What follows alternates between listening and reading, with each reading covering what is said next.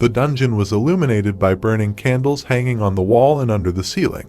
Horned gargoyles bared their sharp fangs. There were traces of blood on the stone floor. Someone had placed a bloody hand nearby. Bleeding, the protagonist crawled along the ground, cursing some old man and not understanding how this could have happened. A snake was crawling along the corridor. Frowning, the guy thought that he could not die such a death. This death was too stupid. A huge snake opened its mouth and stuck out a long tongue. The young man realized that he would die today at the age of 38.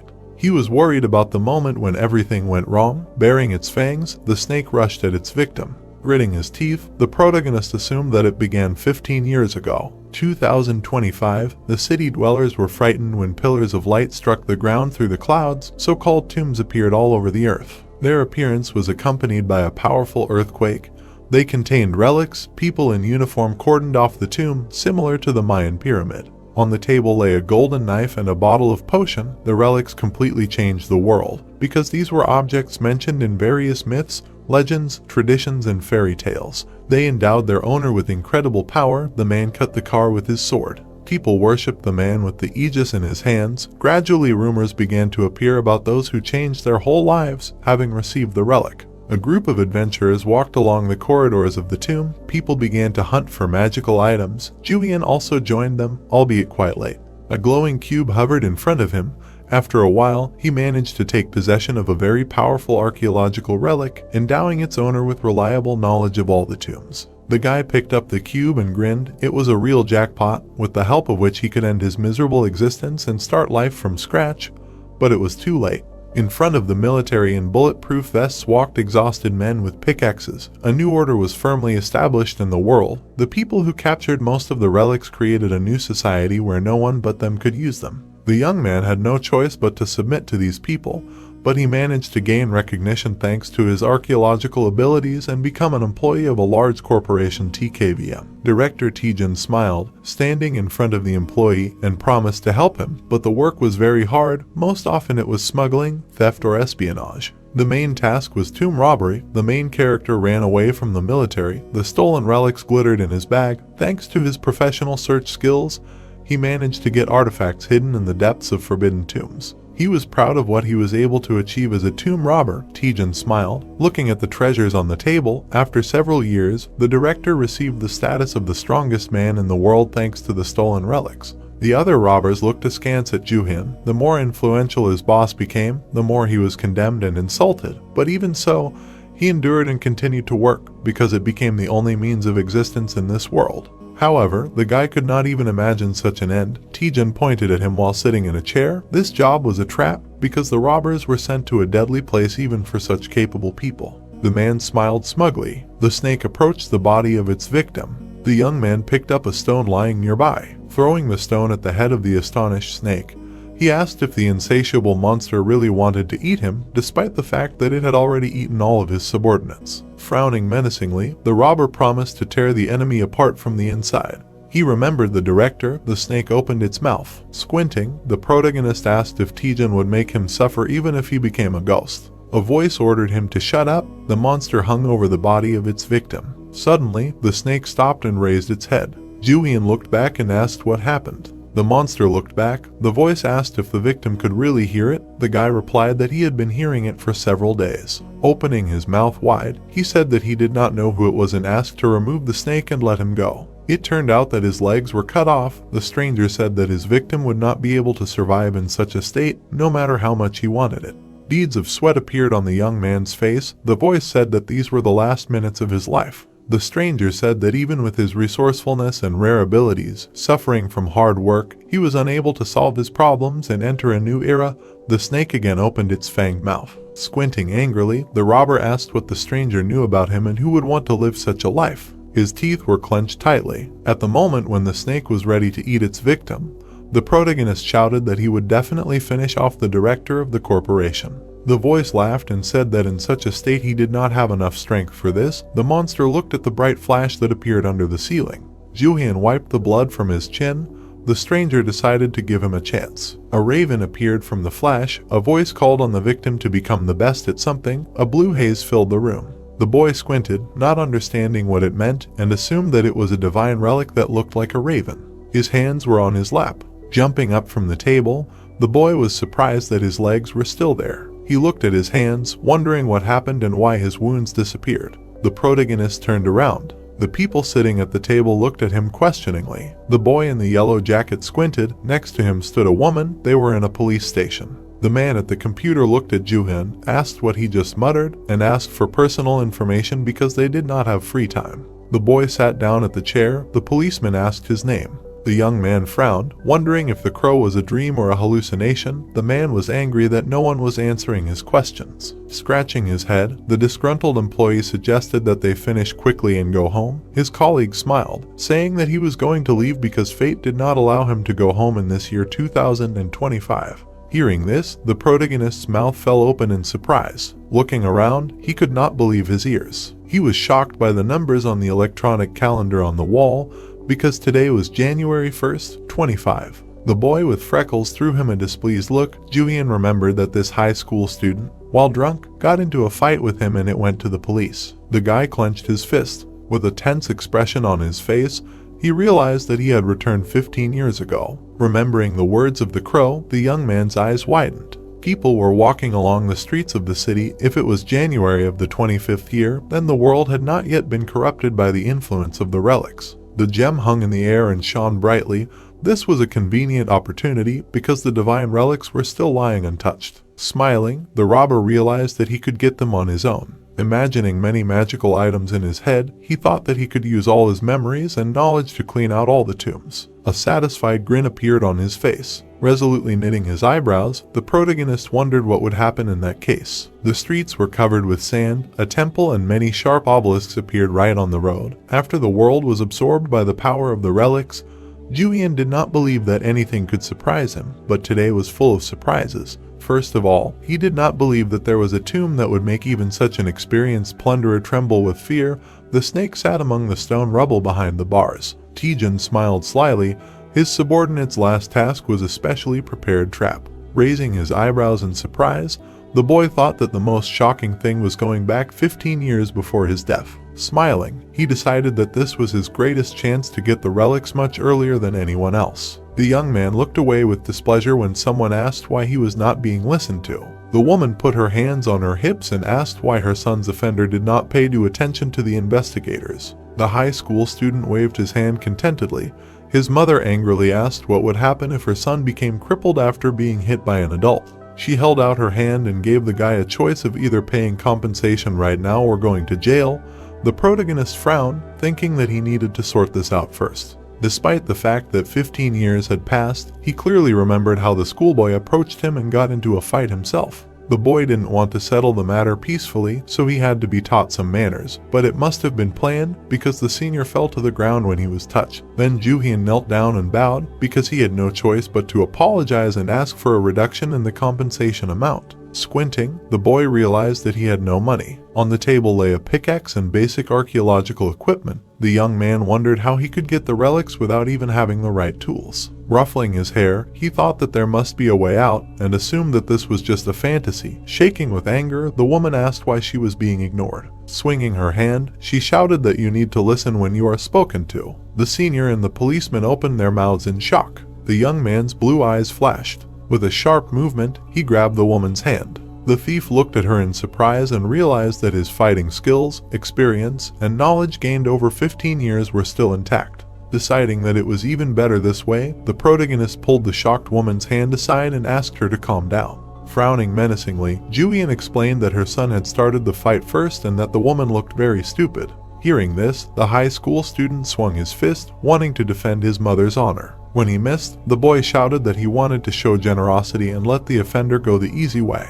The guy grabbed his hand. The high school student raised his eyebrows in surprise. When they threw him to the floor and twisted his arm, he screamed that it really hurt. The young man opened his mouth, deciding that his body was definitely lighter since there were no side effects from the relics. The angry policeman approached him, shouting that you can't start a fight in the police station. The robber raised his hands and explained that he could not pay the compensation, so the officers could lock him up, and the woman sat down next to her son. Frowning, she said that it was a big mistake to think that it was better to have a criminal record than to pay money. The protagonist looked around, thinking that things like a criminal record would soon lose their meaning.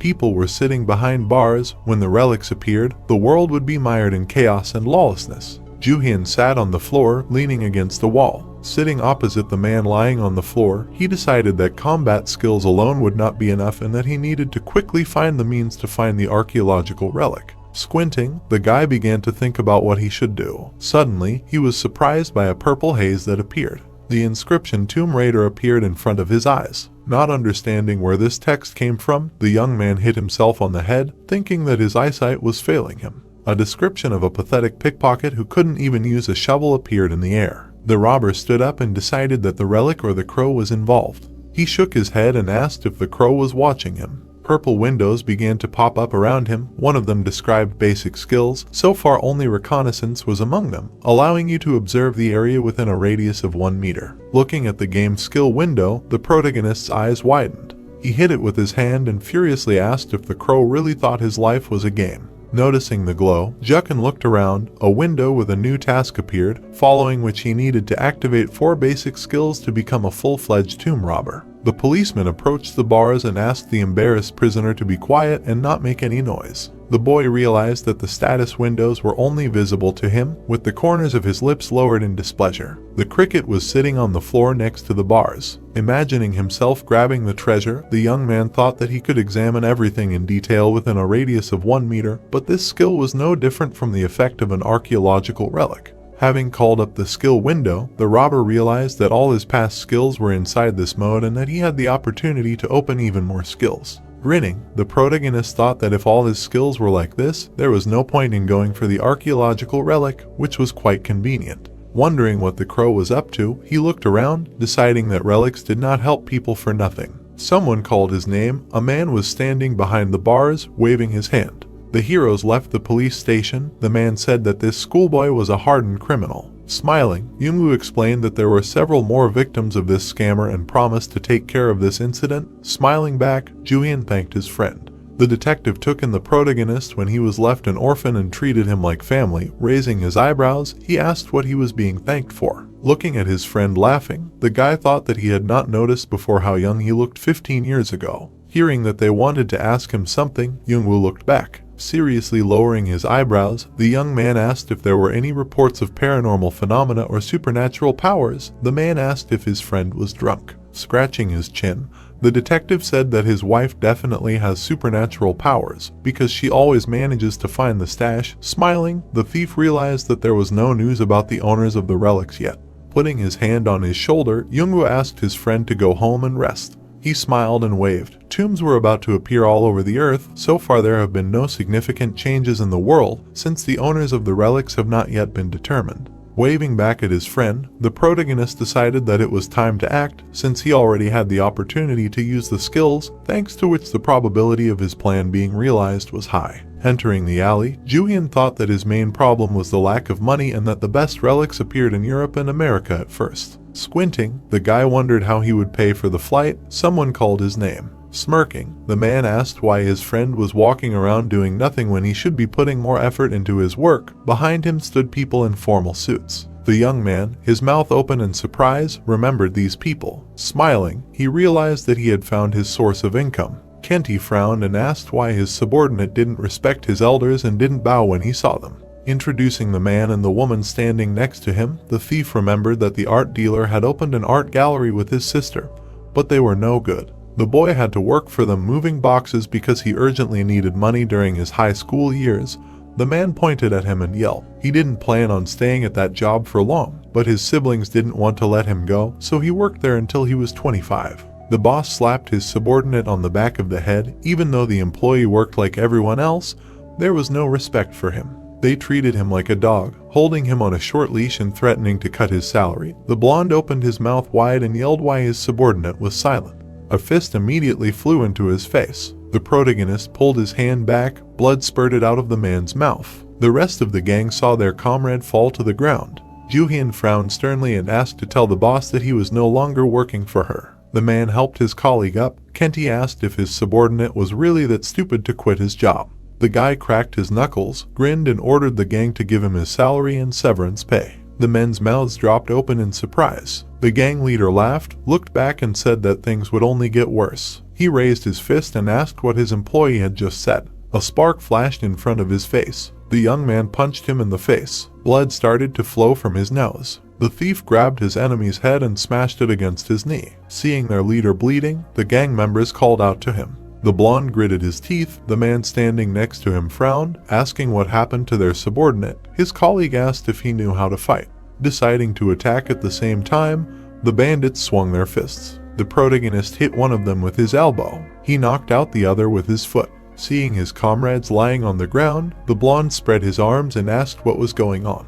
Thinking that this was the result of his 15 years of combat experience, Jooheon grinned and said that he sincerely felt sorry for his former colleagues because soon life in this world would become even harder. Clenching his fist, he was glad that his body was able to move at the same speed, but it was not strong enough to withstand all the blows. Taking out a knife, Ken asked where his gratitude was to the people who took him in and raised him, and decided that it would be better to just stab the subordinate. The blonde raised his eyebrows in fear and asked him to be careful with the knife because he already had a buyer. Opening his mouth wide, the man shouted that he did not care. The guy narrowed his eyes. Seeing the misty knife in the hands of his opponent, he wondered where he got the relic from. Crowds of people walked along the streets. In general, there was nothing surprising about this, because most relics attracted people's attention, creating tombs, and some preferred to hide among human society. A satisfied smile appeared on the young man's face. The thief decided that the knife would soon become his property. Ken rushed at him, wishing him death. The guy dodged in time, and the blow missed. Grinning, the main character twisted the enemy's arm. Surprised that the man had enough courage to point a knife at him, he pointed his hand with the knife at his throat. The gang members, worried about their leader, rushed forward. Jooheon snatched the knife from his opponent and promised to take care of him. Looking at the weapon, the boy called the enemy to see how to use it properly. A blue haze appeared around it. Sparks jumped out of his eyes. This relic allowed him to look at a person from the inside. The gang members now looked like naked skeletons with entrails and muscles. At the moment when the men were about to strike, the boy's body began to dissolve into thin air. The gang members looked at each other, realizing that their opponent had disappeared. The robber lunged forward, cutting the shoulders of his enemies. Looking at the knife, the protagonist realized that the relic had additional power. Someone shouted that the subordinate had really disappeared. His comrade said that he was bleeding. Holding the knife in front of the gang members, Jooheon said that he had only cut them and that things could get worse if they refused to give up the money. Gritting his teeth in anger, he ordered them to give up the money if the men wanted to live. Kenty agreed, his nose bleeding, his comrades clutching at their wounds. The stars were shining above the metropolis. Lights were burning in the windows of a low building with a sign. Holding the phone in her hand, Kenju was shocked that her subordinate had beaten the gang and taken all the money, calling it an unreasonable excuse. Hearing her scream that it made no sense, the man closed his eyes and said that he did not know how this could happen.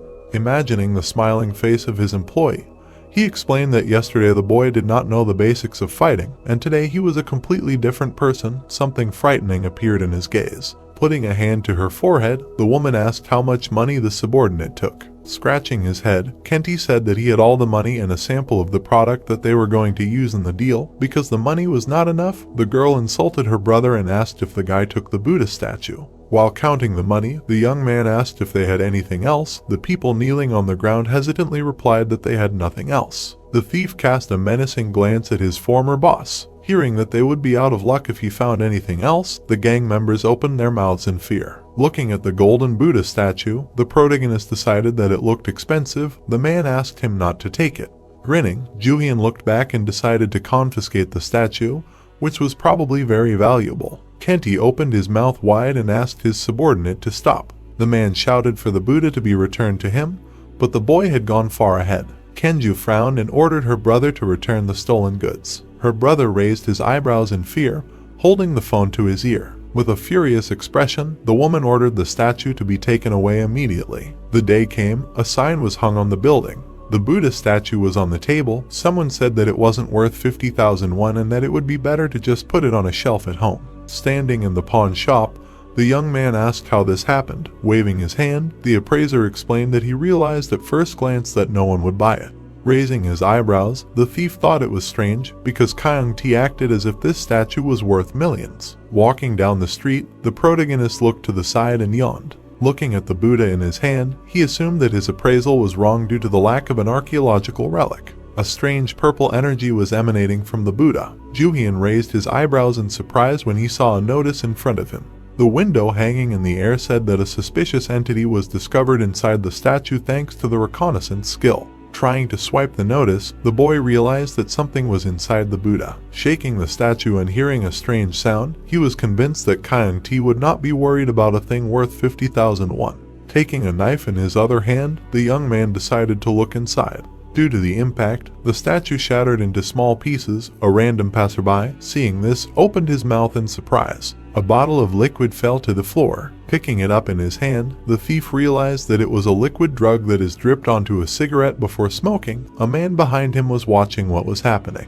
Looking around, the protagonist thought that this drug was very expensive and realized that Kyung-T was making a living from drug trafficking. Walking down the street and looking at the bottle, he assumed that all of the man's exhibits were filled with drugs. Putting the phone to his ear, Jooheon called his friend. A beautiful sunset came. The reward for reporting drug smuggling was about 100 million won. It was evening. The lights were on in the office. Someone was trying to convince the president that things were not like that.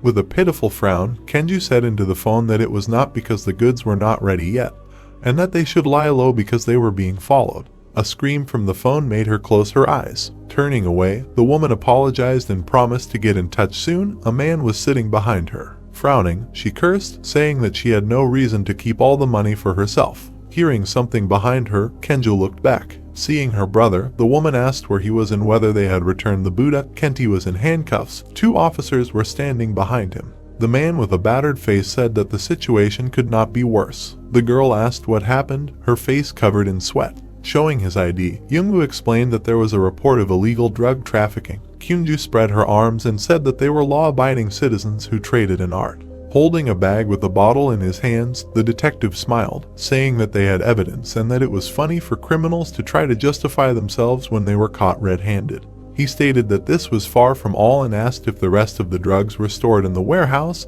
The woman gritted her teeth in displeasure. Biting her lower lip, she thought that the police knew about the warehouse in Gyeonggi-do, but it was okay because each warehouse had an access code. Putting her hands on her hips, the girl asked not to make false accusations against innocent people unless they had stronger evidence. Frowning, Kyungju said that even the police had no right to interfere in someone else's business. The prisoner burst into tears. A voice came from the radio in Youngwoo's hand, which said that drugs were found in all 600 exhibits found in the Hwaseon Art Gallery. The policeman handcuffed the criminal.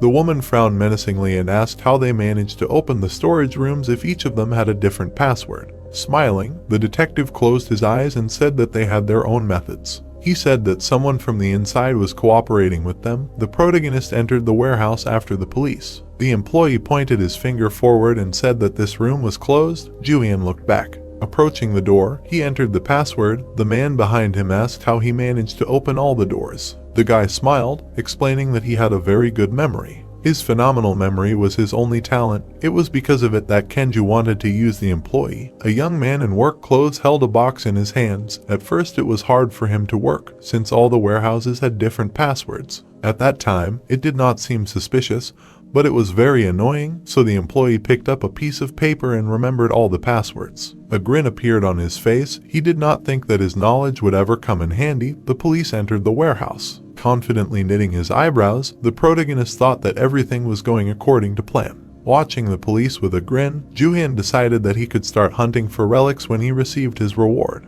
Taking the bottle in his hands, the officer realized that there were drugs here. His colleague said that the dealers were too self-confident. Smiling, the officer said that the student did the right thing. Closing his eyes, the guy replied that he was glad to help. He asked the police for a favor. The man looked at him in surprise. Kyungju screamed that there was no point in this and asked to let her go when the police grabbed her by the arms. Youngwoo picked up the phone when his friend called him. He looked away and listened to the request. Hearing the detective's request to stop, the woman turned around. Her teeth were clenched. The man handed her the phone, saying that his assistant wanted to tell her something. The guy said that they should have treated him better. Hearing his voice, the boss narrowed her eyes in displeasure. Her former employee added that they should have paid wages on time.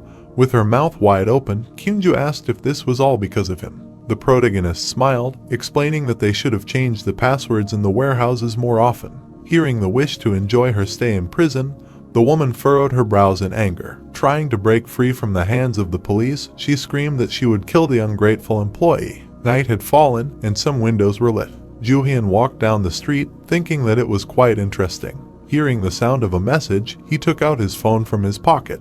The screen displayed messages from Jung-woo, who praised his friend for helping him and said that he would soon receive a reward for helping with the investigation. Smiling, the guy read the messages and thought that his friend always takes care of him. Putting the phone away and continuing to walk down the street, the young man decided that he would get his startup capital and be able to search for tombs, then his friend would no longer have to worry. Frowning, he imagined Taejun's face and promised to deal with him. Suddenly, the robber's eyes widened. The guy was standing on a hill, looking ahead. A huge mountain of sand-covered residential buildings. The main character asked where his house went. Seeing that a huge tomb had appeared in place of an entire neighborhood, the woman burst into tears. Not understanding what was happening, the two men began to quarrel. A girl with a child in her arms asked her neighbors not to shout. A resident of the area asked how they could not shout in such a situation. An old man frowned and asked to explain what was happening here. A man in a military uniform raised his hands and asked everyone to calm down.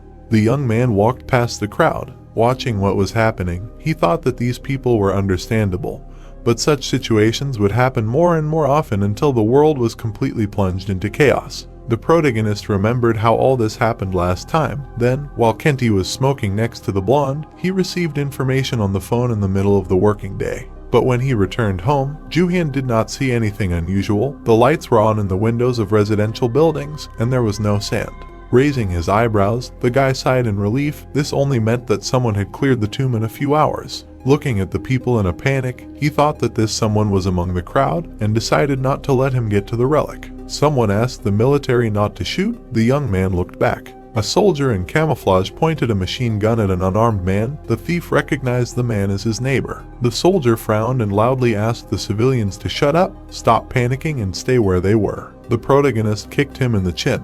The soldier fell to the ground. People around him opened their mouths in shock. Kim looked at his friend in surprise. Jooheon asked how the soldier had the nerve to wave a machine gun. Smiling, he told his neighbor that they hadn't seen each other for a long time and called him good-natured. The man raised his eyebrows in confusion because they had seen each other only recently. The soldier rose to his feet, clutching his head. The guy behind him asked if everything was okay now. The soldier wiped his chin and apologized, saying that he didn't know what came over him. A drop of sweat was running down his face. Putting his hands on his hips, the young man asked where the armed forces came from, who mobilized too quickly. He was worried about the question of whether the military knew about the tombs. The hero stood in a crowd of people. The robber asked if the troops tried to get into the tomb. The soldier looked at him and said that he had no right to talk about it.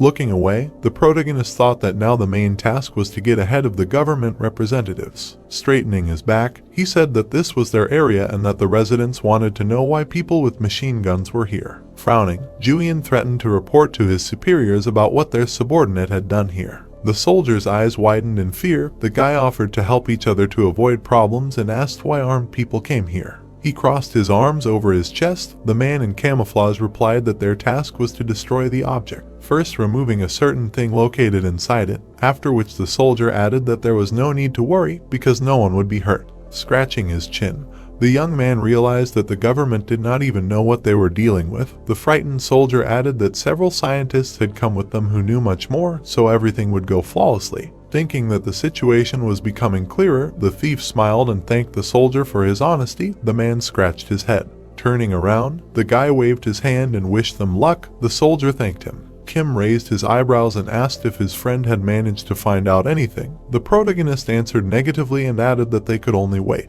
Raising his hands, the neighbor was surprised by this, but his comrade had already left. Looking after him, the man asked where he was going. Left alone in the crowd, Kim thought that his neighbor was very strange today. There were only a few people near the tomb. The girl watched the soldiers talking. Putting the phone to her ear, Linda asked to double-check all the information, because the Korean government should already know something about the tombs. The voice on the phone reported that the Koreans knew nothing. Looking around, the girl called it strange, because there were soldiers everywhere. She smiled when the interlocutor answered that everything was under control and asked her to act according to the instructions and not to mention the tomb in conversations, because this information was strictly classified.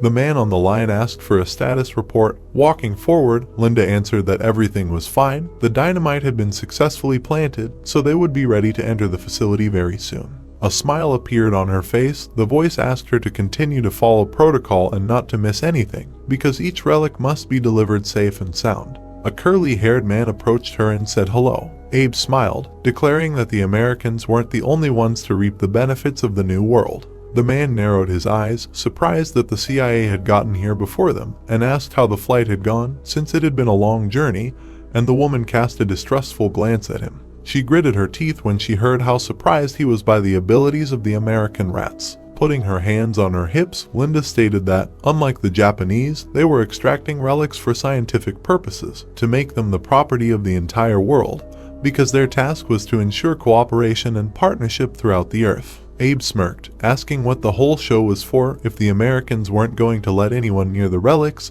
The girl asked why her ally was so sure of that. Spreading his arms, the Japanese urged her to stop empty talk and set off for the artifact. The woman said that she could only wish her luck. The protagonist watched their conversation from around the corner. He realized that they were representatives of the CIA in Japan. Abe smiled while Linda looked at him with suspicion. A mountain of sand had grown in the middle of the city. Despite the fact that tombs had already begun to appear all over the world, their nature was initially unknown to the public. The military stood in front of a mountain of sand on which human faces were carved. When all this began, only a few of the most advanced countries competed for the spoils. The United States and Japan were among them. The people opened the box and took out a golden statue. The governments of these countries formed special teams to conduct excavations and extract relics all over the world. Squinting, Jooheon looked around the corner and thought that this time the relic would belong to him. The woman stepped forward, saying something. The guy thought that he should take advantage of their quarrel and try to finish in time so that he would not be blown up along with the tomb. Smiling, he decided that the agents did not have a single chance. The young man took a step forward, taking action. Hieroglyphs in an unknown language appeared under his feet. The thief narrowed his eyes in satisfaction. He liked that the relics, like living beings, were eager for acquaintance and attention. A circle of glyphs appeared on the road. Frowning, the protagonist for the first time assumed that they considered themselves important characters in the play. People looked at the glyphs that appeared on the ground with apprehension. Someone asked how it appeared there. A woman said that all this mysticism bothered her. Those who could read the glyphs could find the necessary information for a safe adventure in the ruins, namely information about the traps, passages, and secrets of the tomb. Touching the hieroglyphs, Jooheon thought that he was not one of the majority of those who could not read them. The moment he found the entrance, a flash of light flashed in his eyes. A purple notification appeared in the air above the ruins. Various windows flew among the purple haze, which said that a new title and skill had been unlocked. The new skill, Young Linguist, opened access to understanding and studying existing languages, as well as deciphering glyphs. The skill appeared among the other skills in the corresponding window. The guy waved his hand to dispel the annoying notifications, and thought that this was a good skill. There were still 2 basic skills left to complete the task. The passerby watched in confusion as the man waved his hand. A river flowed through the middle of the city, and something was emitting light near the embankment. There were hieroglyphs painted on a column. With his hands in his pockets, the young man realized that he was in the right place. Swinging his knife, he smirked, declaring that it was time for a tomb robber. As the knife pierced the column, the hieroglyphs glowed even brighter. A bright flash lit up the night city. Holding the knife in his hand, the boy prepared to enter the tomb. Swinging the knife, the glyphs sparkled. The letter U lit up with a bright light. A notification appeared next to the boy that an unknown creature was approaching. The ground under the column began to crack. A pillar of bright light rose above the area. The foreign agents were shocked to see it. Abe spread his arms wide and asked where the light was coming from. The blonde man ran up to the girl and said that someone had just opened the tomb. The Japanese man rushed forward and Linda asked where he was going. The man grabbed the soldier by the shoulder and asked him to evacuate the nearby areas because another energy surge was possible. The agents ran to the source of the light. The woman said that they could use backup. Abe replied that they would only get in the way. Running up to the hole in the ground from which the light was coming, they realized that it was the gate. Looking down, the man said that he couldn't see anything because of the bright light.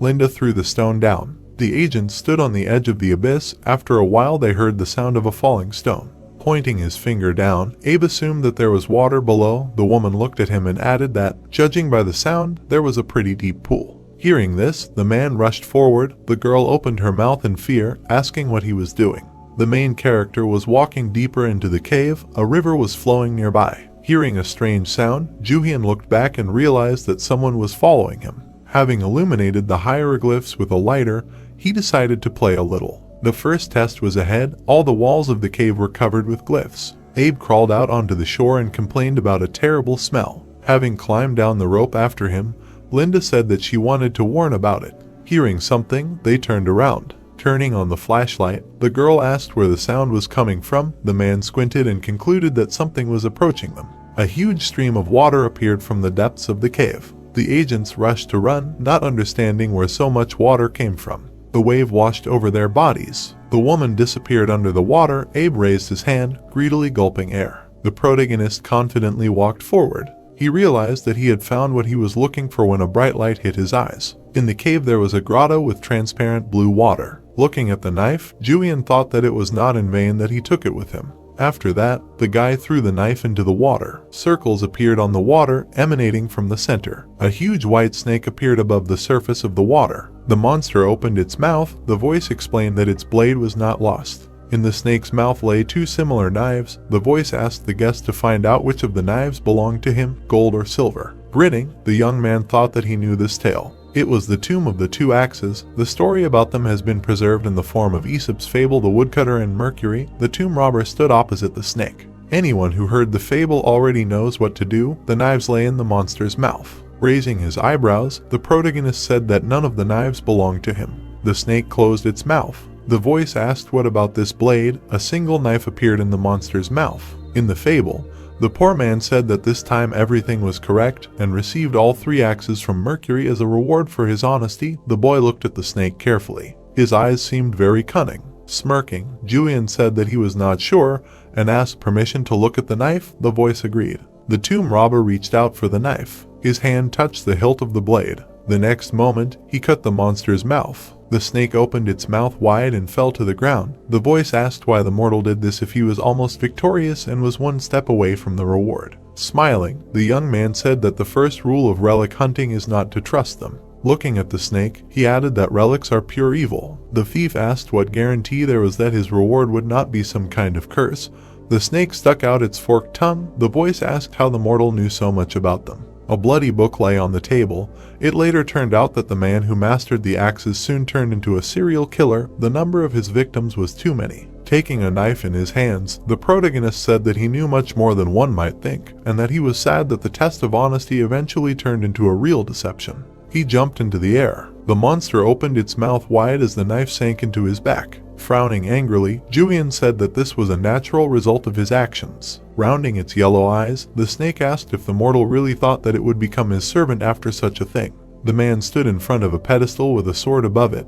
The catch was that it was not enough to simply pass the test and get a relic that grants power or a curse. First of all, it was necessary to establish some kind of connection with it. Kinship. The man picked up the sword. Other people worshipped it. Usually the relationship between a person and a relic develops without any problems. However, another distinctive feature of the relics was their deepest hatred for representatives of humanity. Exhausted people sat on the floor. Someone spat out a blood clot. Artifacts at different speeds struck their owner with various curses, diseases, and psychoses. There were artifacts that allowed one to be cured of such effects. Their owners were truly lucky. This was another reason why the guy could not leave Taejin. The boss threw an arrogant glance at his subordinate. But it was not necessary to be kind to make friends with the relic.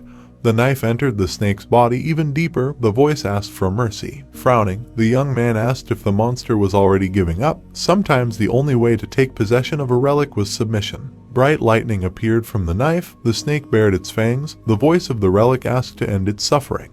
Grinning, the tomb robber asked if it hurt and decided to torment his opponent even more to suppress his will. The knife entered the monster's flesh up to the hilt. The guy remembered how the soldier put the barrel of a machine gun to Kim's body. Commanding relics is not the same as using ordinary inanimate objects because they could absorb a person with just one wrong move. There were 3 ways to interact with artifacts. The first was friendship, a healthy relationship between a person and a relic. The man spread his arms in front of the shining sword. The second way was dominance, harsh submission of the artifact. The man held the sword in front of him, his red eyes flashing.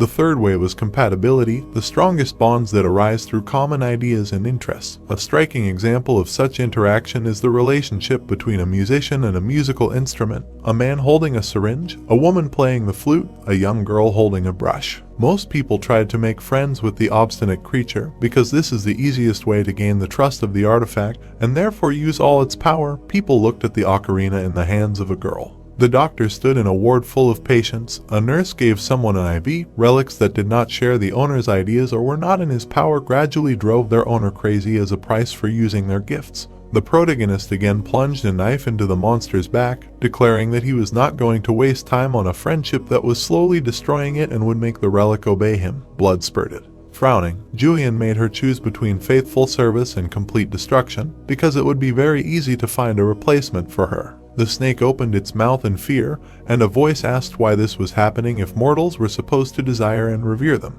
A bright glow appeared in front of the boy. The snake's body disappeared, and splashes of water rose into the air. A golden axe appeared in his hand. A purple message appeared on the side, stating that the basic skill primary archaeology had been awakened. Seeing a new skill in the skill window that appeared, the boy smiled, realizing that he still had one skill left before completing the quest. He noticed another notification that appeared, which said that the dominance level was a plus, and the friendship level was D. Looking into the void, the tomb robber turned to the crow, asking why the dominance level had increased and the persuasion level had fallen, but then decided not to wait for an answer. He looked back, hearing a voice. Someone shouted that there was a core ahead. The agents ran up to the grotto. Abe said that everything was exactly as the prophecy said, hiding behind a rock.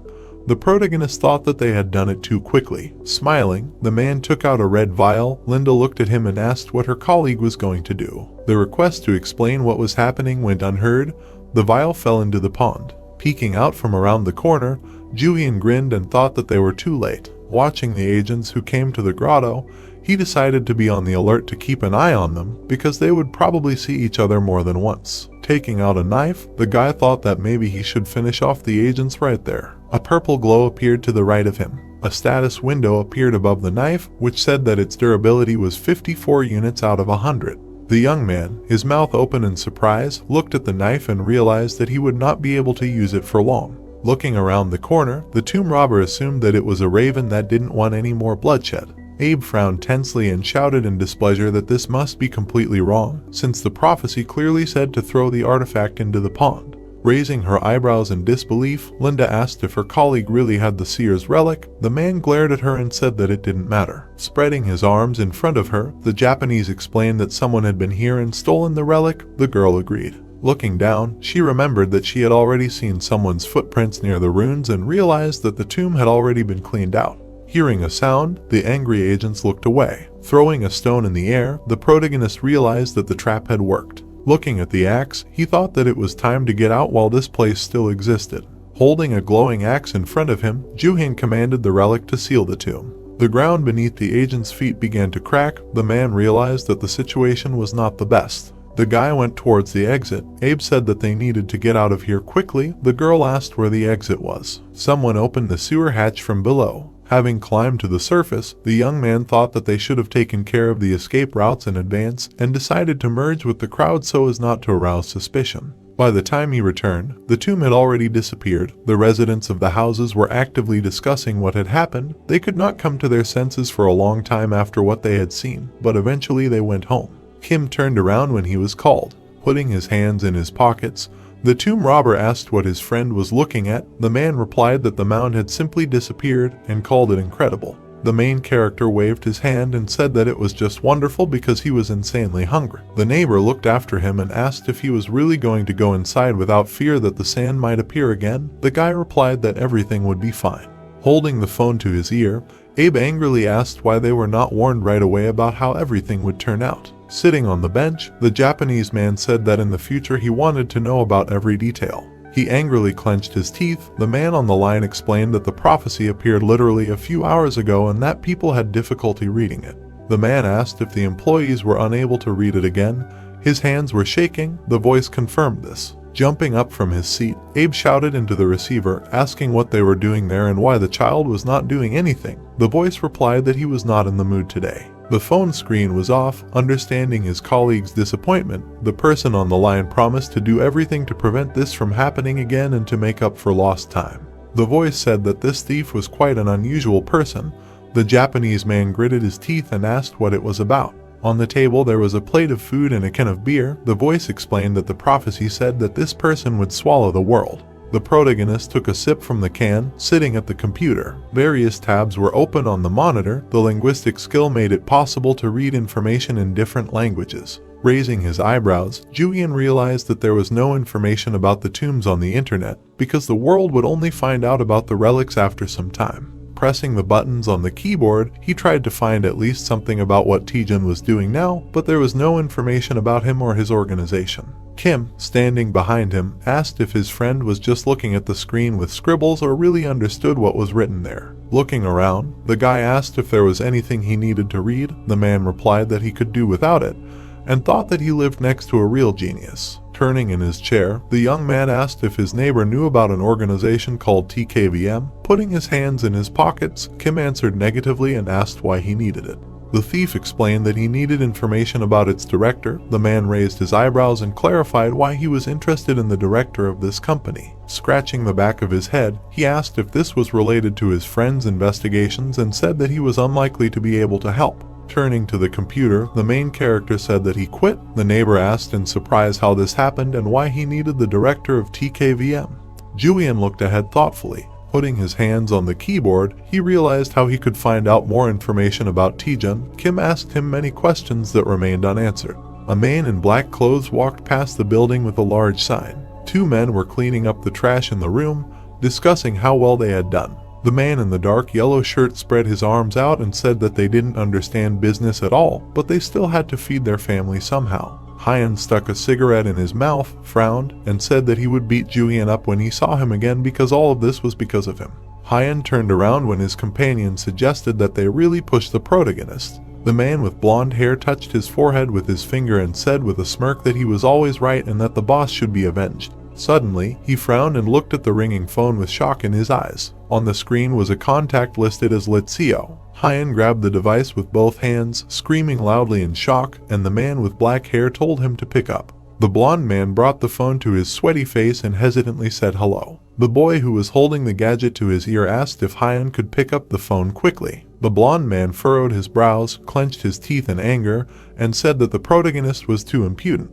He yelled furiously that he would find him, but Jooheon told him to shut his mouth. The boy sat in a chair, smiling, saying that he had a proposal for the men. Hyun put one hand on the table and yelled that they were in a lot of trouble right now because of the protagonist, and now their company was over, and Jooheon replied that everything could still be fixed. He closed his eyes, smiled, and added that he wanted to hire them for one thing, and that he needed his own people at Midas. The protagonist imagined a city at night and thought about Midas being the world's largest underground auction house and the location of the greatest treasures and valuables. The boxes contained gold jewelry, and Jooheon thought that Taejun visited this place from time to time to get the highest quality relics, and that was why Jooheon needed his men there. The protagonist smirked, holding the phone to his ear, and said that they needed to deal with a certain product and a person as soon as possible. He introduced a man in a black suit and told them to look for a man named Jake Kamen, known as JK, which Jooheon thought was one of Taejun's aliases to distract him. Hyun furrowed his brows and gritted his teeth as the protagonist said that he needed any information about Taejun, and that he would punish them if they tried to deceive him. The blonde man slammed his hand on the table and yelled furiously, asking if the protagonist knew that Midas was in Las Vegas, where a bunch of thugs couldn't get in, but Jooheon said that it wasn't his problem anymore. The protagonist held out his hand and said that the men were free to refuse, but they wouldn't after hearing how much he was paying them for their work. Jooheon pulled the phone away from his ear as Hyun yelled at the top of his lungs that they wouldn't fall for his measly handouts and that they would take what was theirs themselves. The blonde man raised his light eyebrows and began to sweat, and the protagonist said that since they weren't cooperating, he would have to convince them in a different way. Hyun gritted his teeth and his expression darkened as the protagonist added that they probably didn't realize last time that things had changed, so he would come to them and beat them up until they asked to work for him themselves. The blonde man babbled in a voice trembling with fear that they weren't done yet, asking Jooheon to wait, but the protagonist bid them farewell with a smile. Then he put on a brown backpack and said that it was interesting. Putting his hands in his pockets and looking ahead, He said that he would take care of another tomb while the guys got information about Taejun. It was night, cars were driving along the wide street. People were walking past the shops. The news was playing on the computer screen, in which the anchor was talking about a woman who tried to set herself on fire in the center of the city last night.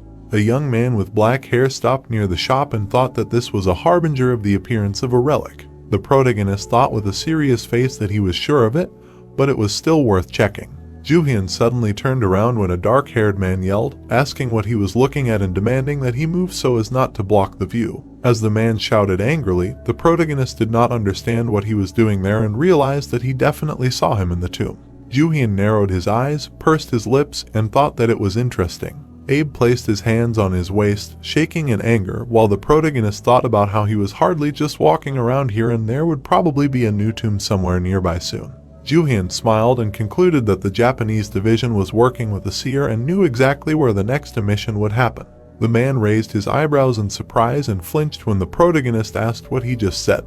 He placed his hand on his chest and smiled, asking if Jooheon was Japanese too, and said that he had a hard day, and the protagonist thought that linguistic skills had their advantages. Abe's sweat dropped and froze in shock when Jooheon said with a smile that he didn't really understand anything, but the man should have seen himself when the protagonist said that he knew Japanese. Jooheon turned away with a smile and the man angrily yelled that it wasn't funny. The protagonist tossed a can of soda and said with a smirk that Abe was the one who started being rude, and he yelled that it was because Jooheon was blocking people's path. Jooheon walked up to the cash register and the man followed him, asking if the protagonist knew who he was. Abe raised one finger, yelling in anger, and Jooheon thought that he felt a powerful presence and that the man was not even trying to hide the aura of his relic. The protagonist smirked as Abe called him outside and thought that he might try to steal his relic. The man placed his hand on Jooheon's shoulder. The protagonist turned around with a smirk, opened the can of soda, and the drink spilled on the stranger's face. He gritted his teeth, wiping his wet cheek, saying that Jooheon was asking for trouble,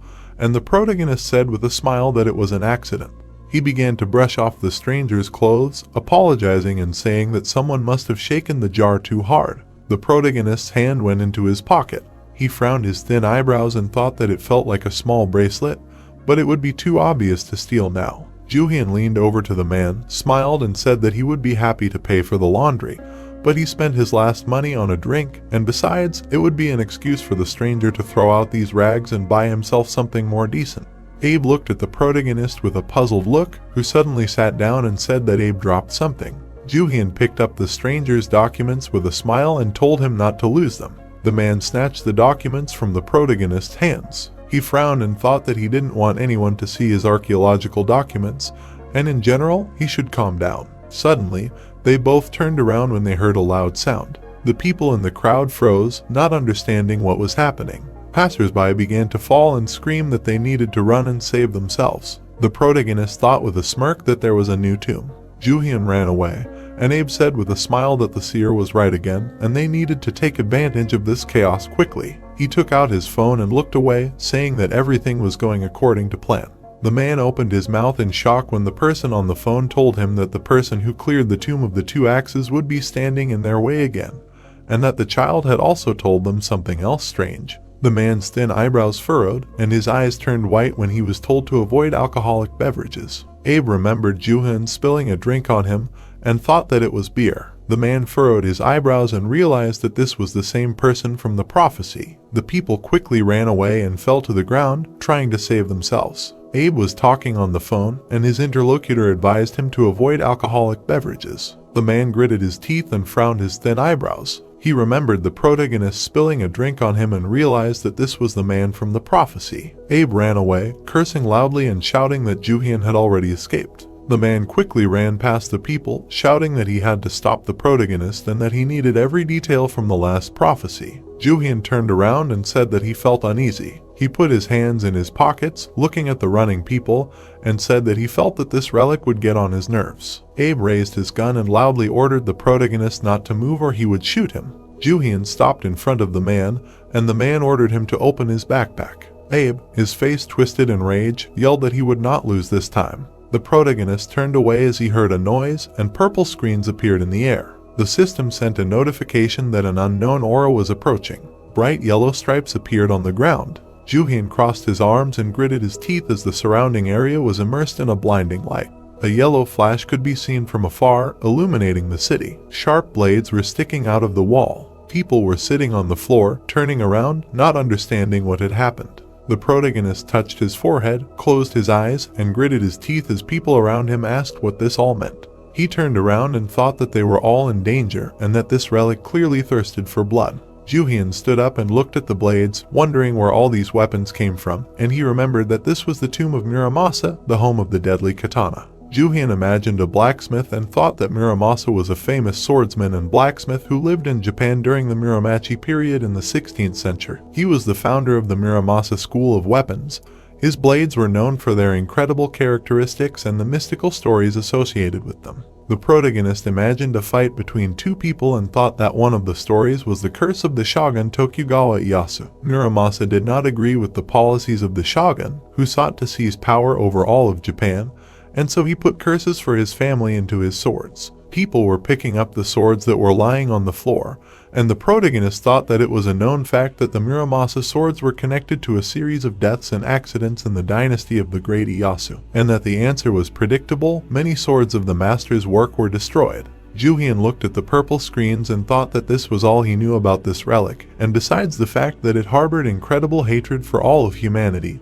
Of course, the system reported that the protagonist had attracted the relic's attention, and that a slight injury had been sustained, so treatment was needed. Jooheon closed one eye and looked away. He rolled up the sleeves of his jacket, saw the wounds on his arm, and said that it was necessary to clean out the tomb as soon as possible. Abe came up behind him and reminded him with a smirk that he had ordered him not to move. The man put a gun to the protagonist's back and told him to open his backpack. Jooheon spread his arms out wide, thinking that Abe was being too pushy, and said that he wouldn't listen to him because it was a robbery. The protagonist turned around, and the man smirked and told Jooheon to stop acting up because he was pointing a gun at him. The protagonist raised his hands and smiled and told him to shoot. Abe gritted his teeth in anger, and Jooheon repeated his words. The man lowered the gun and yelled loudly that the protagonist didn't know what he was getting himself into, and that he might realize it when Abe shot him in the leg. There was a sudden flash of light and the man suddenly stopped talking. He dropped his weapon, grabbed his smoking hand and cursed loudly, and Jooheon smiled. The protagonist put his hands in his pants pockets and said that there are rules in the tombs and modern guns don't work here, otherwise it would have been too easy. Abe frowned and asked how Jooheon knew all this. Now he was almost 100% sure that he was the one who took their relic yesterday. The protagonist confirmed this and grabbed the man by his clothes. Jooheon smirked and pulled Abe along with him, saying that he can forget about the axes. The man asked him to let go with a trembling voice. Abe gritted his teeth and frowned when the protagonist said that he would get rid of him. Jooheon slammed Abe to the ground and he let out a painful sigh. The monsters surrounded the man, who looked at them in horror and asked where they came from. The protagonist turned away and said with a smirk that they might see Abe again. As the monsters stretched their hands towards the man, Jooheon ran away. The monster's hand grabbed Abe's throat, who clenched his teeth and hissed angrily that he would kill the protagonist. The people looked at the man in fear, who told them not to panic and asked if anyone spoke Japanese. One of the people stepped forward and said that he spoke a little Japanese, and Abe, who was lying on the ground, screamed for help. The man in black clothes turned around when the others told him that Abe could be dangerous because he had a gun. Abe, whose face was covered in beads of sweat, asked with an awkward smile what was wrong. He extended his hand to the crowd, shouting that he was the main official, an archaeologist from Japan, and he was there to sort out the situation. The people looked at Abe with disbelief, who promised to help them get out. Someone stepped forward. The protagonist picked up the phone and said that he would see what kind of trinket he stole from the man. He remembered grabbing Abe by his clothes and said that luckily he was able to quickly go through his pockets. He was glad that humanity knew so little about the tombs because it worked in his favor. Jooheon took out a bracelet and a cake. He raised the corner of his mouth, looked at the bracelet and said that this thing is from a Korean fairy tale about a brother and sister who became the sun and the moon. The protagonist imagined a woman running away from a predator and said that in this tale, a tiger kills their mother for rice cakes. The woman grabbed the rope and Jooheon thought that the tiger was also trying to kill the boys, but they escaped with the help of a rope that descended from the sky. The protagonist frowned at the purple screens and said that it was unlikely to be a powerful relic, but it could still be useful. The system reported unlocking a new title and skill, as well as awakening the basic skill sleight of hand. Purple screens surrounded Jooheon and he said that all 4 skills were now available to him. The system provided information on rank F sleight of hand. Information on the basic skills of the plunderer also appeared. The protagonist suddenly froze in shock. The system reported unlocking all the basic skills as well as completing the mission. Jooheon smirked and said that Ran was really making a game out of all this. He waved his hands and told him to play while he could, although on the other hand, the protagonist was all for it as long as it worked for his benefit. He frowned and someone screamed loudly. There was a bridge ahead and shrill cries for help were coming from there. Jooheon walked to the edge and there were blades sticking out of the wall below. The protagonist looked down. There was a crowd of people below and Jooheon assumed that this was another trap. The girl was holding a knife in her hand and the others were screaming in fear, asking her to calm down. She clenched her teeth and her eyes turned white and the people concluded that they could not hear them. The protagonist frowned and realized that this girl had become possessed and if anyone touched her now, they would become the same. The silhouettes of people fighting were visible against the red background and Jooheon thought that the more people that fell under the influence of this sword, the harder it would be for the others to escape and eventually everyone here would die because that was the nature of this place. The protagonist stood by the bridge, thinking that the more people died here, the longer the bridge would become, and it somehow reminded him of a sacrificial altar. Jooheon walked closer to the cliff, asking the people below how they got there. He asked if Abe did it. The man in the cap raised his hand to his mouth and shouted loudly that Abe began to sing a strange song, and several traps gradually disappeared, and when they helped him out, that was his gratitude. Jooheon frowned and looked away when the man said that Abe told them that they all had to die here to keep the secret.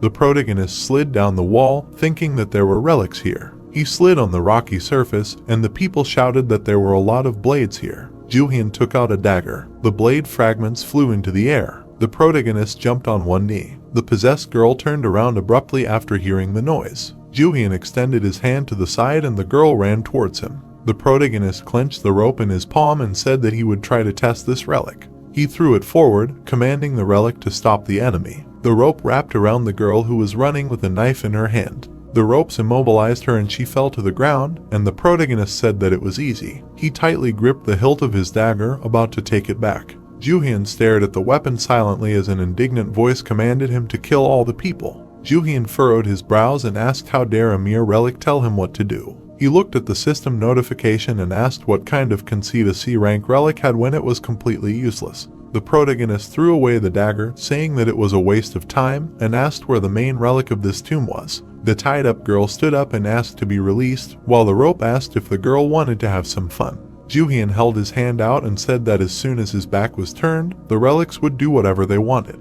The protagonist looked at the people, ordering them to follow him. He said that they could not ask unnecessary questions because he was not a bad person. There were many swords sticking out of the floor, while someone laughed loudly. Abe raised his hands and shouted with a sly grin that he got rid of all the problematic witnesses and also found the room of the Muramasa relic. The man walked between the swords stuck in the ground, saying that now he just needs to find Muramasa and get rid of the annoying protagonist. Abe leaned over and said with a bloodthirsty grin that Jooheon had taken his relics and he wanted to make him suffer. A sword fell to the floor. Abe frowned and yelled loudly that they were all fakes. He didn't know where the relic itself was. He then gritted his teeth and turned around. A crowd of people with angry faces were yelling at Ade to get out of there. Someone grabbed Ade by his clothes while he asked in shock how they were able to get out. The man fell to the floor, screaming in pain, and people started kicking him. The protagonist walked between the swords, grinning, saying that Abe looked ridiculous. The man whose face was pressed to the floor by a foot gritted his teeth and said that he knew Jooheon did it. The protagonist smirked and asked who else could do this, and said that he found it hard to believe that Abe couldn't even find the relic even though he came here first.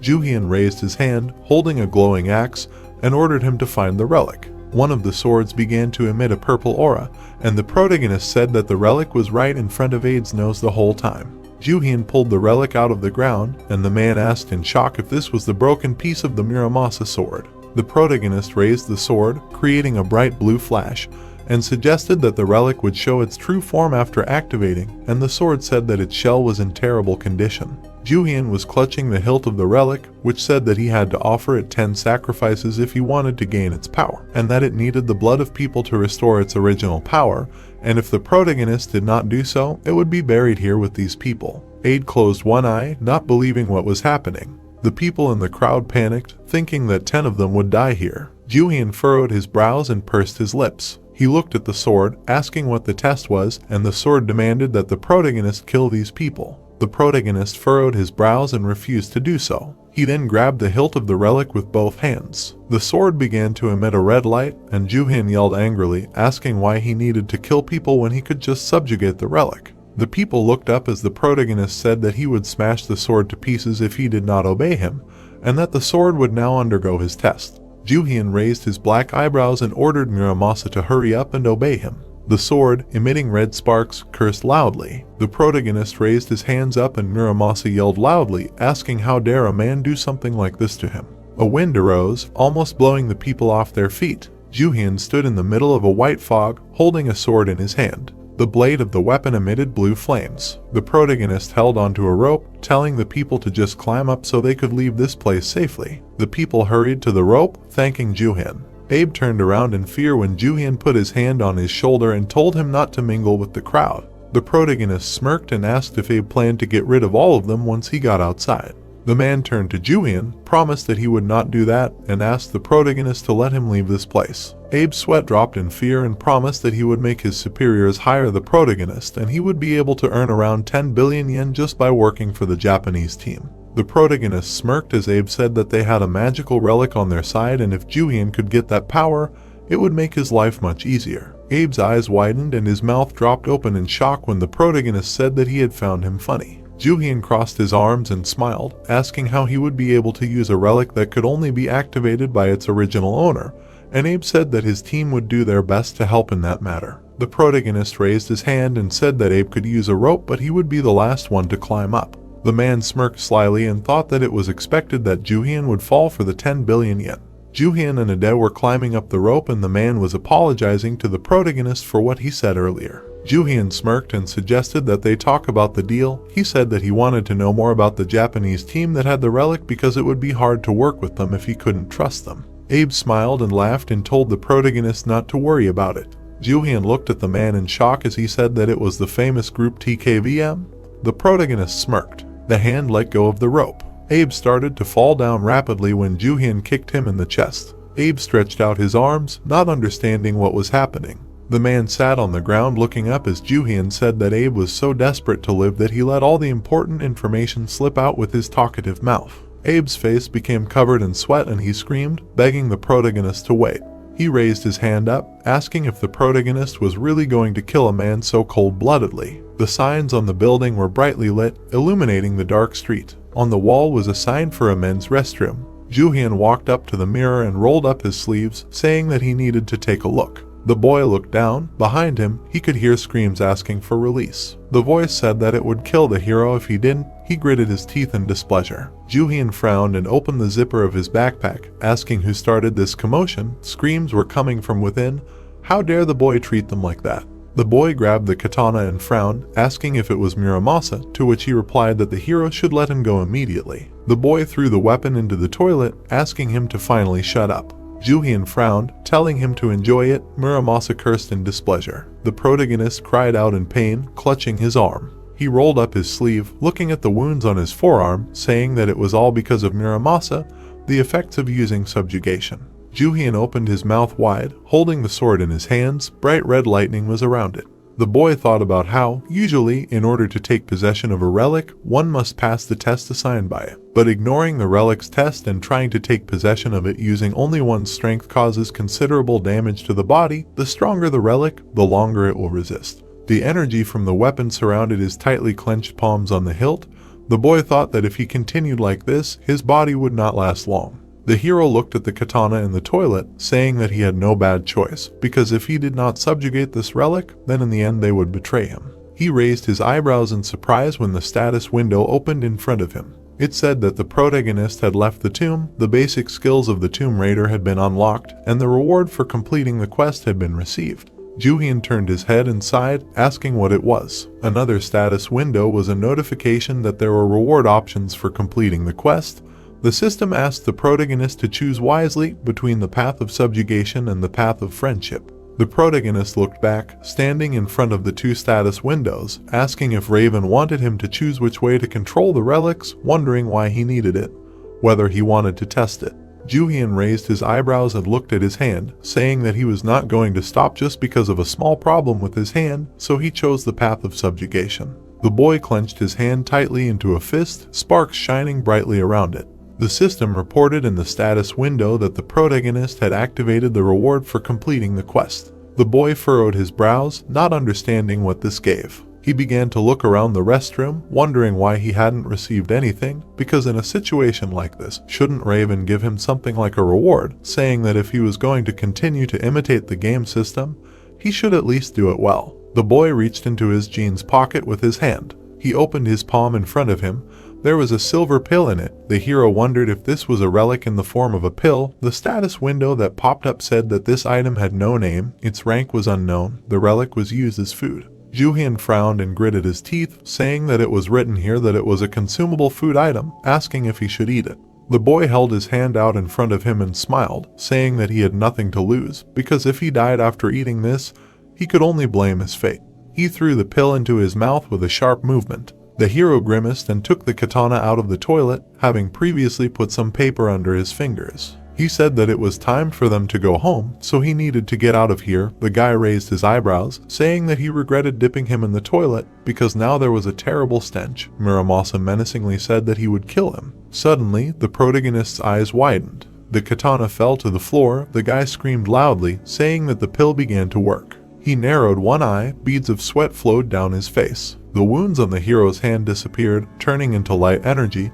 He assumed that it was a healing relic. Jooheon smiled and, rubbing his wrist, said that he did not understand such a waste of a healing relic because they are very expensive and rare. He raised his eyebrows, seeing a status window in front of him. The system reported that the hero had withstood the effect of the relic and was able to fully recover. A new skill was activated. The hero opened his eyes in surprise, saying that it was the first time he saw such an ability. His irises were shining brightly purple. The guy asked if this was a unique ability created especially for him. The news channel showed destroyed buildings, reporting that a major earthquake had occurred in the administrative district of Seoul that night. An unidentified object appeared at its epicenter. About 50 people were stuck in this object. According to eyewitnesses, there were a huge number of deadly traps inside the object. A crowd of people stood by the ambulance. The channel reported that one of the victims said that there was someone on the territory of the object whose plans included eliminating the people there.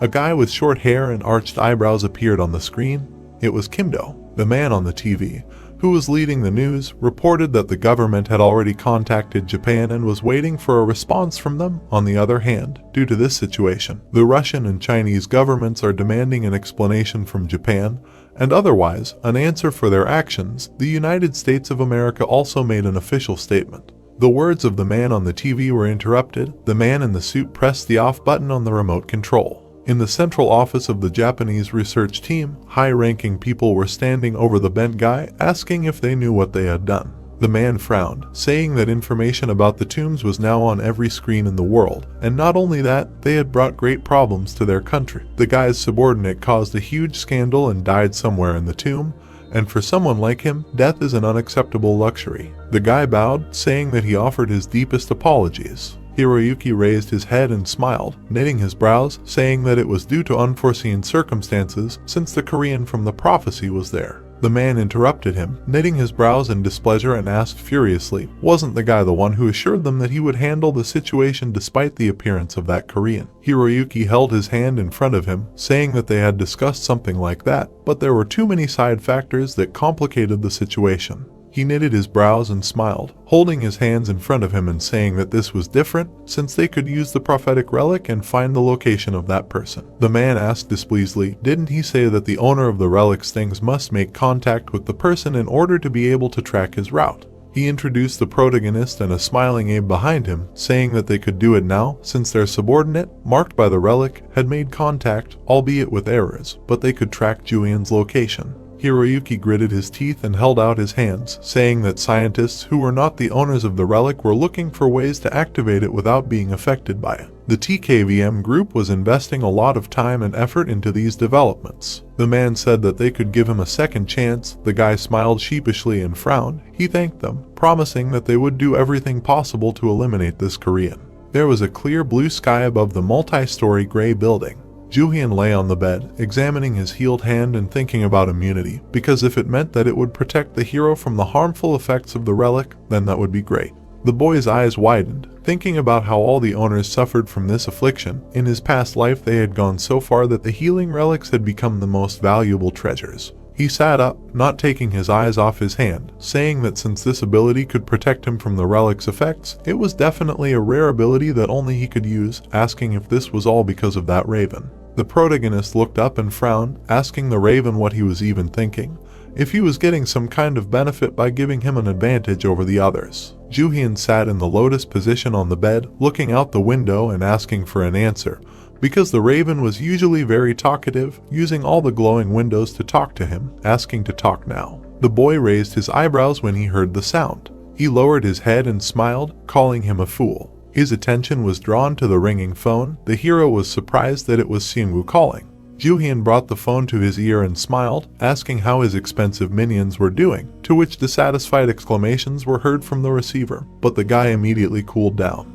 He was in Los Angeles. The guy stood, put his hand in his pants pocket, saying that he checked the list of visitors to the auction, and there were 3 people with a similar name. The protagonist swung his legs off the bed and frowned, hearing this. Jooheon got up from the bed, saying that he probably will have to go there and check it himself. STmanhwa screamed in the phone, asking if he was really coming here. The status window notified that an S-rank relic was used on the hero.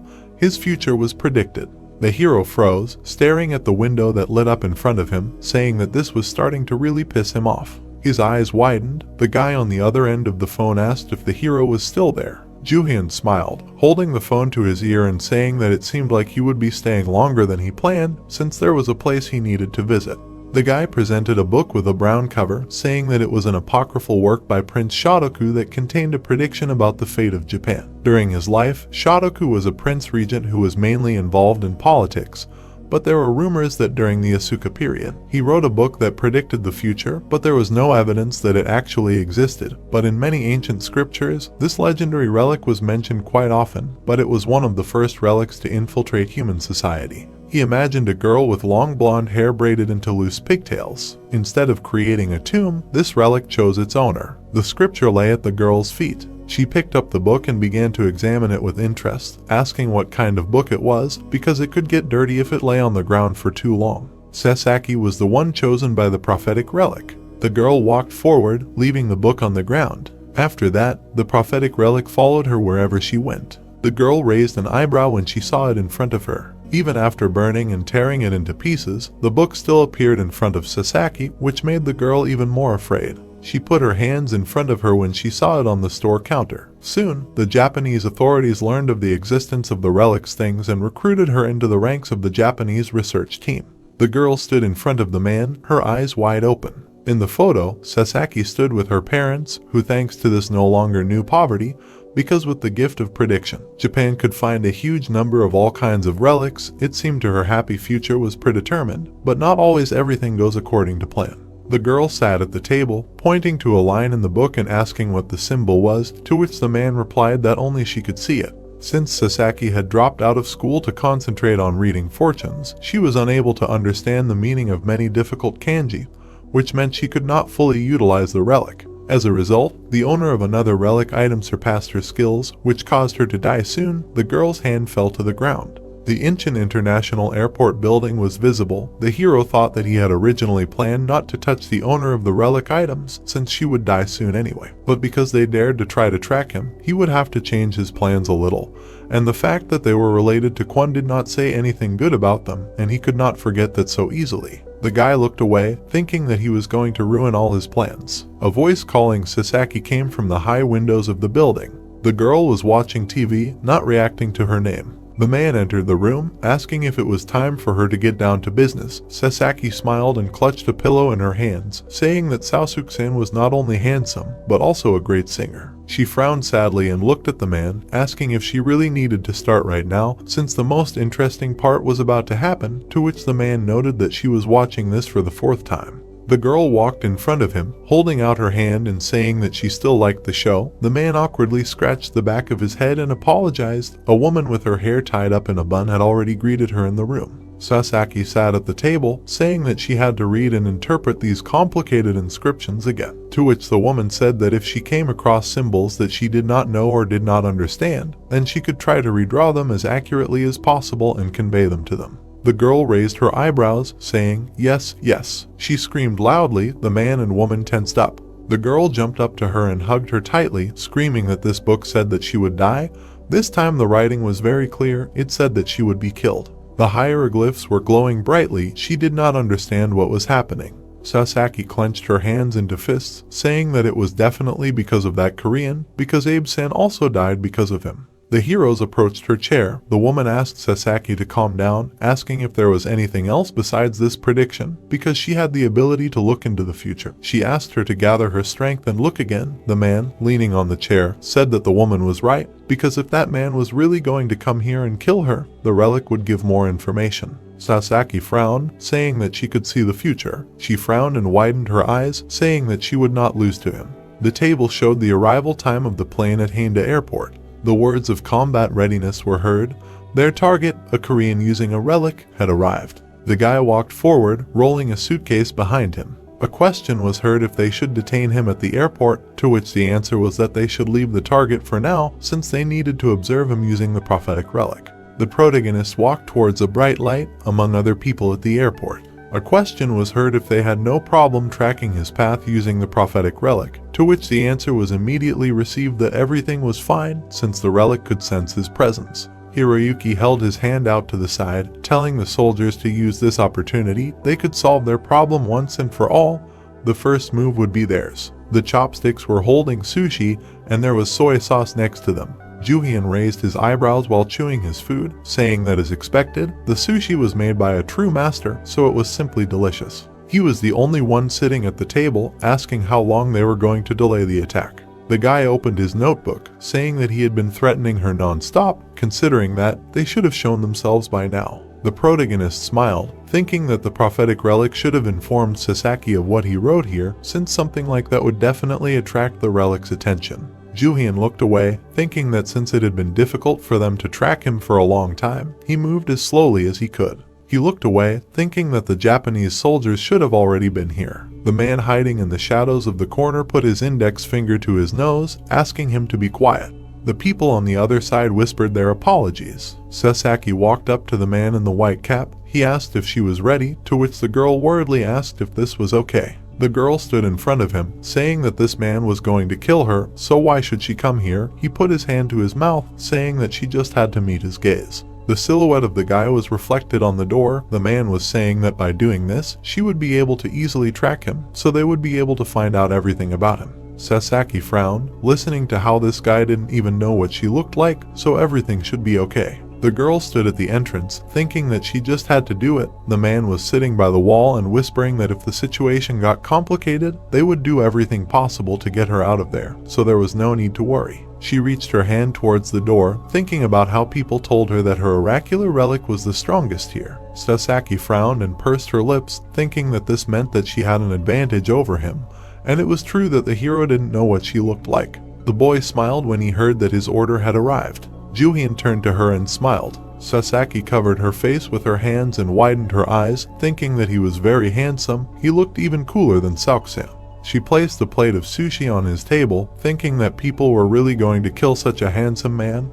It was such a waste. The protagonist smiled as he looked at her. The boy raised his eyebrows, thanking her for the order. The girl smiled and raised her eyebrows, thinking that he knew that he was the owner of the oracular items. The hero reached for the hilt of his sword, thinking that it was impressive that she came in person.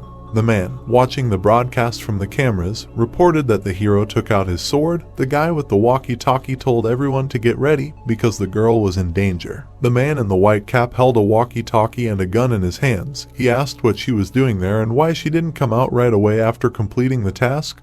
The man in the suit sitting next to him asked what she was even thinking about. The door suddenly opened. The men froze in place, their mouths slightly open. Sasaki stood with her back to the main character. She turned around abruptly and opened her eyes wide, asking if she could be a fan of the oppa. The guy frowned, not understanding what was happening. The girl smiled and frowned. She apologized, asking if he was an actor. The man threw his hands behind his head, watching the cameras, asking why she closed the door. The guy pointed his finger at the screen, asking him to look there. The protagonist and Sasaki were talking. The man thought that she wanted to get more information from him. The partner asked to coordinate this with Captain Mori. Jooheon opened his mouth, asking again what she just said. Sasaki put her hand in front of her, then went to her phone, saying that she just wanted to talk to him. She asked him to wait a minute, because he most likely did not understand her. Sasaki put her phone in front of his face. She wrote in English that she wanted to be friends with him. The protagonist gritted his teeth, not understanding what was wrong with her. Sasaki smiled. Looking at him, the protagonist thought that he roughly understood what she was talking about, but did not understand what was wrong with her, how she could even act so carelessly in such a situation. He smiled, taking her phone in his hands, thinking that this was a great opportunity for him. The guy turned the screen to her. The girl smiled happily. Her eyes opened wide with happiness. The men behind the wall were talking, asking if he heard anything. Suddenly, a table was thrown out of the room. The man gritted his teeth, not understanding what was happening. The man in the white cap froze in a stupor. A rope hung over his head. Several ropes moved forward. The men screamed, not understanding what was happening. The door opened completely. The men were tied up. One of them asked in a barely understandable way what was going on here. Jooheon smiled, saying that he knew they would try such a trick, so he installed a relic here beforehand. The guy and Sasaki walked into the hallway, while the men behind them could barely understandably shout after them to stop. The protagonist told her not to worry about it, because he made sure that these guys did not bother them anymore. Although it did not matter, he asked if Sasaki wanted to go on a date with him. Jooheon was sitting at the table on the phone, while a curious girl, smiling, looked at his phone. The guy handed her the phone with a smile on his face. With a smile on his face, the girl asked if he really wanted to go on a date with her. With sparkling eyes, she immediately asked if he knew Japanese. Adjusting his jacket, Jooheon said that he knew a little and asked if she came here alone. The girl looked at him in surprise, while he said that the Japanese army should be with her. With a smirk on his face, Jooheon said that they would hardly let the girl go with him, since they did not like him.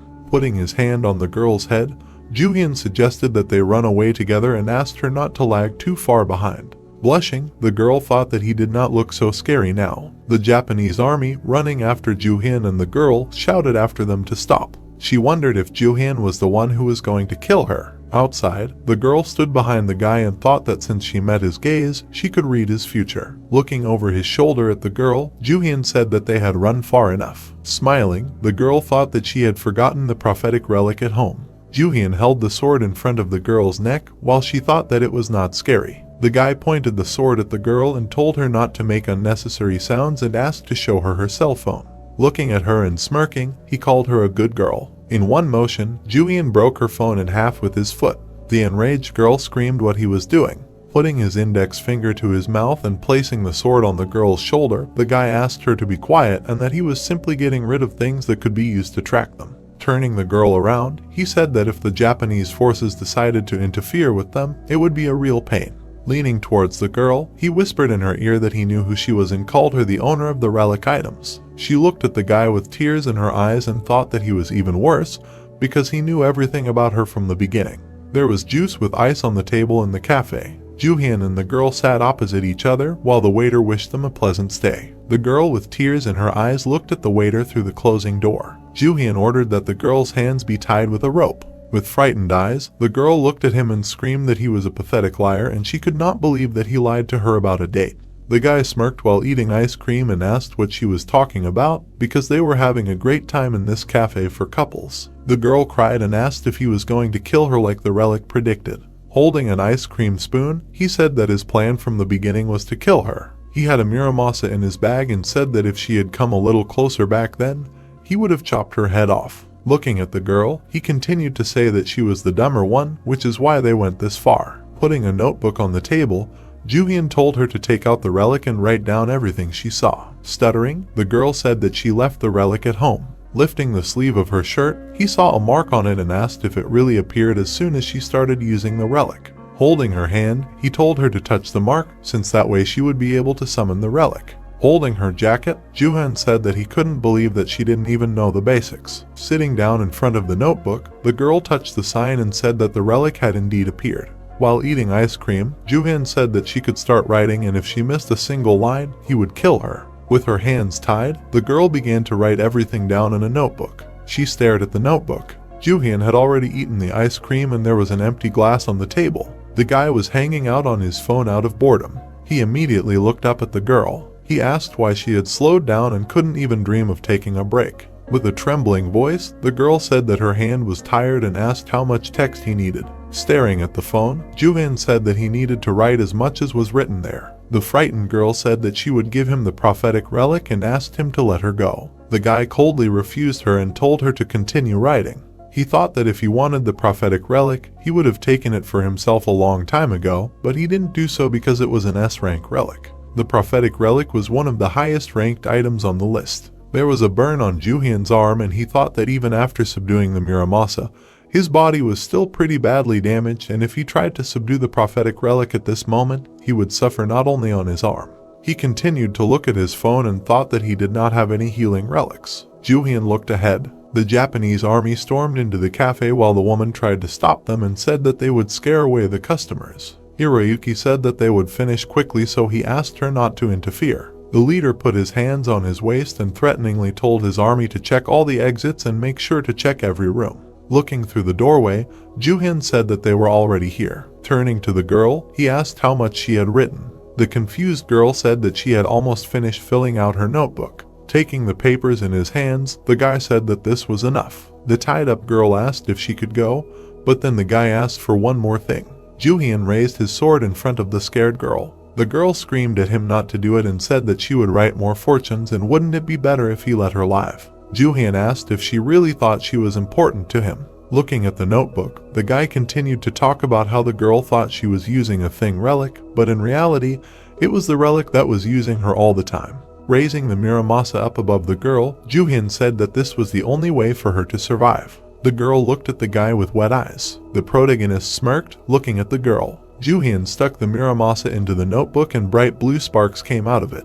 The girl screamed, looking at the notebook, causing the girl to scream in horror. She was very shocked by what she saw and was speechless. At that very second, she lost consciousness. At that very second, loud screams were heard. Immediately after what was done, many messages appeared in front of the protagonist. One of the pop-up windows showed a message that said that because Jooheon destroyed a high-ranking relic, the title of Great Hunter would be applied to him. The guy thought about why there were so many windows this time. The Japanese army rushed to Jooheon, shouting that they found him. Hiroyuki shouted what happened here. Looking at the notebook, he continued to shout and asked what happened to the relic. Smirking and looking at Hiroyuki out of the corner of his eye, Jooheon said that the relic was almost destroyed. Gritting his teeth, the leader was angry at the guy. Pointing his finger at Jooheon, Hiroyuki ordered to kill him. At that very second, the soldiers pointed their guns at the protagonist. Suddenly, Jooheon smiled wickedly and said that it was a good joke, adding that he should try it if he was so sure that he had the strength for it. Hiroyuki was furious at such impudence that his teeth were grinding. Suddenly, the protagonist threw something into the air, telling Hiroyuki to eat it. The soldiers raised their heads in shock. It turned out to be delicious matcha, prepared by a housewife. The protagonist began to explain that this relic belonged to Abe, so he was returning it to the soldiers. They say that you can kill for its taste, said the protagonist, after which he began to dissolve into smoke. Taking the matcha in his hands, Hiroyuki furiously screamed that Jooheon had disappeared. Looking at the matcha in his hand, Hiroyuki thoughtfully asked what the protagonist was planning. Suddenly, the expression on his face and his soldiers began to change. "What is that smell?" Hiroyuki asked relaxedly. At that very moment, two soldiers rushed at Hiroyuki, trying to take the matcha away. Grabbing a gun, Hiroyuki shouted that it was his matcha, adding that they should show respect to their superiors. But the soldiers did not listen to the commander and again attacked him, causing complete chaos in the room because of the matcha. At this time, in the plane prepared to fly away, the protagonist sat inside and looked out the window. There was a satisfied smile on his face. He happily said that in the whole world there was no better escape relic than a housewife's matcha, explaining that matcha not only enchants the enemy, but also instantly teleports its owner. After these words, he opened his notebook and said that, be that as it may, now he needs to see what the prophetic relic predicted for him. Imagining Sasaki standing in front of Seo-kwon, the protagonist said to himself that the TKVM group supported the use of the relic items in Japan, so there was a chance that Sasaki had met Seo-kwon's gaze. Flipping through pages, the protagonist said that if this really happened, then the prophetic relic should have predicted something about Seo-kwon too, and then decided to find that page. Suddenly, surprise appeared in his eyes. He found the right page. Sitting in a chair, he calmly read what was written. The relic predicted that within a month, the protagonist would go to the underworld, overflowing with greed and lust, and below it was written that in this place, the prediction of a great disaster would come into effect. After reading this, the protagonist lowered his head in surprise and asked himself what kind of underground world overflowing with greed and lust, then said that he was sure of it. What can we say about the underground auction in Las Vegas meetas? After that, he remembered the two guys looking through the window at the auction itself and said to himself that he remembered that Seung-woo's group was collecting information on the old bastard Kwon in this place, because he seemed to have said that there were 3 people with the right initials, therefore Kwon must be one of these 3, so the relic pointed to this. The plane began its flight. The protagonist continued to think, saying to himself that the last part of the prediction of the great disaster, perhaps it was about a world catastrophe. After saying these words, he plunged into his memories. Remembering how the huge red rays struck the sky, the protagonist said that the world catastrophe is an event related to the great influence of the relics on the world. After that, he presented many relics and said to himself that it was after the global catastrophe that the whole world learned about the tombs, after which tomb robbery began to rapidly gain popularity. After leaving the memories, the protagonist looked at the relic and said that if he remembered correctly, the global catastrophe did not start that early. At this time, the plane was already approaching the landing. At this time, Jooheon continued to say to himself that the main thing in this prediction is the following lines: "The deity who understands your greed will ask for your cooperation." After these thoughts, he shouted out the relic and said that this line means that a god-level relic will appear at the auction, adding that is it because Seo Kwon received this relic that he became so influential in the protagonist's past. After that, he smiled maliciously and said that if this is the case, then he must definitely take this relic. At this time, in the conference room of the Japanese research team, a voice was heard in the hall saying that Sasaki had already regained consciousness but was still very weak. A soldier stood in front of 4 influential people and reported that it seemed that the relic of these people was completely destroyed. Suddenly, one of the assembled people began to ask if at that moment, when all this was happening, the captain and Mori and his group were shooting at each other with service weapons, and it all ended with them being seriously injured and not coming to the meeting today. "That's right," the soldier answered, lowering his head. At that very moment, a man in a suit stood up from his seat and shouted furiously, "Did it really matter now?" He shouted furiously, asking if everyone really thought this was a joke.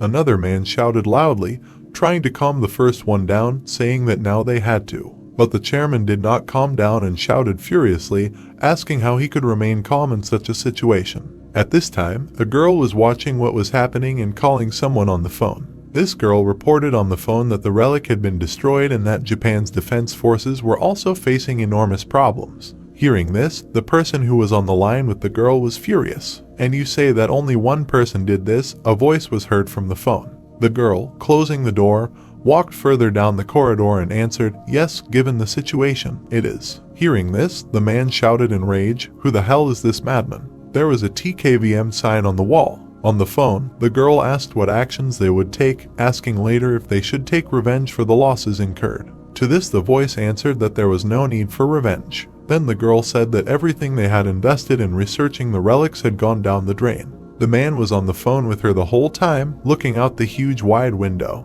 He calmly answered that it was all true, but it was necessary to look at it from the other side.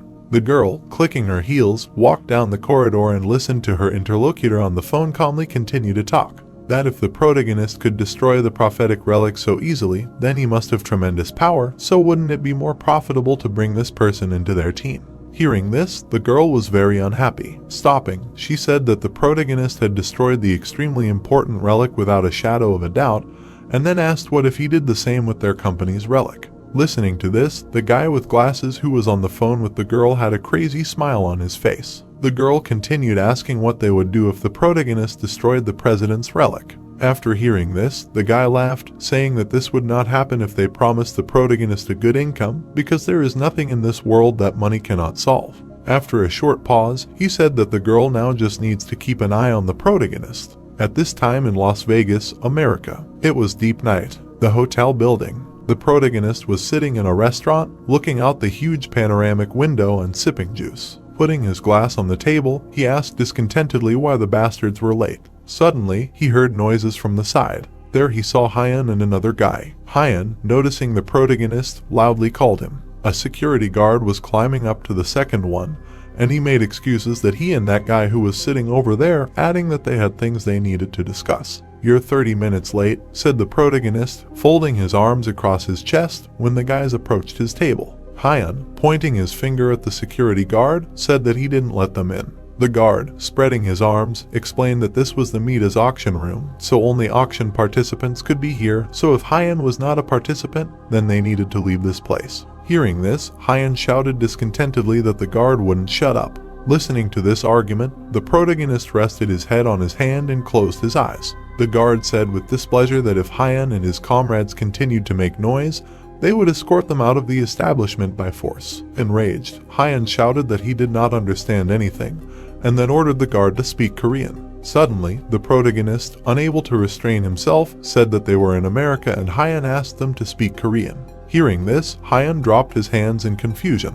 The protagonist immediately extended his hand and, with a smile on his face, told the guard that the three who had come were his guests, so he would keep an eye on them. Hearing this, the guard immediately apologized, saying that he had made a terrible mistake. Three confused guys were watching all this. The protagonist laughed at the guard's words and said that everything was fine because the guy's actions were understandable, considering that the three who had passed were terribly dressed. As soon as the guard left, Hyun asked the protagonist in shock if he could really speak English. There was a sarcastic smile on Jooheon's face. Looking at the guys, he replied that it didn't matter, after which he told Hyun to sit down and tell them what they had learned. After a while, the protagonist was holding a small notebook in his hands. Hyun said that it contained information about those three people with the initials SK. The protagonist, having looked at everything, smiled contentedly and looked at the guys, after which he said to himself that the guests could still be useful. Hyun suddenly extended his hand, pointing at the protagonist and asked if he had been able to find the person he needed.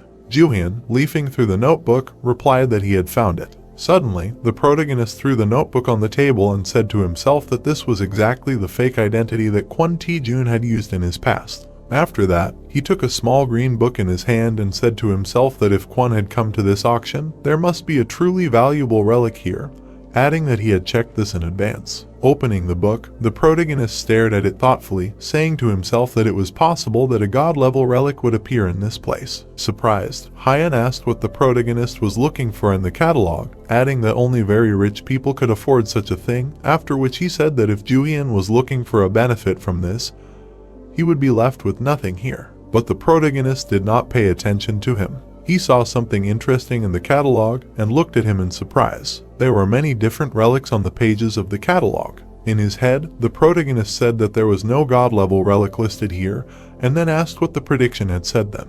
The Hamubari Code, Shakespeare's pen, the protagonist said quietly. Listening to this, Hyun did not understand what he was talking about. The protagonist then said that there were still many things he wanted to see. Suddenly, Hyun jumped up from his seat and, hitting the table with force, asked if the protagonist was really going to participate in the auction. "That's right," Jooheon said without looking up from his book. Hyun, without sitting down, shouted that they were talking about the Mita's auction now. Everyone's attention was drawn to the guys shouting. Hyun didn't stop. He loudly shouted at the protagonist that the starting bids here were huge, and they only came here to establish connections with rich people, adding that they didn't plan to buy anything here. Hearing this, the protagonist slammed the book shut and with a sarcastic smile on his face asked if Hyun really thought that he didn't have enough money to buy anything here. After that, the protagonist headed for the exit, and Hyun and his comrades rushed at the leader. The protagonist, with his hands in his pockets, said that Hyun forgot that Las Vegas is a city of gambling. After that, he put his hand on the door and with a sarcastic smile on his face looked at Hyun and said that you can do whatever you want with just a handful of money. Hearing this, a shocked Hyun, sweating profusely, asked if the protagonist was really going to make money gambling. He was definitely crazy, Hyun screamed in horror as he watched the protagonist walk out onto the streets of Las Vegas. Within a few hours, the counter showed incredibly huge numbers. Hyun asked in shock how much the numbers could even go up. Everyone was shocked by what they saw. The protagonist was sitting at the slot machine and dialing giant numbers. Hyun asked in shock if slot machines could really show such numbers, adding that if the protagonist didn't withdraw his money now, he could lose everything in an instant. Sweat was pouring down his face. He had never seen anything like this. He was shocked because he had never seen anyone make millions of won just by playing these machines. The protagonist, sitting at the machine, was incredibly calm and there was a sly smile on his face. A few minutes later, he took out a receipt from the machine. He waved the check in front of Hyun's face and said that they were going to another establishment now, adding that he was going to exchange the check for money. Taking the check in his hands, Hyun screamed in shock, asking what kind of amount it was, after which he said that the protagonist had overdone it a bit. What if some sick people decided to kill them? When suddenly the protagonist, with his hand outstretched, was asked to stop. The guard, with one hand on his side, asked if the protagonist would mind if he carried out the inspection procedure, explaining that this was the first time in the history of their casino that a person could win so many times in a row. Hearing this, the protagonist, spreading his arms, agreed. After that, he spread his arms and said with a smile on his face that this was just a waste of time because he had nothing. "You're right," the man answered in confusion, searching the protagonist. When suddenly he noticed a gold keychain on the protagonist's finger. "What is this?" the man asked, pointing to the object. The protagonist, holding out a small knife, said that it was just a trinket that he bought because he found the color very interesting. After examining it, the man said that, indeed, there was nothing unusual. There was a sly smile on the protagonist's face. Hearing this, he chuckled in his head and said that it seemed so at first glance. After that, he explained to himself that this knife was actually a disguised golden axe. While the small knife was in the male guard's hands, the golden axe asked why he had to be in this bored form, and then asked how long he would have to stay like this. The protagonist explained that changing the shape of the relic was one of the most important abilities for the owner of the relics. The golden axe had the ability to sense wealth and value. After that, he remembered sitting at the machine with that very keychain in his hand. He continued to say to himself that it was precisely because of this that he knew in advance which machine would give him the jackpot. After a short pause, he added that he could also find out which casino he could get the most money from, so the golden axe was quite a useful relic. After completely searching the protagonist, the man stretched out his hand and sighed heavily, apologizing and saying that it seemed like the protagonist was incredibly lucky. A few minutes later, Hyun said in surprise that the protagonist had not been caught cheating, and then asked what the secret to success was. In the distance, all the workers were checking their slot machines. The protagonist did not answer anything. Stretching out his hand, he said that it was time to move to another casino, adding that Hyun should stop being surprised by everything. Upset, Hyun asked to tell Jooheon's secret. The protagonist, approaching the cashier, handed over the check. With a wide smile on his face, he said that he wanted to withdraw the entire amount of money. Taking the check in her hands, the cashier girl was shocked. With a trembling voice, she asked if it was really all of it, after which she said that first she would need to take the protagonist to the VIP room.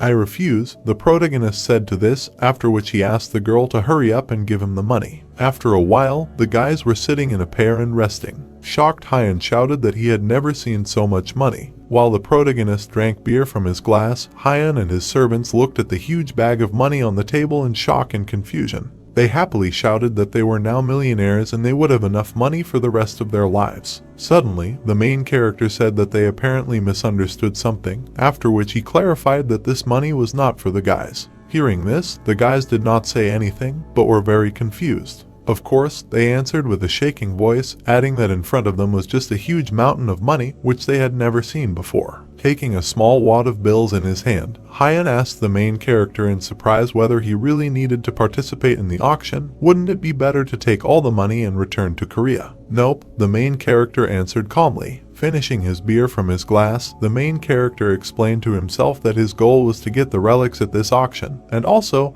if he wanted to compete with Kwon, he needed some more money. Putting the empty glass on the table, the main character told everyone to hurry up and finish eating, because they were waiting for the second round of the casino. Hearing this, the shocked Hyun, with beads of sweat running down his face, asked if it was really that way again. After a while, they were already at the Goodbye World Casino. The Golden Hammer laughed sarcastically, saying that it could feel the money, and then asked the protagonist when he was going to return it to its original form. After a short pause, the Golden Hammer said that it didn't matter anyway. Taking a small folding knife in his hands, the protagonist told the Golden Hammer to finish his monologue and hurry up to find him the next machine.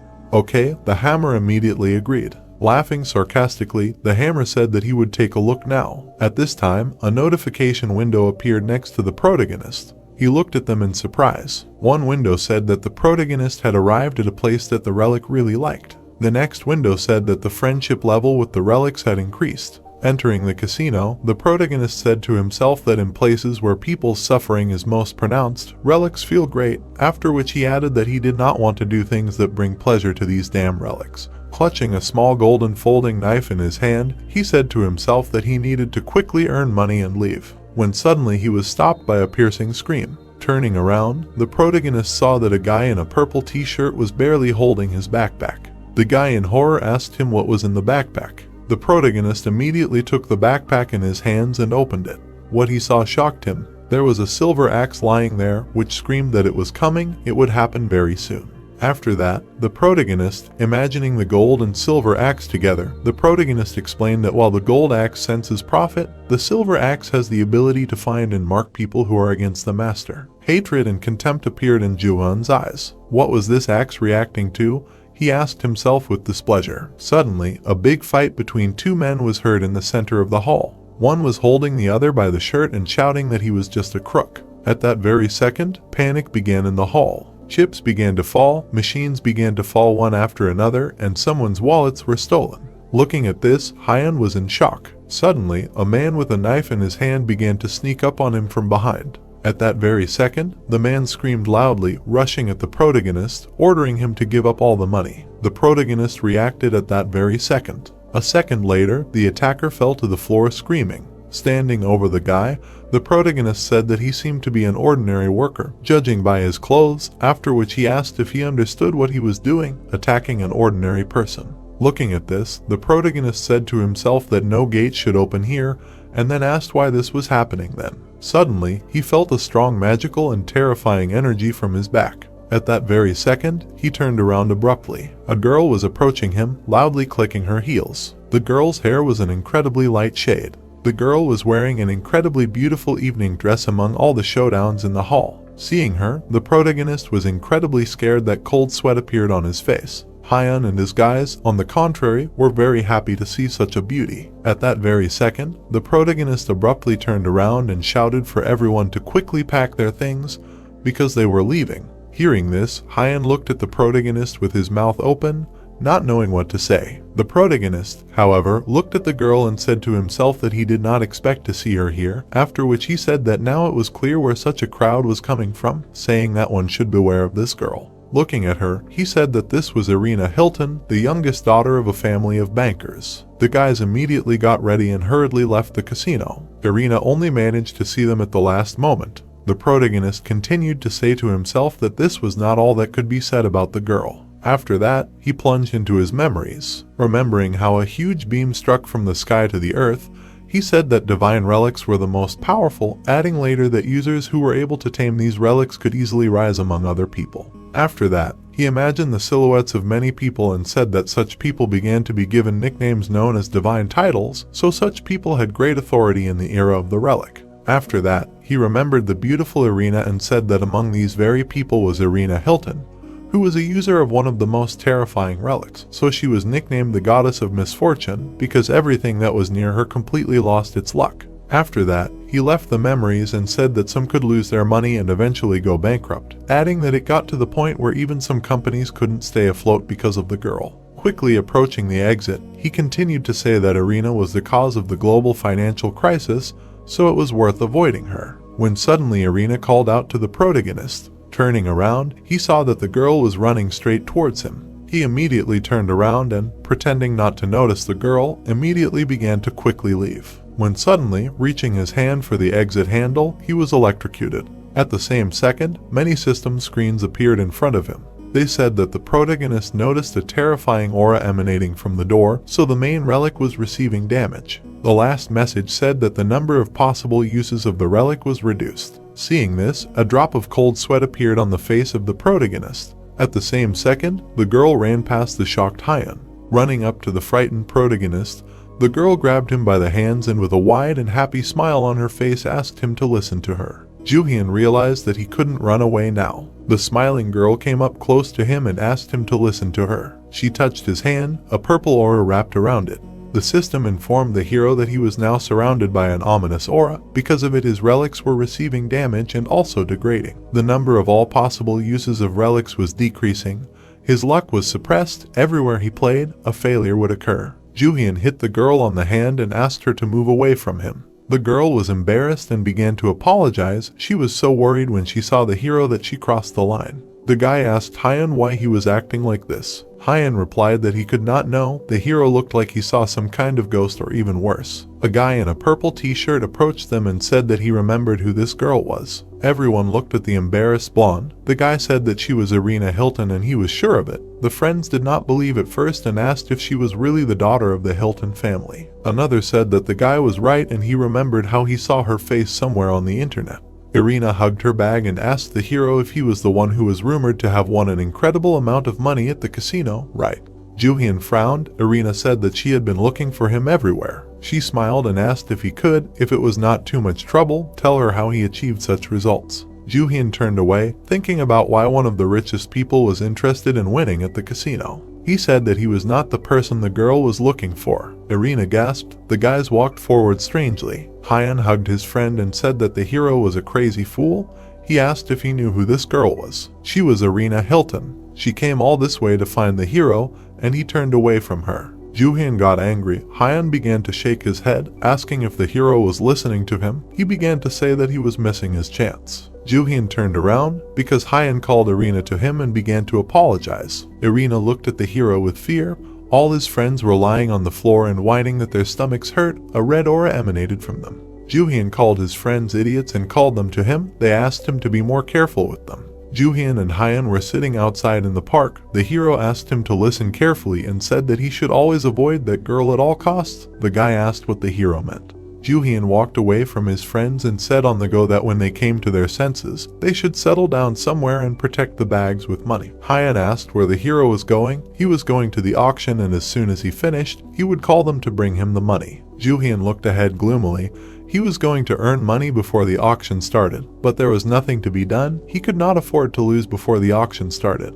He walked into the auction hall. There were many people around him. He moved through the crowd and thought that there was no reason for this girl to follow him. Suddenly someone asked the guy not to block the way. He turned around and saw a guy with glasses. He said that this was the entrance for very important people, and for ordinary people the entrance was elsewhere.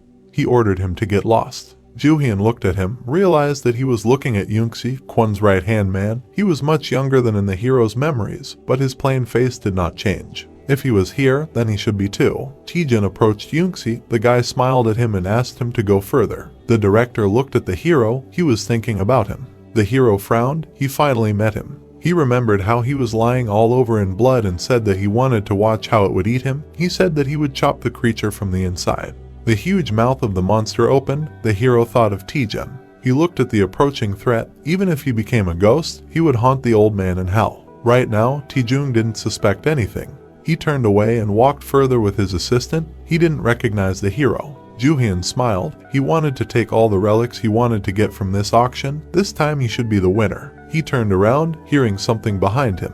Everyone was arguing and took out their phones. Some man was shouting that all his stocks had dropped sharply. He was saying that someone had lost all his money, and what did this mean? He said that his cell phone was not working, although it was in perfect condition a few minutes ago. Jooheon began to look around. He suspected something was wrong. He looked at Irina, standing to the side. He couldn't believe that she followed him here. The hero turned around abruptly. Irina was already looking at him.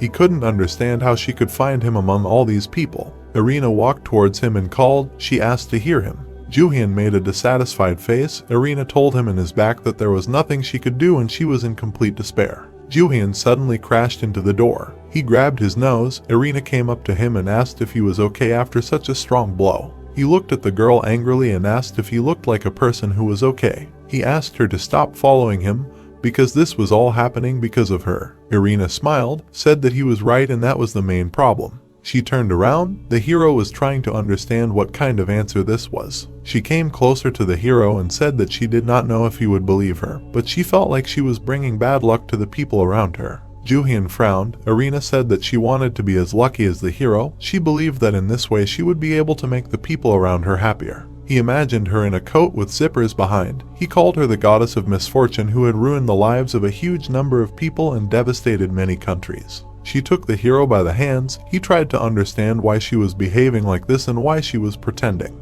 He pulled away from the girl, but she came even closer. She asked if the hero could tell her what she should do to be like the hero. She begged him for it. A message from the systems appeared in front of the hero's face. Irina said that if it was money, then she would be ready to give the hero as much as she wanted. The system reported that the hero's tolerance had activated. It was growing more and more. He looked at the silver pill from which he received a similar skill. He knew about the existence of this ability, but he did not know how it worked. He looked at one system message after another. The tolerance skill had finally activated. He tried to understand why. He smiled and asked if she felt okay. He looked into her eyes and said that he thought of something. Irina immediately apologized and said that her request was too sudden.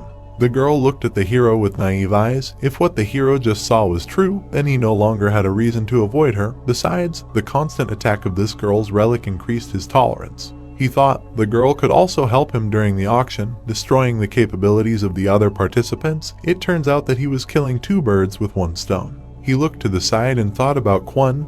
What about him? He saw the old man yelling at his subordinate. He asked what the guy meant by saying that their factory in China suddenly caught fire. What did this mean? Jooheon was trembling and said that he had just been told this. The old man asked what about their delivery plan.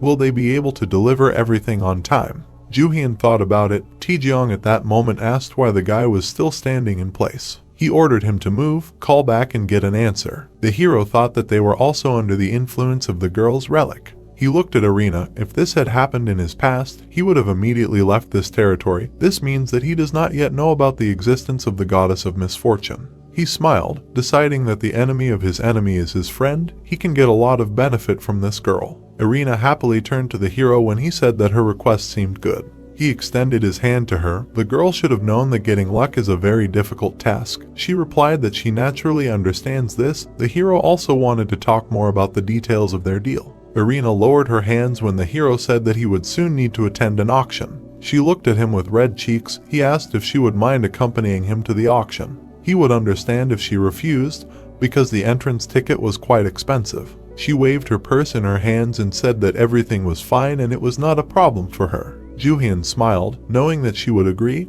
because for her, buying this entrance ticket was like buying gum. Irina happily ran to buy a ticket. The hero watched her and thought that he was curious about what she would become in the end. The auction host was present for all the guests. He announced the start of the 74th auction. Jooheon and Irina were sitting together. The hero saw that the room was almost empty. At this time, the first slot from the list was announced. There were two men sitting in the lower rows. After the hero allowed Irina to join him at the auction, in just 3 minutes the number of guests was halved. Many left to solve their unexpected problems. Taejong still sat at the auction. Even though his factory in China was engulfed in flames, this meant that there was something at the auction for which he was willing to make such sacrifices. Irina smiled, pointed her finger at the stage and said that this lot contained Russian royal wine that was several hundred years old.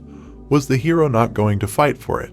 Jooheon smiled and said that the lot he was interested in would be closer to the end of the first half of the auction. He carefully looked at the smiling Irina. She was that very goddess of failure. She was completely different from herself in his memories. He thought that it did not seem like she was pretending.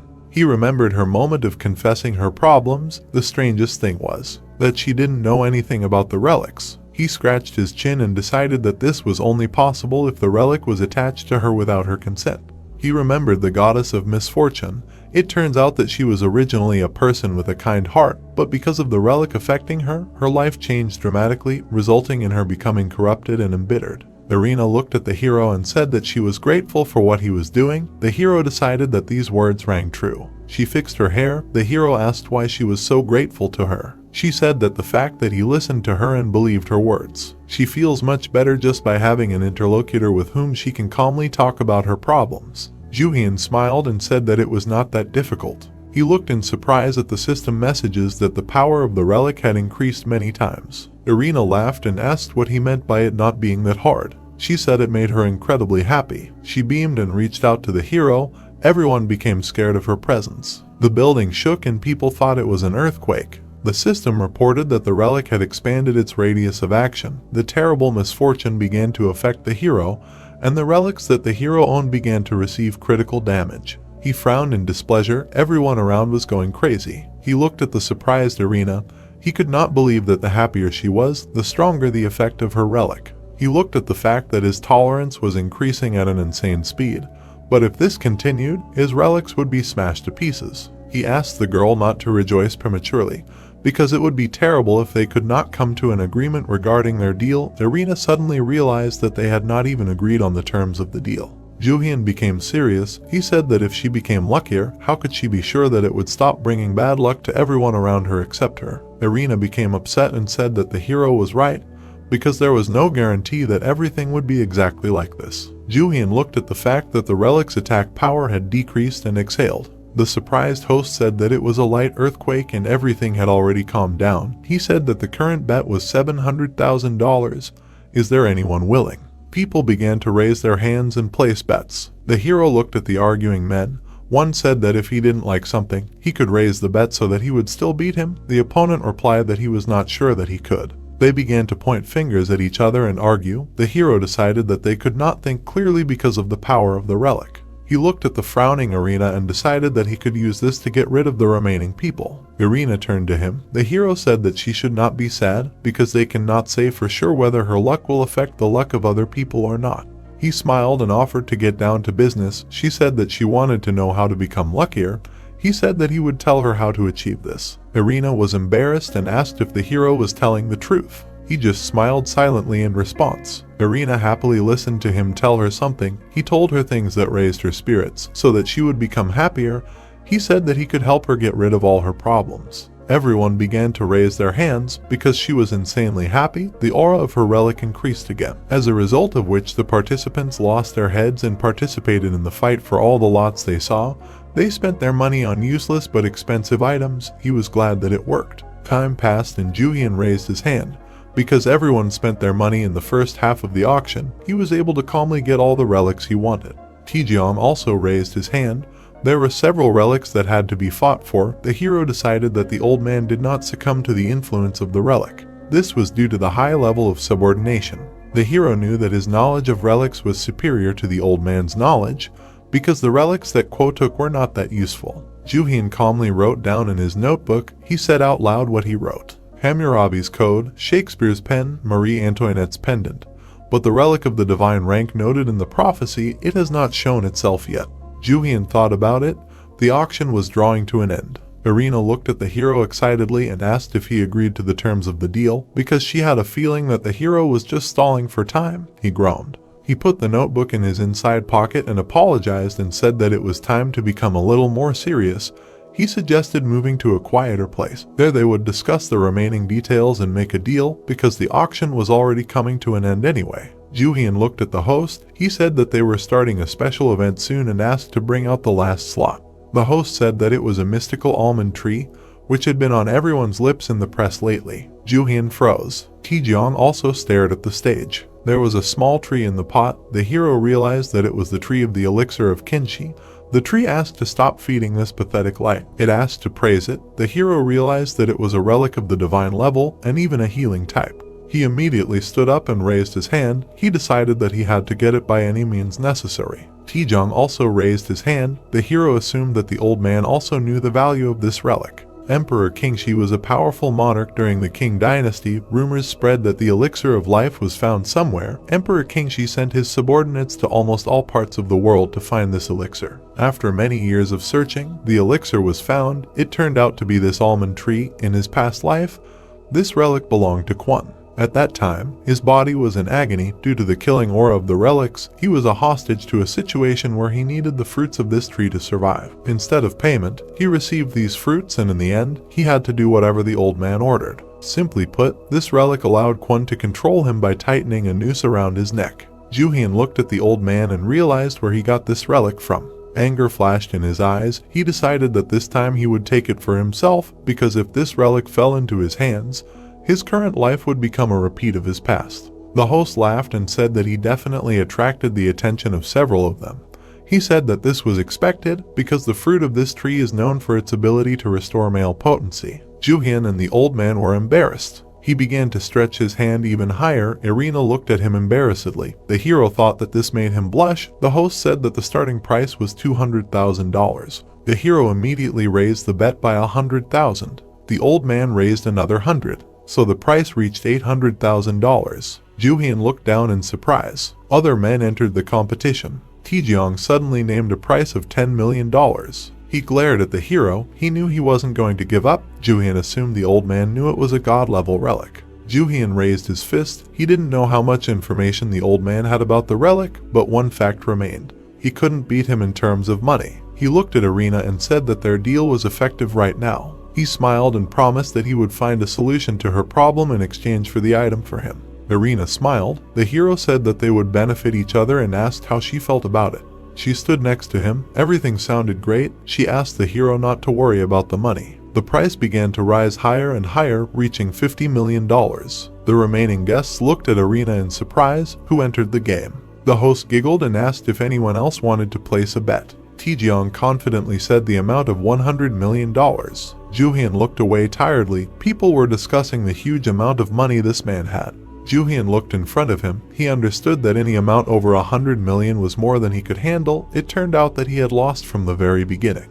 The host looked around, announced that the current bid was $100 million. Are there any more willing? Irina raised her hand. She smiled and named the amount of $150 million. Jooheon smiled and decided that this was the perfect moment for her to come out. Even the host was horrified by this amount. Taejong looked at Hilton in surprise. He stood up, looked into her eyes and named the amount of $160 million. Someone from the audience called him a thickhead. Irina smiled calmly, showed 2 fingers. The bid became $200 million. Taejong and his assistant gritted their teeth. He angrily said that she did not participate in the auction. Why did she decide to enter right now? Jooheon suggested that it was best to stop. The old man glared at his subordinate. The guy said that if he was not mistaken, then that girl was Irina Hilton. She is the youngest daughter of one of the richest families in the world. Jooheon smiled. Jooheon said that the amount of money that she has to use is simply unthinkable. Taejong glared at the couple. He decided not to give up and shouted, naming a new bet of $220 million.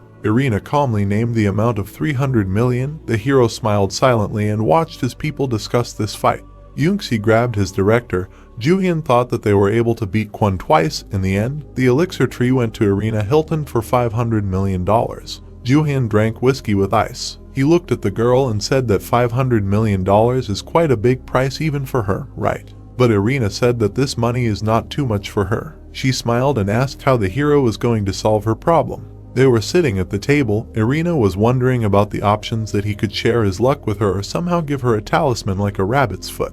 Jooheon suddenly said that he had nothing that he could give the girl. She even gasped. He smiled sourly. Irina asked if he really deceived her, but the hero asked to hear him out until the end. He slyly folded his fingers in front of him and said that her problem cannot be solved by using different talismans or other items of this type. In order to solve her problem, something needs to be extracted from the girl's body. Irina looked at the hero in surprise and asked what he was talking about. Jooheon said that she just needs to give a certain thing that she owns to him.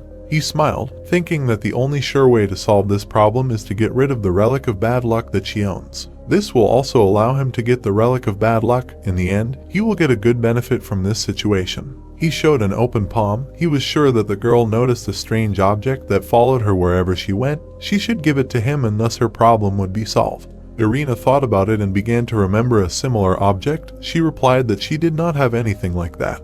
Jooheon irritably raised his hand and said that this could not be.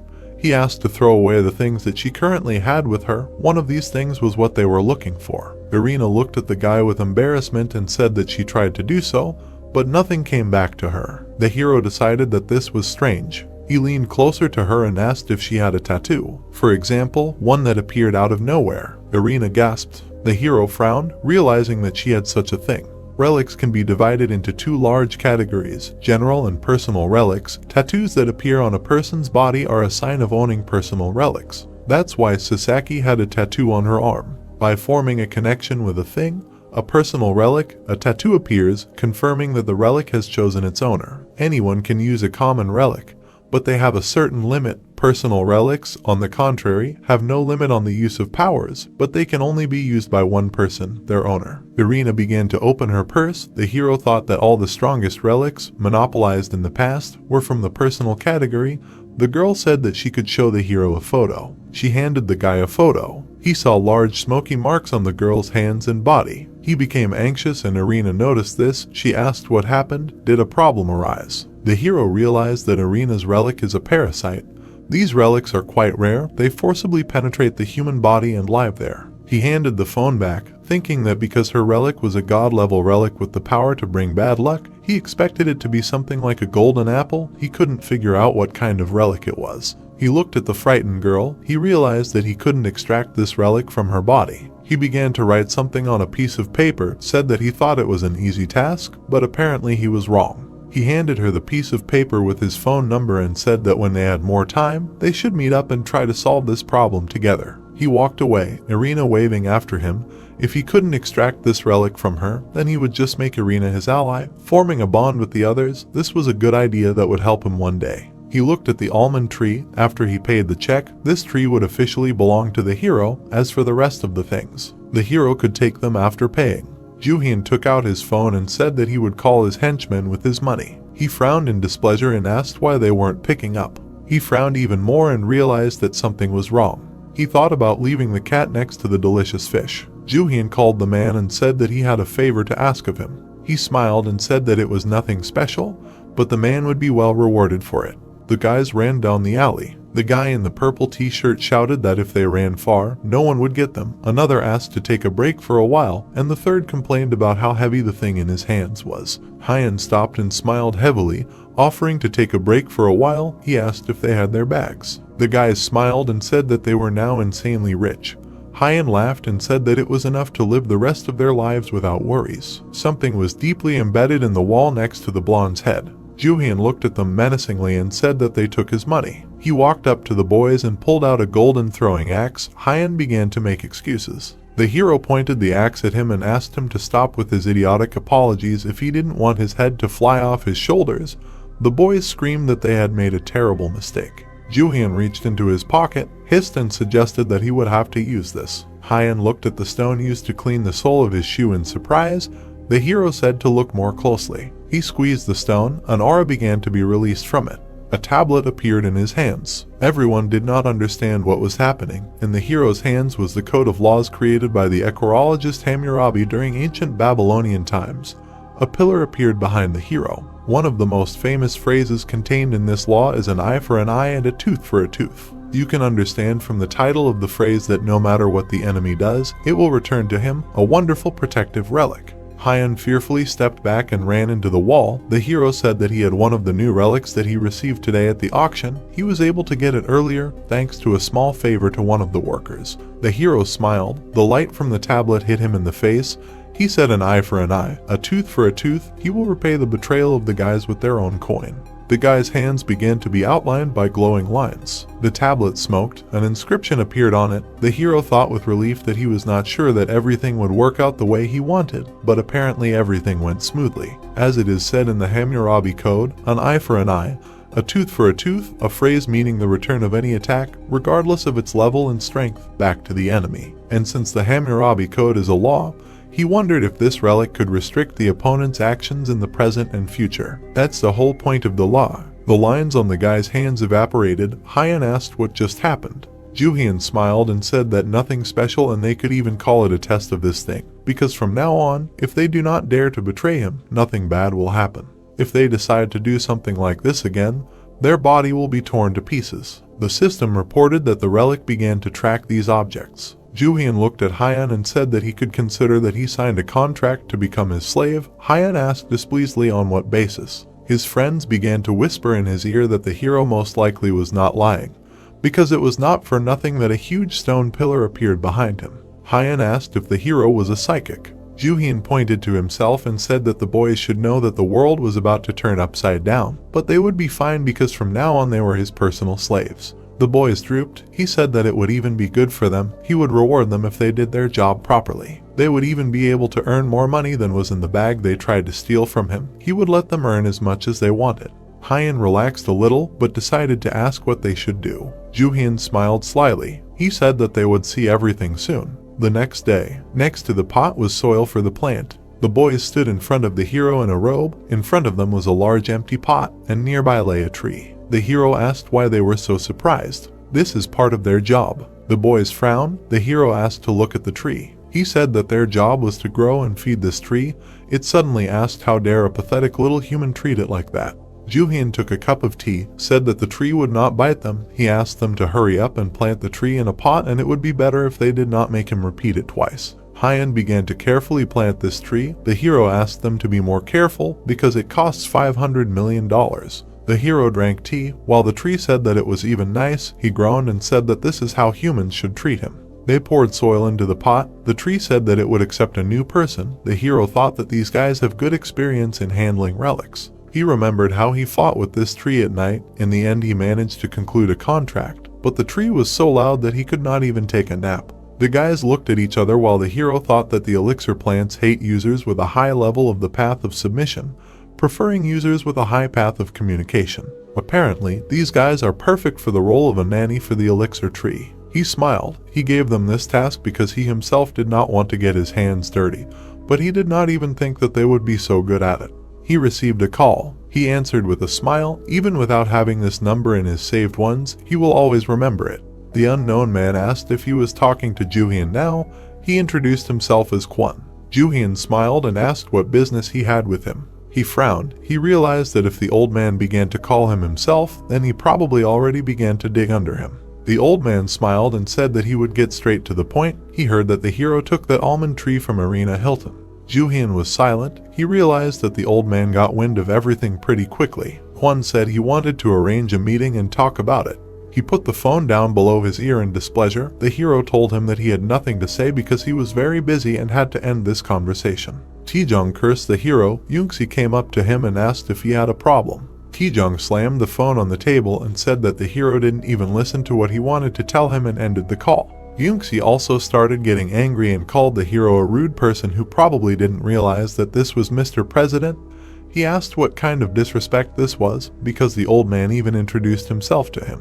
Taejong looked at his subordinate and said that even if he was an ignorant idiot, he still had an almond tree. Of all the relics he had seen, it was the one that gave the most powerful aura. Yoongi was worried. The old man said that he knew that he had to put everything on the line to get this relic. If not for the youth's obsessive remarks, he would have fought to the end. Yoongi began to bow and apologize, thinking that it was not his fault and he did the best he could in this situation. He looked at the floor with displeasure and thought that he would have to somehow resolve the situation. Besides, this was his perfect chance to prove himself to the president. Taejong looked at the guy with displeasure who said that he would take responsibility for this situation and do his best to resolve this misunderstanding.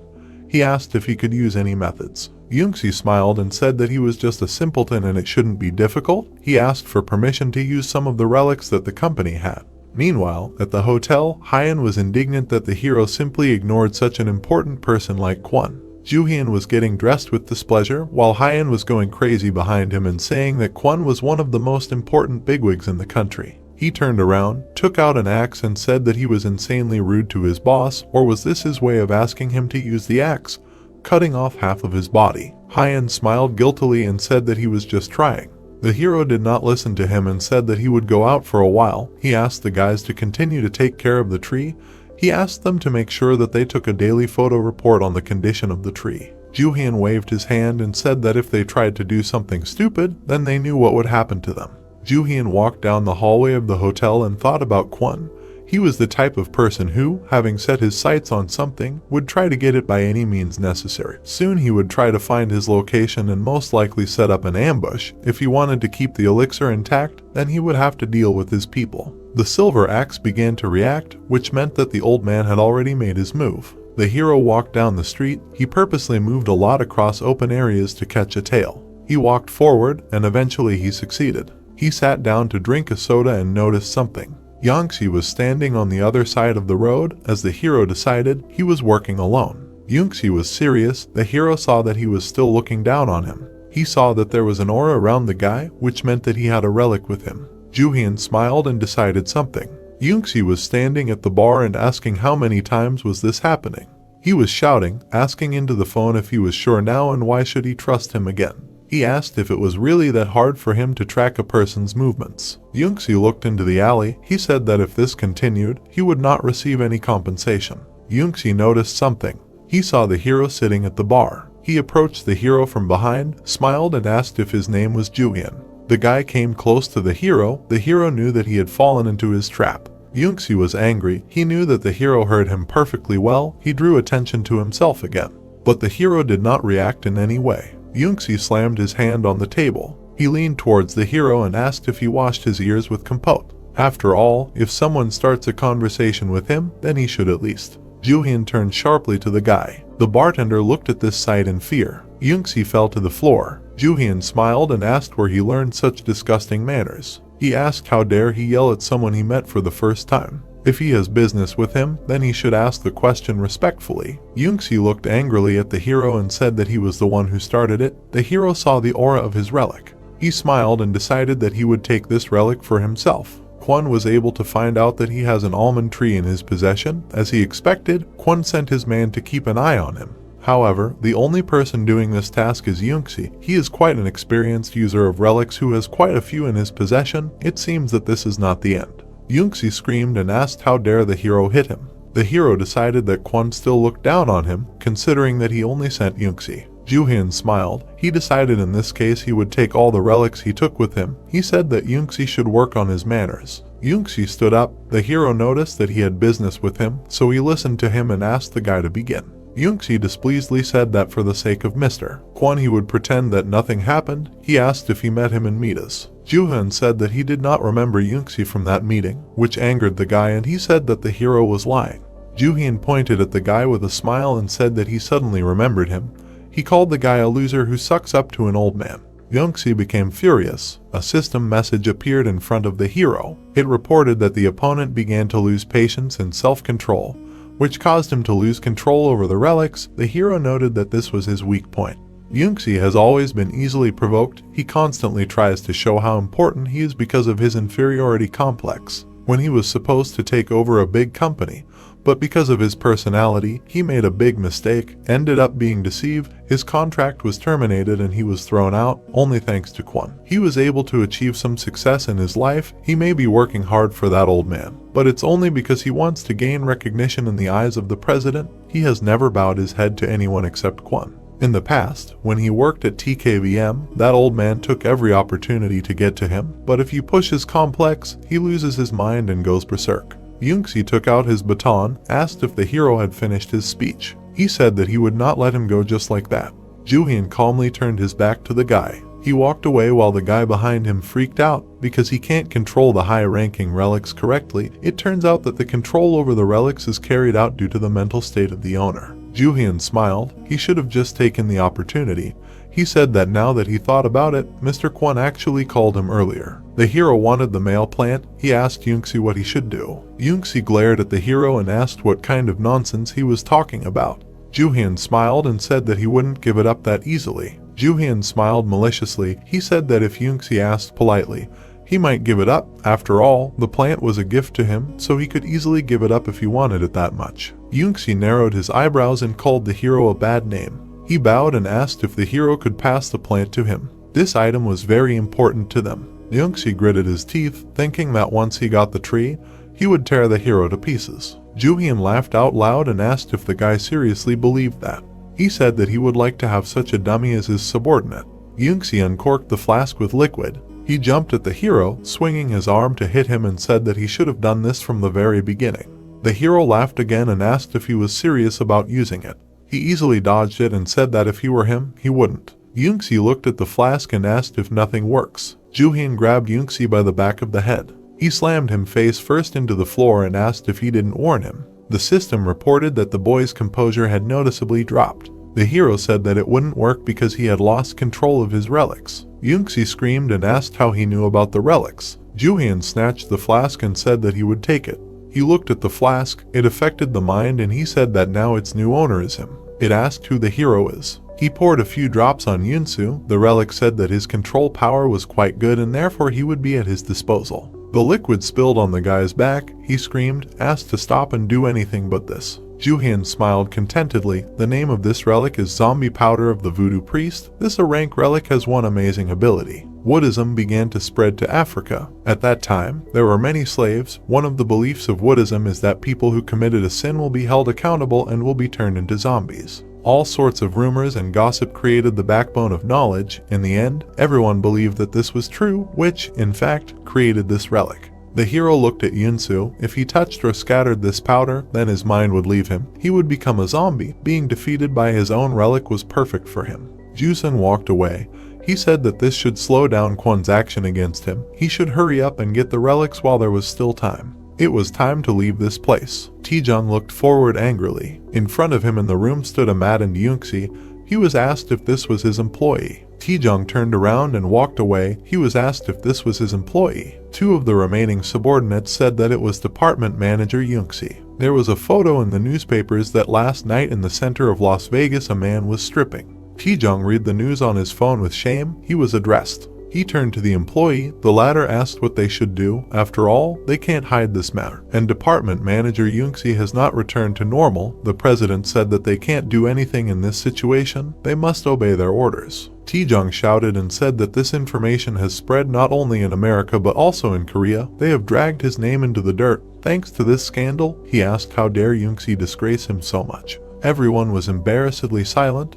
The old man ordered everyone to go and bring him all the relics that this guy used immediately. He turned away. The staff told the director that they said that when Yoon-soo was found, he did not have anything on him. Apparently all of Mr. Yoon-soo's relics were confiscated or stolen by someone. The guy said that they will start investigating the places Mr. Yoon-soo has been to. Taejong looked away and said that there is no need for that. It is clear that the one who made Yoon-soo like this took all the relics. The subordinates were surprised that Yoon-soo is in this state because of someone else. The second guy asked who could do this to a professional relic user. Taejong looked away and said that it was Jooheon. Most likely someone was behind him, or he was also able to use high-level relics. He asked his subordinate to send his assistant Liji to him. The old man smiled and said that in the end he was just a little kid. He would sit quietly if someone gave him sweet candy. Las Vegas Makran International Airport. Hyun was sitting behind the hero and asked what was going on. Hyun was looking at the flask with yellow powder. The hero asked him to make sure that he would not lose anything, because all the things belonged to him. The guy said that none of them looked that valuable. Jooheon smiled at being able to get so many relics in one place. All that was left was to safely transport them back to Korea. In the suitcase were the relics that he got in Korea. This is the Egyptian funeral blade, gold and silver axes, life rope and muramasa. At the Mita's event, she was able to get the Hammurabi Code, Shakespeare's feather, and Marie Antoinette's pendant. Last and most importantly, the elixir tree of Emperor Qin. He was also able to take the zombie powder, foxtail seed, and Homer's glasses from Yoon-soo. This is more than enough for the initial amount of relics in his use, and from this day on, he will be able to get even more relics. A girl with a suitcase approached him. She was looking for a hero and introduced herself as a special agent working for TKVM. Jooheon frowned. In front of him stood the second henchman of Kwon. He looked at the frowning girl and tried to understand what she was up to. They sat at the airport table and took a drink each. The girl said that they knew that he took Yoon-soo's personal belongings and there was no point in denying it or making any excuses. She put the folder on the table and said that the point is that their president has praised the hero's skills quite highly since he was able to defeat Mr. Yoon-soo. She is here to offer the hero a job. They want to recruit the hero to their search party TKVM. Jooheon smiled and said that he was wondering why the girl came here. She looked at him seriously. The hero said that it was all for this stupid contract. Jooheon began to drink lemonade. The girl said that his words were quite rude. He could not get an offer better than this. In addition to the basic salary, the hero is given $100 million as an advance. He put the glass on the table. The girl said that they will also not interfere with his personal life, only their work is related to TKVM, but the hero interrupted the girl and asked what will happen if he rejects the offer. He smiled and said that this offer has nothing valuable to him. He already knows that the old man is plotting against him. The girl turned to the hero. She folded her hands on her legs and asked him to allow her, as a person with quite a lot of life experience, to give him life advice when he talks to another person. She asked him to watch what he says. Not only is it a great practice for him, but it will also be much easier for others. For now she will pretend that she did not hear anything. The hero is still a youth who only slightly understands the adult world. She was unperturbed and asked if the hero has ever thought about what kind of punishment he could get for stealing things. What if Director Kwon wanted to restore justice? For example, when another bug dies in a small city store, it does not have much publicity among people. Jooheon smiled. The girl said that this situation is the same. People related to him will disappear without leaving a trace. She asked the hero not to think that he is some kind of exception. The hero laughed and said that the girl finally revealed her true face. He asked if she was trying to scare him. He frowned and quoted that he would die if he did not join them. He also asked for a little advice from Miss Lawyer. He put his hand in his pocket and said that when they try to grapple with someone, they should always choose an opponent according to their strength, if, of course, they value their lives. He stuck out a flask of zombie powder and said that the only person who will disappear without a trace is her. The girl laughed nervously. She knew that the hero would not use his relics in a place where there are many witnesses.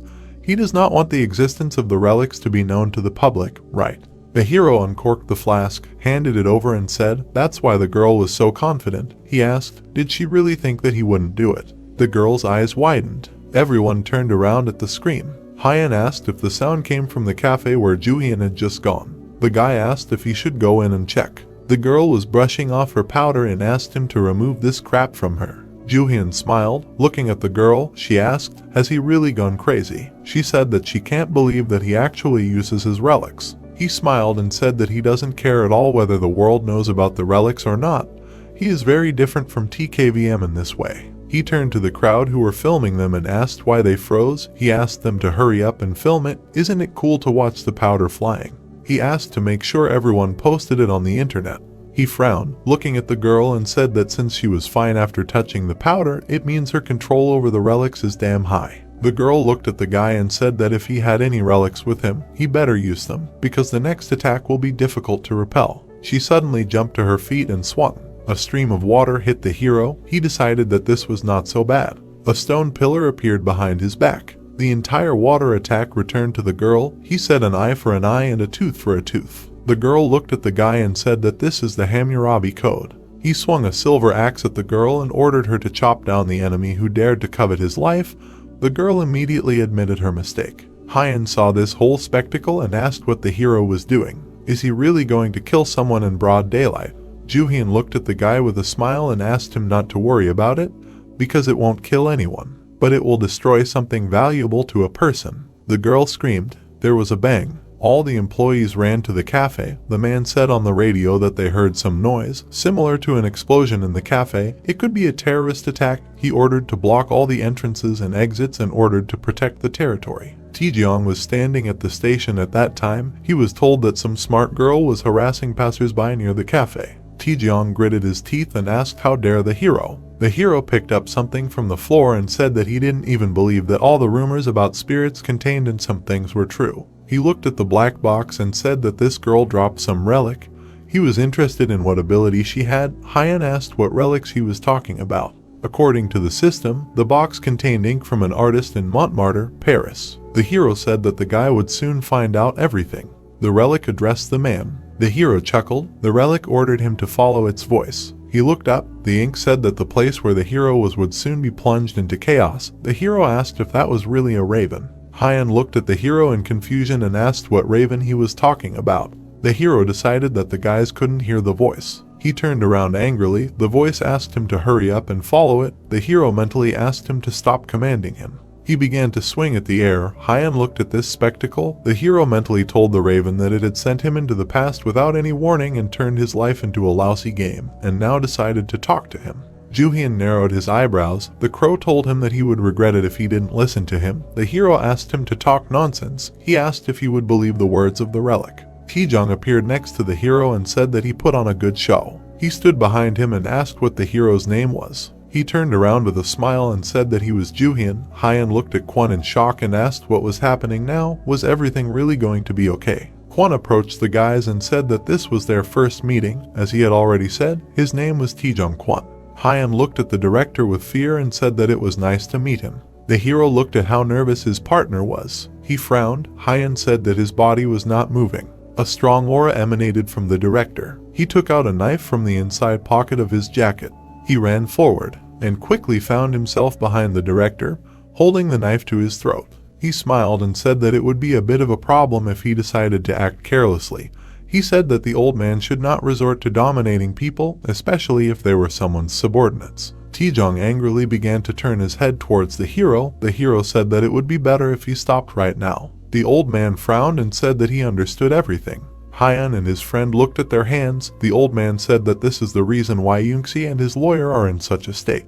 He looked at the hero with a smile and said that his ability is much stronger than he expected. He decided that the hero has a special talent in controlling the relics. Jooheon smiled. Kwon said that then he will not hold back anymore. He frowned and said that there is a prophecy that he once heard in the past. It said that people will sooner or later find out about the existence of relics. The hero smiled and looked at the old man. He realized that he had collected several prophecies using the future guide. Kwon said that he did not want this to happen. He still has small plans for these relics. An aura concentrated in his hand. He said that this is how he came to the decision that he will get rid of all the people who know about the relics, thus the day spoken of in the prophecy will be delayed. He pointed his hand at the hero and purple lightning struck him. He asked if it was not a great idea to get rid of people like him. The guys hunched over again. They asked what was happening again. The hero smiled. The lightning in front of him dissipated like smoke. He asked if he really showed his true face so quickly. The old man was surprised and said that this relic was supposed to send them to an alternate reality. Jooheon waved the tickets and asked if this is what he was talking about. The hero said that he stole them in advance. After all, he has pretty dexterous hands. He smiled. He knew how to use it. The old man frowned and called the hero a bad name. He bent at the knees and asked how dare he steal his relic. The hero said that he should have protected it better. He smiled. A system message appeared while he was thinking that before he praised his pickpocket ability and asked what he should do now. The system reported that his pickpocket ability had risen to rank D. The hero turned around dissatisfied and mentally asked if he was still playing this game. In the end, he just asked for a relic appraisal. He looked at the ticket, thought that this relic was a god-level relic. At the moment his dominance ability was too weak to subdue this relic. He put it in his pocket. He wanted to send this old man to an alternate dimension so much. The director gave off a powerful aura.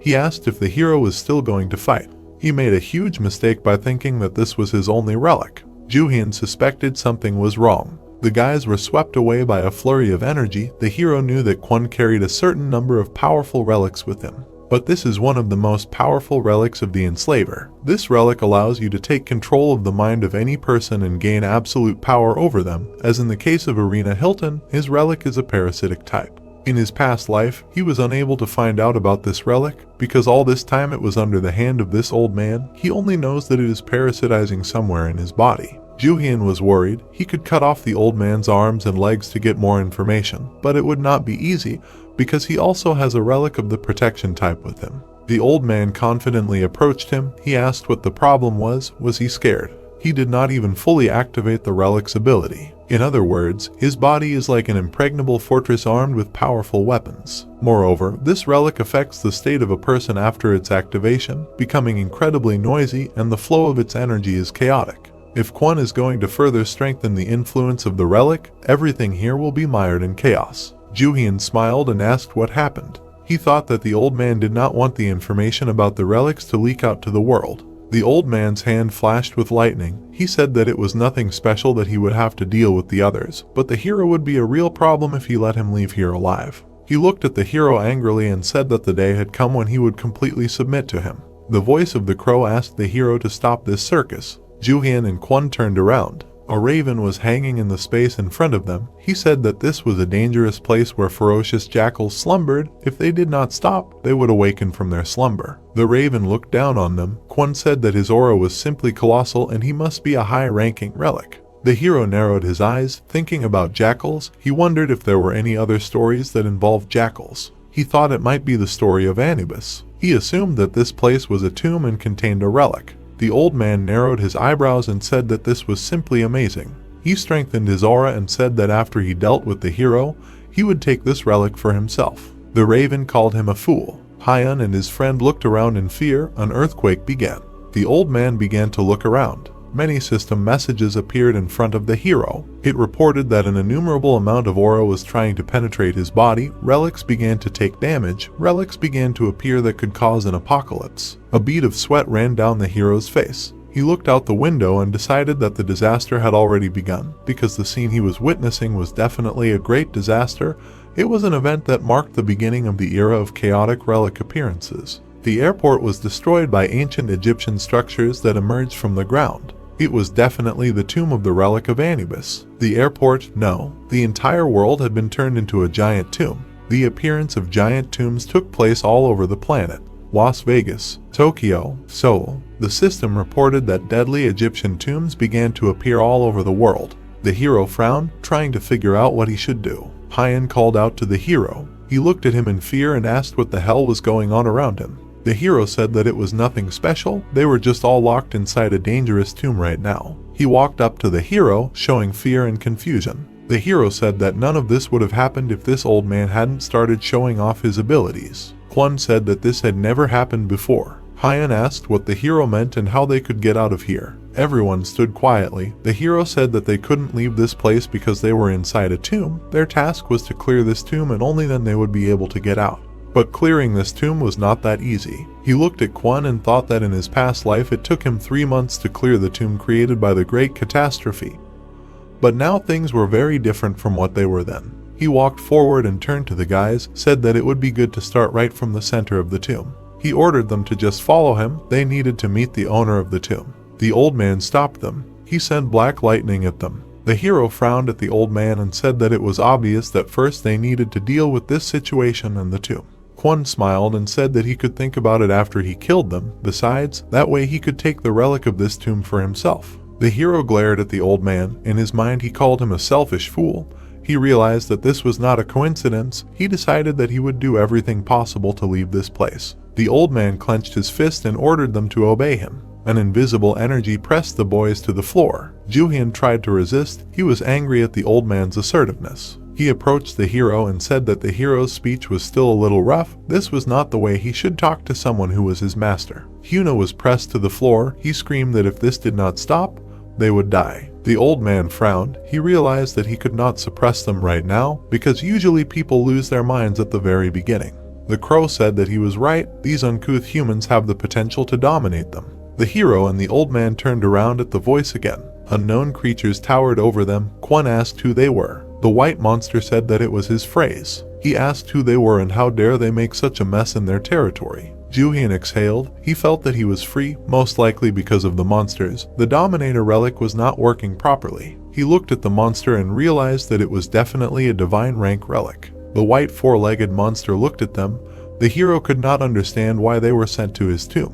In Egyptian mythology, Set was one of the 9 main gods. He was the god of the desert, darkness, chaos, and evil. Because of this, the relic of Set was extremely cruel and malicious. This relic was known for ruining the life of its owner. Anubis appeared and said that being subordinated to humans is simply unthinkable. They must get rid of them. He looked at the people. Seth said that they would do a good deed by destroying these humans. Everyone looked at the 2 monsters in fear. The hero decided that the black hound was Anubis, and the necklace on his neck was Osiris. The curve and chain symbolized Osiris. Osiris was one of the 9 main gods. He was the god of fertility and the afterlife. Anubis was the god of death and the ruler of the tombs. He was the one who escorted into the afterlife. Jooheon smiled. Moreover, Seth was also here. He could not believe that 3 god-level relics gathered in one place. He was not surprised why his past life was filled with endless tombs. The hounds hung in the air above the people. Seth asked what kind of test they should arrange to have fun killing them. Osiris said that he was not sure. Seth screamed at the necklace and said that there was no reason to be lenient with them and give them a test. Osiris asked Seth to be patient. Jooheon looked at the system windows. Seth said that he was simply pissed off just because he had to be in the same room with these bugs. The system reported that due to the harmful aura, the hero's immunity level began to increase. He said that the hero did not think that those dogs were going to let them go alive. Seth grinned angrily and said that he would be the first, because the best way to deal with these stinking insects is to show them your absolute superiority in strength. Jooheon tensed up. It began. Seth and Anubis opened their mouths. An energy ball appeared. As soon as Seth's relic began to attack them, the others joined him. Literally in a few seconds the terrifying aura absorbed them. The guys' noses began to bleed. They screamed. It coughed up blood and fell. Jooheon watched this. As expected, without immunity, the body cannot withstand and begins to quickly deteriorate. Kwon also fell to the ground. He did not understand what was happening. He looked at Hyun and said that they should leave this place and hide somewhere, considering that for these relics they are like bugs, they will be able to escape. The guy said that he did not know whether to be happy or not. They grabbed the passed out prey and went to the side. The old man with blood from his mouth looked at the hero and asked how he was still standing. Jooheon smiled and said that he could think that it was because of the difference in their abilities. Seth looked angrily at the hero and asked why he was still standing. Osiris suggested that they did not use enough power. Seth ordered him to do his job better. The hero clenched the ink in his hands. Seth asked him to wait and said that this guy smelled familiar. A stone pillar appeared behind the hero.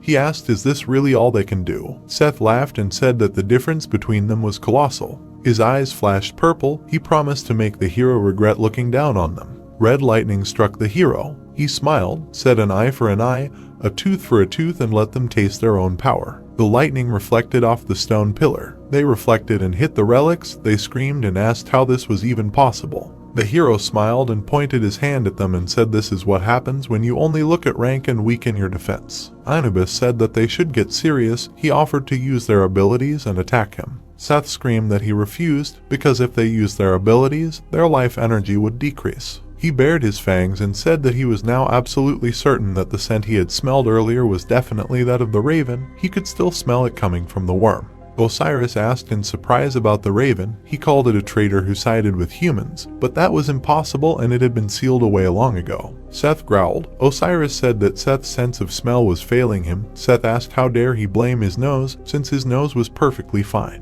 Jooheon watched impassively, wondering why they hadn't fought each other in the beginning, especially since Seth and Osiris were together now. A fight was inevitable. In Egyptian mythology, Seth did something terrible. He was so jealous of his brother Osiris that he ended up killing him. It seems that these stories written in the past affect how relics interact and communicate with each other. He narrowed his eyes and decided that this was the perfect opportunity for him. He needed to attack them while they were distracted.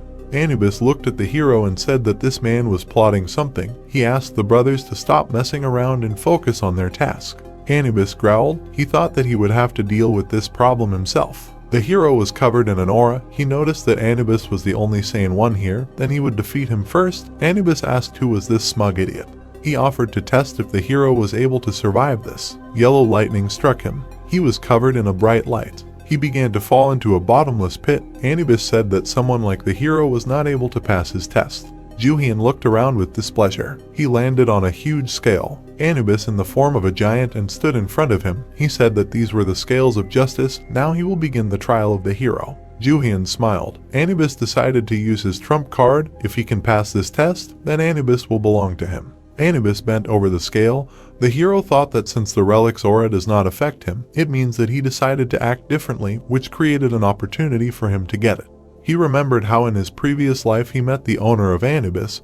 He told him that the Anubis relic will ask a series of questions, and all you need to do is answer the questions negatively. He could not remember what kind of questions they were, but he said that these questions were incredibly easy. If the questions were easy for a child, then he has nothing to fight for. Judges appeared above the hero. Anubis said that he will ask the hero 42 questions. The god's face was calm. If the hero can answer no to all these questions, he will pass this test. If he tries to lie, then the beast hiding in the darkness will read his sinful heart and eat him. Jooheon smiled. It seemed like the guy hadn't lied. Anubis asked the first question, had the hero ever stolen? He felt nervous. Sweat was pouring down his face.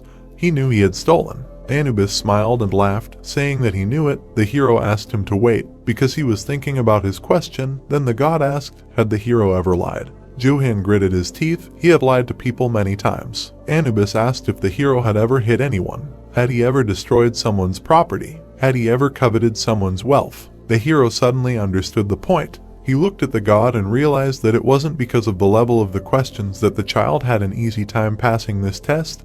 It was all because the child hadn't lived long enough to do any of the things on this list. Anubis extended his hand to him and was willing to bet that he wasn't sure he could answer no to even one of the 42 questions right. He grabbed the hero, as he expected from a man filled with sins. A huge beast appeared in the darkness at his feet. It said that the hero's heart was heavier than iron. It ordered him to go to hell, because this was the only place he belonged. Jooheon looked at the terrible face of the beast that was approaching him. He asked to wait a second. He realized that he had screwed up. Anubis unclenched his hand and the hero fell into the beast's mouth. He stretched out his hand to save himself. He fell again. He found himself in a desert filled with bones. He writhed in pain. He opened his eyes. He was surrounded by spirits. He laughed and said that he was not given a second to rest. He grabbed a bone. He put it in front of himself, got into a fighting stance and ordered everyone to attack. Spirits and the dead crawled out of the sands and began to attack the hero. He began to chop off the monsters' heads and tear them into pieces. He continued to fight, but he realized that there were too many monsters. One monster almost managed to bite off the hero's face, but he stuck a bone across its mouth. The monsters knocked him to the ground. Jooheon didn't want to give up, but he thought that this was the end. Would he really have to die again? The raven said that the hero needed help. He called him an idiot. Yellow rays began to emanate from the guy. A yellow pillar appeared in the middle of the cave. A raven appeared above the hero's head. Its 4 eyes sparkled. It said that a lot of time had passed since he did this on his own. Jooheon looked at the raven and asked, "Isn't this the past?" Blue energy emanated from the raven. It laughed and said that it doesn't matter what timeline they are in, it is still the same. The hero asked what he was talking about. Jooheon turned around. He looked at the army of the dead and said that they were trying to attack again. The raven said that nothing could be changed here. He flew up to the hero and said that he would help him escape from here. He asked to think and decided that it would be much more fun if the Egyptian gods died from their own powers. Jooheon asked what kind of monster he was and why he was helping him. The raven glowed. Blue lightning began to emanate from it throughout the cave. Seth looked at the dark sphere. He said that it took longer than he expected. It began to crack. Seth said contentedly that they were done with it. The goddesses became alert and saw that the space created by Anubis was collapsing from the inside. Kwon, exhausted and covered in blood, looked at the cracking sphere. Seth asked if an ordinary person was capable of such a thing. The sphere burst. A powerful light struck from it. Seth shouted that it was the power of the god Ra. He looked at the raven, who was hovering in the air next to the hero. Seth shouted that he knew that it was him. Anubis, exhausted, fell out of the sphere. He hovered in the air, supported by the powers of Seth. He told Crow that he still remembers how he chose the side of humans to destroy their brothers and take their power. He called Crow a worthless worm. Jooheon looked at Crow and asked if everything they said about him was true. Osiris glowed and said that it was time for him and his brother to use their powers because they had to take care of this and tell the others. Seth was burning with rage. He said that they had no other choice, and since things had taken this turn, he would tear the hero to pieces. He glowed. The space was illuminated with red light. Lightning began to destroy the building. The dead began to rise from the ground. Spirits seeped through the walls. Seth used something more powerful this time. The dead will appear all over the world. Jooheon smiled and looked at Crow. He said that he could not help more, but the hero said that he did not need anything else from him. Crow looked at the hero and asked why he was not shaking. He took out his sword. Raven said that now that everyone else had escaped, he could no longer get out of here. The hero asked, did Raven take him for a fool? He swung his sword. The situation changed dramatically. Here he could use all his relics. He smiled. His aura was smoking. He knew that they were somewhere here. Their true forms were just things that could not even move. He asked if he was right. He jumped to attack the dead. Raven's eyes stopped shining. He said that it was funny and would definitely watch the man further. The hero cut the dead with his sword. He ran through the crowd and chopped into pieces. He became faster and angrier. 3 spirits looked at the man. They noticed that he was having fun. Seth and Osiris in their true form said that even a man has a limit, and the army of the dead is endless. Anubis woke up and asked what was happening. He was asked to pull himself together, otherwise they would crush the man instead of him. 3 gods rose up. Osiris said that this time the hero would have to try. Seth laughed and said that he didn't mind. The dead began to be covered with bandages. Huge mummies with glowing eyes appeared above the hero. Sweat was running down the guy's face. He asked what the hell was that. The giants began to attack him. The hero had to dodge. He swung his sword. He found himself behind the mummy. He was covered in an aura and said out loud that they were harder than he thought. He took a golden dagger out of his pocket and said that he had something else. The relic asked what kind of energy this was. He had a feeling that he had returned home. The hero smiled and asked the blade if it had such a reaction because it was also an Egyptian relic. The blade screamed that it felt omnipotent because Lord Anubis was very close. The dagger was shining. The hero invited it to say hello to it. He walked towards the mummies and ordered the blade to lead him to him. The mummies laughed. Seth said that now that they had increased their form, they were definitely more comfortable because he had a lot of free space. Anubis woke up, looked at his neighbors and asked if the brothers had used their abilities. They answered that they had no choice. Seth said he didn't know why, but the raven, hunting for relics, appeared again. Anubis said that was why he was defeated. The mummy's eyes flashed. Seth said that they had chosen an opportune time and he should warn the others. Suddenly, the hero chopped the mummy's head off its shoulders. Seth, cut in half, asked how the hero understood. Jooheon smiled and asked the god to die. Half of the white hound's body fell to the ground.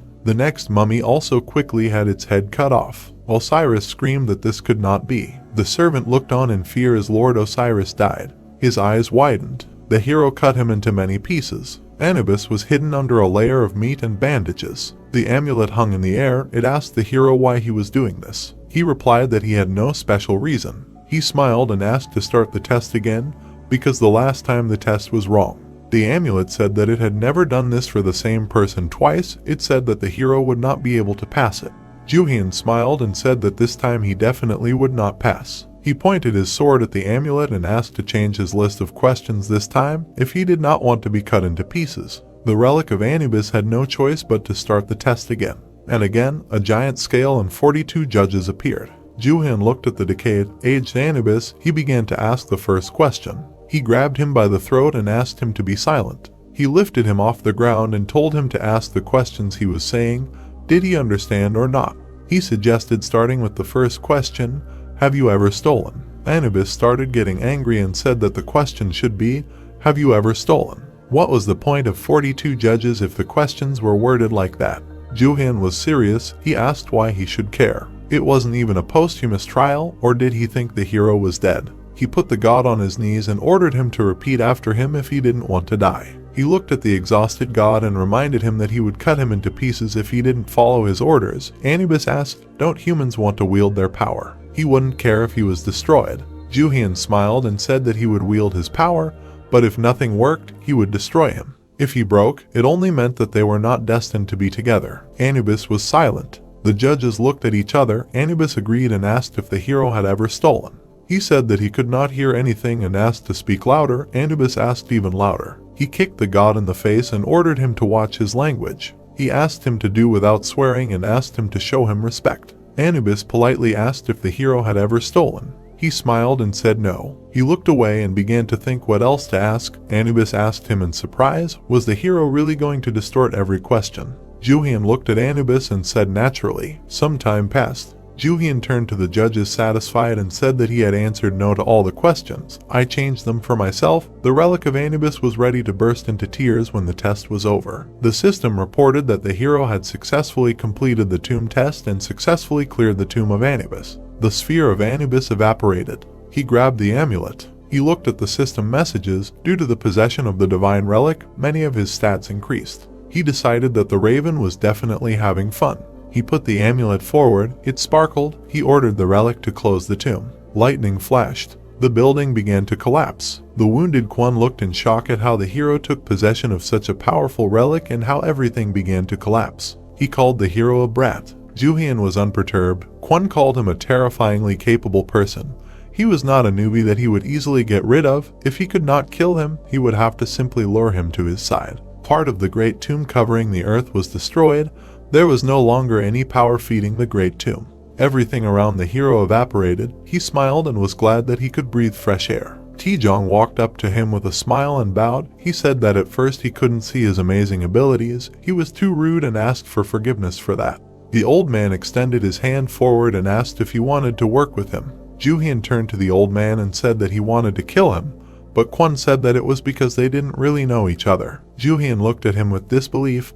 The old man said that the relics would change the world. In a transformed world, people like him had great potential. Taejong smiled slyly. He, as the head of the TKVM, promised to help the hero in all his endeavors. He must swim in the big ocean. He will help him develop his potential and abilities. He again offered the hero to work for him. Jooheon looked at the old man angrily. He pointed his sword at him and said that at first Taejong said to work with him, and then offered to work for him. This spoke volumes about his true intentions. Jooheon said that the old man would invest in him, but then he would demand results from him that matched the investment, and then he could get rid of him whenever he wanted, as if he didn't matter at all. The remains of the tomb dimension were floating in the air. The hero said that all the old man wanted was to use him, but he said that he wanted to work with him. He asked not to make his slippers laugh. The old man laughed. He walked away and said that he was just making an offer.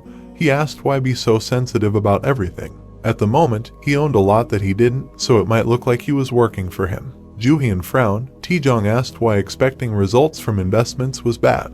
He said that he was scratching his back, and he was scratching his. That's how the world works. The hero decided that Kwon was like an old snake. He spread his hands and asked him to think about it. He would have to go through a lot of dangerous events to get the relics, and it might become difficult to clear everything up alone. Kwon smiled, said that if the hero got injured in any way, he could contact the hospitals affiliated with their company. Jooheon slit the old man's throat. Blood spurted out. Jooheon glared at the old man. He decided that he couldn't just stand there and listen to this old man. Kwon's eyes widened. While the hero thought that the day Bosniakia died in his arms, he used him as a slave, using that excuse to cure his illness. The old man smiled. The aura began to be sucked into his wound. The blood was sucked into the wound. He said that it was unexpected. It was very fast. Jooheon narrowed his eyes and said that it was disgusting. This was how the protective relic he possessed worked. Kwon smiled. The wound on his neck was healing. Achilles' body, having taken on the power of the river Styx, is, after all, a godlike being. Achilles is a warrior mentioned in Greek mythology. His mother Thetis was the goddess of the ocean and his father Peleus was a human. Thetis wanted her son to become immortal, so she dipped Achilles in the river Styx, holding his heel. Achilles had great strength and an immortal body, but that heel became his only weakness. In the end, he died because of an arrow that hit his heel. Jooheon frowned. He reasoned that since this relic is related to Achilles, it must have a certain weakness. Kwon looked at the hero menacingly. The hero understood that the problem was that he did not know where this weakness was. After his attack, his head simply grew back. The old man asked if the hero now understands why he is superior to him. He smiled. Covered in an aura, he said that he was no match for him in strength, but even so he could not defeat him. He did not want to fight the hero.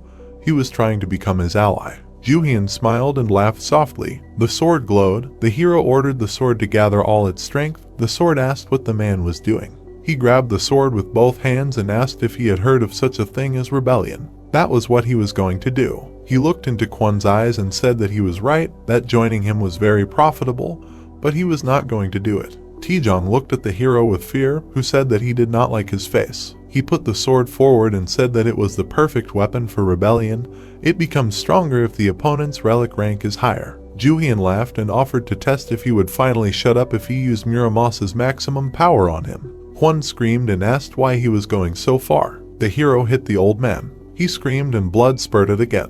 The hero glared at his enemy. A huge explosion was heard. He hit him with all the power he could pour into Muramasa. This way he can use a power that far exceeds the power level of his relic. Although this will simply destroy his relic, it seems that this old man said that he was putting in too much power. And he was right, although it was reckless. The sword cracked and fell apart. The hero could not just let go of his worst enemy. Kwon screamed in pain. He hung in the air, covered in energy. The hero believed that upon sensing a threat, his relic activated automatically. It would be very dangerous if the hero got into the area of damage of this relic. He clenched his fist. He can reflect part of the attack back with the Hammurabi code. This one will knock the old man down again. A stone pillar appeared behind the hero. He saw how the code relic cracked slightly. The damage was reflected back to the old man. There was another explosion. The old man was sitting pinned to the wall. His Achilles relic and the relic of dominance had definitely taken a huge hit and Kwon would not wake up anytime soon. The hero walked up to him. Unfortunately, Muramasa had broken. He was holding the rest of the sword in his hands. The relic of Hammurabi was also badly damaged. He exhaled and said that he had put in so much effort, but he still couldn't take the old man's life. It was annoying as hell. He was called. He turned around and saw the scared guys asking what happened. He was surprised that they were still alive. They looked at the old man and asked why there was a dead body here, but the hero said that he was still alive. Hyan looked at the serious hero and asked if he was going to kill him. The old man was still unconscious. Hyan asked to leave the old man, because he would be in the hospital for a long time. Jooheon understood that he had no way to kill him now. He exhaled heavily and walked away, saying that he was hungry and wanted to get something to eat. He hoped that some restaurant survived this. Hyan asked him to wait. Jooheon asked the guy not to forget to address him with respect, since his patience was quickly running out. They looked at the rubble of the buildings. The news anchor said that she was reporting on the destruction caused by abnormal events. She said that they were receiving news from those who were attacked by monsters. Scared people said into the microphone that dead bodies rose from the ground. Mummies. They looked like mummies. People wanted to believe that all this was for some movie. Some people used superpowers thanks to strange objects. Jooheon ate noodles. They watched TV with Hyan. The guy said that this news was trumpeting on every channel. The hero said that the whole world now knows about the existence of relics. Hyan looked at the relics on the bed. The hero told the guy that the world would soon change. Those who could get hold of good relics would gain great power. The relic said that the owner was the only one who chatted non-stop. It said that its body would soon collapse. Hyan looked at the objects in surprise and asked if they were hanging on by snot. The hero muttered that this was the problem. He took out his phone and said that he had a solution because he had useful friends. Hyan asked what the hero meant by good friends. He recoiled. Jooheon started talking to Irina and told her that now was not the right time to call, but he found a way to remove her curse. Irina at that moment happily asked if this was really true. The hero knew it was a lie, but not 100%. He smiled and said that she would have to find something for him. He thought that in order to cure this ailment, he would have to be more active. Irina asked who this person was after the hero hoped that she could help him with one thing. Jooheon smiled. He said the name of Jooheon, a real expert in repairing relics. Each relic can break due to a decrease in durability or just careless use. There is no way to restore a relic from scratch. But even so, there are relics that have the ability to restore other relics. People who have such relics were called relic masters, and Jooheon was the best of them. He simply monopolized the market. He was given the nickname King of a Fur. Jooheon remembered how Kwon once took an interest in him, and in the end, they ended up on the same tomb raiding team. He simply had to make the guy work for him. Then restoring relics would not be a problem for him. Hyan looked at his watch and said that this girl considers punctuality a joke. Jooheon looked at the city. The guy asked him who is Jooheon, that they came all this way for him. Hyan looked at the hero absent-mindedly and said that when it comes to relics, the hero has no equal. Jooheon said that the guy is right, but repairing relics is a very expensive business. He closed his eyes from the sun and said that most of the craftsmen are weirdos. They require an incredibly huge intimacy with the relics. This can turn into a huge headache for him, and since he can't do it, he will get someone who can. It's easy as pie. Jooheon smiled slyly. He compared his thinking to that of a slave trader. A helicopter appeared above the heroes' heads. The megaphone announced that they would descend as soon as they could. Irina came out of the helicopter. She sparkled with happiness and said that she was not that far, but there were huge traffic jams on the roads, so she tried to come as quickly as possible. She apologized for being late. Jooheon smiled awkwardly and suggested going somewhere and making a plan. They sat down in a cafe. Irina asked who this person was that the hero was so interested in. Jooheon answered that this person was Korean, whose name was Yuya. He asked if she had ever crossed paths with him. Irina looked at the hero in surprise and said that she had never heard of him. Jooheon smiled and said that maybe she didn't know about him because he was using a fake passport. He asked if the girl knew anyone who collected art-related things. Irina beamed and said that her brother knew and even dated people with similar interests. The hero handed over a phone with a photo of Yuya and said that she should see this person at least once.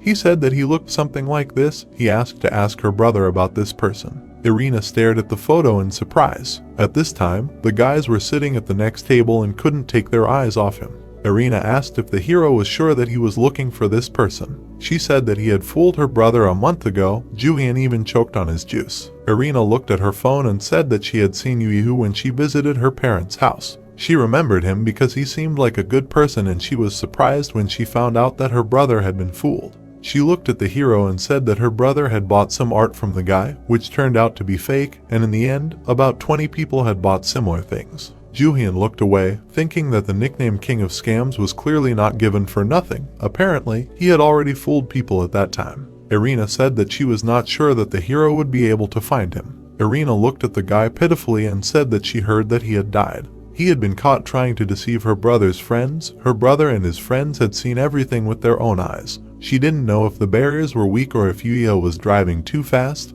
but his car crashed through the barrier and fell off the cliff. Even the police reported him dead. Jooheon thought about it. He couldn't believe that Yuya was dead. He remembered that guy. He was about 26 years old. It would be about 5 years until they first met. He couldn't be dead. Jooheon frowned. He supposed that the future could have changed. Now that he thought about it, not everything was going the same as in his previous life. Last time the relic that caused the giant tomb was Indian. This time it was Egyptian. Jooheon started to get angry. He noticed that the order of events was different, but that couldn't be. He really needed Yuya's ability. He looked at the surprised Irina and suggested that they look for him anyway. She asked if the hero really thought that the guy could be alive. The hero smiled and said that Yuja was a tough nut to crack and they should at least believe in it. A cross-shaped sign was burning above the hospital building. The news anchor raised a microphone to his mouth and said that the phenomenon that had spread across the planet had similar characteristics to the tombs that had appeared earlier. The headline of the news was asking if this phenomenon would be the answer to the mystery of the tombs. The journalist said that the government had decided to investigate the relics. The bandaged man on the hospital bed asked when they would get tired of talking nonsense. Gritting his teeth, Taejin said that he had tried to keep the existence of the relics a secret, but his plans were ruined by the protagonist. The director raised his fist and shouted that he had to take revenge on him, but his body had not yet recovered. An employee of the company rushed to him and asked him to calm down. Hearing someone's voice asking what happened here, the man looked around as much as his collar allowed. An old man entered the room and said that his friend did not look well. Raising his eyebrows, he asked the employee to leave them alone. Sitting down in a chair, Edward praised his colleague for his good work in summoning a tomb of such a large size. Taejin replied that he had no idea that a tomb existed at the airport and called it an accident. Raising his hand, the old man said that it did not matter because the fact that his colleague influenced the appearance of the tomb by activating his relic remained unchanged. He should lie low for a while because some customers were simply furious.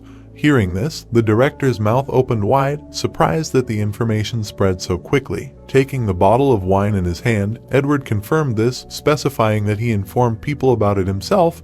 The man asked why it was necessary to do so. Pouring the wine into the glass, the old man explained that he traded not only weapons but also information. Taejin looked at him and said that he simply did not care about his trust. His colleague replied that it was necessary to give relevant information in order to gain trust. Edward added that everyone should be responsible for their own actions and asked why his friend's body was not healing. The director silently looked away and sighed. Raising the glass to his mouth, the arms dealer said that he knew about the relic of immortality. His friend said that he did not know why it did not work and assumed that it was damaged. Raising his plastered hand, the man clenched his teeth and blamed the protagonist for everything. Raising his eyebrows and sticking out his index finger, Edward called him interesting, especially if he really managed to damage such a powerful relic. Standing up from his chair, he said that the damaged relic was not a problem because it could be repaired. The man asked if there was a way to do that. Closing his eyes, the old man promised to direct him to a relic restorer in exchange for other artifacts. Hearing the wish to be more careful, Taejin frowned in displeasure. Walking down the corridor, the informant asked his employee walking behind him to find out more about the protagonist. A dark sky hung over the night city. Sitting in a computer chair, the young man asked who was calling him at such a time, depriving him of concentration.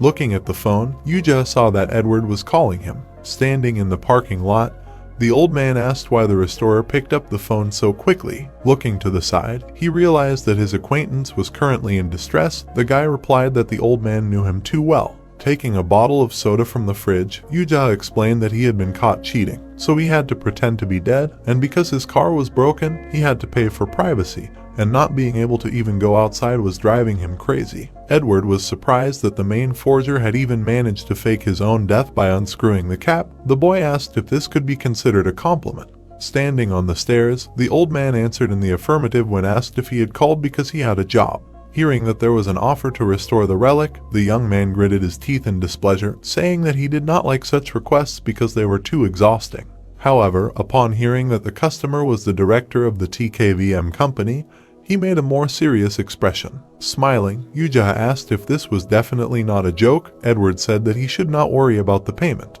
Joyfully raising his eyebrows, the restorer promised to definitely fulfill the order. The heroes stood in front of the art gallery. Someone said that this was the address that Arena gave them, and asked if his friend really believed that Jooheon was alive. Entering the building, the protagonist answered that this man was not one of those who could just die. His comrades followed him. The girl at the reception greeted the guests. Someone asked if Jooheon was here. The employee raised her eyebrows in surprise. Standing behind the counter, she answered that the head was not in the office today. Jooheon asked how this happened. Looking away, he felt the energy of the relics. Hyun hit the table, frightening the girl, and asked if the head really was not pretending to be dead and was absent. Grabbing his ear, the guy asked why he was doing this. The blonde replied that they needed to get the employee to talk. Approaching his face, the young man said that they came to lure Jooheon out and urged his friend to use his brain. The thief put his hand to his chin and apologized. The girl said that guests shouldn't act like that, no matter the reason they were there. Frowning, she explained that their leader had died in a car accident. A large duffel bag fell on the counter. Covering his face with his hand, the protagonist asked what to do with all these things now that Jooheon had passed away. The employee asked with wide eyes what they were. The bag contained relics, and she thought that some of them looked high-ranking. Seeing the girl cover her mouth with her hand in surprise, Jooheon smiled. Placing his hands on the table, he decided to end it and asked if these things were familiar to her. Pointing at himself, the guy asked for help because all these valuable relics were broken and he needed someone to fix them. Smiling, the young man asked if the girl could fix them herself if she worked for such a genius. The employee looked down, unable to find the right words. Raising her hand and forcing a smile, she asked him to wait a bit because she needed to go to the toilet. The thief agreed. Squinting, he thought he knew this would happen. There was a painting on the wall next to the toilet. The guy thought that Jooheon's assistant was just as greedy and would not miss the chance to get these relics. He had no doubt that the restorer was alive. Putting the phone to her ear, Jooheon said that they had a problem. Holding a pen in his hand, the swindler asked what they were talking about. The girl explained that someone was asking to fix his relics. Sitting in a computer chair, Jooheon asked to send these people away and explained that he would be busy with work for TKVM for a while. Hearing that the client had brought about 10 relics, one of which looked like a divine Egyptian relic, the restorer raised his eyebrows in surprise. The assistant smiled and asked what she needed to do. The swindler decided to think of it as easy money. A sly grin appeared on his face. With a confident look, he asked to take the relics and bring them to the restoration room, and promised to come soon to make the best fake. The girl came out of the toilet and apologized for waiting so long. The protagonist scratched his head and said that everything was fine. Going behind the counter, Jooheon promised to restore the relics since it was urgent. Putting his hand forward, Jooheon thanked her. Raising her eyebrows, the assistant asked if it was possible to take the artifacts to the restoration room to check their condition with special equipment. The guy smiled good-naturedly and agreed. Hyun gave him a worried look. Frowning, the blonde asked in a whisper what would happen if these people just ran away with the relics. Putting the price list on the table, the girl asked the guests to look at the approximate price and conditions. The young man folded his arms and explained that good bait catches good fish. His friend noted that they had given away the things and now they could not do anything about it. The tomb robber narrowed his eyes and agreed with him. The blonde opened his mouth in displeasure. Grinning, his friend suggested thinking of it as a bet. They needed to check whether their plan would work or fail. Jooheon looked ahead with a sly look. Jooheon smiled. Various relics were lying on the table. Someone shouted that they had hit the jackpot. Smiling happily, the swindler praised his friend for deciding to call him because some of the relics looked high-ranking. The assistant asked with a worried look if they were sure they would not be caught because one of the guests looked like a member of some gang. Pointing to the door, the restorer asked the girl to just hold them because the fakes would be ready in just a few minutes. Jooheon headed for the exit. Holding a piece of paper in his hands, Jooheon said that it would be very simple. He took out several black panels from the box. He had a B-class relic in his possession, the secret signature of the artist of the swindler, which shocked the world. With it, the swindler would be able to make a copy of the relics and steal the real one. Holding the paper in his mouth, the guy took a golden axe in his hand. If a person touches any relic while holding the signature, a perfect fake will appear that will not only look like the original but also be able to use some of its abilities. A golden glow appeared on the desktop. The fake relic emitted a special aura that made it impossible to detect the substitution for 12 hours.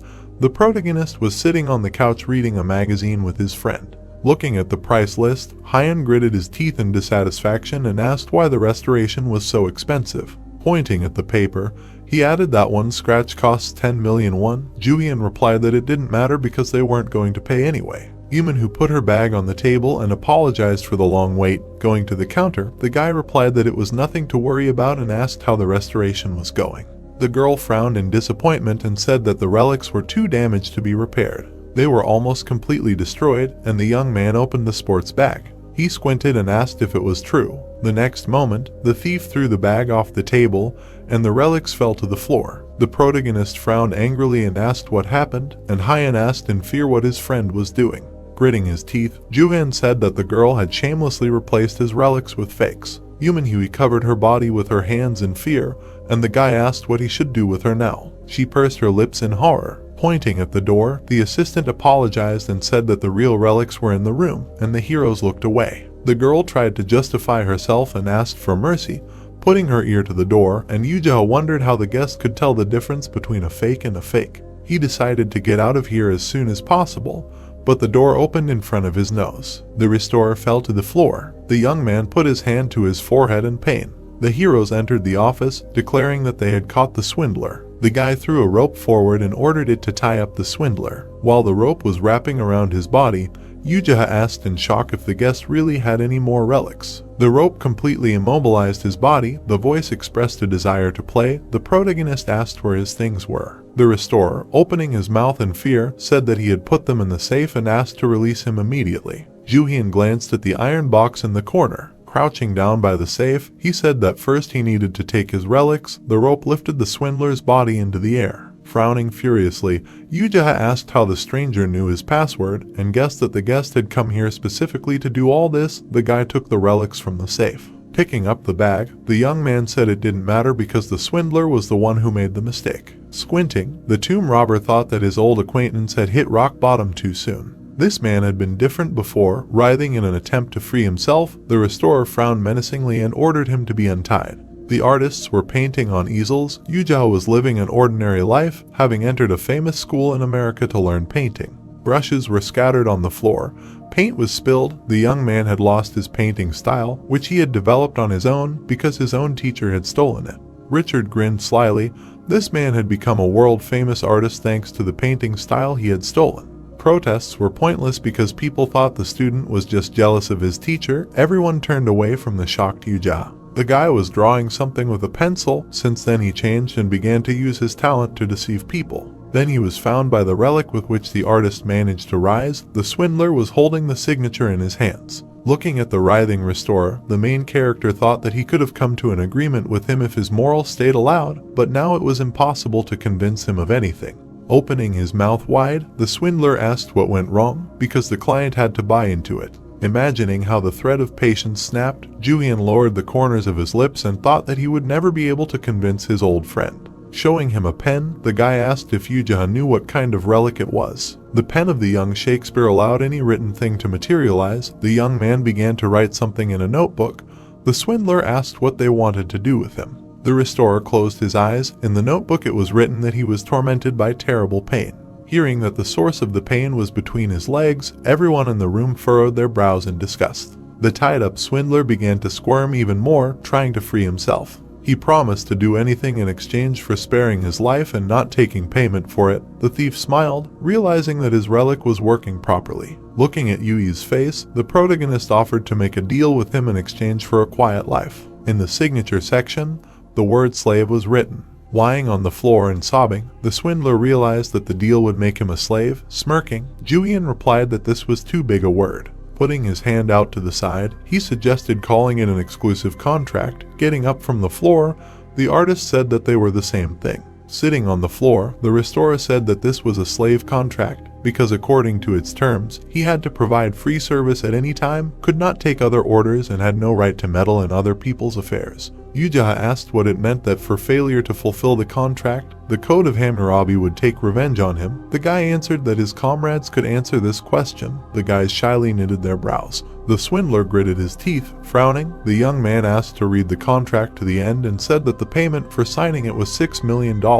Also, according to the terms of the contract, he would provide a bonus for each relic repaired and would have to take care of food, clothing, housing, comfort, and safety while the contract was in force. The artist incredulously knit his brows. Looking down at him, the tomb robber offered full guardianship on his part, which could not be found in a deal with anyone else. Jumping up and pointing at him, the restorer said that he was not sure if all these conditions were true. He ran away screaming that it did not count. Jooheon asked if he should follow Jooheon. The protagonist answered yes, closing his eyes in irritation. Looking at his comrades, Jooheon asked them not to be too cruel. The men bowed. Looking away, the guy thought that he should gain the restorer's favor because he would not be able to use force forever to improve his skills, and in the future, the swindler would receive a divine relic. Running into the office, the swindler called the director of TKVM. After closing the door, the young man said that the president heard about him from Edward. Jooheon replied that he did not think that they would contact him. Hearing that his colleague was obliged to call him, the man smiled and thanked him. Grinning nervously, Jooheon agreed to take on the restoration of his relic. The director raised his eyebrows tensely. He asked his subordinate to turn off the TV. The girl in the formal suit did so. Jooheon said that things had not gone so smoothly for a long time. A smile appeared on his face. Looking forward confidently, he offered to discuss the details of the deal. The restorer gritted his teeth in anticipation. Hiding in the office, the swindler asked for the relic to be restored. Hearing that it would be very useful, the boy looked up and smiled. The man asked where they could sign the contract, but a scream was heard from the phone that his employee was holding. The director tensed up when he heard strange voices. Someone ordered to take the phone from the boy. Jooheon shouted that everything was annoying him. When the man in the blue shirt grabbed him, the protagonist reached out and asked to hand over the phone. When the phone was in his hands, Jooheon asked if Taejun was really going to restore his relic. The man's mouth opened in fear, recognizing his voice. The guy smiled and said that he needed to know that the scammer was his personal restorer, so the director had to find someone else to do the job.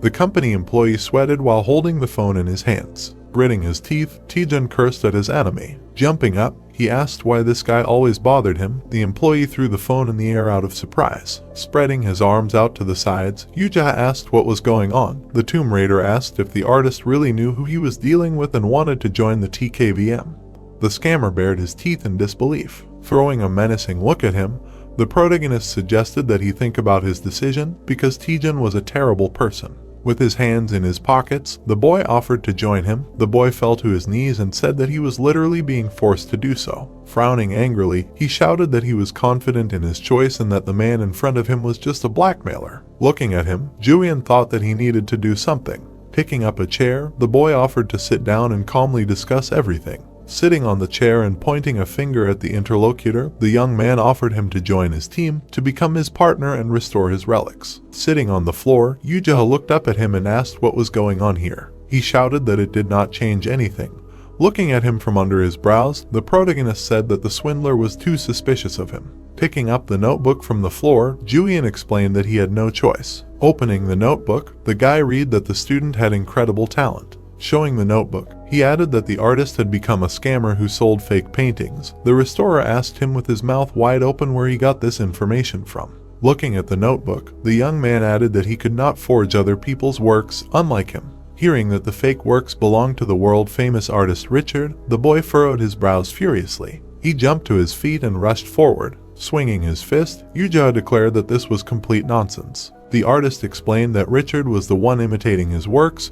The tomb robber stopped his fist. The protagonist asked again if the famous artist really imitated his works. Waving his hand, the boy replied that it was. Squinting, Jooheon asked if imitating someone else's work did not take a lot of time. The answer was affirmative. Putting his hand to his head, the swindler explained that his teacher could somehow draw what appeared in his own thoughts, which probably sounded ridiculous. Hearing the objection to this, the restorer looked up in surprise. The boy explained that this was because Richard was using a special relic. Introducing the smirking man, the young man crossed his arms and explained that his relic could copy anything, so knowledge and abilities could also be completely imitated. Clenching his fist, Yuja asked how he could be so sure of this. The tomb robber put his hand forward and replied that he was also the owner of the relic. Smiling, he offered to help return the glory stolen by Richard. The boy raised an eyebrow in surprise. In exchange, he needed to sign a contract. Standing up from his chair and spreading his arms out to the sides, the protagonist asked if this didn't sound tempting enough. Putting his fingers to his chin,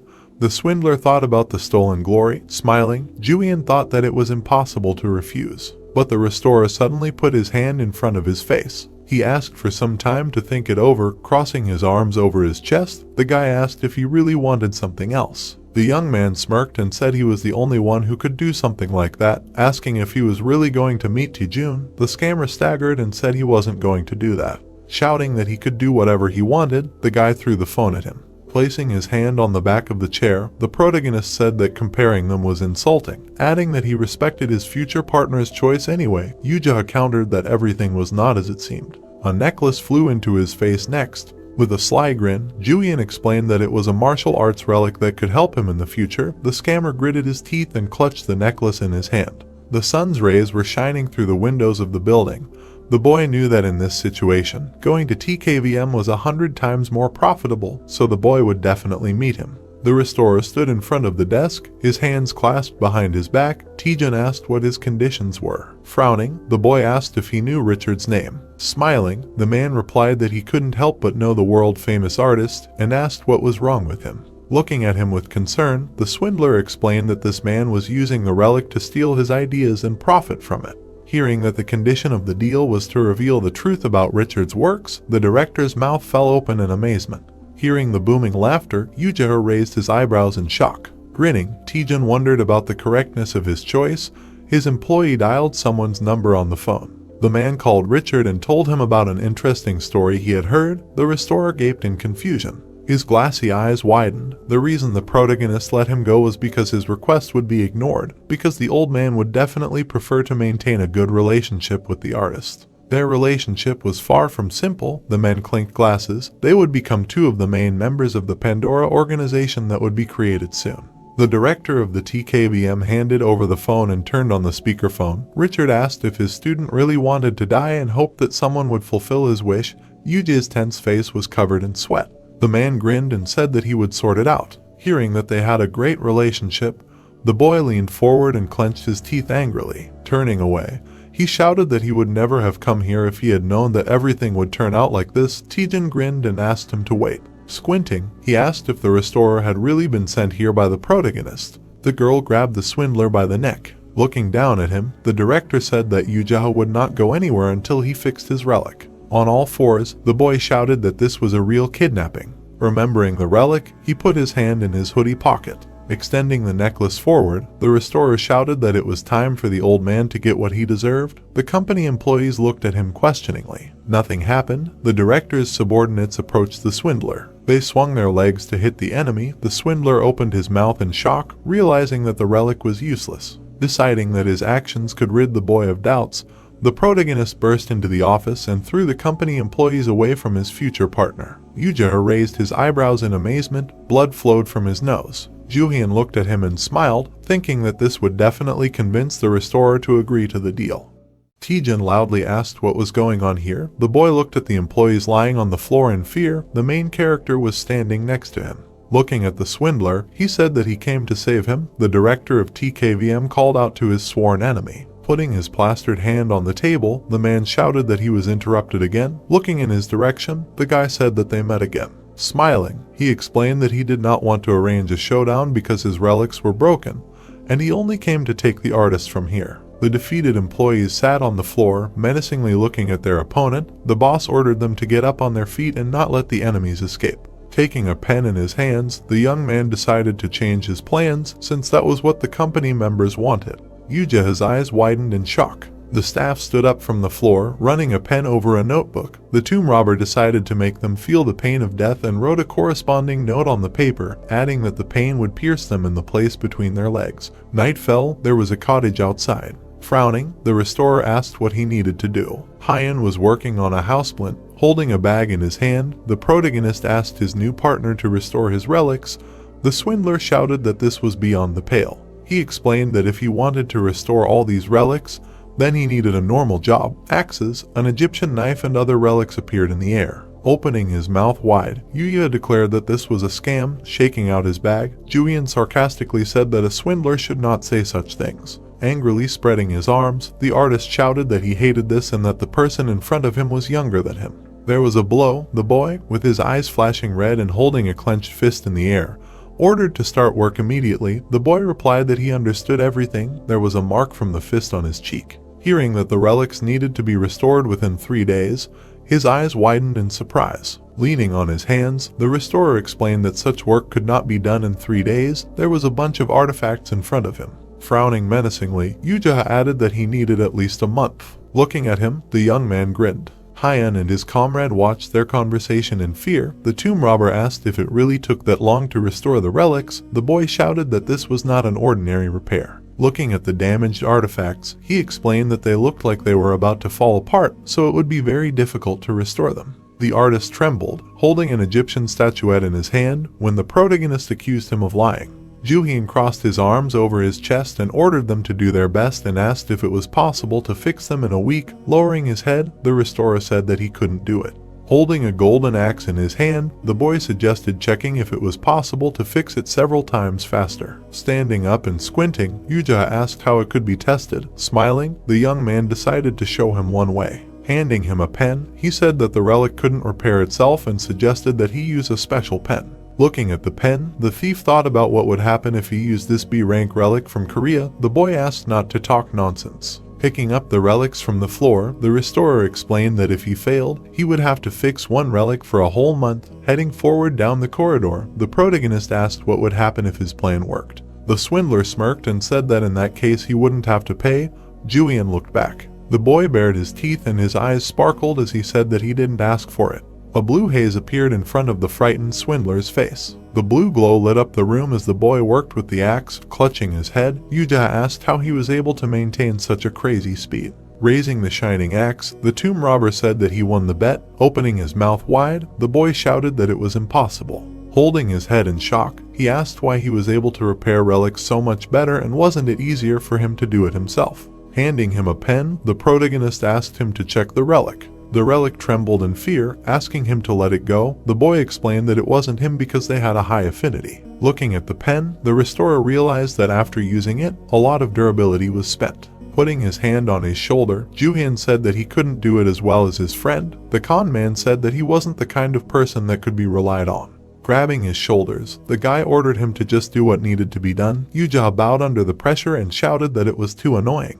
Smiling, the young man said that his partner wasn't ready yet, but he would be completely different in the future. Hearing that this wouldn't happen if he shied away from work, the boy frowned in displeasure. Sitting on a chair and placing his hands on the table, the restorer asked if his boss could see the future. The phone in his hoodie pocket rang. Picking it up, the artist realized that Edward was calling. Entering another room, the tomb raider asked how the plant was doing. The man replied that it was fine. His friend praised him for his excellent work. A purple message appeared in front of the protagonist, stating that the agility ability had increased to rank C, due to which the wear and tear of the relics used had been reduced. The new notification said that the title of Restoration Expert and the ability of Serious Restoration had been obtained. Sliding his finger across the skill window, Jooheon wondered why he had another skill when he already had the skills to restore relics. Someone called out to him. Handing him the phone, Jooheon said that his friend wanted to talk to him. Putting the phone to his ear, the boy heard a familiar voice and called out the name of its owner. Hearing this, the boy raised his eyebrows in shock and asked how they knew each other. Hyun and his friend watched in surprise.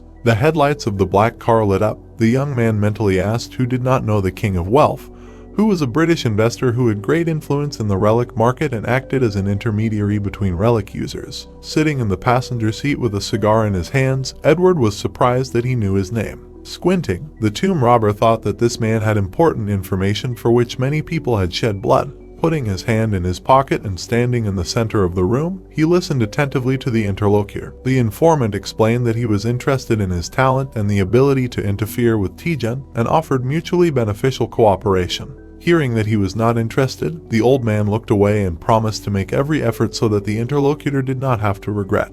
The protagonist asked what he needed to do and what he would get from it. Edward was surprised how quickly his mood changed. An earphone was attached to his ear. When the informant decided to explain the details of the deal, Jooheon went to the panoramic window and looked at the night city. People gathered around the pagoda. A tomb appeared in the office of the Chinese government. The man promised to pay billions for participating in the cleanup, but the relic would go to the Chinese government. The boy narrowed his eyes when the old man asked to bring this relic for him. The car was driving along a dark street. Edward promised to make the interlocutor his VIP client in case of success. The young man said that this was all nonsense and asked who he would actually have to work for. The informant opened his mouth in surprise and lowered his cigar. Grinning, the tomb robber explained that the old man was wrong to consider him a newbie and said that the words about the Chinese government were probably a lie. Hearing the question of whose order it was, the man brought the cigar to his mouth. The main character held the phone to his ear.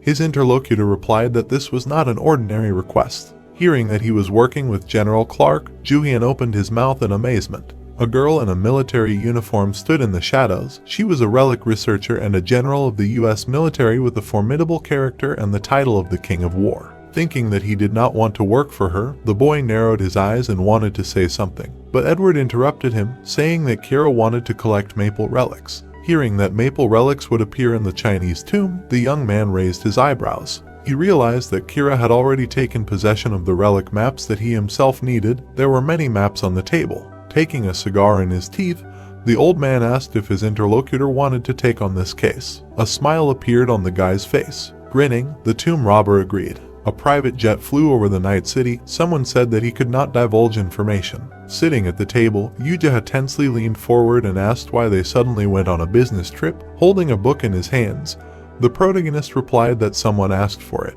Clutching his head, the boy shouted that boarding the plane right after the call ended was too fast. His boss ordered him to shut up and not cause trouble. Irina came up to them and asked if everyone was comfortable here. Smiling, Jooheon was surprised that she was here and replied that it was very comfortable. He explained that they would arrive on time because it was a private plane. The girl replied that she was happy to help her friend. The restorer opened his mouth in amazement, amazed by her beauty and thought that he had seen her somewhere before. Throwing a stern look at him, the guy asked his partner to say hello to Irina because she helped get the plane. The heroes sitting opposite each other exchanged pleasantries. Hearing how he was called a swindler, Jooheon opened his mouth in fear, his eyes turned white.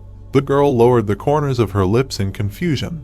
The young man asked if his friend knew the name of their companion and said that from now on they would work together. Hearing the name, the boy trembled. Bowing, he apologized for the machinations he had carried out on her brother. Irina looked at him and accepted the apology. Leaning closer to her, the tomb robber asked her not to be so direct and call the swindler useless. Hiding behind a magazine, the protagonist explained that he needed to say that he needed a month to restore the relics and that it could be done much faster. Clenching her fist, the girl agreed with him.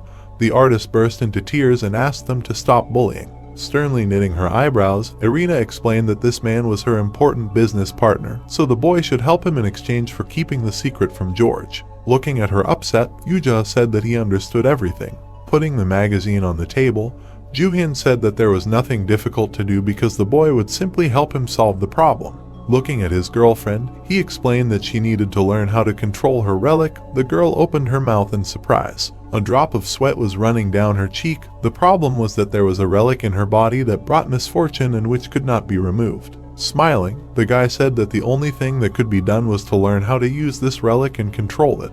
He added that he controlled his relics with dominance and his partner with affinity, so beginners like the girl needed to learn these two concepts. The artist shrugged his shoulders, folding his hands under the table. Putting his hand out in front of the girl, who did not understand anything, the young man explained that it would be quite difficult to control the relic, so they needed to try to reduce its negative effect. Irina agreed. The plane was flying high above the clouds. The day came, the plane arrived in China, a TV tower rose above the river. Someone noticed something strange. Looking at the application on the phone, Jooheon was surprised that the stock market had fallen very sharply. The thief explained that this happened just recently. A purple dome appeared over the city. More than 2/3 of China became a tomb, the entrance to which was near the island of Tepa, but the bridge was destroyed, so the hero had to sail on a ship. The protagonist held binoculars in his hands and decided that the relic was related to the ship. Someone called out to him. Jooheon turned around and asked what happened. Checking his pockets, the boy said that his restoration relic was missing. Angrily frowning, the guy asked where it was. The artist did not stop shouting that his relic was missing. Strange energy enveloped the people standing on the ship. A notification appeared above the young man that the relic thief had chosen him as his target. Looking down tensely, he realized that several of his relics had been stolen. Releasing a rope from his sleeve, the tomb robber said that he still had useful relics left and ordered the rope to tie up the thief. A voice asked if someone wanted to play with him. Putting his hands in his pockets, the boy asked if his boss was going to find the thief. Crossing his arms over his chest, the protagonist explained that the thief couldn't escape unless he could teleport. There were many people around them. Smiling, he said that the rope hadn't returned and suggested that they go see the criminal. Jooheon looked at him in surprise. There was a sign on the wall that said toilet. Someone was screaming for help. The restorer said that they shouldn't go into the women's toilet. Jooheon opened the door and explained that the screams were coming from there. A girl with green hair was writhing in the air. The rope that tied her up asked him to play with her. Someone asked what happened. Scratching his chin, the guy decided to see who it was. The boy asked if the boss knew this girl. Approaching the victim of the relic, the young man explained that this was a member of the US team who uses the Medusa relic. The swindler was surprised that there were Americans here. Covering his eyes with his hands, he asked if they wouldn't turn to stone if they looked at her. Looking back, the tomb robber explained that everything would be fine. Frowning angrily, the girl asked how someone dared to tie her up. The guy snapped his fingers. The rope tied the American's hair. Smirking, the protagonist said that resistance was useless. Crouching next to his victim, he said that Medusa was a charming woman with beautiful hair before she was cursed, but this girl looked too young.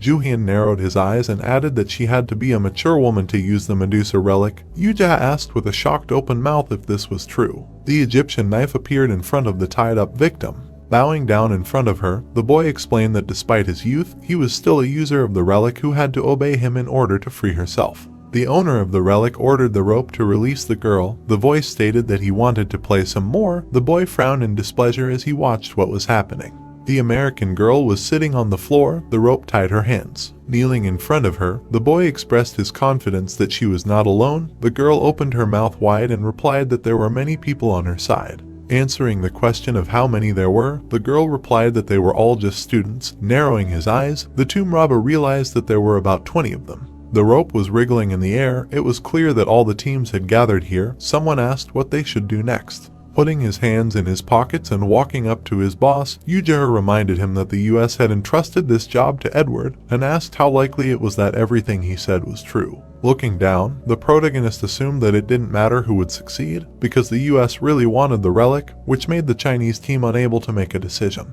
Imagining Kira standing with her back to him, he decided that this relic was very valuable since even the general was interested in it. With an evil grin, Jooheon concluded that it would be useful. With his mouth open in shock, the boy asked what about the order. The girl frowned, watching their dialogue.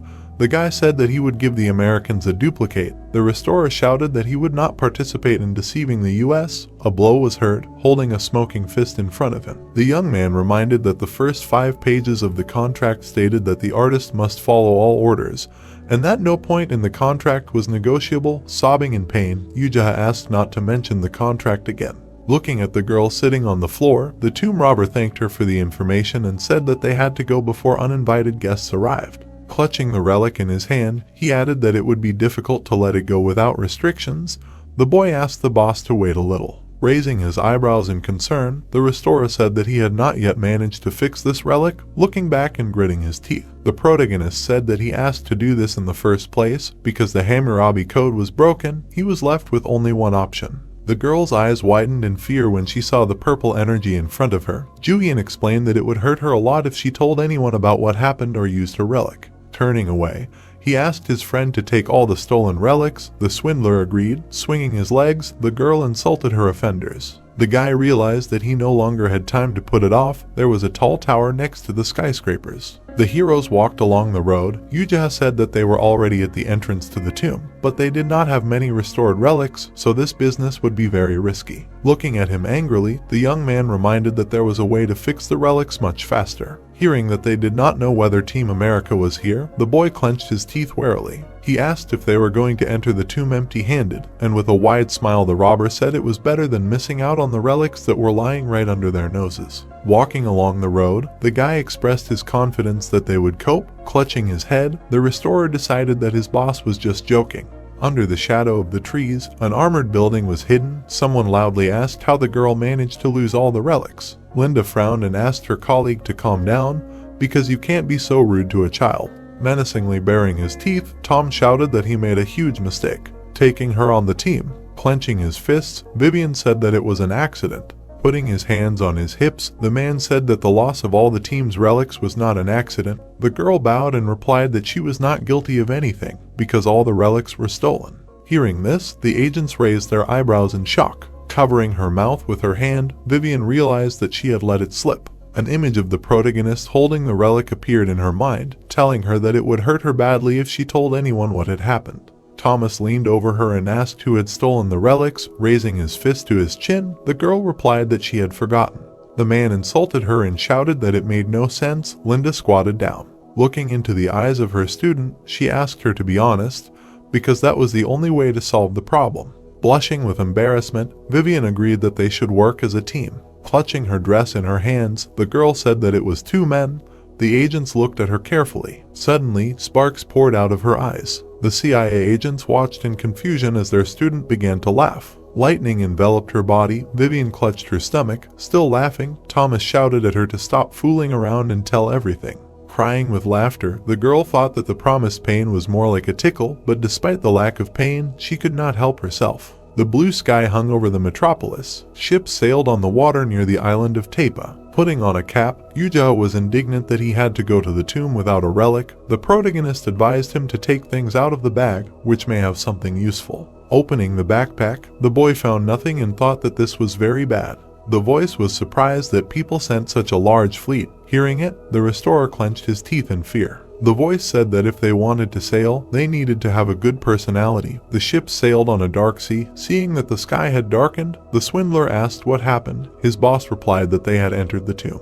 The man ran up to them and shouted that they were in trouble. With his shoulders hunched, Jooheon asked what their next plans were and if they would just hide on the ship. The boy silently looked ahead. Hearing that the ships ahead were attacked by monsters, the boy opened his mouth in fear. The ship cut through the waves with its bow. A strange sound was heard. Monsters jumped out of the water. Someone shouted that the enemies were approaching and asked what it was. The men fell to the floor of the deck, seeing that the monsters were throwing strange projectiles at them, leaving burns on their bodies. One of the men was bitten by a snake. A man with long hair looked back and called on his comrades to use their weapons. Looking overboard with the other people, the young man said that the battle had begun. Squinting, he added that there were still a lot of monsters there. Looking at him in fear, the restorer asked if this was really so. Taking the iron pipe in his hands, the thief said that he could defeat the monsters without the relics.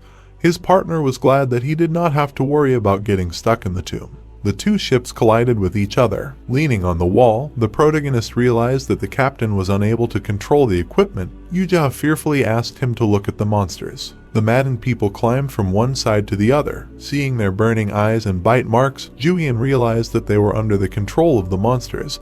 The voice said that his puppets would ruin their plans. He also warned that this trip would not be easy. The boy asked in horror what to do. Trying to maintain a calm expression, the guy thought that this situation was quite problematic. The heroes ran along the deck. The restorer asked where they could go in the middle of the sea. Putting his hand in his breast pocket, the young man said that he was going to use the relic and asked his friend to relax since they were the best team. The con man looked at the pen in his boss's hands. Using this relic was not that difficult as long as the target was a human. Squinting, the tomb robber wrote that the people under the control of the tomb began to lament their stupidity and bowed their heads. Seeing the zombies fall to the floor, Jooheon asked in fear what happened. He peeked around the corner. Looking at it, the protagonist decided that now was the time to deal with the monsters. The voice stated that this would be their punishment. Putting the pen in his pocket, Jooheon realized that the monsters would come here faster. The voice laughed, noticing that his enemy was chosen by a crow. The guy looked at the sky. The voice said that rumors about him are spreading everywhere. Looking at his boss, the boy asked why this chatty relic was talking about him. The young man replied that she was interested in him because he was quite famous. Lightning appeared in the sky above them. A voice ordered him to curb his arrogance and said that now all the relics would try to kill him. Grinning, the tomb robber said that he was flattered by this and was glad that the relic itself wanted to come into his hands. The restorer smiled. Huge rocks grew in the sea above the ships. The guy noticed that the relic was talking too much and suggested that she find him. Smiling, he added that he had a few questions that he would like to hear the answers to. Squinting, the protagonist asked who the raven really was. Images of Anubis and Seth barking at him appeared in his head. This time the relics of the Egyptian gods also knew about the raven, which, apparently, was quite famous among the relics. The voice asked why he needed to share this information.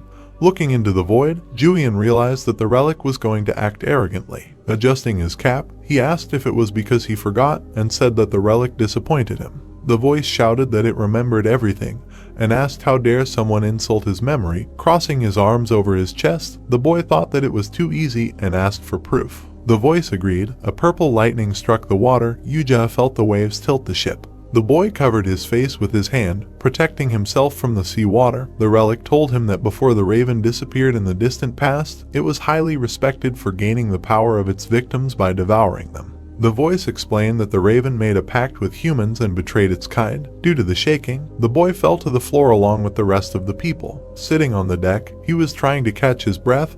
His boss was trying to stay on his feet. The voice told him that the relics that the raven ate became the slaves of its owner, so one day he was imprisoned in a tomb prison. Gritting his teeth, the plunderer realized that the tomb he entered before his death was his prison. A memory of a dungeon lit by torches appeared in his mind. Its structure was different from the rest because it was a prison. Holding his cap, the protagonist asked if the raven was not an SS rank relic and how they managed to seal it. A booming laugh was heard. The water under the ships began to boil. The voice explained that he managed to trap the owner of the raven because people are very stupid and greedy. At that moment they sealed the raven and killed its owner. The relic asked what the enemy thought of their brilliant strategy. Jooheon was on all fours on the floor. Jooheon put his hands on the edge of the deck and silently looked up at the sky. Smiling, he called the strategy interesting and said that he had obtained valuable information. The voice asked what that meant. The water rose above the deck. Looking ahead, the boy said that he was still interested in the crow and asked if there was a way to meet him because after all these stories, he had the impression that it was a very nice relic. The waves rose high above the ship. The voice asked if his opponent understood what was going on and explained that siding with the crow meant becoming an enemy of all relics. Narrowing his eyes, the boy said that he had no intention of making new friends. The relic shouted that it was useless and that it could not stand it anymore. The voice said that he would give the mortal a well-deserved death. The underwater monsters bared their fangs. Jooheon noticed that they were much more terrifying than before. Smiling and looking away, the Tomb Raider said that it was time for the second round. Due to the many blows, the monsters' bodies were thrown back. Brandishing an Egyptian knife, the protagonist said that there were too many of them. The boy, holding a meter, shouted that the enemies were advancing again. The eyes of many underwater creatures were shining in the darkness. The restorer said that they were stuck here. Having struck the monster, Jooheon concluded that a full cleanup would take at least a week. Looking back, the artist clenched his teeth in fear. The boy looked at the broken sword in his hands. Jooheon explained that the relic was not fully repaired and said that he asked his friend not to use it. Running, the young man said that they had no more relics left. Looking after him, the boy shouted that he also wanted to live. Near the entrance to the ship there was a ladder. The boy suggested going to the cabin since they did not have relics to continue the battle. Closing the door behind him, the restorer asked if they could survive at all. Looking at him, the robber explained that this tomb was much larger than all the others, and because it was in the middle of the sea, it would not be easy to get out of here. Hearing sounds behind the door, the artist gritted his teeth. The monsters bared their sharp fangs. They looked very bloodthirsty, but unlike the others, they could not see, so the heroes needed to find a way out of this place. The protagonist said that he did not know how many monsters he could kill without using relics. His partner ran up to him. He saw another ship cutting through the waves and thought that it could be their salvation. Putting his hands on the railing, Jooheon said that they were incredibly lucky to have found a great ship. Standing behind him, Yuya asked if the boss knew how to operate it.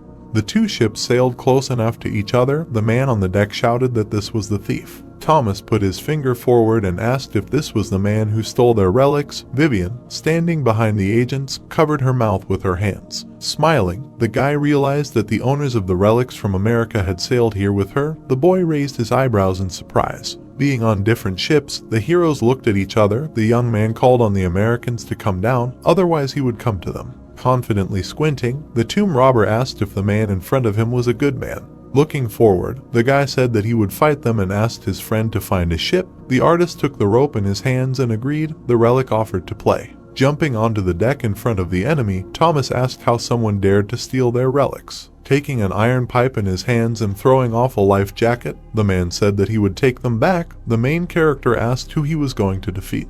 Jooheon smirked and said that the enemy had brought him another excellent relic and asked him to give it to him. Frowning and holding the pipe in front of him, the CIA agent called his enemy an overconfident madman. The boy dodged the sharp blow of the pipe. Pursing his lips, he thought that despite his size, his enemy was quite fast and that he had a rank relics. Taking advantage of the moment, the young man hit him in the stomach with his elbow. After slapping his enemy, the tomb robber shouted that he should surrender. Blood spurted out of the man's mouth. At the same time, a menacing grin appeared on his face. The boy ran away from the methodical blows of the iron pipe. His sleeve was torn near the shoulder. The pipe was covered in purple energy. This form hides the relic of the sword, and one missed blow means certain death. The protagonist picked up a silver axe, thinking that it was becoming increasingly difficult for him to make rational decisions. The heroes stood opposite each other. Holding a pipe at the ready, Thomas noticed that the opponent who fought with his fists had now started using a gun and stated that it would not change anything anyway. Jooheon smiled, dodging another attack. The next moment, he jumped up from his seat. The opponent's weapons crossed. The boy asked what happened. Grinning, the young man ordered the destruction of the relic that threatened his treasure. The clothes on the man's body turned into rags. Covering his groin, the CIA agent asked in fear what just happened. Picking up an iron pipe from the floor, the tomb robber asked why his enemy touched this relic that should have been avoided and asked the artifact to show its true form. He looked at the gallery sword that appeared in his hand and called it impressive. The protagonist looked back when he was called. A motorboat approached the ship. Jooheon praised his friend for his quick thinking. Frowning and baring his teeth, Thomas ordered the enemy to return his relics. The monsters on the deck pounced on him. While Jooheon was driving, his boss looked back and laughed at what was happening. The boat sped off into the distance. The boy asked where they needed to go. The guy replied that they needed to keep the course straight for now. Sitting in the passenger seat, he asked if they had enough fuel. Turning to him, the artist replied that it should be enough and asked how far they needed to go. A stone thrown by someone flew at the boat. The CIA agents were pursuing the heroes on a motorboat. Thomas ordered them to stop. While Linda was holding the wheel, the rest of her team frowned in displeasure. The young man was surprised that they were still pursuing them and thought that this was very annoying.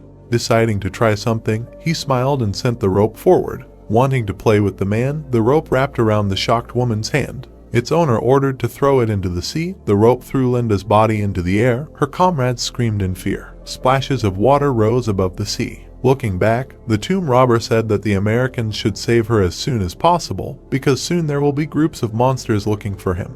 The girl tried to float, greedily gulping air. Thomas ordered to quickly turn the boat. Looking at his frightened comrade, the man shouted that he could not leave his friend in trouble. Gritting his teeth, he decided to take revenge on his enemy a little later. A gap appeared in the sky. On the island ahead grew a tall tree, under which the relic was hidden. Someone said that this place looks very beautiful from here. The sword in the guy's hand sparkled. The protagonist stood in front of the tree. The voice was surprised that he managed to find this place and explained that in order to obtain the power of the relic, he needed to pray. Smiling, Jooheon asked what would happen if he refused. Purple sparks appeared under the branches of the tree. The voice asked what he wanted. Swinging the glowing sword, the guy said that he would simply chop the tree into small pieces. The relic ordered him to stop. Grinning slyly, the young man decided to test how sharp his new sword was. The blade of the sword, inscribed with runes, glowed even more brightly. The sun illuminated the leaves of the tree. The relic screamed. The tomb robber cut the air with his sword.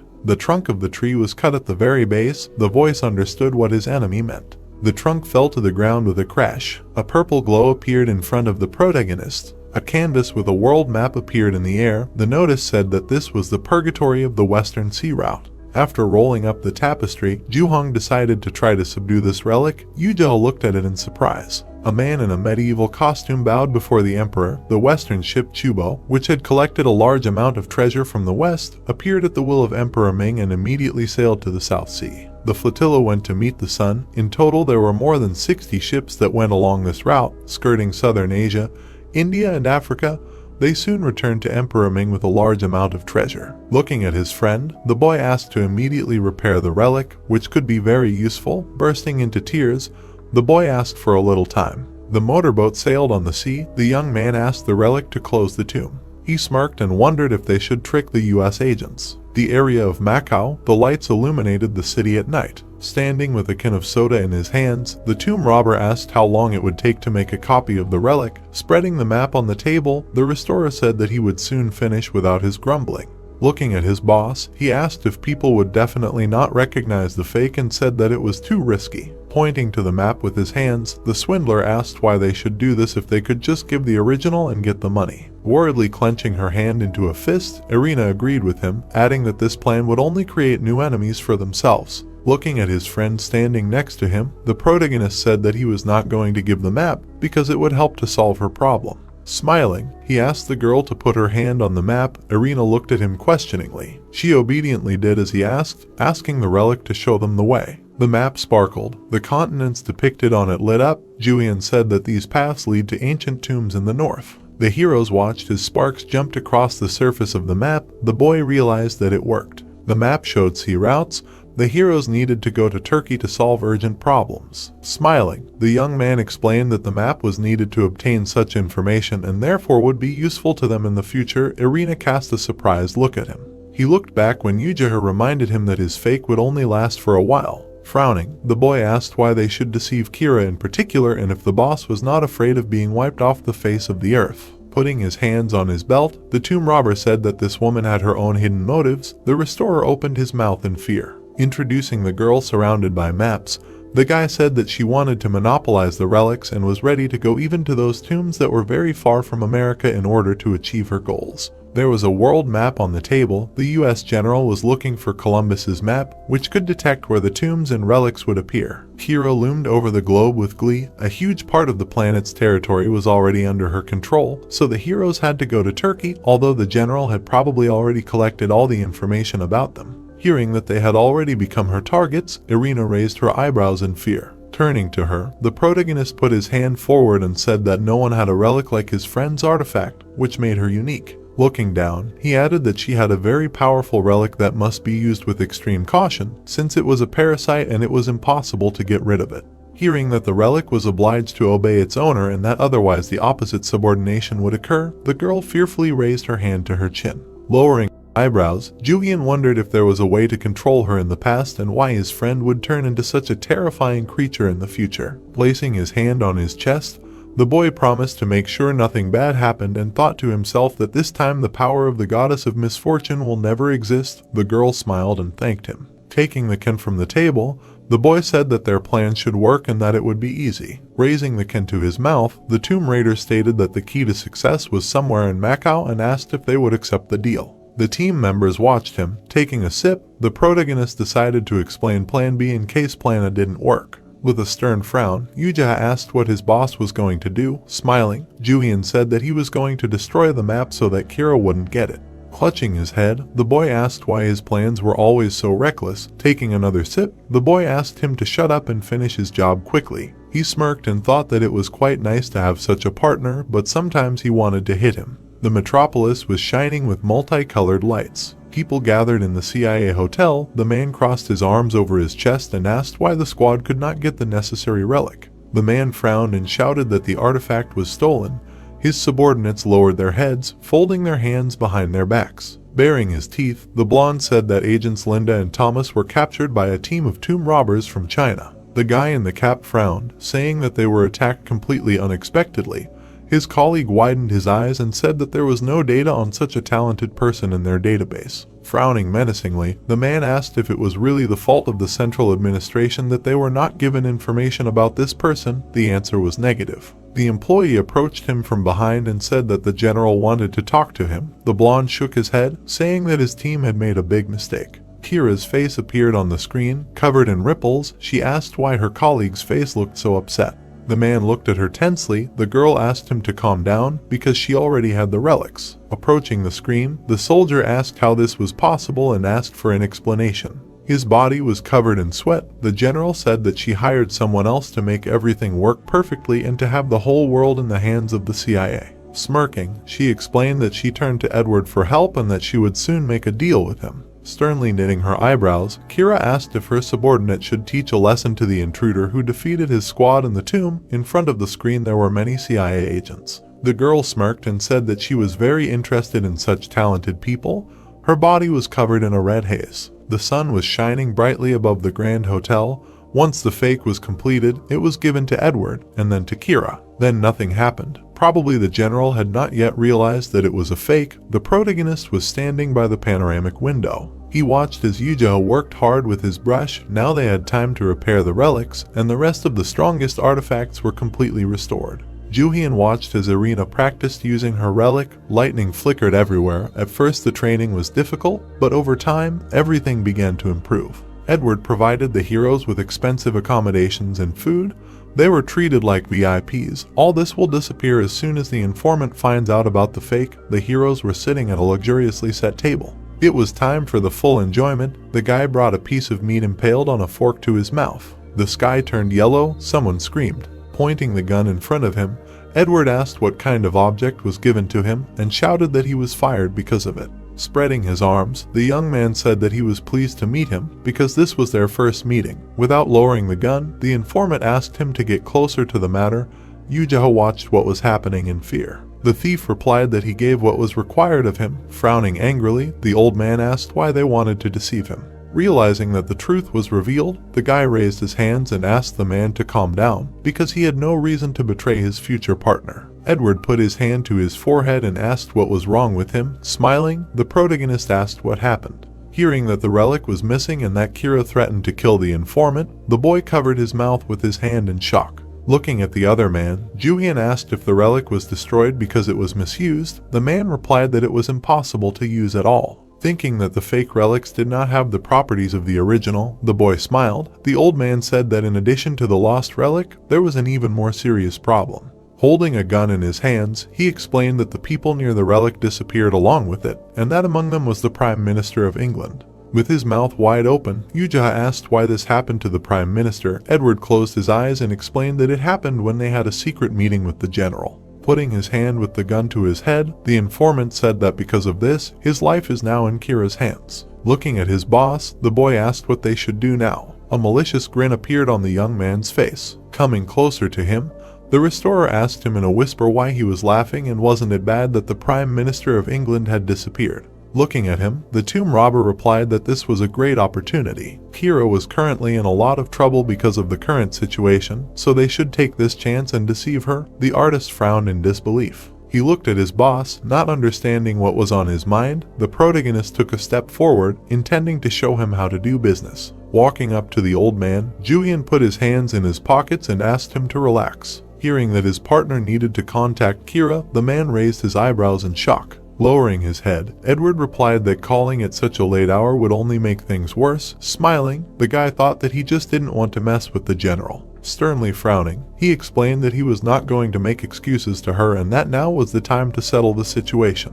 The informant spread his arms and asked for a few seconds. Crossing his arms over his chest, the young man asked him to hurry. Hearing that it was better than just standing there and waiting to be killed, the old man looked down thoughtfully. Jooheon watched the events unfold, standing next to his boss. The man stepped aside and called Kira, receiving a rather harsh reprimand. He handed the phone to his partner. The tomb robber said that it was a great honor. The general replied that she never thought that they would talk like this. Sitting at her desk, she stated that the guy had played with her people and taken their relics, and that the artifact brought from the tomb was unusable. Narrowing her eyes, the girl asked if the robber was ready to take responsibility for this. Kira looked at her earpiece questioningly when the protagonist said that he would actually be held accountable for this if it were a normal situation. Jooheon smirked and said that he felt hurt by being falsely accused because he had simply handed over the relics to Edward. He had a phone in his hand. The general threatened to kill him if it turned out to be a lie and asked what the thief did with the relic. Hearing that it was not his fault, the girl narrowed her eyes in displeasure. Looking at the phone screen,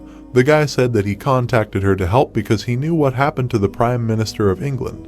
He explained that he could not ignore such an unfortunate incident because it happened after the deal, which would make the partners not want to do business with him in the future. There were documents on the table in the CIA office. Putting his hand to his head dramatically, the young man stated that this was terrifying news for someone with unrivaled talent in using relics, and that he could not have his source of income. The CIA officers watched their boss's conversation in surprise. The tomb robber added that he was obliged to offer help in the hopes of further cooperation. Kira looked down tensely, thinking about his words. She asked if her partner really knew how to find the Prime Minister. The protagonist smirked, realizing that his plan had worked. He answered in the affirmative and said that the CIA had several good relic cards in its possession.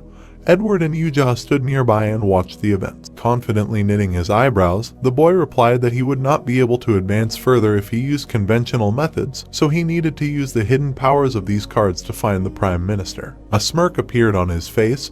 The young man explained that he would be able to demonstrate the true potential of these relics, despite the fact that many are limited to only a small part of it.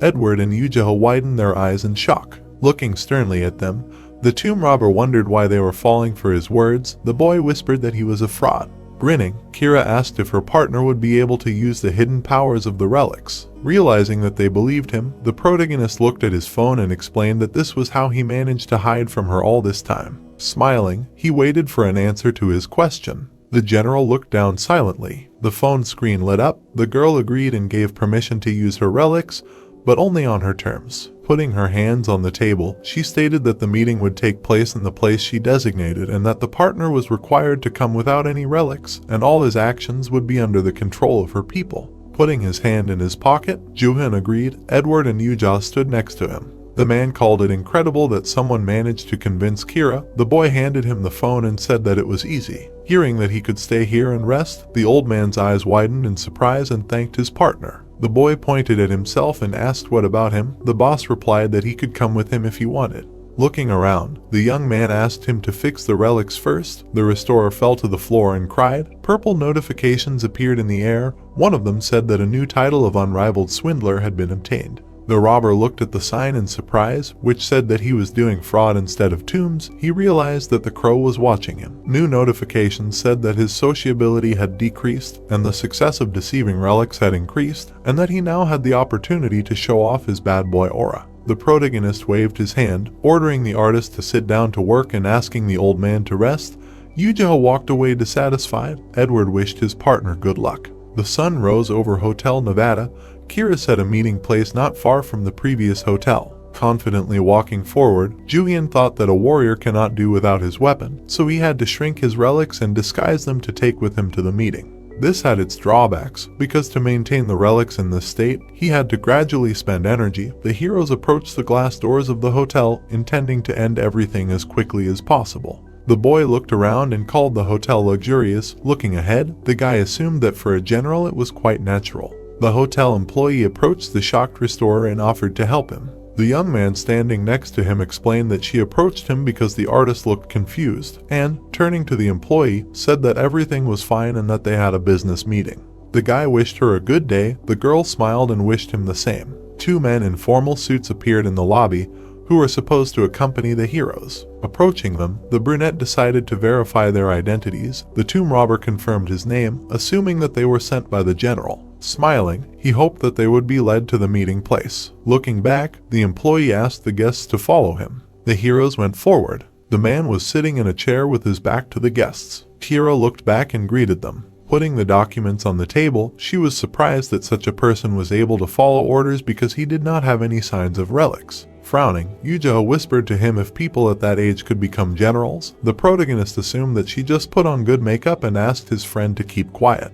Jooheon asked what about the relics. Without even looking at him, the girl decided to show him the artifacts. There were maps on the table in front of the heroes. Each relic was different from each other. Among them was the B-rank Pirate Barbarossa map, the C-rank Anaximander manuscript, and the A-rank Columbus map. Smiling, the guy decided to get rid of them right away. Crossing her arms over her chest, Kira asked him to demonstrate his abilities and hoped that he could do it, otherwise he would end up with several bullets in his head. The young man extended his hand and asked her to pass him a pen. After handing him what he needed, the general asked him not to do anything stupid. Smiling, the tomb robber said that he could not do anything with the relics with just a pen. As soon as he put the pen to the map, a scream was heard. The CIA agent pointed a gun at him and asked what the guest was going to do with the general's precious relic. Looking at him, the protagonist explained that he was just trying to awaken the hidden powers of this artifact. Crossing her arms over her chest, the girl asked her subordinate to lower the gun. People with machine guns were standing around.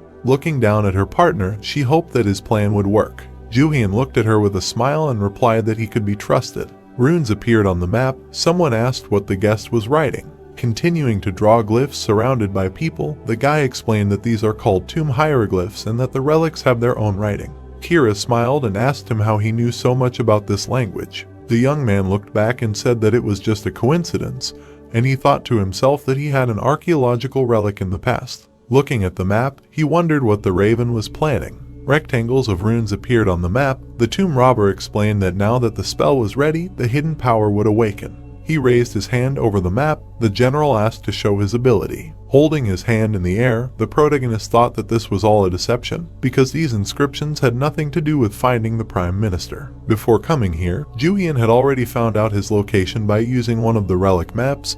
The map on the table sparkled. A red dot appeared in Africa. Hearing that the minister's location was now known, the girl gritted her teeth in anticipation. Looking at her, the guy said that the Prime Minister was in the Sahara and asked to give him a notebook to write down more precise coordinates. Holding a notebook and a pen in his hands, the young man explained that they would have to hurry and expand the search area because there was a chance that the minister was moving. Having handed the notebook to the employee, Kira ordered him to immediately contact the closest post to the given territory and allowed him to use the search relics for the search. The heroes looked after the employee leaving. The tomb robber said that he kept his promise. The barrel of a gun appeared before his eyes. Holding a gun in her hands, the general stated that the meeting was not over until they found the Prime Minister. The CIA agents raised their machine guns. The girl stated that the guests would stay here until they found the right person. Jooheon objected, saying that it was unknown how long the search would last. Grinning, Kira explained that there was no reason to worry, because her people were well trained and would be able to find the Prime Minister quite quickly. The protagonist narrowed his eyes when asked to elaborate on the language of the relics, and said that this information was very expensive. Frowning, the general asked if he really wanted to continue trading relations without providing any service. Looking back and looking at his friend, Jooheon decided to explain everything in the most accessible way and start with the first step and asked permission to tell about the rest of the steps next time. A smile appeared on his face when the girl agreed to his conditions. Jooheon frowned tensely. The guy was writing hieroglyphs in a notebook. The heroes looked around when the employee reported that they had found the Prime Minister. Kira folded her hands behind her back and asked if he was okay. The employee opposite her replied that the man was not in the best condition, but there was no threat to his life. Turning to the general, the young man said that they could end it there, but she gave him a menacing look and ordered him to finish writing the runes. Grinning, the tomb robber asked if the girl was going too far, who was not going to let him go anytime soon. The entire notebook was covered in hieroglyphs. Squinting sternly, Kira asked her partner to obey orders, because she did not want to let a person with such an ability go under any circumstances, and said that their cooperation would last exactly until she fully understood how the hidden power of the relics worked. The protagonist continued writing the runes. Grinning, he decided to refuse such cooperation. The girl gritted her teeth, noticing a strange glow to the side. A powerful explosion was heard at the other end of the room. The man covered his face with his hand. Kira asked what was going on. The relics began to burn. The general ordered to immediately put them out. She had a gun in her hands. The blonde began to put out the cards. Suddenly his eyes lit up. The man began to tear her into small pieces. The girl asked what was going on here. The employees shouted that they had to get rid of these cards and began to tear them into small pieces. The woman ordered them to stop immediately. Someone hit the employee on the leg. Holding the gun in her hands, Kira realized that this was definitely the result of the impact on the relics. The room filled with smoke. The general asked where her partner was, who was the main suspect. The man with the machine gun frowned in fear. The soldier said that their guests had disappeared. There was no one on the chair next to the table. The girl narrowed her eyes, cursing her opponent. The people on the street watched the strange phenomenon in surprise. The heroes found themselves in a fountain. Jooheon smiled, happy that they managed to get out of there. The protagonist frowned in displeasure, but was also happy about it, despite his wet clothes. People watched as the heroes stood in the fountain. Jooheon thanked his friend for being able to draw a picture in such a short time. The boy replied that he was always completely confident in the speed of his work. After the explosion, the boy threw his friend a relic of escape. When the commotion began, the artist took the chance and painted a fountain. The result was very inspiring. Before going to the meeting place, the young man made sure that his friend could paint a fountain. The heroes stood in front of the fountain to remember it better. In the boy's hand was the artist's ink. This relic was good for escapes only if there was an artist in the team, because it required long and painstaking work. The restorer smoothed his wet hair and asked what his boss had done with the cards. The tomb robber brushed off his jacket and replied that he hadn't done anything special. When the guy reached out to borrow Kira's pen, he had disguised it as Shakespeare's pen, and the symbols written on the cards were a mind control spell. Remembering how they had stood in the hallway opposite the employee, the protagonist explained that he had memorized a few names in advance so that the hypnosis would work better. The men in formal suits approached the guests to escort them to the general. Then Jooheon smiled and offered to chat for a while, but the brunette looked back and asked him to be quiet. Hearing that he had come to help with the current situation, the men turned around. Raising his hand in front of him, the guy offered to be friends, wanting to receive the general's order in return. A satisfied grin appeared on his face. Taking a pen, the young man wrote down the commands on the cards using the names he had received, because none of the employees would be able to understand the language of the runes. He hypnotized one of the hotel workers into a panic attack. The enraged girl threw a stick of dynamite forward.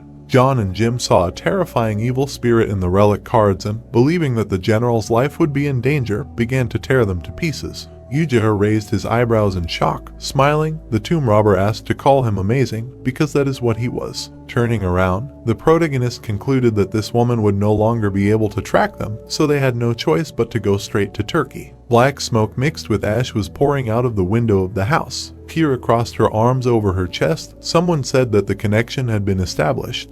Richard appeared on the screen in front of her and asked what had happened. The girl gave him a stern look and said that she knew about his ability to use restorative relics and that her relics were badly damaged, so she needed the man to repair them when he arrived in the United States. The artist raised his eyebrows, saying that there would be no problem, and was surprised that he had been receiving many requests to repair relics lately, such as from the TKVM. The general assumed that it was the work of the same person. Richard's mouth dropped open in surprise, asking if he was talking about the man who was with Jooheon. Kira scratched her chin, deducing that he would definitely get in their way if they let him go. The man agreed with her. The girl removed her hand from her face when she was told not to worry about anything.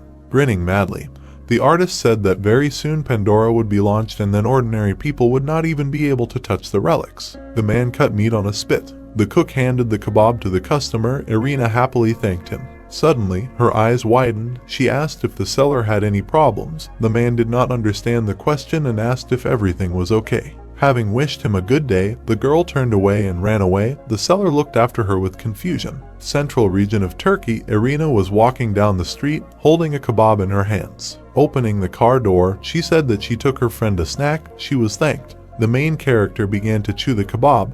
The girl looked at him, saying that her relic control abilities had noticeably improved and that it was definitely worth the time spent on practice. Blushing and closing her eyes, Irina thanked her friend for these successes. The heroes were sitting in the passenger seats together. The car shook. Someone shouted that the sign had come off and fallen. The drivers began to swear at each other. Jooheon raised his index finger and asked if it was too early for thanks. His friend agreed. Hearing that she was still making progress, Irina raised her eyebrows. The boy smiled and said that his friend was doing a great job of communicating with the relic and that she now needed to start training her dominance.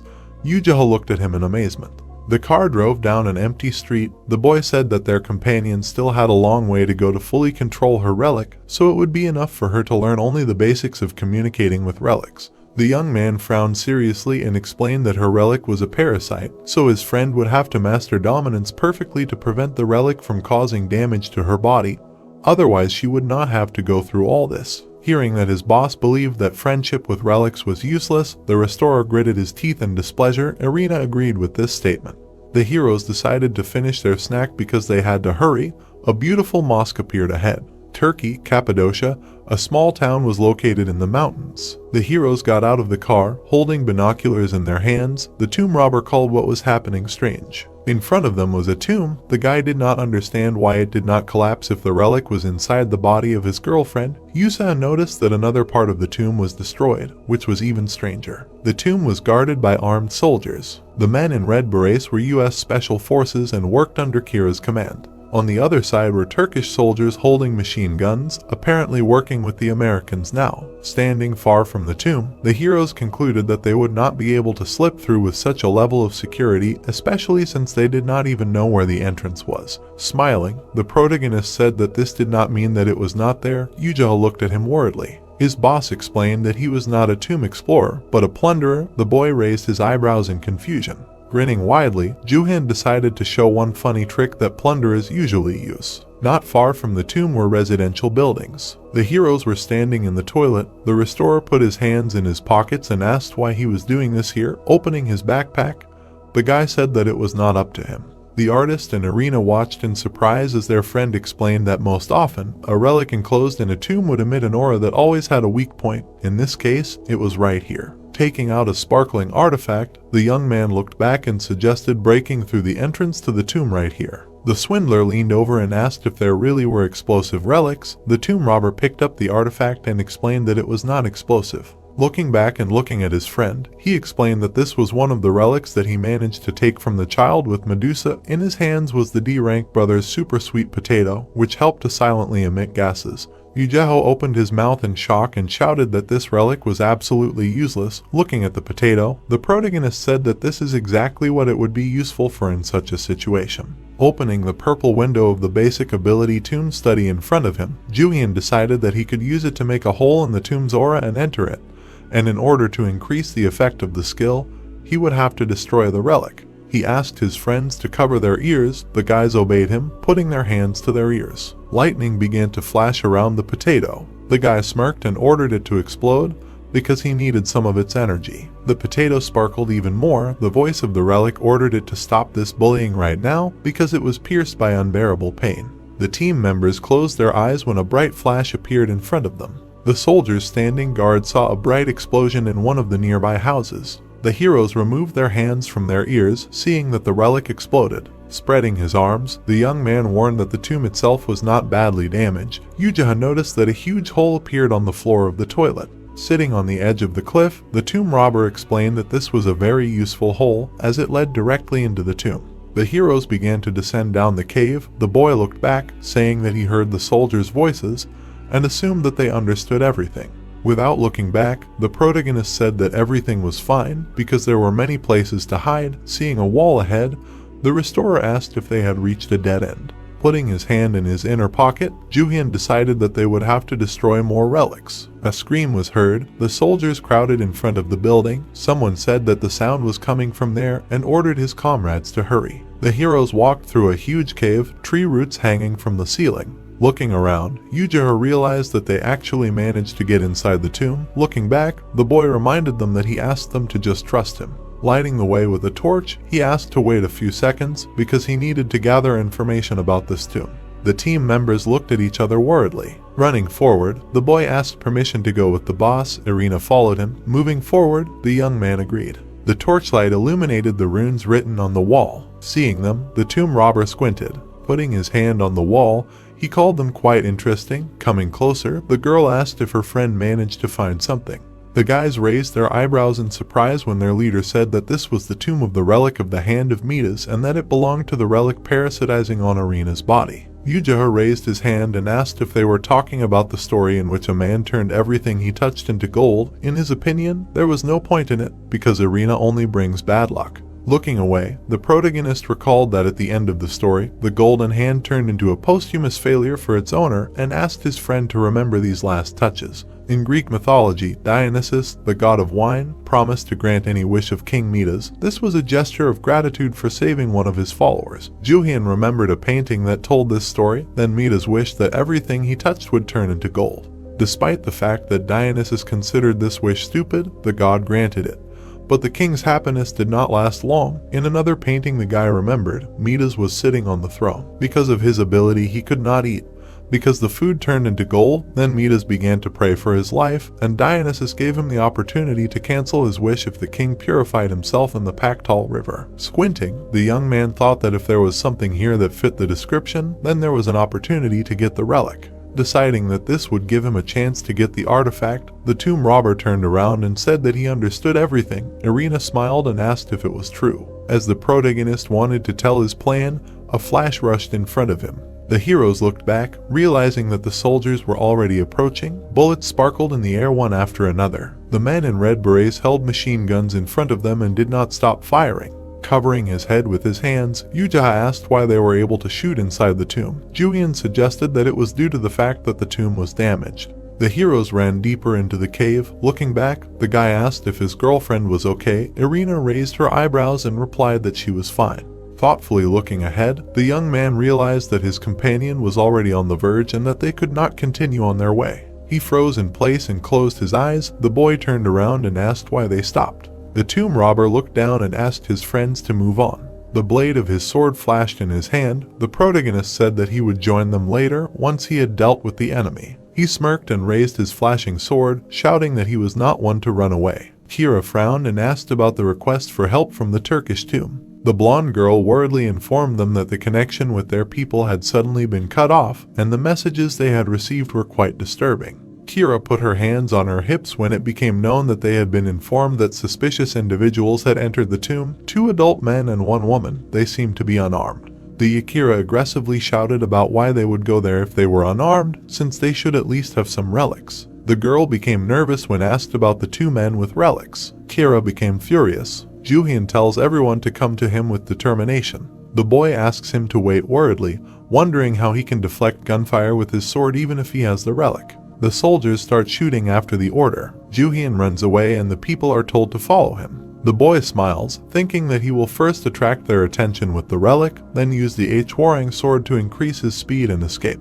The soldiers are shown lying in wait for him, and it turns out that this way they will fall for his trick and he will lure them into a room with a trap. The soldier aggressively tells him that the road is blocked and Jooheon should surrender because he is surrounded. He steps on the slab and is told to drop his weapon and raise his hands. Fire illuminates everything around him. The soldier covers his hand from the light and a phrase is heard saying that this cannot be. The soldier looks at the attacker worriedly. Jooheon bids him farewell contentedly. Magic particles float in the air and shouts for a rifle are heard. Corpses of soldiers lie on the floor and the boy calls them worthless. The girl happily calls him. He approaches them, saying that he found out where the place by the PART1IITHE river is, to which he receives a question about the military. The boy tenses up when Jooheon declares that he has dealt with everyone. A large body of water is visible. The boy admires it, watching. Jooheon, smiling, suggests that the girl try to swim in that water. Irina is surprised when it turns out that if she swims in the river of King Midas, she will be able to get rid of the ability of the golden hand. Perhaps this way they can also get rid of the relic that torments her.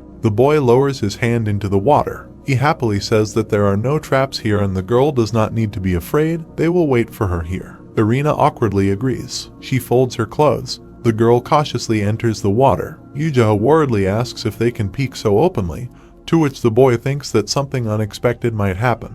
The boy incredulously remembers that he said that there are no traps, but it turns out that in such a situation the relic can behave unpredictably. He looks away when Jooheon says that they cannot relax when dealing with relics. The girl puts her hand in the water. She is surprised to notice that there is some effect. Suddenly, Irina looks down in amazement. The water swirls, and a phrase about a soulmate sounds. The boy immediately takes off. Notifications come that the relic hidden in the lake has awakened. The golden relic exudes a powerful aura. The girl has been overtaken by boundless luck. Too much luck can cause great trouble. Jooheon worriedly calls Irina. He stops, telling her to get out of there, but it turns out that the girl can't move. Her hand turns yellow. The boy clenches his teeth, and a phrase is heard about her body turning into gold. He suddenly dives. Holding his breath, Jooheon wonders why everything turned out this way, and decides that he needs to think of something urgently. Irina is worried, and the thought is heard that this is not just some kind of trap. The message window said that the relic hidden in the lake awakened.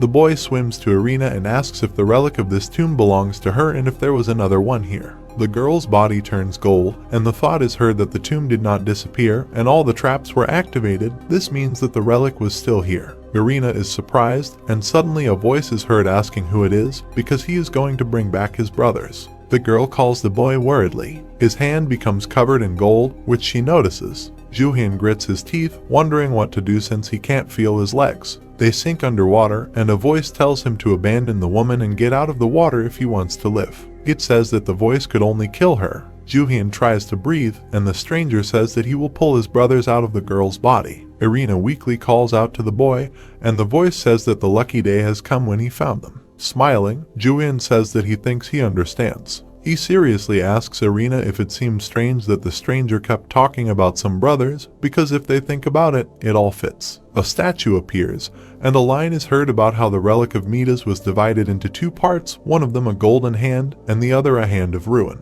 The girl is shocked when it is said that she had a hand of ruin and asks how that is possible. She tenses up when the boy claims that the golden hand is going to kill her to get the other part of the relic, but they will do the opposite.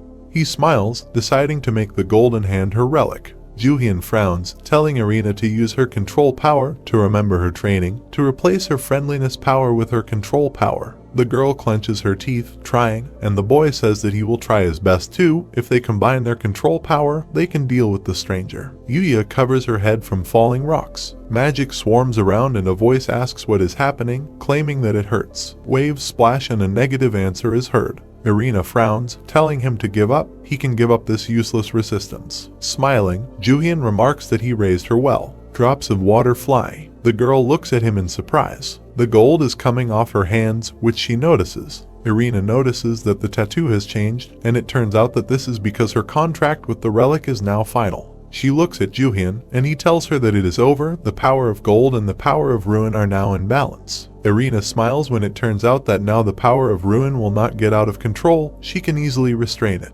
She happily hugs the boy, thanking him. Meanwhile, Jooheon nervously tries to catch his breath. A long building appears, and a question is heard about whether people can contact them and what is happening. The guy tensely reports that they still cannot contact the special forces who were in the tomb, and wonders if they were dealt with. Kira puts her hands on her hips, asking if they are asking her this. She clenches her fingers, and a suggestion is made to get down to business. A laptop is shown and the men are told to tell them not to send reinforcements there. Kira displeasedly claims that she will incinerate them with her relic. The guy worriedly asks if everything will be okay since the ruins will be completely destroyed. The girl frowns, stating that this is no longer her concern. A cave is depicted, and a question is heard about whether the guys now only need to get out. The young people are walking along the shore, and it turns out that this is their task now. Yuya looks at Jooheon displeased when he asks if he is whining again and says that this is still a tomb. They can hardly breathe fresh air. Suddenly, something strange begins to happen. Notifications come that the power of the goddess of destruction shook the tomb. All the exits were destroyed by her power. The curse of the fierce goddess engulfs the tomb. The guy nervously notices that everything is collapsing. He frowns, deciding that it is all Kira. Holding onto her backpack, Jooheon remembers that she destroyed all the relics, but it turns out that she only destroyed what was on the cards. Jooheon looks back and it is revealed that this was just a way for Kira to use her powerful relics without any problems. The war is shown and it is revealed that the main reason why the girl is called the Queen of War is because he owns the relic of Sekhmet. It is revealed that according to Egyptian mythology, Sekhmet was the goddess of destruction who was supposed to destroy humanity. A certain drawing is shown and it turns out that it is the same with the relic of this goddess. No matter how far away the target is, this relic can destroy everything. The girl is shown crossing her arms on a Gordy and it is revealed that this is why Kira carefully collected all the relics from these cards. Only by knowing the location of her target can she unleash such a powerful blow. Everything begins to collapse. In a cloud of dust, Jooheon wonders if he is dead now. Sitting calmly on the floor, Jooheon denies it. They find a relic, and it turns out to be the laws of Hammurabi, although it is meant for something else. Smiling, Jooheon is glad that thanks to this they survived. But Irina understands that if they continue to sit like this, they will suffocate. The boy immediately begins to panic, asking to be let out. Jooheon seriously reminds how they blew up the relic to get here, because if they try, they can get out. Jooheon nervously states that even if that is the case, they used up most of their supplies, and what if they are short of relics later? Will they blow up something basic and necessary? Sitting calmly, the boy asks if it is more important for them to survive now, and they can get the relics later. The young men look at him in surprise when he states that there is something he would like to try. The thought comes up that he recently acquired the skill Tomb Restoration. A corresponding notification from the system is shown. Jooheon is confused, and it turns out that when he received the relic, the tomb collapses and he did not know how he could use it. The youth looks serious, thinking that if it is a situation like this where the tomb collapses, perhaps this skill will be useful. A notification comes that, upon reaching mastery above rank D, a person will be able to restore items located inside the tomb, and above rank C, he will be able to restore the passages inside the tomb within a radius of 2 meters. Jooheon looks at the system window with interest, deciding that he could use the ability to restore the passages. He touches the ground with his hand, and it begins to shine. Everyone is surprised until the youth activates Tomb Restoration. The fragments begin to rise by themselves, which does not go unnoticed. The young men walk forward, and Jooheon claims that although it is very narrow, it is still a road. If they continue like this, they will be able to get out, and Jooheon is happy that they will actually survive. Smiling, the young man asks if it is written in his contract that he is responsible for his safety and provision. Irina watches awkwardly while the boy claims that there may be a situation where Jooheon cannot fulfill these conditions. Putting his hand forward, the young man says that they can trust him. This time his subordinate remained alive. Everyone repeats after him in surprise. The soldier asks the other if he found anything, to which he receives a negative answer. Large buildings appear, and it turns out that 3 hours after the destruction of the tomb, there is still no news. The soldier sits at the table, and it is said that if they have a relic, there should have been at least something. The man rubs the back of his head, realizing they are in a tight spot. The soldier says firmly that they just received a report that a passage has appeared in the interior of the tomb. The man is angry when it turns out that the road leads to a nearby village. The soldier is standing at the door when he is told that there is a report for the general. The door is shown and it is said that the woman is busy at the moment, but the man has urgent business. He tenses when he is told to tell the soldier what is necessary. The bearded man asks who is joking with the video call, since there is no one there. The child waves her arms, and the question is asked where her parents are and who called. The soldier seriously says that it is General Kira. She closes her eyes, claiming that there is a risk in using the Sekhmet relic. They need to keep it a secret, so they should pretend they do not know anything. An Egyptian drawing is shown, and the idea is voiced that the risk of transformation is indeed suitable. They say that the goddess of love Hathor is a transformed image of the goddess of furious vengeance Sekhmet.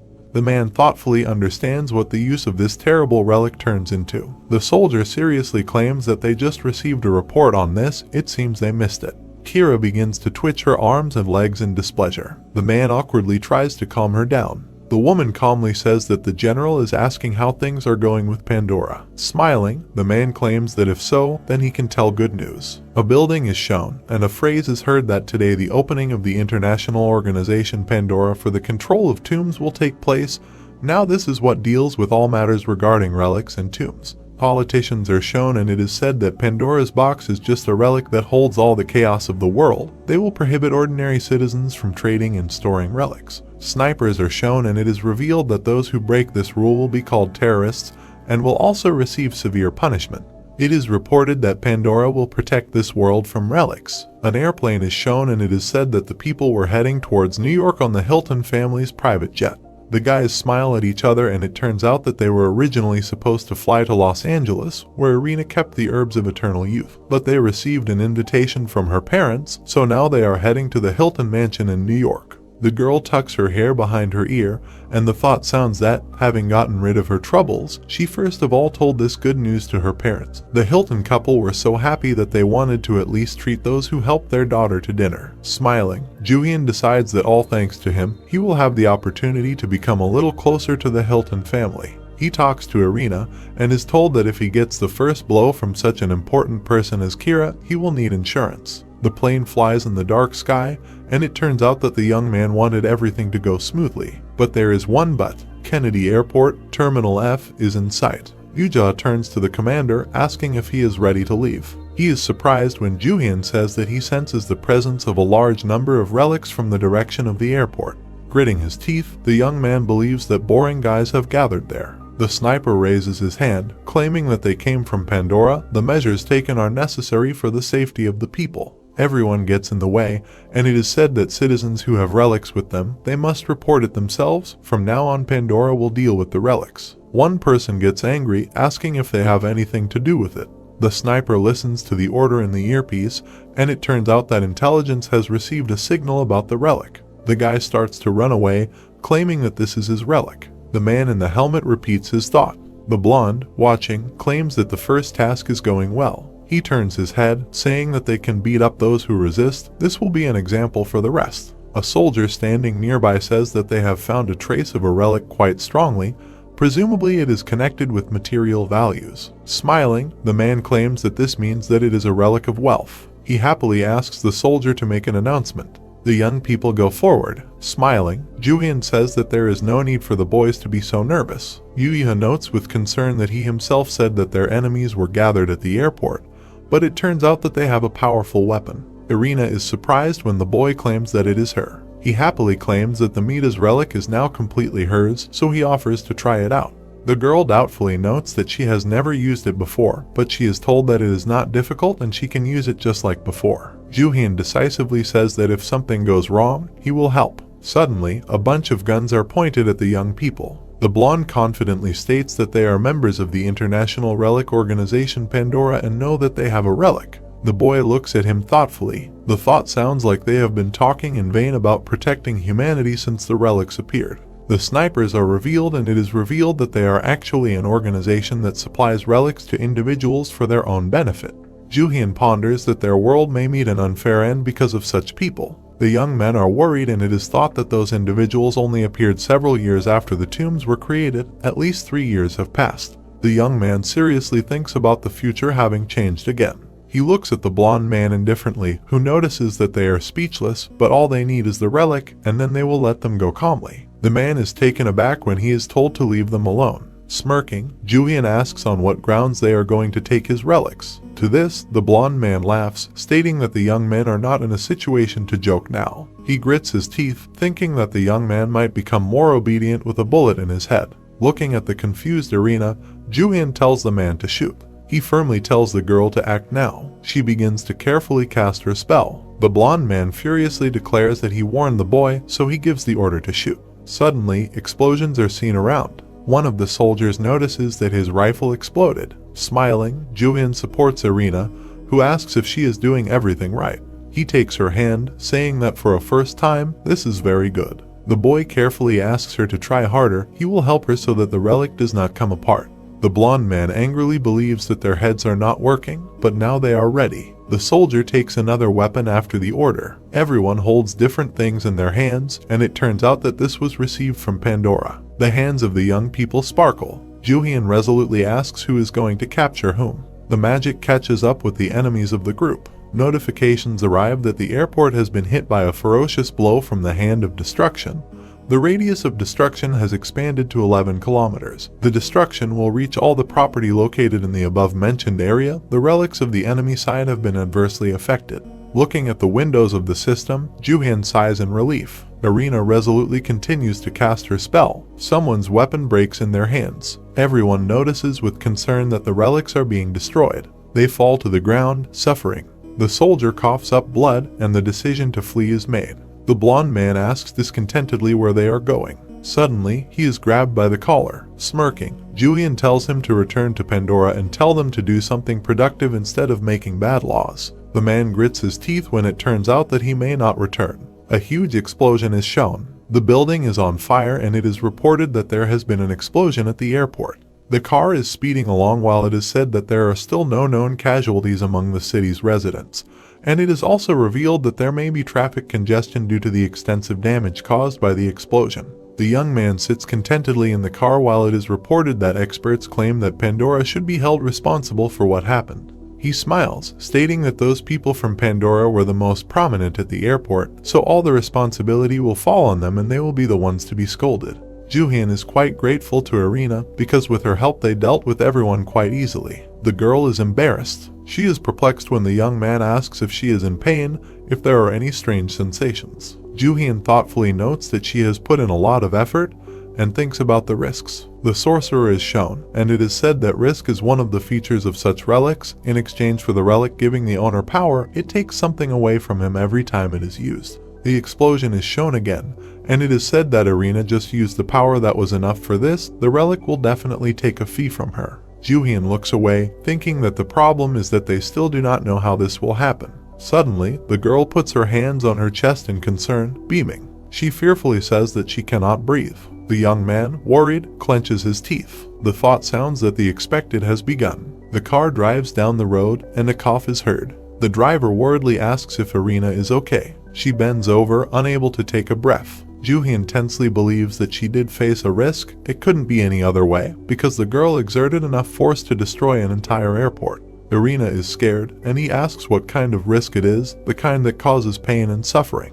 The boy puts his hand on her shoulder, asking Irina to calm down. The girl coughs, and he says that he will try to contain it with the power of regulation. Suddenly, something strange happens to Irina. Magical energy hovers around her, and she is told to pull herself together. Jooheon asks worriedly what happened. Suddenly, the girl gets up. The boy tensely calls her. Her eyes are lifeless. She leans towards Jooheon, after which he notices her strange look. He is already completely scared. The boy nervously calls the commander, turning around. The girl only hugs the boy, causing him to be perplexed. She starts sniffing it, causing Jooheon to wonder if it smells. The boy calms down a little, believing that everything has passed. It turns out that Irina has fallen asleep. A notification comes in that, having used the meat as relic, its owner has been affected by the effect of greed. Now she will want to get what she wants even more. The boy asks with displeasure if they could have told them about this earlier. It turns out that this time, the owner of the relic was attracted by its smell. The girl, waking up, looks at Jooheon. She suddenly blushes with embarrassment. The blue sky appears, and her scream is heard. Irina lowers her head, apologizing because she herself does not know what came over her. The boy calmly says that it is because of the relic. The fee is slightly different when she uses the relic of subordination. The girl worriedly understands that she cannot use it just like that. She is confused when Jooheon asks if she likes the smell of male sweat. He sniffs himself, deciding that he has asked a stupid question, and notices that he has no smell. The Hilton mansion is shown. A voice is heard calling out to the commander in concern. Jooheon turns around and says that he doesn't think he can, so he asks if he can just sit in the car. He asks tensely how he can look George Hilton in the eye because he won't be able to pick up his bones. Smiling, Irina says that her brother is not home, and the boy decides to go. Frowning, he says that he has a bad feeling, that he has a premonition. Crossing his arms over his gyrid, Jooheon tells him to stop talking nonsense and come out because they deal with the Hilton family from time to time, which raises the question of how long Jooheon is going to hide. The boy seriously tells him to apologize to George when they meet, otherwise he won't live long. The young men get out of the car. Irina kindly tells the boys where to go and that she will introduce them. She happily notes that she hasn't been home for a long time. She was afraid that something could happen to her family because of her, so she lived in hotels. Smiling, the girl says that it's like a dream, so she thanks Jooheon.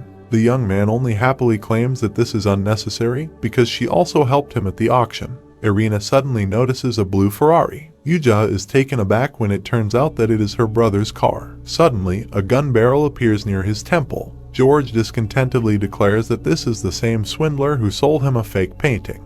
The girl is surprised that her brother was home. The guy is already on his knees, apologizing, while the man greets his sister. George furiously claims that he should have apologized earlier, and this time he will kill him with his own hands. Yuja worriedly asks Jooheon what to tell him, otherwise he will really die. Smiling, the boy only notes that he needs to pay for his actions. The man looks at Jooheon seriously when he claims that someone's life is too much of a price to pay. He happily tells them that the guys freed George's sister from the curse, and Yuya was with them and helped, so he offers to forgive him. The boy crosses his arms, asking how about they consider that the guy repaid George for his fraud by lifting the curse. Irina smiles when her brother notices that she also agrees with his words. Jooheon looks pleased, but suddenly a question is heard about the significance of lifting the curse. He is shocked when George states that this means that the relic did not leave his sister's body, but only became stronger. The man points a gun at Jooheon, claiming that they are both scammers. It is quite obvious they are just playing with Irina's feelings. The girl calls out to her brother in concern, and the boy says that George does not even know the essence, but he is already showing character. He frowns and claims that the relic was originally connected to Irina's body, they only helped her gain control over it. The man gets angry when it turns out that there is no way to get rid of the relic that is parasitizing the body. He furiously asks how the boy can say this so confidently, and asks him not to say that Irina must live with it for the rest of her life. Jooheon tenses up when he says that he found a relic specialist who can rid his sister of it. George does not put the gun away, and the boy thinks about how he does not perceive any words, so rejectingly reacts to talk about relics. The scene with the guys happily communicating is shown, and the idea is voiced that the Hilton family are deeply religious Catholics, and the young man heard that they do not speak very well of the relics. He discontentedly wonders if George is that man. The man turns his attention to his sister, who claims that the relic has become a part of her body, but she has remained the same. She worriedly says that he does not need to speak so rudely to Jooheon, because he is her savior. George only remains silent to this. He lowers the gun, deciding that he was harsh, but the relics are dangerous. The man, worried, notes that this can eventually kill. Jooheon thoughtfully looks away. He asks with interest what happened to Irina's brother. To this, George discontentedly replies that it is none of his business. The young man, frowning, thinks that he is now 100% sure and understands that something did happen. Jooheon tensed up and asked if he was right about something happening. Irina looked at the guy with confusion. George got angry and clenched his teeth in rage. He told the protagonist that it was none of his business. George yelled at him to be glad that he hadn't put a hole in his head and told him to leave. Turning away, Jooheon whispered that it was impossible to talk to him. Getting ready to leave, he put his hands in his jeans pockets and said that he would talk to their parents since they were the ones who invited him. George blocked his way by jumping in front of the guy and shouted menacingly that the agreement was cancelled and the parents did not plan to see him. Jooheon sighed in irritation, looking at him. Swinging his arm, he sharply hit him on the cheek, shouting that it was obvious from George that something serious had happened. Running away, Jooheon shouted for Irina to help him. The girl looked at him with fear in her eyes and screamed. Rushing forward, the guy screamed at the girl that he had to see her parents. He continued screaming that something bad had happened. The girl looked at him with fear, surprised by his words. Running up to the house of Irina and George's parents, Jooheon screamed if Mr. Hilton was home. Running along the corridor of the house, he called out for Mrs. Hilton. George, catching up with the guy, was indignant that he was walking around as if it was his own house. Climbing up the stairs, Jooheon had a bad feeling because the house smelled of rot. Wrinkling his face, he was outraged by the smell. The guy quickly burst into the room. On the bed, he saw a half-dead man with spots and screamed that this was the smell of death. He tried to peer into the face of the dead man. Irina and George appeared in front of the bed with the sick woman.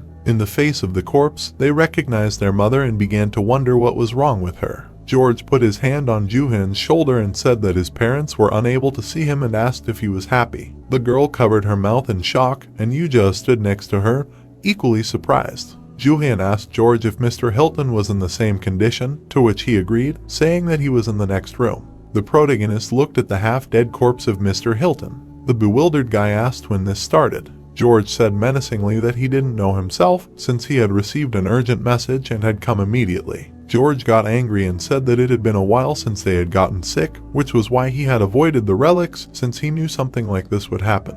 Yuja asked what kind of illness it was and what illness one would have to get to that state. George said that he didn't know, but he had asked the family doctor to examine them. Jooheon said that there was nothing to examine and that it was relic syndrome. George, surprised, turned sharply to the guy and asked if he knew what kind of illness it was. The guy looked down at the floor and thought that he knew about the illness all too well since he had suffered from it too. Jooheon continued to say that it was an illness that anyone who had been in contact with relics for a long time could get. Irina covered her mouth with her hand, trying to hold back her tears. The protagonist, looking at Mr. Hilton, said that it starts with auditory and visual hallucinations and ends with suicide. Upset and putting his hand on his side, Jooheon said that this disease torments a person both outside and inside and there is no cure for this disease. George screamed that this cannot be. Remembering his past, Jooheon said that 1/3 of humanity died from this disease, and the remaining people who continue to contact the relics will sooner or later end up the same way. He said that people with medical relics profit from those who have one foot in the grave, and Jooheon got off with a small price for healing. Remembering his body before, Jooheon said that those who have not dealt with this disease do not know how painful it is. The upset guy thought that there is no one who has not encountered this. While the protagonist stood behind George, he said that it couldn't be and that his parents would die. Jooheon told George no. He coldly said that he had a medical relic. George screamed, was he really going to use the relic on his parents? The guy asked, confused, if there were any other suggestions. George got angry and said that he knew that Jooheon didn't like relics, but if it was absolutely necessary, he should use them or he wanted to leave them to die. With a gleam in her eyes, Irina said that everything was fine and Jooheon could be trusted. George, displeased, asked where to start. Jooheon smirked and said that now was not the time. George got furious and wanted to attack the protagonist, shouting that he was making fun of him, while Yuya tried to hold the guy back. Jooheon looked at George out of the corner of his eye and smirked and said that he had a medical relic, but it had not yet recovered. George threw Yuya off of himself, and Jooheon said that they should wait a few days, but even in the worst case scenario, it wouldn't take more than a week. Surprised, the boy said that there was something strange about this situation. Looking at the corpse, Jooheon said that their condition exactly corresponded to the final stage of relic syndrome, but it was not the kind of disease that developed so suddenly and quickly. Irina exclaimed that when her parents called him, their voices were normal. Jooheon put his hand on his chin and thought about how much time had indeed passed for the disease to make itself known. With a cold gaze, the thought flashed through his mind that someone had done this on purpose. He thought that it was quite possible and there could be no other explanation.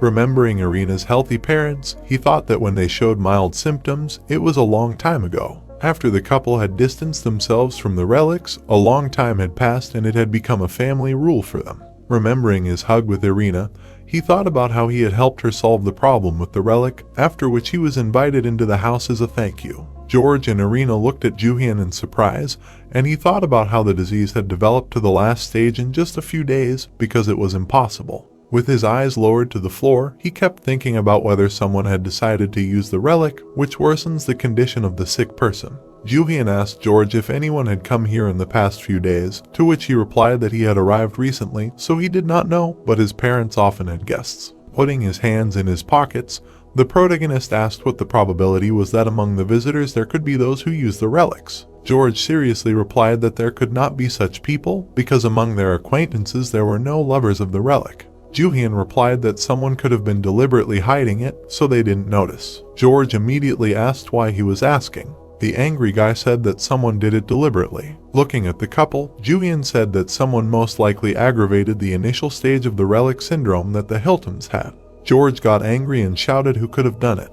The protagonist said that George should find out. Turning around, the guy said that he would go restore the relic. Irina exclaimed that she would go with the guy. Looking into her eyes, Jooheon asked if she should stay with her parents. Clenching her hand into a fist, she replied that if she sat with her parents, she would not be of any help to them, but this way she could help with the search for the relic. George got furious and asked what she was talking about because it was dangerous. Irina said that she could not just give up. She extended her hand forward and said that she could help. Jooheon agreed and said that the girl would go with him. He turned to George and said that he would do everything to protect her. The black car drove away far from the Hilton house. Yoo was driving the car, and Jooheon, exhaling, said that for the first time in a long time he received an invitation to dinner and thought that he would rest, to which the guy replied that he had been living like this for 10 years. Irina looked at the guy in surprise, to which the protagonist said that he was joking and everything would be fine with her parents. Yoo asked what they would do now. With a smirk on his face, Jooheon said that they should find a type of herb of eternal youth.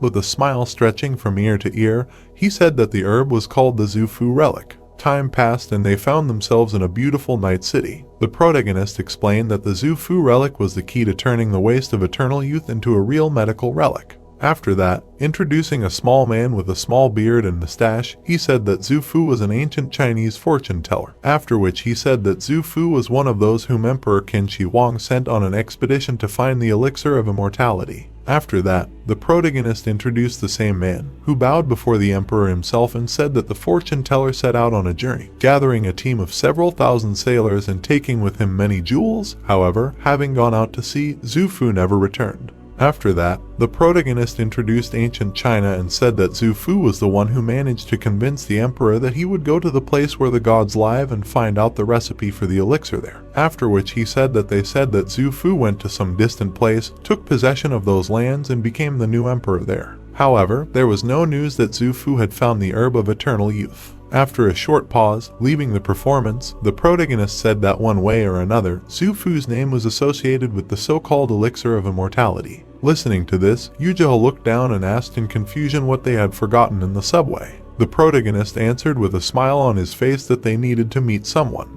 Walking along the platform, Yoo, standing behind the protagonist, asked discontentedly who even made appointments in the subway, to which the protagonist replied that this was a special case. When suddenly they saw a man sleeping on the floor nearby. Plugging his nose, Yoo said discontentedly that it was just some homeless person. When suddenly the protagonist smiled maliciously, understanding everything. At that very second, he grabbed the old man, who had his back to them, by the blanket and ordered him to get up. When suddenly he abruptly pulled the blanket. At that moment, the old man fell to the floor with a crash. Seeing this, Yoo shouted in shock, asking why the protagonist was doing such a thing. The old man, having recovered a little, began to rise from the floor with difficulty. Suddenly, he looked at the protagonist with hatred in his eyes and asked what the hell. There was a satisfied smile on the protagonist's face. Yoo, realizing who this old man was, asked in shock if this was really Mr. Edward. Jooheon looked at the old man getting up and, holding his hands in his pockets, sarcastically asked how he was living the life of a homeless person, adding that it was probably fun. Edward, getting up, furiously shouted that the protagonist was a bastard. Getting up, he grabbed Jooheon by the clothes and shouted that it was because of the protagonist that he ended up in this situation. The protagonist, throwing the old man's hands away from himself, said that he delivered everything to England, as he promised. And then what? Edward shouted furiously, adding that he simply destroyed all of Kira's relics. The protagonist's face was slyly smiling. The old man, looking at Jooheon, shouted that Kira was so angry that she took it out on him, after which she confiscated all his property and relics and was still pursuing him, adding that he was like a puppet in the hands of the protagonist. Putting his hands in his pockets again, the protagonist said that whining was useless, after which he said that he would help the old man get out, but in exchange, Edward would give him some information. The old man, having calmed down, asked for the information. After that, he straightened up and decided to listen to Jooheon. The protagonist immediately asked if the old man knew where the relic of Zhufu was. Hearing this, a drop of sweat appeared on Edward's face. At that very second, he turned away in confusion and said that he did not know. The protagonist, seeing such a reaction, immediately said that the old man knew for sure. Excitement appeared in the eyes of the protagonist. In his head, he said that the old man answered exactly as he thought, and then said that Chairman Kwon, in the past, received this relic from Edward. Immediately after that, the protagonist turned away from the old man, took out his phone and said that something told him that the old man was lying, and then said that he would file a report that he had found the wanted man. Hearing this, Edward turned to the protagonist with tears in his eyes and, holding out his hand, asked him to stop. He immediately began to shout that it was all Kira, and then explained that he sold the relic to this demoness. Hearing this, Jooheon turned to Edward in shock. There was no one else in the subway except them. The protagonist immediately asked why Kira needed such a trivial relic that only brats collect. The old man immediately shouted that he did not know anything, because he just sold the relic and that's it. Looking at Edward, who had turned away, the protagonist said to himself that the old man couldn't help but know, after which he said that Edward had simply gotten involved with him and gotten into a lot of trouble, so he was keeping his distance now. When suddenly he said that after the stick there should be a carrot, so now was the time for it.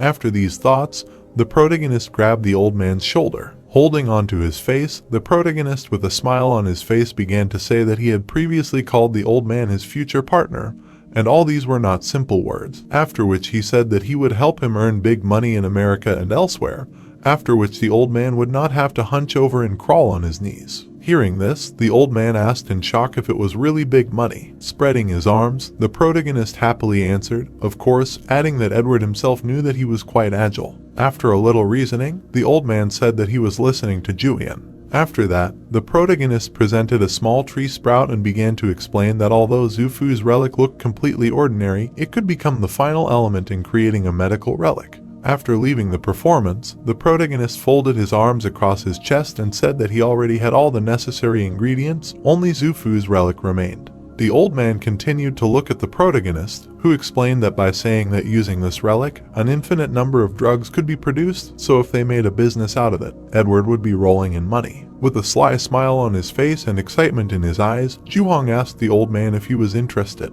After that, having presented a variety of drugs, the protagonist said loudly that this was not a lie, because he would really open a pharmaceutical company and would not only supply cheap drugs for relic syndrome, but would also be able to manufacture other drugs, so in this way, the minority that depended on medical relics would not be able to do without him. This way, he would be able to make good money, the protagonist finished. Some time passed. A plane took off from the runway. "Nice to meet you," said a girl in black glasses and a suit, next to whom stood a man in the same clothes and yellow hair. There were two more guys standing behind. Looking at them, the protagonist was a little confused. Irina immediately said that they were bodyguards, adding later that her brother was so worried that he made her take them with him. After that, Jooheon leaned towards the protagonist and whispered if it was normal for the bodyguards to walk in such a group. The protagonist immediately answered in a whisper that, you could say, they had more hands to work with. Immediately after that, he looked up at the bodyguard and said that if they did not interfere during the operation in the tomb, then why not? The bodyguard girl immediately reported that they had heard a lot about Jooheon from the owner, because she said that the protagonist was one of the best in his field. Irina's cheeks blushed at this. The bodyguard immediately said that they would try to provide maximum support. Hearing this, the protagonist smiled contentedly and said that this was great, adding that they were quick to catch on. The plane had already gained altitude and was flying above the clouds. The protagonist plunged into memories, recalling how he talked to Edward. After that, he said that the old man said that the relic was in Africa, in the Republic of Ghana. The protagonist and UJ calmly watched and listened to the old man.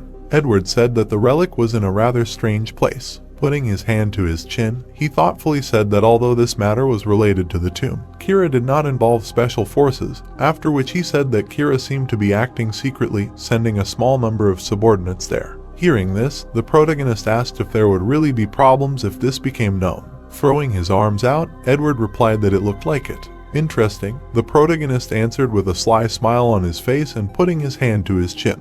After that, he left his memories. After a while, when the sun was already setting behind the horizon, they arrived in Ghana on the outskirts of Accra. "They are there," the protagonist said, looking through binoculars at the girl with red hair. After that, removing the binoculars from his eyes, he said that these were Kira's people, after which he added that the woman using religion was also with those guys. Yuji immediately asked what they should do. The protagonist turned around, heading towards Irina, and said that looking at what they were chatting in front of the underground club, everything immediately became clear, after which he asked if they would try to get some money for the relic. After these words, he looked at Irina, next to whom stood a bodyguard, and said that the two should stand nearby and wait outside. Surprised, Irina suddenly asked if Jooheon could handle it alone. To this, the protagonist replied that the girl would help him from the outside. Hearing this, Irina looked at the protagonist in surprise, who continued to speak as soon as he gave the signal, then let her use her relic. "Practice today," the protagonist said with a smile on his face, turning away. "Okay," Irina said, happily running up to the protagonist. A few minutes later, Jooheon and Yuik entered the room.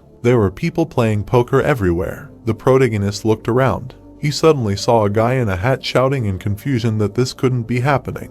To this, the girl with red hair responded with laughter that he should only complain about luck. The guy continued to shout that it was impossible to collect such a combination so quickly when suddenly the protagonist put his hand on his shoulder. Pushing the guy away, Jooheon told him to get lost because he also wanted to play a game with the girl with red hair. The girl just laughed at this and said that she was seeing the main character for the first time, after which she said that they only play for big money here, asking if the guy could handle it.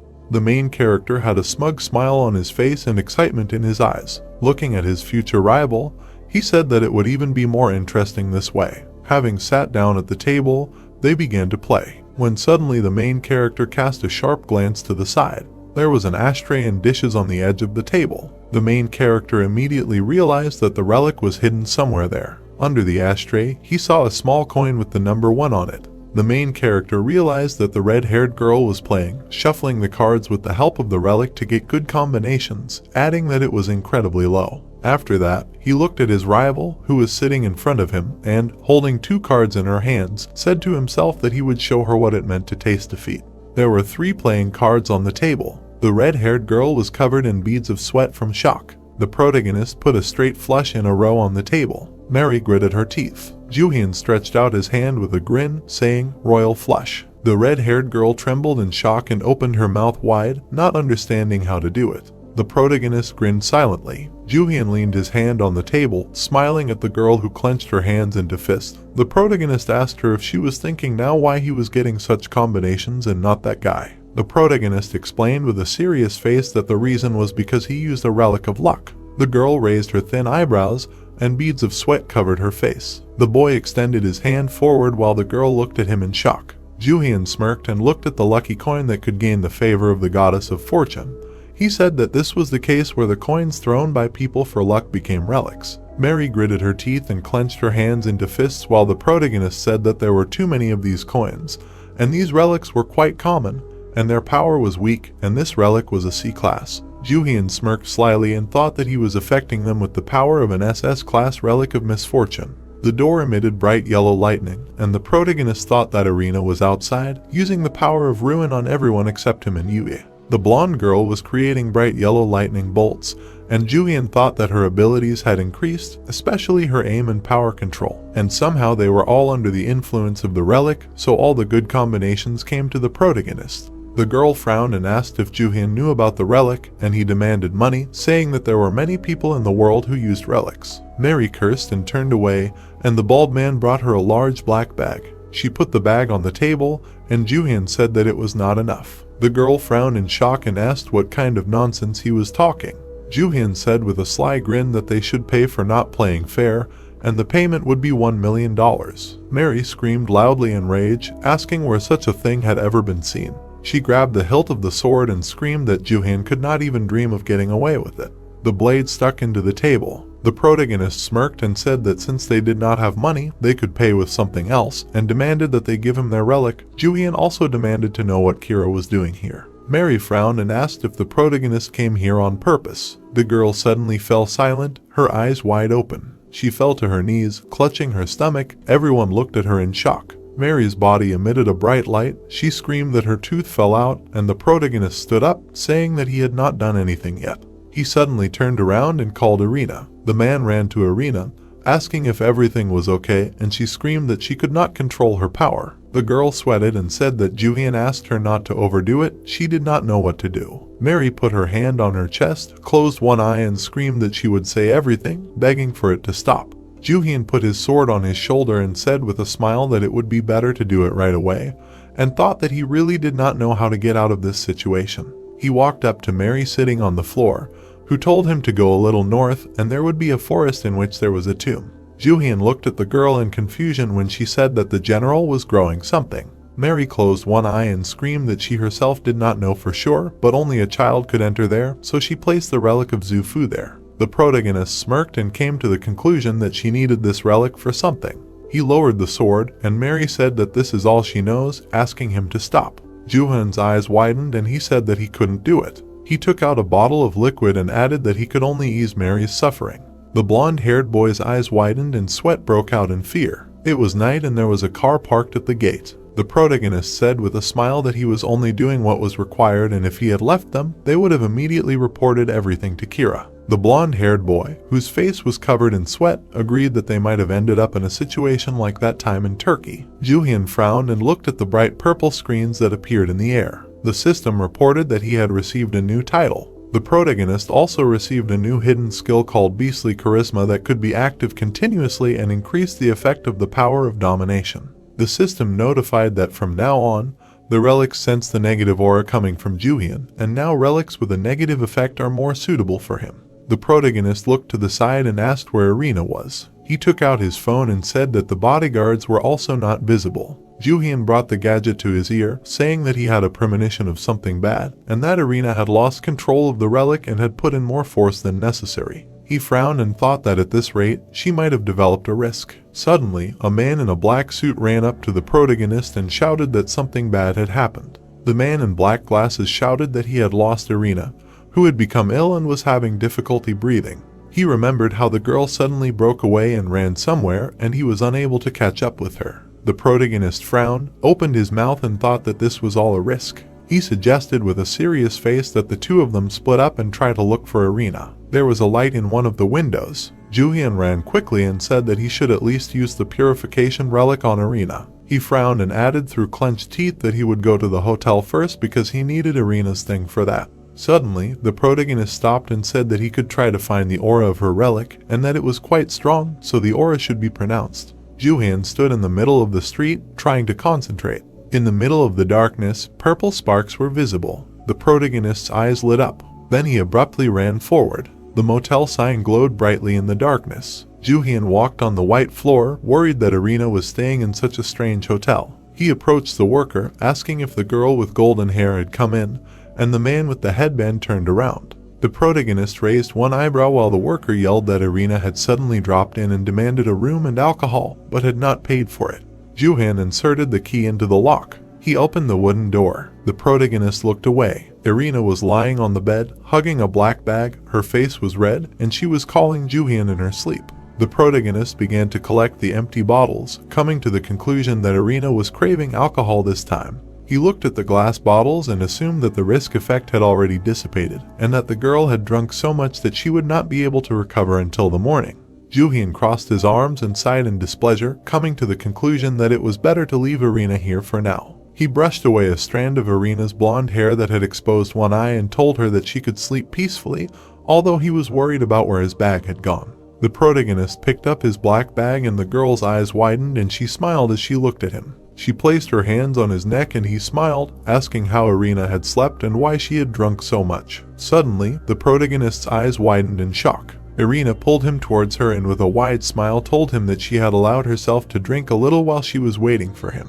Jooheon gritted his teeth and began to sweat, not understanding where the girl had gotten such strength from since the effects of the risk should have worn off by now. Irina closed her eyes and smiled, her cheeks turning pink. She hugged the protagonist tightly and rolled over with him. Her long blonde hair fluttered in the air. Jooheon's face became wet as Irina suddenly kissed him on the lips. He frowned his thin eyebrows and opened his eyes wide. The girl moved away from him. Then she smiled, and the protagonist blushed, silently looking at her. A puzzled expression appeared on his face when Irina suddenly fell on his shoulder and fell asleep. Jooheon looked to the side where a purple screen appeared. The system reported that Irina liked his lips this time. The lights were on in the windows, and the protagonist thought with anger that this could have been reported earlier. Dark buildings were visible, the wind was blowing. The people were dressed in military uniforms and holding machine guns in their hands. The girl with black hair asked her comrade how the investigation into those people was progressing. She folded her arms when her comrade said that their group went from Turkey to New York, then returned to Africa again, to Ghana, and that they were using the Hilton family's private jet. Kira touched her chin and said that among those who broke into the tomb in Turkey, there was a girl, and she assumed that it could be Irina. The brown-haired youth sweated with excitement and said that the new information from Ghana was not very good. The naked people were emitting red sparks, and the military man said that several soldiers from the group that was in Ghana had shown signs of psychological disorder and were causing trouble in the streets. But now they were detained by the police. Kira gritted her teeth and cursed loudly when the subordinate said that those soldiers could be under the effect of a relic that manipulates the human mind. The woman sat down and leaned her elbow on the table, asking with an angry face why it was Ghana, since there was nothing interesting there, and the young man asked if the relics Kira had planted were there. She looked ahead, saying that they were not combat ones and they could not have gone so far for these relics. Kira leaned her face on her hand and added that, however, everything pointed to it. The young man asked if she would also strike with the relic this time. He calmly looked at the woman, who replied that if they left this time, it would be to her detriment, and they would do it from the other side. Kira smiled, her eyes shining brightly, and she decided to use her connections with the Hilton family. The white car drove along the road, raising sand in the air. Yuya, who was sitting in the passenger seat, angrily shouted that Jooheon could have said that he found Irina so that they would stop searching and go rest. The protagonist looked at him, saying that he had a reason, and the boy with blonde hair asked if Jooheon could have picked up the phone. Irina was lying on the protagonist, who asked what to do when he was pinned down and not released, considering that the girl's strength had increased due to the risk. The man with black glasses frowned, saying that alcohol was now prohibited for Irina, and the girl smiled awkwardly, thinking that all this was not because of that. In the middle of the forest, a huge tomb was visible, which they were approaching. Suddenly, a purple screen began to appear in front of the protagonist. The system reported that he was in the territory of the tomb, which only small children can enter. It also became known that this tomb was conquered and the relic has an owner. Jooheon furrowed his black eyebrows and thought that the relic had been taken, but the tomb was still intact. He didn't understand why they had to do that. The car stopped, throwing up sand in the air, and the protagonist decided that they would go inside and take a look. He asked Yuya with a serious face to give him a low-level relic. The blonde boy turned to him, sweating, and asked if Jooheon wanted to blow up the relic again to make a way into the tomb. The car moved forward quickly, and the protagonist said that Yuya was smart while the relic screamed in pain. A huge explosion was heard. The car drove into a huge hole leading down. The protagonist said with a smile that there was nothing surprising about it, and that he was going to drive inside, and if they overreacted, they would faint this time. The man with the black glasses frowned when he heard Jooheon was going to drive inside. The protagonist stepped on the gas pedal. The car drove into a huge hole and they screamed loudly. The man asked if it was too steep and Jooheon said it wasn't a road. He turned around and added with a grin that they could drill it themselves though. The car was sliding down the surface of the rock and the protagonist thought that the relic was on the lowest floor of the tomb, so if they drove on a normal road, they would waste a lot of time. Below, a rocky surface was visible. Jooheon grinned and asked for another relic. Gray smoke rose up. Then there was an explosion and the car drove through it. From above, the tomb was seen burning and smoking. The car was parked in a cave with dust flying in the air. Yuja grabbed the backpack and said through gritted teeth that he thought he would meet his ancestors. Jooheon smiled. He suddenly turned around when he saw a system notification. It said that this place has already been conquered by humans, so it is already possible to use things from the outside world here. The protagonist looked at the phone screen and said that it is working. Yuja put on the backpack and shouted that Jooheon should see something. The protagonist widened his eyes in shock. Between the rows of tea plantations, there were children in identical clothes. They were picking tea leaves, and Yuja guessed that they were under hypnosis because they did not react to the noise they made. The protagonist narrowed his eyes at the purple screen and said that it was an interesting sight. The system reported that these people obeyed the relic Zufu, and they grew tea under the order of the relic. Irina and Yuja turned around when Jooheon said that this plantation was created by the relic of STmanhwa. He imagined an old man with horns and thought that the Minotaur was a man with a bull's head, who was also associated with tea, and in Chinese mythology, his name was STmanhwa. Jooheon imagined two sickles and thought that they said that STmanhwa invented tools and taught people agriculture. The ears of wheat swayed in the wind. The protagonist thought that he was starting to understand what was going on here. There were green tea leaves in the wicker baskets, and he thought that this minotaur could also taste medicinal and poisonous herbs. Yuja approached the protagonist, asking what Zufu's relic had to do with it, and Jooheon replied that it should be around here somewhere. He looked down and added that he was beginning to understand what was going on here. There were soldiers standing near the rows of tea leaves, and Jooheon said that the plantation had been here before Kira came. The woman frowned her black eyebrows, and the protagonist assumed that she felt sorry for destroying the plantation, and she realized that if she took the relic, the tomb would close and everything would disappear. The children were picking tea leaves, and Jooheon added that even after Kira got the relic, she did not close the tomb and decided to leave the plantation. There is an age limit in this tomb, so she brought local children here and made them work. The three approached the protagonist, who suggested that they split up and look for Zufu's relic.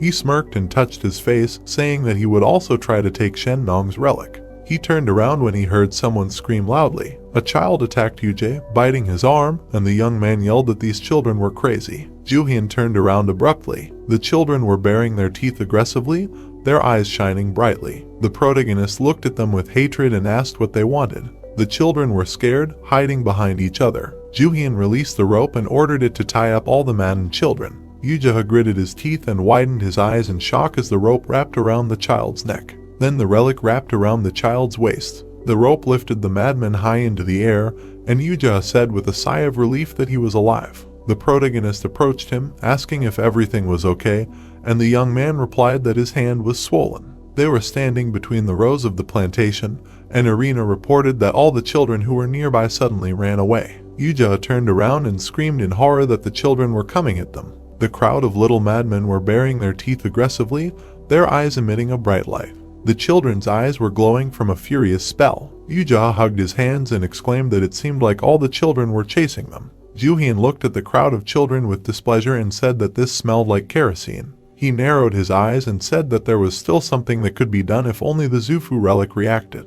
Yuja exclaimed in panic that they would be dead by then, to which Jooheon smirked and asked him not to panic ahead of time. If he had been bitten, it would have been much worse. Suddenly, a deep voice came from the depths of the cave, asking who dared to touch his children, causing them to be unable to concentrate on their work. Jooheon smirked and said that they had hit the jackpot. He rushed towards where the voice came from and asked Yuja not to move away from Irin, as the relic of devastation would stop them. He ran towards the incipient storm and warned that if the relic got angry, it would create aura. Jooheon, smiling ominously, ordered the relic to tie up the children in front of him. The rope grabbed the children one by one.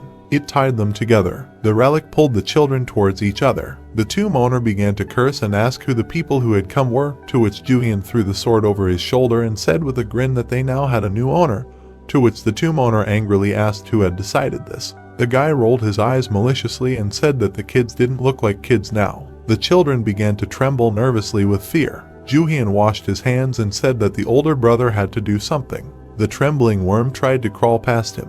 Jooheon looked at it and happily said that here was the relic. He stepped on the worm with his foot, telling it not to pretend to be indifferent. Jooheon grabbed the worm and brought it to his face. When the man asked how the guy recognized him, Jooheon explained that the relic got angry and thus gave itself away. The guy turned to his comrades and said that there was nothing else blocking the way, so let them take the bags out of the trunk and bring them here. He looked at the worm and suggested haggling. Jooheon opened his palm, giving the relic space, and then said that he knew that he loved money, so he was buying a relic that could name its own price. The worm stood up, since the man was saying amazing things, but he should understand that such a purchase would not be cheap. At this time, Yuya, who had overheard their conversation, approached and asked in surprise that the commander was going to buy the relic, to which Jooheon explained that he was more likely going to hire it, which the relic, in principle, did not object to. Zufu, having received a lot of support, went on a journey, but in the end he never returned, so he was nicknamed Extortionist. If they wanted to make a contract with him, they needed to give him some riches, so they brought all the money they won here. Jooheon explained with a smile that, moreover, Zufu even considered the risk in currency, to which Yuja, surprised, asked what kind of relic it was. Jooheon smiled and asked the relic to think carefully, since this was a great offer. Zufu looked at the bag filled to the brim with currency and happily drawled that he liked this man. The worm climbed into the bag, and Jooheon crouched down next to the bag and explained that there were 2 billion in it, to which Zufu admiringly said that there could be no mistake, since it was not a fake, but real money, and then agreed. The worm curled up and said that there was still something missing, and did the man really think that this would be enough? Jooheon reached for the next bag and said that of course he didn't think so, so let Zufu look at another bag, and the boy unzipped it. Zufu seemed to be swimming in money when Jooheon said that he had prepared thoroughly, and the worm said in a satisfied voice that he liked this approach, so he would even give a discount.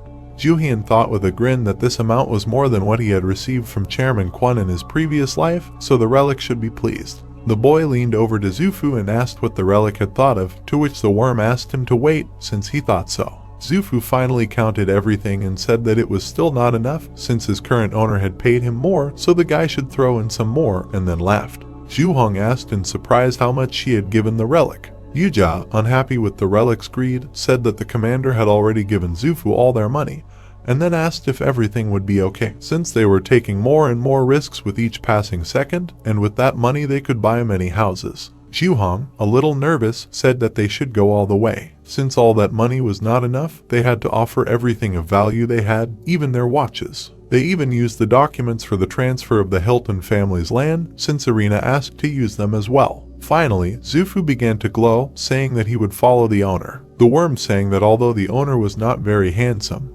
he had a lot of money, and then said that nothing could be done about it. Jooheon, without thinking twice, put the relic in the jar. Jooheon looked at the relic with glee and said that he had finally caught it, and then asked who had fooled whom, to which Zufu was indignant due to his misunderstanding of the situation. Jooheon looked at the children and his first order was to immediately remove the hypnosis from them and stop controlling them, then reapply the hypnosis and order them to take out all the tea leaves and seedlings from here. He looked at the worm in the jar and told the relic itself to also prepare to leave, but the worm said that then the Shenong relic would most likely get angry. Jooheon said that he knew about it, and Zufu was forced to agree and say that if it was about payment, he thought 70 million won would be enough. Jooheon exclaimed angrily that he still needed money, and Zufu explained that since it was a contract and he was giving him a task, he should pay for it.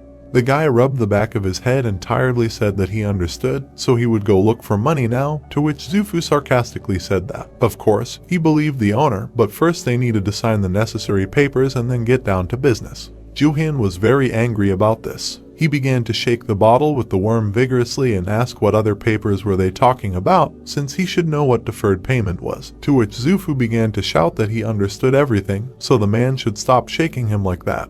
The children, enveloped in magic, heard that there was some work for them to do. Yuja was surprised at how quickly the children began to carry out the order, to which Zufu said in a satisfied voice that he was an experienced performer after all. Jooheon looked at his comrade and said that they were also late, so they needed to prepare to leave here. The children began to harvest and carry the harvest of tea leaves, and in addition, they uprooted and packed several tea saplings, all at incredible speed. It did not take long to prepare for departure, but there was one problem, since the children they found could not simply be left behind. Yuja excitedly asked what they should do with them, to which Jooheon ordered them to load the things into the car and leave, and the worm would show his subordinates the shortest way out. Zufu angrily said that this would not do, since he should first pay him for his previous work, to which Jooheon offered to add another 7,000 on top, and the worm immediately showed the way where they could take a shortcut.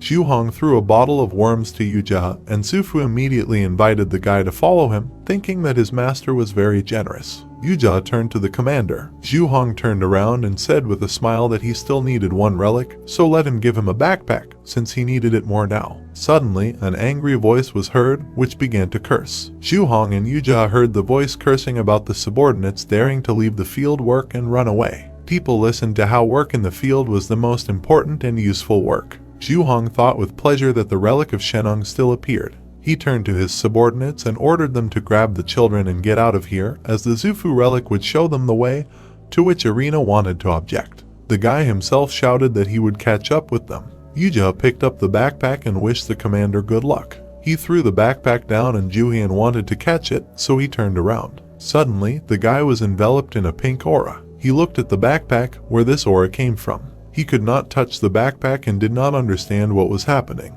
Jooheon thought that he was surrounded by a wall. He realized with irritation that he was locked in. From behind the wall, the voices of the guys who called him began to be heard. Jooheon turned to them and tried to calm them down by saying that only he would catch the relic, this wall would disappear, so they should not worry and move forward. The relic's deep voice rang out, mocking the boy for trying to catch it, then calling Jooheon an insolent human. The boy heard the relic's assumption that he was the leader. The ground shook as the relic spoke of Jooheon being the one to be punished for letting the villagers leave the field. The boy found his legs entangled in roots, making it difficult to walk. He cursed as the roots rapidly entangled his body. Jooheon emitted blue sparks and summoned possession. An image of the spell flashed. Using his strength, Jooheon broke free from the roots, and the relic sighed in satisfaction, as it knew the boy was hiding a lot. Jooheon narrowed his eyes warily. He noticed that the vegetation was emitting a prickly blue aura and thought that the relic was hiding near one of the tea bushes, after which he assumed that he was the bush. Jooheon thought intensely that he needed to get closer first. Suddenly, something caught his attention. It seemed like fireflies were flying everywhere and a pink mist was spreading in the space that penetrated the lungs as soon as he inhaled, so Jooheon coughed and thought it was poison. The relic rumbled that no matter how agile Jooheon was, if he couldn't breathe, he was worthless, but he wondered how long the guy could last in this poisonous cloud. Jooheon grinned contentedly and repeated the relic's interest. He pulled out a red stone and said that it was the very first spark struck by a human. It's Class D, and he had taken it from a friend of his from the CIA. Jooheon struck the spark and asked if he should burn the entire field. Fire burst out around him. The fire quickly spread, approaching the bushes. As the fire began to burn the grass, the relic cursed foully. Jooheon shielded himself from the smoke when he heard that the relic was hot, but it still regretted that the fire was devouring its precious bushes. Jooheon thought with an evil grin that it turned out even better than he thought. He rushed to one of the bushes, saying that Shenong should know that there is a phrase that can stop the fire. But if he wants to, he doesn't have to say it, since everything can be done differently. He approached the blazing fire, saying that now the relic is his, to which Shenong asked if the little man wanted too much. The earth began to move. Jooheon looked down in surprise. He fell on his back. Jooheon began to roll into the hole that had formed, when the relic asked about whether he didn't know that the earth was subject to him, which was not afraid of fire, and now it would show him such deep depths that even hell could not compare with them. Jooheon was beating against the wall in despair, calling for the commander. Jooheon, trying to slow down, sarcastically thanked the relic and said that this depth was enough for him, so let him go there without it, since he was ready. The roots entwined the guy's leg again, when the Shenong said that this time Jooheon would not escape from it so easily. The relic continued to pull the guy down and say that he would rot and turn into fertilizer for his bushes. Jooheon clenched his teeth from the tension. The ground closed over his head. Several stones rolled down from above, like a tombstone. Guard Irina said that the tremors became stronger than before, to which the girl cringed and said that they needed to leave. Jooheon looked through the wall in disbelief, since he could not leave the commander to die, and besides, he needed to collect the relics. The guard slapped himself on the forehead and said that there was a wall between them, and they could not even reach him. Suddenly, rocks began to fall. Jooheon cursed nervously. He looked at Irina and her guard and said that they still need to get out of here first, since they are of no use here anyway. Meanwhile, Jooheon continued to fall along with the bush. He heard a question about what the relic's poison tastes like, after which Shenong mockingly told him to choose to die from his poison or his fire. Jooheon cut the root, wrapping it around his leg when he heard that there was no option where he would survive. Jooheon looked indifferently at the bush and said that Shenong can only do what cheat, to which he replied that compared to what he did to his field, his methods are quite appropriate. The guy thought hard about the fact that Shenong was a god after all, and perhaps he was on a different level. He gripped his sword tighter and thought about what it meant to strain himself and think carefully. Lightning flashed across his sword. Jooheon put his hand in his pocket and walked towards the bush when Shenong laughed in surprise and asked if he had hidden his sword, meaning he had given up, so he didn't resist for long. Jooheon looked at the bush and said he just wanted to try something. He squeezed the spark stone and said he thought the bush would die first out of the two of them since he was the one who locked them in. Jooheon relaxed as he said that the bush's duplicates were in a perfect circle, but if there was a big explosion, they would be blown away, which made Shenong want to curse. He sounded surprised when he asked the guy if he wanted to blow himself up since he had nothing left to lose. The guy smirked and said that was the point, there was something to lose, but there was still a way to save himself. He squeezed the stone and said that he was releasing all the powers of the relic, to which the stone asked if the owner wanted to test its strength, since the dream was fragile. Jooheon clenched his teeth, tensed up and struck a spark. A loud explosion was heard. The guys who managed to lead the children out of the tomb turned around at the noise. Suddenly, a huge explosion cut through the space. The tomb was collapsing, so they decided to run. Soon, ruins remained at the site of the tomb. Through the dust, you could see the silhouette of a guy. Jooheon walked with a satisfied smile and said that it was more difficult than he thought when he was called out. The guys approached him, and Jooheon said that he thought the commander was dead, and Irina was surprised that he was there since Jooheon fell under a tea field, and then the entire tomb began to collapse. Jooheon looked at his subordinates with disdain and asked why Jooheon thought that he had died, so he should have learned to push through his worries and sealed the tomb. Irina said with a smile that Jooheon was really worried about Jooheon too much, to which the guy awkwardly said that it wasn't that he was worried, but wasn't it natural? Jooheon got very worried, after which he began to justify himself that Jooheon was his employer, and if he died, where would he look for a new job, so there was a very good reason to worry. Jooheon threw him a branch, praising him. Then the guy threw him a stone and said with a smile that since he was worried about his employment, he was glad to hear it, because it meant that he was ready to take on a larger amount of work. Jooheon nervously asked him not to say that it was a relic, to which Jooheon confirmed that it was a relic of Shenong, but something went wrong and it burned a little. Also, during the process, the flint also broke, so it was up to Jooheon to fix it, to which the guy exclaimed that it was 2 coals.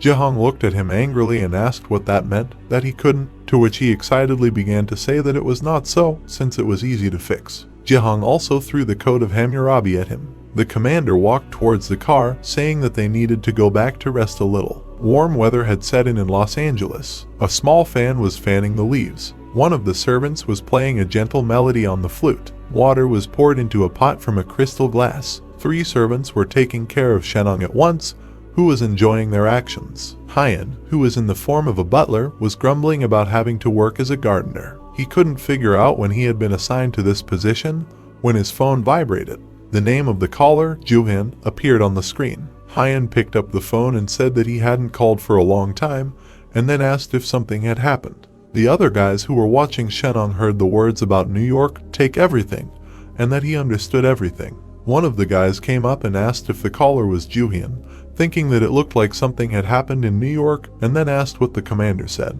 Hyan put the phone in his pocket and said that Jooheon ordered them to come to New York as soon as possible. He turned to his comrade and smirked and told him to pack his things quickly, since this trip would be a long one. The airport was bathed in bright rays of warm sun. Jooheon was lying with a weird sleeping mask on his face, making him look ridiculous when Yuya called out to him. The guy touched him, trying to wake him up. He said that they were about to land in New York, and Jooheon leaned back in his seat, still wearing the ridiculous mask, saying that they had already landed. He pushed the mask up to his forehead and closed his eyes, asking Yuya to take his time. Irina came next, also trying to say that they had landed, but Jooheon interrupted her, saying that Yuya had already woken him up. He was unhappy when Irina said that they had a small problem. The girl explained with concern in her voice that they were unable to contact the limo driver, and this had never happened before. Jooheon shrugged and said that they could take a taxi since it made no difference, to which Irina, who was still worried, agreed but promised to try calling him again, but if that didn't work, they would take a taxi. Jooheon looked at the commander with a smile and said that even though he had said so, he still didn't fully believe that they would actually take a taxi. Irina was constantly looking at her phone when Jooheon noticed this and asked about the fact that the driver still hadn't answered, to which the girl explained that she was worried that something had happened at home. She looked at Jooheon with fear, who asked her not to worry. He smirked and said that they were almost there, which meant that he would be able to cure her parents soon. The guy's attention was caught by the vibration of the phone. He looked at the phone screen, where the name of the caller Hyan was visible. He answered the call when a frightened cry of the guy came from the phone that they were in trouble. The guy shouted that they were heading to the meeting place now, but some Americans were following them, and it seemed like they were looking at their almond tree in a bad way, after which the guy asked them through his breath what they should do. Jooheon briefly moved the phone away from his face and thought about how he wanted to do it quietly, but it seemed like he was being followed the whole time. He looked at the phone screen and thought that if they lost Palacho, it would be bad, so he needed to summon her and called Palacho out loud. The system window reported that the summoning was rejected and Palacho was laughing at his strength. Hyan asked the tense Jooheon again what they should do. The guys were walking through some alleys when Jooheon decided to change the meeting place, the coordinates of which he would give later. Hyan heard that they should not get caught under any circumstances, because if they were caught, he would strangle them with his own hands. Irina asked fearfully about what happened and if there was some problem with their colleagues, to which Jooheon replied that it was impossible to say that nothing had happened at all. He looked at the girl and tried to calm her down by saying that he knew these guys and they would cope. Jooheon leaned back in his seat and said that they only had to move as quickly as possible to the meeting place, after which he asked the driver to step on the gas. Irina sadly lowered her head when Yuja turned to the commander. He worriedly said that there was terrible traffic jams on the roads. The road was indeed overcrowded, and no matter how much Yuja swore at the driver, he still could not do anything. The driver tried to justify himself by saying that this should not be happening at this time, but they were just unlucky. But Yuja angrily asked him to take a different road. Jooheon cursed when he heard that they had already entered the highway, so nothing could be done for a while. Irina was completely depressed, thinking about what to do, because if Jooheon's colleagues had problems, then the healing relic would not be available and something irreparable could happen to his parents. Suddenly, a deafening explosion was heard. Jooheon looked out the window in irritation, thinking that now there was also an accident. A billboard began to fall, someone was shouting about an explosion and that they needed to move urgently. Yuya asked displeasedly what happened there. He turned to the commander and asked if he thought that such surprises had already become commonplace for them. He turned to the girl. Irina was in a panic. Jooheon asked her to pull herself together. However, Irina clasped her hands together and sank deeper into apathy. The system window reported that the user's emotional instability was causing the relic to react violently, so the relic's aura was being released. Jooheon took her hands in his. Irina looked at him in surprise when Jooheon asked her to save her strength, since it couldn't help her much right now. The girl's eyes were already starting to shine. At these words, they went out in an instant. She nervously exclaimed that what else was going to happen to her, so she was calling the police. She grabbed the phone, but Jooheon asked her to stop, since the police were unlikely to help in this situation. He said with a smile that it seemed like the right time to use it. He showed the relic and thought about how he had managed to take it from Chairman Kwon earlier, and back then, he didn't have enough strength, so he couldn't use it. But now, things were different, and his eyes flared with power. There was an angry cry in the center of New York about where those bad people had run off to. The angry man was talking about how they had promised a lot of money for that tree. Another hooligan-looking man said that they were some foreigners and maybe they should get an interpreter to understand what they were talking about. The first man got angry and said that they had no more time to waste, so they would speak English like a charm. He loaded his gun and said that even if they didn't, he didn't think that a couple of missing foreigners would make much of a fuss, so it was time to deal with them. He said that the foreigners must be nearby, so they rushed forward when Hyun looked out of the window in a nun's robe. All three of them were in nuns' costumes when they decided, satisfied, that their pursuers were gone, and they seemed to be masters of disguise. Suddenly they were stopped by a policeman who pointed his finger at them, ordered them not to move, as he had received a report of suspicious men pretending to be nuns, so he had to search them. One of the guys immediately punched the hapless policeman in the chest. They rushed to the exit, complaining that as if those bad people weren't enough, the police were after them. Hugh was holding a scarf on his head, which was trying to fly off, and complained about whoever came up with the idea to wear these costumes, as it would have been better if they had pretended to be simple tourists. The guys continued to run when they were stopped again. These were the same bad people who recognized the foreigners they were hunting. They pulled out pistols, which Hugh noticed. He frowned, thinking that the police were on their tail. The leader of the bad people ordered to shoot. One of his subordinates tried to warn about the police, but the leader didn't care. Hyun and his comrades were surrounded. The leader of the bad people said that Kira would sort everything out, so let him shoot. Hyun covered himself with his hand and frowned, not knowing what to do. A policeman ran towards them as fast as he could, shouting that they were under arrest. The boys turned to look at the suddenly frozen policeman. Hyun was surprised to find that the policeman had disappeared. The second boy realized that the bad people had disappeared too. A light haze filled the space when a familiar voice said that he seemed to have arrived just in time. Jooheon was leaning against the chain-link fence, holding the relic with a grin. Hyun asked in surprise what he had done with the rest of the participants in the scene. The boy smugly replied that he had sent them flying with the relic, so now they were in the same place as those who had blocked the highway. The boys were confused. A full moon shone over the fields in Mongolia. The horses looked at the cars that suddenly appeared, in which people were confused about where they were and how there were meadows here since they were on the highway. The next moment, more people fell to them from oblivion. They looked around and did not understand what had happened, how the horses had come here and where they were. A scream rang out over the steppes. Jooheon held up the relic and explained that it was an invitation from a lonely SS-class god. A relic that came from the Japanese belief in kamikakushi, and this is a belief that a spirit can hide a person and then return him, usually after many years. Hyun caught himself and said that they had brought a tree. Jooheon praised them for their efforts. He smiled contentedly and thought that he could finally awaken it. Dust motes swirled in the lamplight. The worm in the jar said that it seemed to him that the bush had become very thin. Jooheon smiled and said that he should wait a bit, he would let him take a closer look. The boy pulled the tree out of the ground, which immediately began to scream about what he was doing. The relic cursed, screamed that it hated and would kill everyone, and Jooheon would know true pain because he pulled it out so abruptly. And Hyun raised his hands in horror and told the commander that the tree must be handled carefully, and if he shook it like that, the leaves would get damaged. Jooheon grinned slyly and said that even if 1 or 2 leaves fell, nothing terrible would happen. The relic, still angry, asked if the servants could hear it, and also moaned about how it hurt. The worm looked at the bush when Jooheon said that he was just going to move the relic to a bigger house. He released the worm and said that now the bush will have a neighbor, and the worm happily said that he was back with the master. The bush began to scream about what kind of nasty thing it was, and the worm crawled up to the trunk and asked if the bush didn't understand that they were connected by fate.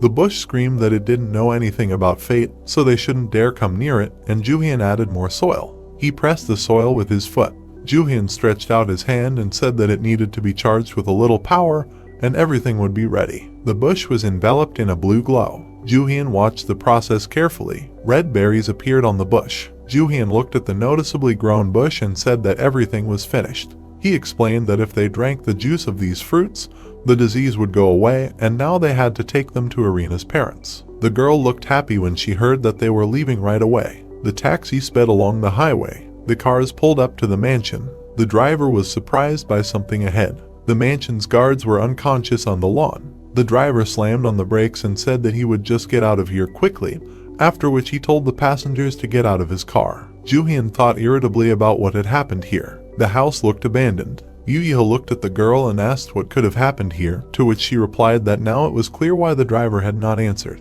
Jooheon looked intently at the door and said that they needed to go inside first. He opened the door. Irina recognized her brother, who was lying in a pool of his own blood. Jooheon leaned over him and realized that the man was conscious. George tried to lift him up, saying that they were back. He could only roll over on his back and say that they were attacked. Jooheon thought that his wounds were serious and that it was definitely the work of the relic, and asked if he remembered who attacked them. The man could barely explain that the attackers had taken his father and mother by entering a strange painting. Jooheon turned to Jia and asked him to check the Hilton's room. The landline rang. Jooheon looked at the phone suspiciously. The beeps ended and a voicemail came from the speaker asking why they weren't picking up the phone, since the woman who sent the message knew they were there, and then turned to Irina, who must be confused since she lost her entire family in one morning. The girl listened tensely to the request not to worry since her parents were still alive, but her brother, who had recklessly attacked them, was less lucky. She put her hand to her chest and listened anxiously to the fact that if she followed their instructions, her parents would not be harmed, so as soon as she calmed down, he should contact her on this phone number. In the end, the woman added that they did not intend to wait long.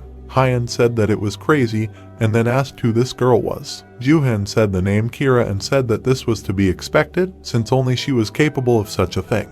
Yuja came running out of breath and said that Hilton's room was empty and there was no one there at all, as if everyone had disappeared. Irina fell to her knees. Sweat appeared on her forehead. Jooheon asked the girl not to worry as there was one solution. But first, he offered to save her brother, after which everyone began to pick berries, despite the relic's displeasure. Jooheon asked George to eat the berries, as it would make him feel better, to which he said that it was already over with him. Jooheon forcefully shoved the berries into his mouth, cursing that the man was still muttering something. The surrounding people watched them in surprise as George screamed that he felt bitter, and Jooheon was indignant that there should be a cure, to which the man promised to kill him as soon as he recovered. Suddenly, George lit up. The wound began to disappear. He raised himself up on his hands when he heard the question of whether there was any effect. Irina ran into her brother's arms. He hugged her and told her that he was fine, so she should worry about her parents instead of him. The siblings heard that they shouldn't worry about them either. Jooheon said that they weren't kidnapped. The man screamed in indignation that this was nonsense, since he saw them being dragged into that damn painting with his own eyes. Jooheon looked closely at George and said that they were. George was surprised to hear that they were fake. Yuja smiled sheepishly when Jooheon explained that he had tasked him with secretly creating clones right before leaving for Ganhwa. George furiously asked what that meant. That he meant that he had been taking care of fake parents all this time, to which Yuja nervously held his hands out in front of him, defending himself from the man, and asked him to calm down since he was just following orders. Jooheon smiled and said that in any case, thanks to him, the real parents managed to avoid being kidnapped, so he deserved credit. Irina looked at Jooheon with hope and said that if it was true, then it was just some kind of miracle, but she wondered how he came up with such a thing. Jooheon calmly listened to the question of whether he knew that such a thing could happen. He couldn't know everything, but since yesterday's Queen of Destruction suddenly became fragile Irina, anyone could perceive this as weakness and take advantage of her. And what better tool to use as an influence than parents dying from illness? It was a piece of cake. Moreover, recently their illness had been progressing much faster than before, so he thought it would be dangerous to leave them in this state. He looked at Irina and thought that it would take too long to explain all this, so he simply replied that he had good intuition. He raised his hand and said that someone could have intentionally worsened their parents' condition, so who knows what else could have happened, so he couldn't just leave them. George solemnly said that he should have warned them then, to which the guy replied that they say that if you want to deceive your enemy, start by deceiving your friends. He smirked, then suggested that they go and beam up their parents. In the end, he said with anticipation that after that, they would get revenge on the girl who made them all so worried. The car sped down the road. George, who was driving, asked how Jooheon was going to confront Kira Clark since she was a high-status person and it was not that easy to even meet her. The guy replied that he would always find a way. Irina silently watched the conversation as Jooheon told Edward on the phone to download all the articles he sent them, since they were starting the operation. Jooheon asked what articles he was talking about, to which the guy replied that if he was curious, he could look them up on the internet.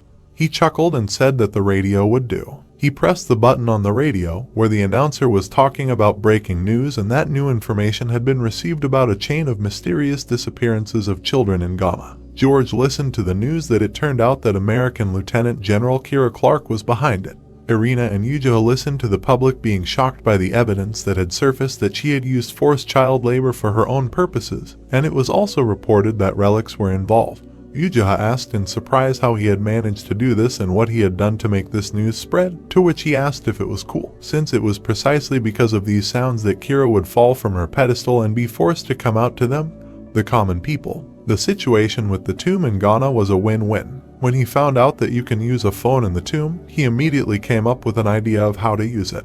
But nothing would have happened if it weren't for Edward's hint, and he told him back then that Kira was doing something very secret in this tomb. And since she hid it even from her lackeys, there was a chance that something really dirty was hidden in this tomb, and of course, they could have been unlucky, and she would have managed to get rid of all the evidence before they arrived. But no, they hit the jackpot, and it turned out that Kira was kidnapping Ghanaian children and forcing them to work on plantations. He said with a grin that he had filmed a video of them picking tea leaves in young bushes. Jooheon explained that there was a beautiful picture there, and if the world found out about it, Kira would definitely end up in prison, and how could he miss such a wonderful chance? Then he sent Edward a video, and he used his journalist skills and wrote a couple of wonderful articles. After he saved him from a life of homelessness, he turned out to be very accommodating. That is, despite all of Kira's tricks, they still remained one step ahead of her. Jooheon listened to the commander's story in amazement. Jooheon smugly said that in any case, all this had come in handy, which gave Jooheon goosebumps. George smiled and said that it was easy to blow up a whole scandal out of this,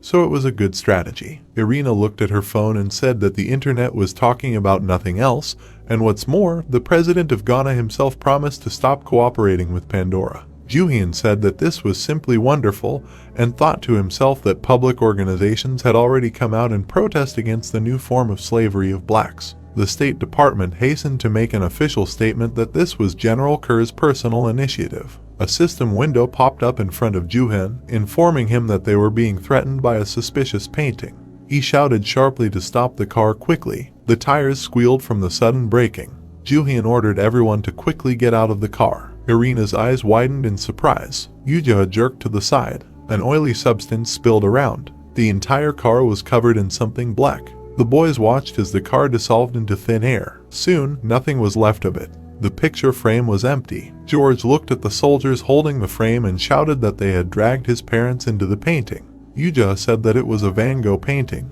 and then expressed surprise that it was a relic and that it should be in Holland. Kira chuckled. She shouted that Jooheon was wise beyond his years. She angrily asked if she understood correctly that those false articles were his doing. Jooheon smirked and said that they had a general who was about to be fired, and now she should hide in a corner and burst into anger. But she held up surprisingly well, after which he asked why his articles were false. Everything in them was the pure truth. Kira listened with irritation to the fact that he only told the whole country about her dark deeds. Jooheon smiled when he said that therefore she should not try to run away from her own sins, because in the end, even if those articles had not been published, she would still get her comeuppance sooner or later. Kira angrily gritted her teeth. She ordered him to shut up, not to dare talk down to her, since he had no idea what it cost her. Jooheon asked curiously what all this was about. Maybe she meant creating an atmosphere of fear or hammering into her head that human life is worthless. Kira clicked her tongue in displeasure. She said that she didn't understand what he was talking about,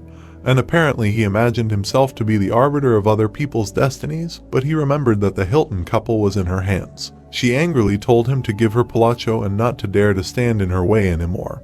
Otherwise they would see with their own eyes how her parents slowly and painfully died. Irina took a step forward, but Jooheon did not let her. He asked her not to worry since it was just a bluff. He said loudly that he did not care, and Kira asked again with displeasure. Jooheon thought that Jooheon knew perfectly well that Irina's parents were in that painting, and even if they were pulled out, nothing would stop her from making a hole in their heads. Jooheon smirked and told her to check. Kira ordered that the Hilton couple and the paintings be taken out and shot. She heard the muttering of a subordinate. The soldier said that Hilton was no longer in the painting. The soldiers showed an empty painting. Kira saw that the people had disappeared. She shouted that it was Jooheon's doing again. He laughed and said that he couldn't say that because it was a company secret. Kira cursed. An aura began to concentrate around the boy. She ordered that he be trapped in the painting immediately. Jooheon asked irritably what she was starting, since they were having such a nice conversation. Jooheon watched in horror as his body turned into paint. A golden sphere flared up around them. Kira noticed with surprise that something had gone wrong. The soldier said that the relic had suddenly stopped responding and that something seemed to be blocking its power. Jooheon thought with pleasure that his body was returning to its previous form. He looked at Irina and said that they survived thanks to her. The golden glow flared even brighter when the girl said that Kira tried in vain to take her parents hostage. Lightning flickered around Irina as she asked him to leave the creatures with her while he went to save her parents. The system window reported that the user's emotional instability was causing the relic to react violently, causing the relic's aura to be released. Jooheon grabbed George by the sleeve and said that he would go with them. The man shouted that he would not abandon his sister. Jooheon smirked and asked him to trust him, as she was not the one to worry about now. The ones she was angry with were the ones she needed to worry about. Irina suggested ending it. Kira mockingly suggested attacking. Lightning flashed over the city. Irina said that Kira was not only going to kidnap her parents, but also wounded her brother. She put her hand forward, it sparkled with yellow lightning. Irina's hair began to fly. She put the second one in front of her opponent and said that there was no forgiveness for this. Kira just smirked and called Irina an impudent girl. She pulled an energy arrow. She felt sorry that she was going to destroy Irina's empty faith. She smiled and hoped that the girl would understand that it was very stupid for her to resist. The general fired a projectile. A purple wave of energy rushed towards Irina. The energy destroyed the battlefield. A powerful explosion was heard. The soldier in glasses asked, "Didn't the general plan to capture the girl alive?" Kira smirked. They were left without hostages anyway, so they couldn't do without using force. She looked to the side and said if she was left alive, she could cause a lot of trouble in the end. A soldier noticed something ahead. The wind blew dust to the sides. Irina looked at Kira intently. The soldier was surprised that there was not a scratch left on her. Kira clicked her tongue in displeasure. Irina said that it was her turn now. Kira looked intently at the girl. A huge explosion thundered over the city. A truck was driving. Smoke was coming from it. The hero was driving. George asked if nothing bad would happen to his sister. Jooheon said that she would cope. He asked why he did not believe her. He looked at Irina's brother and said that if something did happen, what could he do? This made George think. He bit his lip and cursed. The truck did not slow down. Jooheon asked not to worry, because he said that there was nothing to worry about, because his sister was much stronger than an ordinary girl. Ogi was approaching a huge skyscraper. Jooheon asked George to get ready to meet his parents. They got out of the truck. The guys were carrying a tree. Hyeon asked if they would let them into the hotel now. Jooheon said that he bought this hotel. They went into the room. George embarrassedly shouted at his parents. The room was stinking. Jooheon looked at Hyeon and asked him to pick some more fruits, some of what they had prepared, because they might not be enough. The guy began to pick fruits. He thought that it would be good to make a decoction from them, but there was no time for this. He crushed the fruits and their juice began to drip into the withered man's mouth. The glow intensified. The man began to gain a living appearance. His withered skin was covered with a yellow layer. The restoration was going at an incredible speed. George looked at the hero, who said that this was not enough yet. He ordered to repeat the same with Mrs. Hilton. Hyeon looked at the restoration process in fascination and said that he saw a miracle. He picked more fruit. The tree screamed that people were annoying it. Mr. Hilton opened his eyes. He touched his head and looked exhausted. He asked where he was and what happened. Jooheon smiled and said that his illness was completely gone. George looked at his revived parents in shock. Mrs. Hilton opened her eyes with difficulty. The hero decided that everything went smoothly with her too. He smiled and said that he would then hurry to Irina and George should stay here and watch his parents. He walked away, but the guy called out to him. He bowed and thanked the hero. Jooheon smiled back and noted that his mood changes quickly in any case. Now is not the time for thanks. A few minutes later, he was already driving along the road to the battle. Although he had lied to him that Irina was quite strong, Kira would still be stronger. He calmly looked at the road. In his past life, it would most likely have been difficult to deal with her. A system message appeared in front of him. It said that there were relics of destruction and war nearby. The hero realized that the winner was still undecided. Yuja pointed ahead and asked to look. The entire area in front of him was destroyed and on fire. They got out of the truck. The hero correctly noted that they would not be able to go further by car. Two guys walked through the fire. Yuja said that he was shivering. Jooheon told him that he was scared, which, however, was normal. Jooheon noticed something. He saw the silhouette of a girl in the dust. Yuja also looked ahead and said that he saw something. Irina turned around and said the hero's name in surprise. The guys approached her. The hero noticed that she was calm, while Yuja panicked and said that he almost gave birth on the spot. Irina looked at the hero and said that Kira had disappeared somewhere. They fought, and then she disappeared and, perhaps, ran away. Jooheon thought about it and said that this woman's character does not dispose to running away. The system reported again that there were relics of war and destruction nearby. These were the relics of Kira. The hero suddenly felt something. He smiled. He looked at Irina and said that he did not believe that the girl took such a risk. He said that Kira is the owner of the relics of the ancient Egyptian goddess of war Sekhmet. But her other face is the goddess of love Hathor, so her relic has a special risk called transformation. Jooheon looked around. It was obvious that Kira was somewhere nearby, but she was not visible, or rather, she made it so that they could not see her. Jooheon smiled confidently and said that if she did not show herself, it would be difficult to continue the battle with her. They could try to look for her in such a mess. He would look in that direction anyway. A worm was crawling along the asphalt. Kira was squeezed. She was angry that she had spent too much strength. The risk came too quickly. She needed to turn into something else. The worm slowly crawled between the boulders. Kira said that she could not see anything in front of her and could not move normally, and if she was caught like this, she would be finished. Yuja almost crushed the worm. He called the commander. He happily said that he had found a relic. He was holding a painting in his hands. Jooheon asked how he found it. Yuja said that he overcame his fear. Jooheon frowned. The guy said that this painting most likely stopped working and was abandoned. He tore the painting, while Yuja said that although it was a relic, it was also Van Gogh's painting Tree Roots. Yuja was horrified. He asked what the hero had done, while Jooheon happily turned away from him with a piece of the painting in his hands. The guy shouted that this relic could be restored. Jooheon put the piece of the painting on a notebook. He said that if everything was done correctly, then with the help of this notebook the fragment could be used as an index. The fragment began to sparkle with energy. The hero asked him to show where the owner of this thing was. Kira looked in front of her with horror. Her eyes were filled with rage. The heroes looked at the little worm. Jooheon asked, did she really think that he would not recognize her in such a form? He bent down in front of the worm and addressed him as a general. He took the worm on his hand and, jokingly, asked what Kira was telling him. It crawled on his hand. Yuja noticed that it was a cicada larva, but the hero said that it was Kira who took such a form. Irina happily looked at the hero, who told her that they won thanks to her. He also said that her parents were completely healthy and she could not worry. Irina asked how she could thank the hero. He smiled and said that it was a favor for a favor. As soon as the battle between the two relics ended, New York returned to its previous life. The Hiltons offered to gather at their house and organize a festive party. However, the hero still had to decide what to do next with Kira. Yuja was restoring the relic. He asked why the hero asked him to make a copy of Van Gogh's painting. Jooheon looked at him from the front seat and said that it was necessary. Let him do it and not complain. However, he asked to say how much the painting would differ from the original. Yuja looked at the painting with concern and said that he did not even know, because he did not often forge relics, especially since he then used them. Jooheon frowned, deciding that Kira had incredible control powers. They got out of the car. Everyone looked at the second mansion that the Hiltons own. It is not used very often, so it may not be very cozy here, but George asked everyone to be sure that everything will be fine.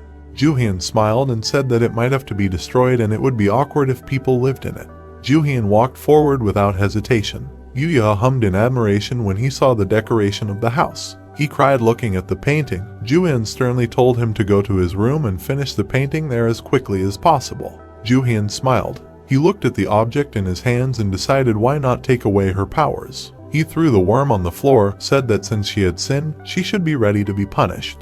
The worm began to tremble. Kira told him in her thoughts that time will tell who will punish whom. She cannot stay in this form forever, and as soon as she returns to this state, she will show him more. Jooheon uncorked the bottle with a smile, saying that he thought for a long time about what to do with her, and he did not particularly want to carry a huge larva with him. He decided to try to pickle the girl. He threw the larva into the alcohol with a villainous smile. He began to shake the bottle with all his might, chanting vodka. Kira was thrown from side to side. The system reported that the cruel goddess of war was drunk, which improved her mood, her strength weakened, and she was about to lose consciousness. Jooheon stopped and asked how Kira could get such a result. According to legend, humanity rebelled against the sun god Ra, and then Ra sent Sekhmet to pacify them. Because the goddess was incredibly cruel, humanity was on the verge of extinction. Seeing this, Ra got scared and added red dye to the beer and poured a huge amount on the ground. Sekhmet thought it was human blood and began to lap it up until she was completely tipsy. Drunk Sekhmet again returned to the appearance of Hathor, and the end of the world was avoided. Because of this interesting story, this relic is vulnerable to alcohol. Jooheon sat on the couch and thought that in his past life, this method most likely worked well too. He asked Kira to give up already. The larva was dangling in the bottle, the end was near, but it did not come. The hero tried to understand, was it all thanks to her changed form? Meanwhile, in the next room, Jooheon was working on creating a copy of Van Gogh's painting. He put all his strength into it and did not stop trying. He approached the hero sleeping on the couch and said that everything was ready. Jooheon asked why he should work hard while the hero was resting here. Jooheon sat down and said that this is the fate of a slave. Jooheon asked again with displeasure. Jooheon silently looked away. Jooheon pointed to the side in fear and asked what was that sound. The hero assumed that these were Kira's subordinates, and most likely they surrounded them. They covered the painting. Jooheon said that this was to be expected, because he did not hide the energy of the relics on purpose and left some clues for the enemies. The soldiers were surrounding the house at that moment. Jooheon said that even if they got rid of Kira, the danger would not go away. They needed to somehow deal with her dummies, otherwise the whole Hilton family could suffer later. Jooheon looked at the created copy of the painting with a smile and said that he used it as bait. The soldiers broke into the house, pointed their guns at the guys and ordered them not to move. Jooheon stood calmly under the sight of machine guns. The soldiers reported that they surrounded the building. He asked where General Kira was. The larva was swimming in alcohol at that time. In her thoughts, she tried to understand what that sound was. After a while, she realized that her soldiers had come to save her. The soldier looked around and said that if Jooheon did not start talking right now, they would open fire. He offered to choose what to shoot the heroes, a leg or an arm. Jooheon calmly spread his hands and asked why everything so suddenly. He said that now he would tell them everything. At this time the larva began to flounder. It was trying to say that it was here. Jooheon nervously turned to the bottle. He took the bottle and said that he would like to resolve everything peacefully, because he even prepared vodka. He threw it at the soldiers. He said that according to the rules of hospitality they should accept it. The bottle broke into pieces. The soldiers were surprised to notice that it was ordinary vodka, but they were confused by the worm that was swimming in it. Jooheon smiled. While Jooheon was nervous, he said that he tried so hard because it was a special kind of vodka with a cicada larva inside. The soldier nervously stepped on the worm, asking if the hero was laughing at them. He demanded to hand over their general. Jooheon smiled contentedly. A system message appeared. The soldier at that moment asked what he had stepped on. The owner of the relic was seriously injured and now cannot use his powers. Jooheon thought that after her own subordinates stepped on her, her mental state had worsened. Kira took on a human form. She screamed at the soldiers and asked how dare they step on her. The system reported that the object's power was temporarily reduced. Jooheon tore the canvas off the painting. A beam of energy was shining on it. The soldiers began to crumble and melt like paints. They began to be drawn to the painting like a whirlpool of liquid. The hero noted that it was ironic, like a copy of the very Van Gogh painting that they had recently used. Striving for completeness, this relic sucks in almost everything. The soldiers found themselves locked in the painting. He smiled on the other side and asked what it was like to be locked in your own religion. Kira covered herself in a red aura. She called her subordinates idiots. The soldiers turned and saw their general. One of the soldiers wanted to ask a question, but the second interrupted him and said that he should know that she did not need to ask anything now. Jooheon looked at the performance that the painting showed with satisfaction. Kira looked at the hero and ordered everyone to hurry up and find a black dot here, with the help of which they would get out of here. The soldiers began to run all over the area and look for that very black dot. Jooheon leaned towards the painting. Jooheon said that they were looking for a black dot in vain. The soldier screamed that his body could barely move. The second screamed that he found a way out. Jooheon took a brush and went to the painting. Painting over the black dot, he said that they managed to find a way out faster than he thought. He decided to draw something. Kira looked at the hero with doom. A huge black monster appeared in front of the soldiers. A spherical monster with a bunch of tentacles chased after a soldier. Kira almost touched the black dot. There was a splash. Kira found herself in darkness. There was a monster behind her. She said that this dot was supposed to release her. Jooheon smiled evilly and said that they had slightly modified the painting, so now there was no way out. Kira looked angrily at the hero. He said that they were starting an interrogation. Kira and her subordinates got what they deserved in the subjective opinion of the hero. The monster grabbed the soldiers and threw them in different directions. In the end, they handed the hero a flash drive with data from the American army. Jooheon held the painting with a smile and said that now he had no complaints against them. Voices were heard from the painting that they had agreed that they would transmit information, and he would release them. Jooheon grinned and asked if they really believed him. He apologized and said that he would be very sorry if he let them go. Kira, tied up, looked at the hero in horror and began to curse him. The painting began to burn. The hero said that he could only wish them a safe journey. Kira looked at the hero in fear. She did not want to accept such a fate.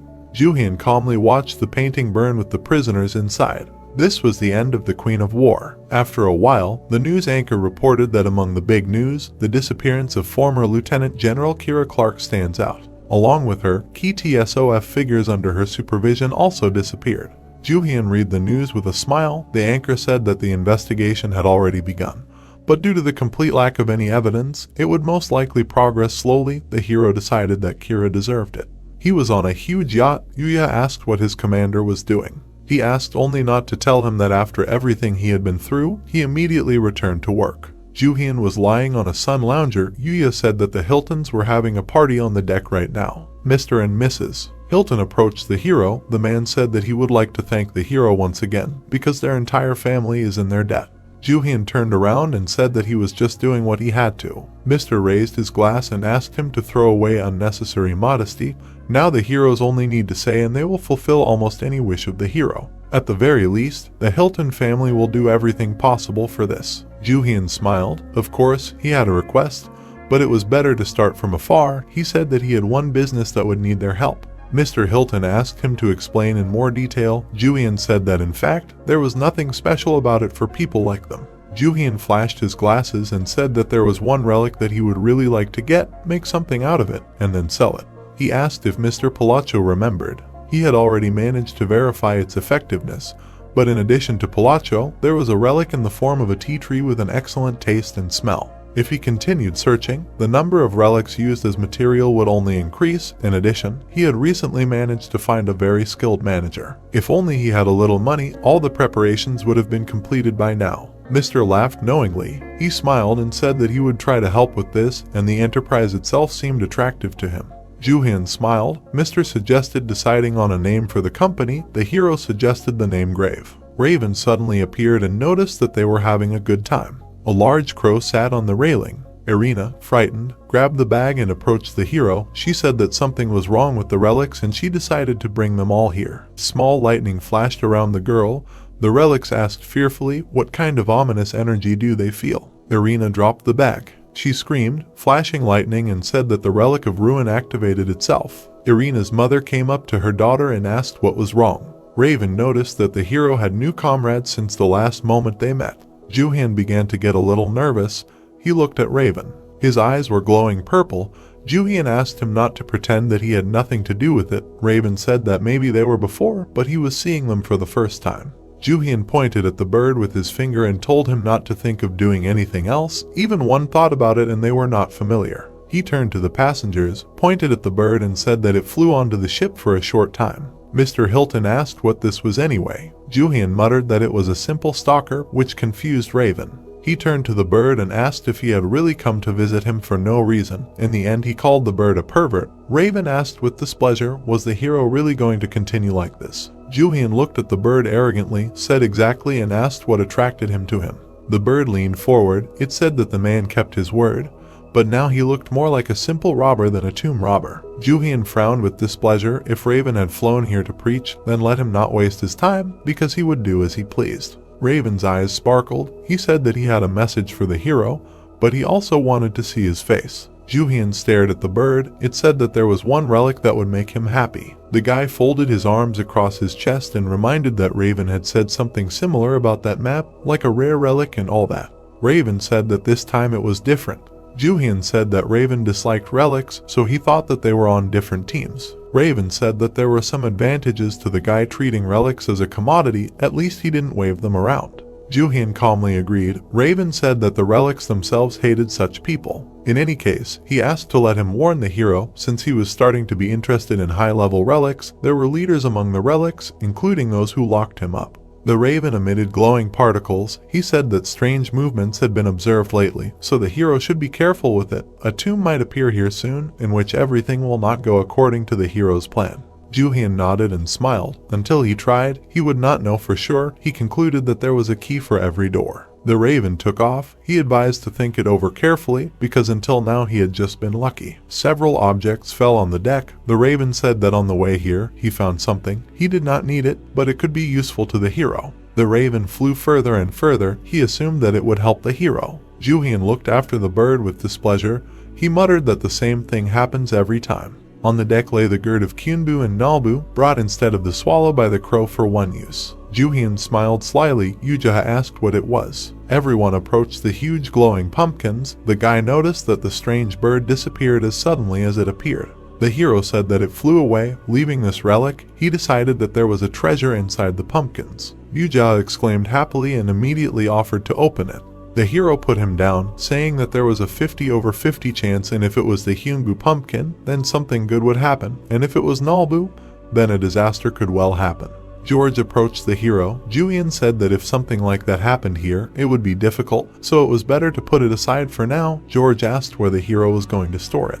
He looked at Yuja and said that there was no need to worry about that. He put his hand in his pocket. He took out the relic taken from Kira. It became a pretty good bag.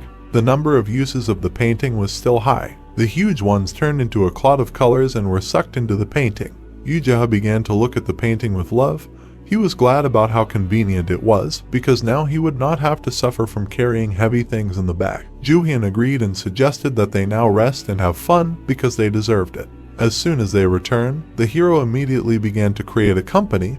He entered into an alliance with Edward. And of course, it was Hammurabi's double contract. Then one day, Irina came into the hero's office. She handed him a letter, thinking it was some kind of invitation. Jooheon opened the letter without much interest and said that it was some kind of party where big shots would gather, busy searching for relics, but it was organized by Pandora. Yuja asked, "Aren't these guys bad?" The hero said that the most interesting thing is that the sender of the letter is Chairman Kwon. Jooheon crumpled the letter. Irina asked, "Is he really not going?" He slightly narrowed his eyes and said that no one knows what will happen at this party if he shows up. He looked at the list of names. Irina and Yuja looked at the hero with interest. Jooheon was now smiling. He thought that in terms of using the relics, that man was his main rival. The hero looked at Julian Miller's name on the guest list. He clenched his fist and said that he changed his mind and he would attend. After a while, the hero was already at the party. Golden notes were in the air. The guy smiled and asked if Jooheon had decided to come to the party. The girl behind him said that the hero accepted the invitation. The guy said that the hero took the bait. He adjusted his bow tie. He said that they had put a lot of effort into making the Hilton sick, and he had cured them, and the painting that was lent to General Kira had disappeared somewhere. He had blue eyes. He said that it was time for him to personally reward the hero for all his work. He invited Vera to go down to the hall. In the mansion, they had already started asking questions about who the hero was. Edward introduced him as the CEO of their company and a trusted person of the Hilton family. Edward held a glass of wine with a smile. Yuja indignantly asked if he really had no weight for him. The man asked him if they had really known each other for so long that they had to waste time on formal greetings. Jooheon was glad that Edward had come. He was offered to exchange fresh gossip. The hero put on a red jacket and asked the man what news there was. Edward said that lately there was complete confusion among all the relic hunters. Everyone is trying to lure as many people as possible to their side. The same goes for Pandora. Are they really short of personnel? Edward thought about it. It seems that this is the main purpose of the party. More and more tombs are being discovered, so it is quite natural. Jooheon smiled. He raised his finger. Edward laughed and suddenly asked if their company had enough staff. The hero answered that it was just right, and anyway, no one would go under his command. Edward suddenly straightened up and suggested that the hero look around. The admiring ladies looked at the hero. Edward said that many were showing interest in him. Jooheon said that he did not even want to know anything. He came here on business and did not think it was worth wasting time on anything else. The hero turned around. An unfamiliar voice asked if he was the famous Jooheon. A guy in a blue jacket and expensive shoes was coming down to him. He said that he had been following his adventures for a long time. He smiled and asked where his manners were. He asked to introduce himself. He was one of the organizers of this evening and his name was Austin Rockefeller. Jooheon opened his mouth in embarrassment. He could not believe that he really saw Austin Rockefeller. The guy smiled and said that he was a very famous artist, and Arena added that he had many talents. He is literary, musical, and even acting. Austin smiled. The hero thought that he really was some kind of celebrity because all eyes were directed only at him. The hero was gloomy. He watched Austin posing and had a strange feeling about him. Austin laughed and said that he wanted to quietly greet the hero but made a lot of noise. Austin smiled. The hero did not feel the energy of the relic in him, but he could well hide it, in which case Austin probably has tremendous power. The artist extended his hand and said that it was nice to meet him. Jooheon immediately held out a notebook for an autograph. Austin happily reached into his inside pocket for a pen. He took out a relic in the form of a feather. The hero laughed at the fact that the artist himself provided an excellent opportunity to get the relic. Jooheon decided that Austin had no idea that this pen was it. With its help, you can forcibly make a person feel respect and even fanaticism. You should start with the fact that the person becomes a prisoner. Austin looked at the guy in surprise. He was tearing a sheet of paper into shreds. He did not understand what was happening. His body moved on its own. Austin did not understand anything either. Jooheon looked at the commander. Jooheon was calmly sitting on the phone. Jooheon walked away. The hero told him not to waste time and collect as many autographs as possible. Because there were a lot of celebrities here, Jooheon noticed a famous actress and ran to her. Jooheon turned around abruptly. He snatched the pen from the artist's hands. Austin was slightly taken aback. Jooheon broke the pen into pieces and said that the artist uses dirty tricks and thinks that he will not notice the relic. Edward looked at the hero in surprise. He said that its energy is not felt at all. Jooheon only answered that Austin knows how to hide it very well. He smiled and said that when he uses it, he still could not hide the aura. Austin called the hero names and realized that he recognized his relic. The hero noted that it was really dear to him since he got so excited. Austin began to call the hero names. He remembered that his last name is Rockefeller. He looked at the artist. His last name meant that he was a member of one of the most influential families in the United States, whose wealth was comparable to the Hiltons. The Rockefellers are known for investing incredible amounts of money in supporting relic users. Moreover, they are capable of artificially creating relics of royal rank. Kira's War Queen was their creation. And the funny thing is that they only sponsor Pandora's friends, and they consider him an enemy. Austin gritted his teeth in anger. The hero was not surprised that all sorts of mediocrities become owners of relics of royal rank. The hero decided that it would be a great pleasure to wipe Austin's nose. He frowned. Something embarrassed him. In the Rockefeller family, there should not be a man who owns a relic at such an age. He looked to the side. The relic, the energy of which he managed to hide, could well reach the divine rank. It seems that something is changing, but now it is not so important. Austin reached into his inside pocket and decided to see how much self-confidence he had. Everyone took out their cameras and moved away. The crowd happily accepted Austin's intentions to show how he uses the relic. Austin suddenly realized that they were being watched. Interviewers approached him. They began asking questions about how often he uses the relics, which one gives him the most pleasure. Austin said that there was some kind of misunderstanding. He yelled at Jooheon, who said that the guy is afraid of cameras. Jooheon smiled and asked the artist to tell what relics he uses. Austin looked angrily at the hero, who told him that they use the relics to hide their dirty deeds. The reporter began to ask if this is really true. Austin said with displeasure that this is not so. Jooheon spread his hands and said that he does not even know. Maybe this is not so, because a person like him cannot know this. Austin said that their family does not do anything like that. Jooheon looked to the side. He heard a familiar voice announcing the start of the briefing. The host gathered the guests in the hall and said that the number of victims began to grow due to the increase in the number of tombs. So many of them lost their homes. Their organization provides them with shelters and provides financial assistance. Julian Miller led this briefing and the hero recognized him. Julian is under the direct command of Kwon. If you can call him his right hand, then he is more like his left. He has the relic of Chegel Konman and can easily get information about any tomb. Based on it, an attack plan is drawn up, the execution of which is led by the hero. However, their value systems have never coincided. He remembered how he argued with Miller, who told him that if another person had died while clearing the dungeon. The hero then muttered that no one died and why was he picking on him. Miller then asked if the hero imagined how many people he killed. Subordinates looked at the argument of the two leaders in confusion. The hero shouted that if not for these victims, he himself would have died. Then Miller asked what about the recent scam. The hero replied that his guys were crawling around in mud up to their ears and risking their lives, so what difference did it make if they still used everything for the cause? Jooheon shouted and asked if Miller understood how to adapt to the situation. Miller said that the hero was forgetting himself. Jooheon smiled nervously, realizing how hard it was to think about it. In this life he should not mess with this guy at all. Jooheon continued talking. The hero did not mind at all losing the opportunity to get the Chegel relics. After all, he had 15 years of experience under his belt and Raven was there to help. He turned around and walked away from the artist. Today he came to this party specifically for Miller.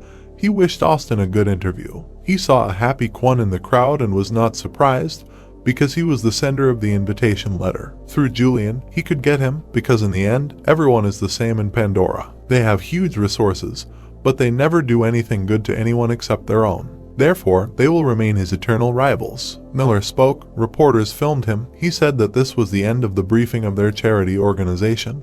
He expressed gratitude to everyone who came today. Miller smiled slightly. Jooheon was silent. He thought that the false speeches that did not last forever were over. He decided that he should take advantage of the crowd and talk to Chairman Kwon. Reporters immediately ran to the old man. They wanted to ask questions to Miller and Kwon. The old man laughed and noted that they were very fast. He began to speak. His words were recorded. According to him, the speech was already long, and they still could not get enough. He looked at Miller and said that he spoke very well and now they did not need to worry about funding their good initiatives, and he will support everyone who joins their company. Jooheon watched their conversation with suspicion. He watched Miller and Kwon shake hands. The hero realized that the agreement to merge with TKBM was reached before the briefing, which meant that he had prepared everything in advance. Jooheon took out his phone. He realized that he did not fully understand the situation. No matter how urgent it was, Kwon always did the same thing. The phone vibrated. Yuja and Edward received messages from the commander. Edward thought about it and said that no matter what happened, since he was calling, they should go first. Yuja looked at Arena and said that they would be gone for a short time. Reporters said that they heard that Kwon, celebrating the recruitment of new employees, he donated a large amount to the shelter. He also gave a painting to Richard Chen. Cameras and microphones surrounded the excited Richard. He asked who said that and he was told that recently they stopped presenting paintings. Is he really preparing something new? They asked him if he could at least tell them a little about what his next creation would be. Richard laughed and said that the conversation went in the right direction. As everyone knows, he has been busy working on Pandora lately, so there is no time for new works yet. Jooheon interrupted the interview, noticing that the professor still dared to smile. Jooheon said that Richard does not paint pictures because he cannot do it. Richard turned around and saw Edward with Yuja and the hero. He looked at his accusers with displeasure.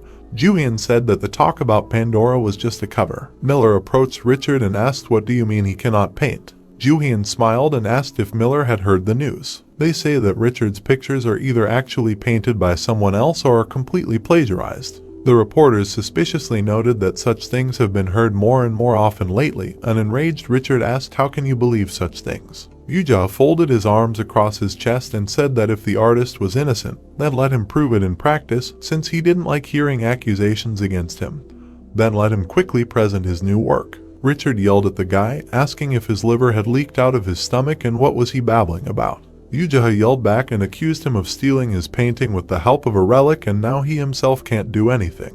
Jooheon smiled. The reporters were happy about how strong the situation would be. They asked everyone to film and take pictures as quickly as possible. The hero was happy about such excitement from the journalists. Richard approached the guy and asked if he was tired of living in this world. He began to try to hit Yuja while the journalists were filming everything on cameras. Jooheon looked at Miller and asked what he was worth. Shouldn't he separate them? Miller frowned. The hero said that they would only cause problems and they would all suffer. Kwon watched the scene with anger. Jooheon said that especially Kwon standing there, who can order to use the most unpleasant relic of subjugation, thus forcing everyone to obey by force. But he suddenly realized that Miller would be hit too. Kwon shouted at the hero, who asked Julian if he suddenly lost his desire to make a contract. He asked him to think carefully.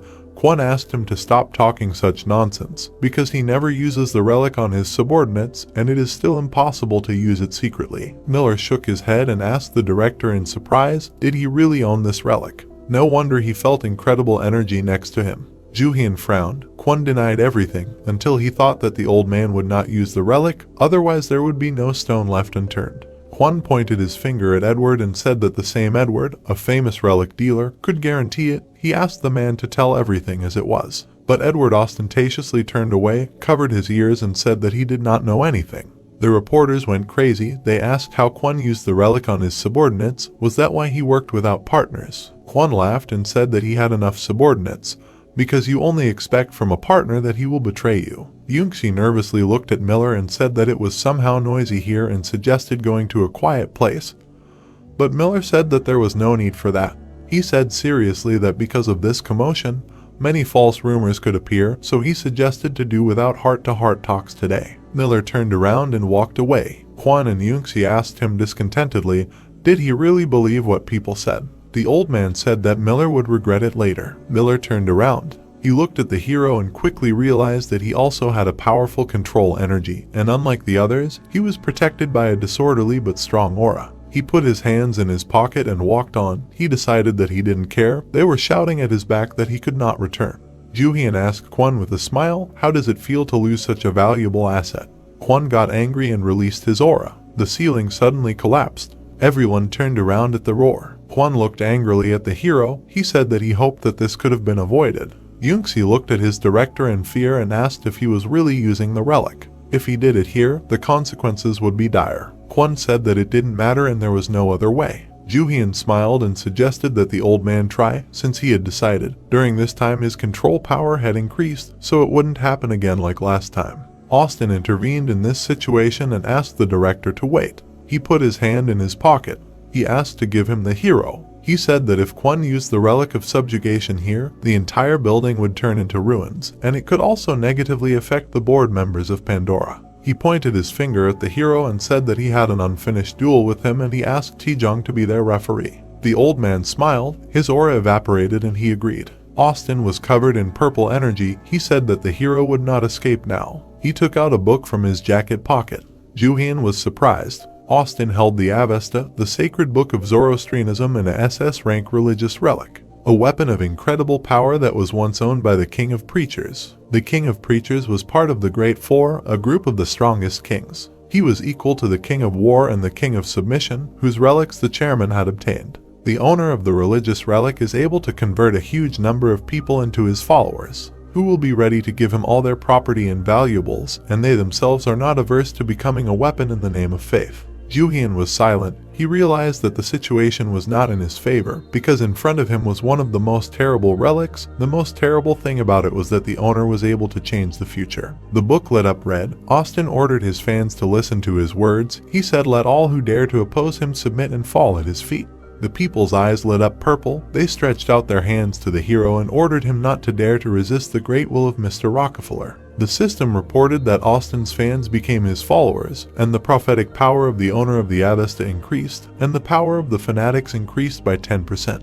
Everyone began to grab the hero and Jooheon. Jooheon looked at the conquered people with disdain and decided that this was still a religious relic. Jooheon also fell under the influence of the relic.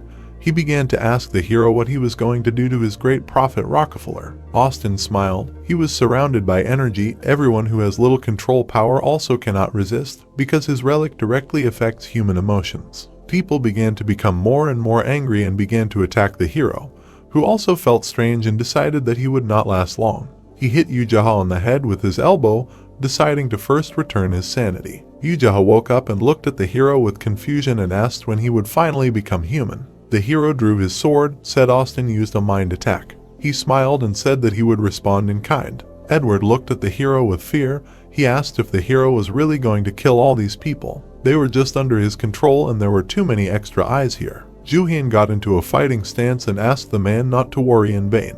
He looked at Austin hiding behind a crowd of zombies. Austin looked at the approaching hero in surprise. A moment later, he was already behind him. Blood splattered. The hero smiled. Austin screamed that this couldn't be. He grabbed his throat. The aura disintegrated. He saw that his throat was intact, but at the same time he saw how the blade passed through it, and he felt the cold of steel and the pain from the cut.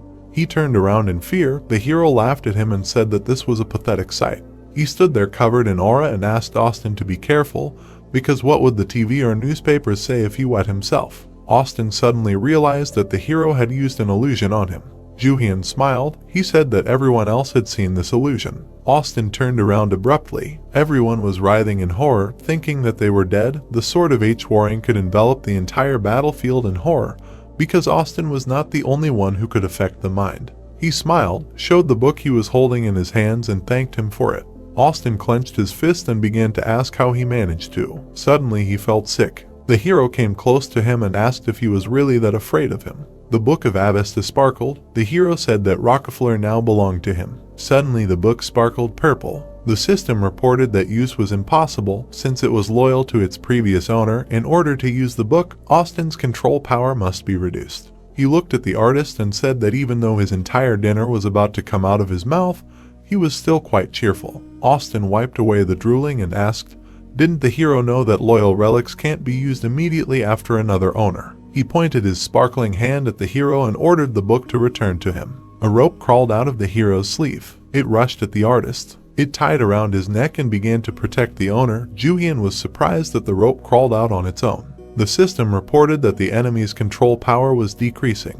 He smiled and noticed that due to the lack of oxygen in his brain, he could not think clearly. He ordered the rope to tighten it tighter. The book in his hand sparkled. It was surprised that the owner's power suddenly became so weak. The system reported that the opponent's contract with the book was terminated. The hero squeezed the book and said that now it will not go anywhere. The book suddenly asked who else he was. Jooheon smiled. He felt that everything should go further and definitely work out. After all, his control power has increased significantly during this time. Although he is not yet capable of a rank like Muramasa, but he should be able to pull SS. The book sparkled, resisted, and said that the hero has too much power for one person. Austin struggled with the rope and asked what it was doing with his Avesta. His hand sparkled. He told the rope not to be arrogant. He began to stretch it. Austin called it a low-ranking relic.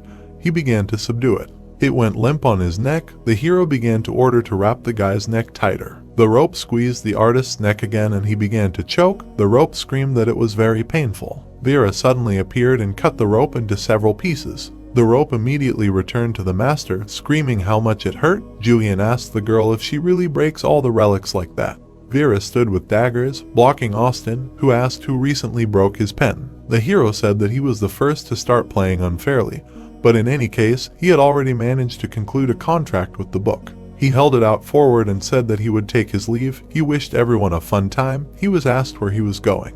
Austin screamed and ordered Vera to catch him. Vera ran after the hero and said that he could not escape. He threw a smoking flask in Vera's face and said that he did not have much time to have fun with them for so long. A wall of smoke appeared in front of Vera. Jooheon looked at his subordinates and said that they were done here. The hero said that first they would find Arena, and then they would leave this party. The hero noticed Miller with his gaze. He covered his nose. The hero called him to come with him, saying that the party was over. He said that he had a pretty good relic for him. Miller turned around and asked how he could believe it. After all, it was the hero who had caused this mess from the very beginning. Jooheon said that Miller was partly right. He put his hands in his pocket and said that all of this was a consequence of the work of those guys, whom, by the way, he helped. However, now, being here would do more harm than good to him. Miller looked at the hero and asked why the hero wanted to help him. The hero smiled and thought to himself that something had happened between them in their past life. Jooheon was drawing a magical picture while everyone around him stood and waited. Miller asked in surprise, was it really possible that once this picture was finished, they would be able to leave through it? Miller looked displeasedly at the hero, who had heard that he had a younger sister, and asked how he knew. The hero interrupted him and said that he read it in the newspaper because lately information spreads quite quickly.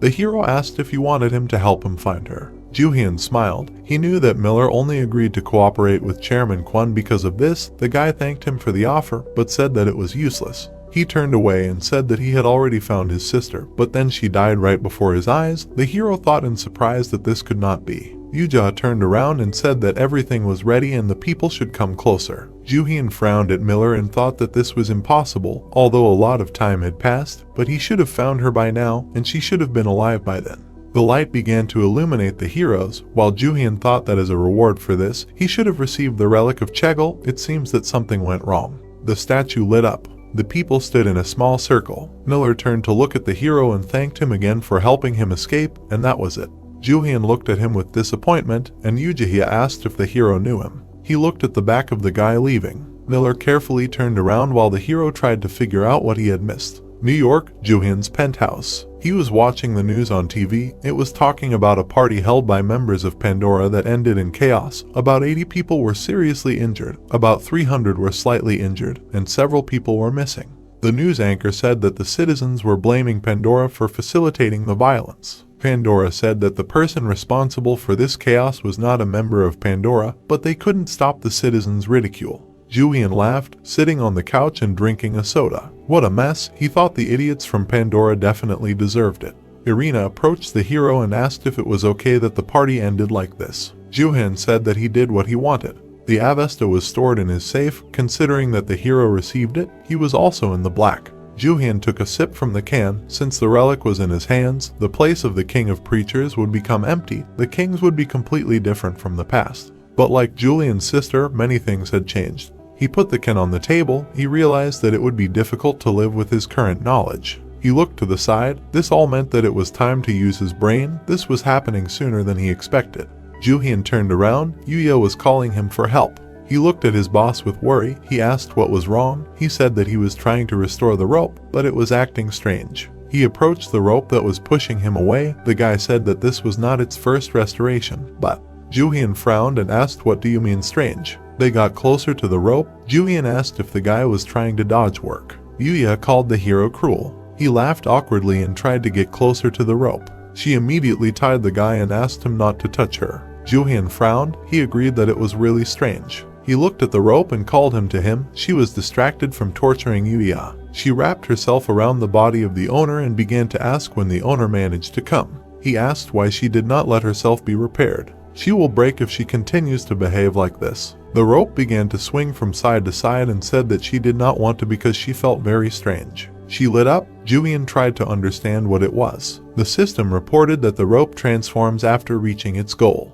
The body of the rope transformed. The hero was surprised that the rope was changing. The system reported that for the sake of its owner, the rope rejected the control of another person. Jooheon thought about it. Austin tried to use the rope to attack him. Since the rope had no owner, it should have listened to his commands. But it refused. He decided that the target implied exactly that. The system reported that the reusable silver rope of the sky had increased its rank. It had become a jealous relic, and the number of uses of the relic had increased significantly. Jooheon thoughtfully looked at the rope, which had now even become jealous. It began to float in the air and said that it was very pleasant for her. The hero told Yuja that the relic had improved and that he was seeing this for the first time. The system reported that the relic had no owner. It immediately wrapped itself around the hero's face. He offered to make a contract with it. The contract was created according to the relic's desire. Yuja smiled and was glad that he would not have to restore the relic. The rope asked if she was beautiful. Did she do well? The system reported that the relic had a desire for praise. He studied the message thoughtfully. Yuya laughed at him and said that the rope is now like a puppy. Jooheon walked out of Yuya's room with a rope on his head. The guy said that he thought that the relics had unusual risks, but apparently there are those who follow their master. The hero said that this relic is just special. He saw the system message again. The hero received the title of Relic Trainer and now he can release 90% of the relic's power. Jooheon adjusted the rope, smiled and thought that compatibility is hard. It is still related to talent. He was trying to understand if this is good news or. Yuya looked sadly at his boss, who said that he had a premonition, and this is the key to everything. He said that if he can improve the rest of the relics, then it will be the end of the game. Jooheon smiled and said that he was going to study the growth of relics. Meanwhile, at Pandora's headquarters, words were heard that the party was a great loss for them. The man looked at the people sitting in the hall and said that on the day of the party, their information gathering system, which can gather anything, the Pandora system was able to scan the abilities of everyone present. Thanks to this, they were able to identify talented relic users. The images were of Irina, Taejong, Jooheon, and Yuya. The leader said that they failed from the interrupted party. The man waved his hand in displeasure and suggested holding another party. The blonde man, who was the host, said that they did not have much time left. He was asked what this meant.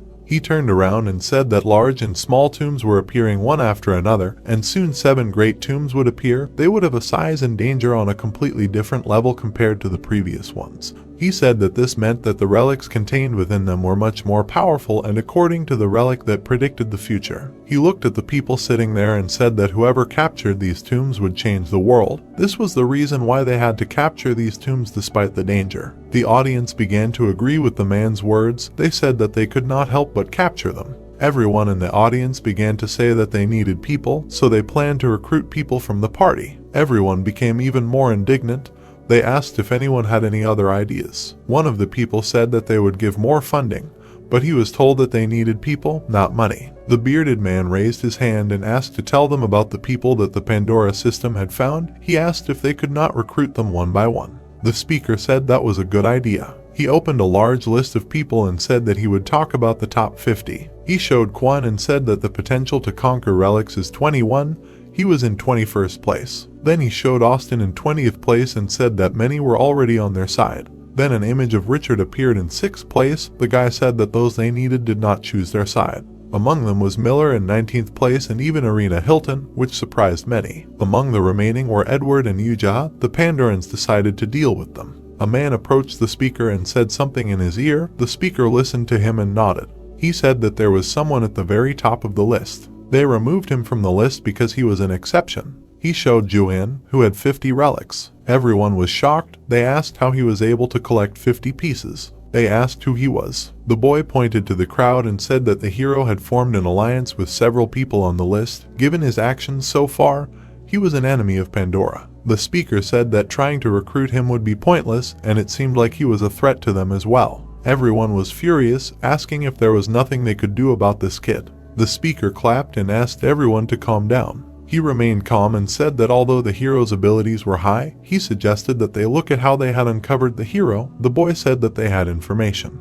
They had endless support and many talented individuals, so the hero would never be able to enter the 7 great tombs before them. The speaker's eyes flashed blue. He said that it was because they would never reveal this information anywhere else. The system said that the relic must have a certain value. The hero looked at the requirements needed for relics to grow. Jooheon scratched his chin and thought to himself. He looked at the ceiling and asked if Raven could elaborate. What did he mean by the relic had to have the value of a treasure? He pointed to the side and asked more questions, like should he increase his popularity to improve his relic. He fell silent, the rope looking around. He cursed Raven and asked him why he couldn't be nicer. He asked the relics lying around him.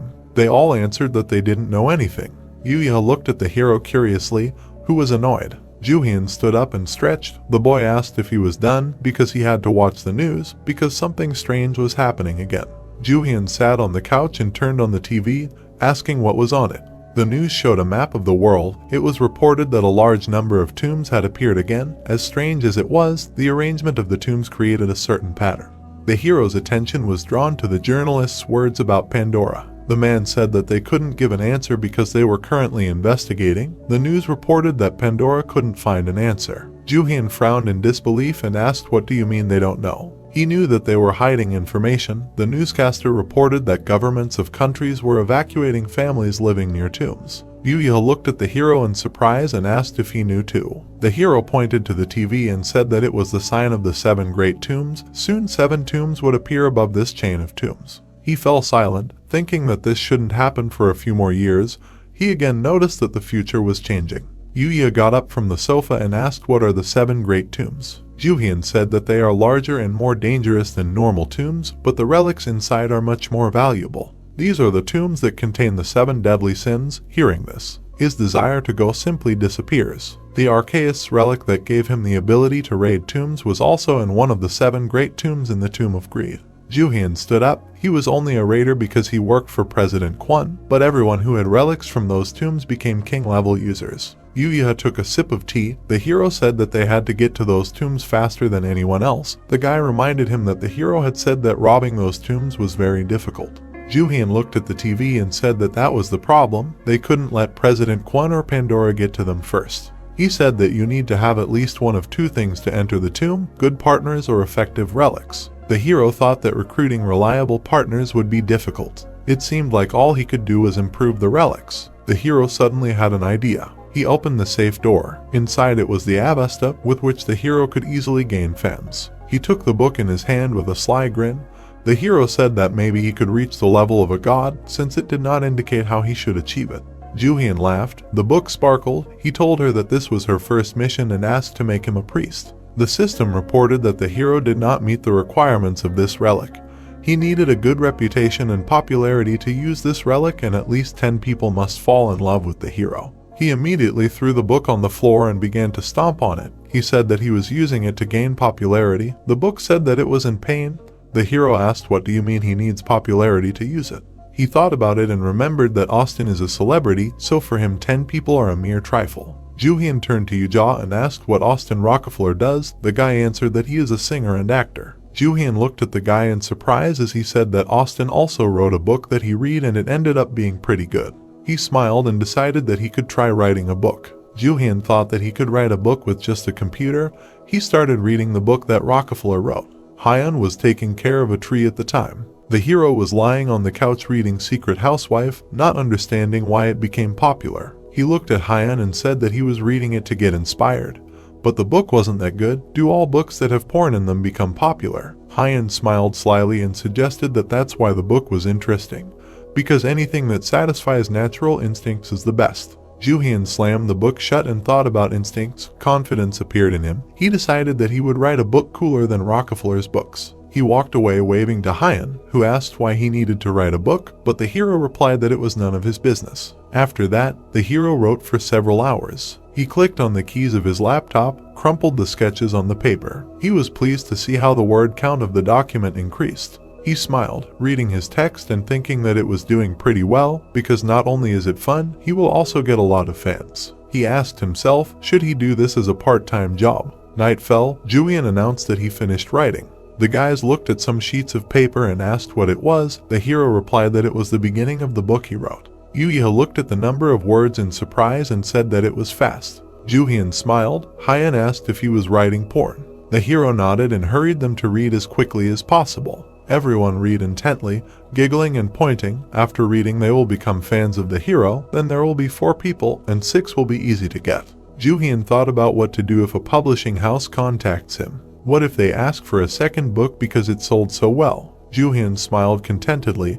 He decided that things were bad because he was busy robbing tombs. Yuja walked away. The hero called him slave number 1 and asked if he had read it. Embarrassed, Yuja turned around and syllable by syllable said that everything was very interesting and he liked it. Jooheon fell silent, not understanding. Yuja started crying. The hero demanded to tell the truth because he could force him to say it anyway with the Shakespeare relic, and if he realized that the guy was lying. Yuja then decided to confess everything honestly. Words flew at the hero like bullets, saying that the book was boring, the plot made no sense, and was also banal. They also asked where the porn scene was. Jooheon grabbed his heart, wounded by such words. Yuja screamed that the most meaningless thing was that if the genre was porn, then why was the story about robbing tombs? Jooheon started arguing that relics were the best thing this generation had. He was told that the hero's head contained nothing but relics. Hyun's friend looked at the papers and said that his brother was right. He looked at the hero and said that he couldn't read it because he didn't understand the meaning of some words. He leaned closer to the hero and asked what Siberian meant. The hero replied that it was cold. Hyun asked what it meant to strain. Jooheon said that it meant to try your best. They asked what it meant to shun, and the embarrassed Jooheon said that it meant to keep away. Everyone looked at each other awkwardly. The hero said that all these words were from the first line. Didn't they read further? The hero turned away, and like a shot in the back, Yuja said that his story was hard to understand. He thought about it. Yuja said that a rope would write a better book, and the hero decided that writing books was harder than he thought. He realized that he should focus on what he had been doing before. Jooheon sheepishly suggested that they all clean out a couple of tombs. Yuya sat working and complained that there was no end to the restoration. They entered the room. They threw a backpack on Yuya, ordered him to pack, and said that they were leaving. The guy asked the hero where they were going and Jooheon immediately answered that they were going to Kyoto, Japan. The phone showed news that people had started disappearing in Kyoto. As many as 2,000 people had disappeared. The hero smiled and said that he could smell it because all the missing people were women. He looked at Yuja and said that only the harem relic could do something like that. The hero smiled. He said that it wasn't very useful, its only ability was to seduce girls. But now it was very useful. Jooheon anticipatedly called this relic amazing. Jooheon smiled slyly. With this relic he would be able to seduce all the girls and make them his forfeits. Jooheon suddenly remembered, hadn't the hero forgotten about it? Jooheon asked, should he really? He would get 10 fans and form a contract with Avesta. They flew on a night flight. Some time later, to Kyoto. The hero heard that all the missing people had gathered behind this bamboo forest. There were police with flashlights all around. The hero and Jooheon were walking through the forest. The guy said that the situation had become serious because a politician's daughter had also gone missing. Jooheon realized that this was the reason why there were so many police here. Jooheon was reading the news on his phone and asked if the leader was sure that this relic was not dangerous. Jooheon thought about it and said that out of all the relics that seduce people, the ones that only seduce girls are the relic of King Jooheon, famous for his harem of 3,000 concubines, and the relic of Casanova, famous for his flirting. They walked forward. The hero reasoned that none of them have the ability to kill a person and the user of the relic must also have others. He ran forward and ordered the guy to stay here while he looked around. 2 police officers walked slowly through the bamboo. Suddenly, the policeman noticed something. Several light waves appeared in the air. The man asked what was that. A moment later, the hero kicked him in the stomach. Both police officers fell unconscious. He asked them to rest and said that the harem relic was his. Jooheon turned around. He heard more police officers and realized that there was another group nearby. He saw a bunch of women tied up in a purple aura. The police said that they could be trusted and they were all safe. 3 police officers looked at the approaching women. One of the men asked them to step aside and they would return them home. The men began to panic. The girls behaved like zombies, but the men did not understand why this was happening. They demanded that they put their weapons on the ground. He repeated the warning. Jooheon heard men screaming. A girl with a knife in her hands attacked a policeman. The hero compared the girls to bloodthirsty ghosts. A drop of cold sweat ran down his face. He noticed that the girls' actions did not look like a harem relic. The girls were turned into weapons. He heard footsteps behind him. A barefoot girl was approaching him. Jooheon looked away. A huge crowd of armed girls was coming towards him from the forest. He nervously asked the girls to go easy on him because he didn't want to fight ordinary people. A girl jumped at him with a furious scream and attacked, after which the hero decided that they wouldn't understand. He dodged the blow with the bat, tried again to ask the girls to calm down. He put up a block in front of another girl. He noticed a blonde in the crowd. She had 2 big ponytails. The furious blonde with a knife turned to him. Jooheon asked himself, isn't this girl the owner of the relics? He didn't understand what kind of mess was going on. He took out the relic. He had no choice. He began to hit the girls on the head. The blonde rushed at him with a knife. The hero parried the blow of the knife. He flew out of her hands. Jooheon stood behind the girl and began to strangle her with a stick, asking her to stop. The girl screamed. He said that he saved her by destroying the prophetic relic. He called her name, Sasaki. The girl's eyes widened. She said that Sasaki was her name. It was as if she had woken up from a dream. The system reported that his opponent's emotions were getting stronger and the relic's influence was weakening. He leaned towards Sasaki and asked her to try harder. He demanded that she wake up. Sasaki was still in a trance. Jooheon was sitting on the ground at this time, browsing his phone. He suddenly noticed someone in front of him. The hero came out to him, holding the knocked-out Sasaki in his hands. The girl sat with her eyes downcast. Jooheon said that she was a Japanese child he knew. He didn't think she would be involved in this. After all, he had accidentally bumped into her. Sasaki opened her eyes, which the hero noticed. Jooheon frowned and asked if she remembered what happened while she was hypnotized. What was going on here? Sasaki shuddered. She said that the person controlling them was an American, someone from the military. He called himself STman. Jooheon thought about it. He assumed that he was Kira's former subordinate. Because he was an American from the army, Jooheon agreed with him. The hero looked and said that the main number of hypnotized people were here, but there were also many in the nearby cities and there were already more than 2,000 of them in total. Jooheon squatted in front of the girl and asked what kind of hypnosis was used on them, because the women's fighting skills were abnormal. Sasaki looked at the hero with fear and said that STman owned a relic of necromancy, from which the hero hummed understandingly. This STman was most likely a big pervert, the hero decided, since he created an army of possessed women with the help of a relic of necromancy. Sasaki said that it would be difficult to get to STman, because the girls were protecting him with all their might. Jooheon agreed, but since he was destined to face an army of 2,000, He stood up and said that now he knew what he should do. He walked forward and said that he was going back to the hotel. He asked if Sasaki had any money. He threw a wad of money at the girl and told her to go straight home and try not to get into trouble. Jooheon looked at the girl silently. She looked at the hero with gratitude and said that he saved her by destroying the prophetic relic. Does this mean that? The hero was embarrassed because the girl said that he saved her today too. He said that he destroyed the prophetic relic because there were a lot of problems with it. He sent the upset girl home. The guys continued walking. Jooheon noticed that his leader was really popular. He asked the guy to shut up because he does not take children into account. He chuckled. A system message appeared in front of him. It said that 4 out of 10 people are in love with the hero. He thought that the girl should have fallen in love with him, but he asked when he managed to get 4. They arrived at the hotel. Jooheon asked about the relic of Anubis. The hero held it in his hands. He said that it was impossible to use. Jooheon looked excitedly at the hero, who said that he asked him to restore all his relics except for the 3 gods of Egypt, and the guy understood why. Jooheon smiled and went ahead, saying that he was going to train the dog. They came to a night park. The hero threw the amulet on the ground and asked him to come to his senses. The amulet lit up. A black hound appeared in front of the heroes. He asked what happened and where he was. The hero smiled and said that they had not seen each other for a long time. Anubis bared his fangs. His eyes lit up. He said that this time he would kill the hero. He began to cough and fell to the ground. He said that his body was not moving. Jooheon reached into his pocket. Anubis asked what the hero had done to him, but the boy replied that the god was simply broken inside. He pointed to Jooheon and said that he would give him to the best restorer of all time for restoration if he signed a contract with him. Anubis bared his teeth. Smoke poured out of his mouth. He asked not to make fun of him. Jooheon took out a rope and said that they would begin training. He tied the dog. He asked what it was. The hero pulled the dog to himself and said that first he needed a leash. He suggested starting with a simple walk. Anubis indignantly asked how dare he order him. The rope lit up and squeezed the dark god's neck. It said that the master ordered him to go forward. The rope began to tighten more and more. Anubis asked the rope, shouldn't it help him? Why is it on the side of the man?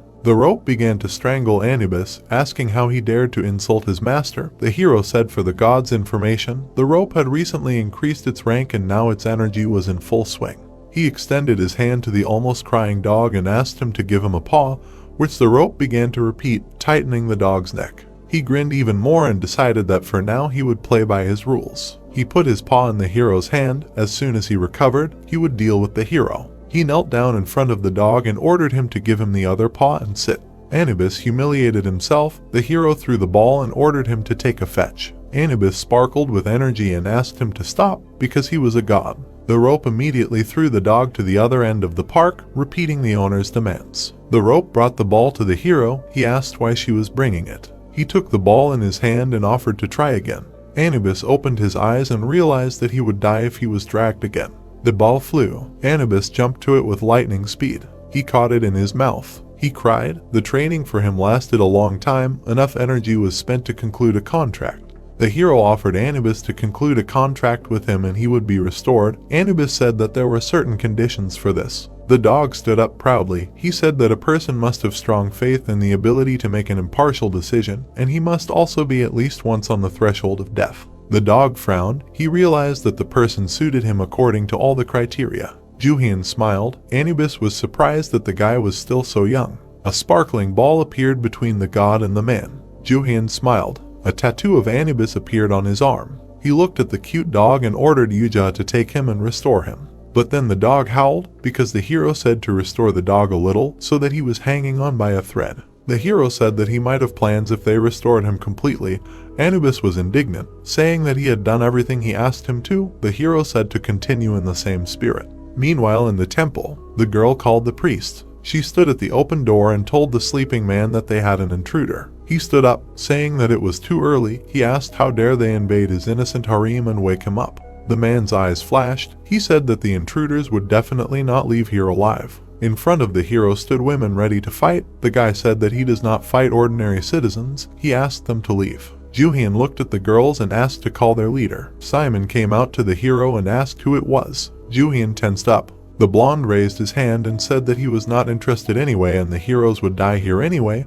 He called them brave because they were the first to come to him. The girls began to take out their weapons. Simon said that all these people were only a small part. His army was hiding in the nearest village and the heroes were surrounded. Simon smirked and said that these were not ordinary girls. The girls' eyes were glowing. They were possessed by the souls of brave soldiers, an army of 2,000, so dealing with the heroes would be as easy as pie. Jooheon smiled. His hand lit up. A pillar of light struck the ground. Skeletons began to rise from the ground. Warriors from different eras rose from the ground. There were 20,000 of them, and they were all immortal. The hero said that they were real dead soldiers who had come back to life with the relic of the god of death. Jooheon smiled and asked Simon how he felt about that. The man was shocked. He was asking how that was. The warriors slowly approached him. Jooheon said that if Simon wanted to show off, he should have at least a few. The skeletons looked at the man with empty eye sockets. Jooheon concluded that Simon was the only one surrounded here. He narrowed his eyes and called the hero a name. His eyes lit up purple. He ordered the girls to attack, but they looked at each other in fear. Jooheon smiled. Even if they were possessed, their lives were still at stake. The skeletons were getting closer. The hero said that this was a battle in which he had 10 times more soldiers. They probably realized that fighting was useless. Jooheon took a few steps forward.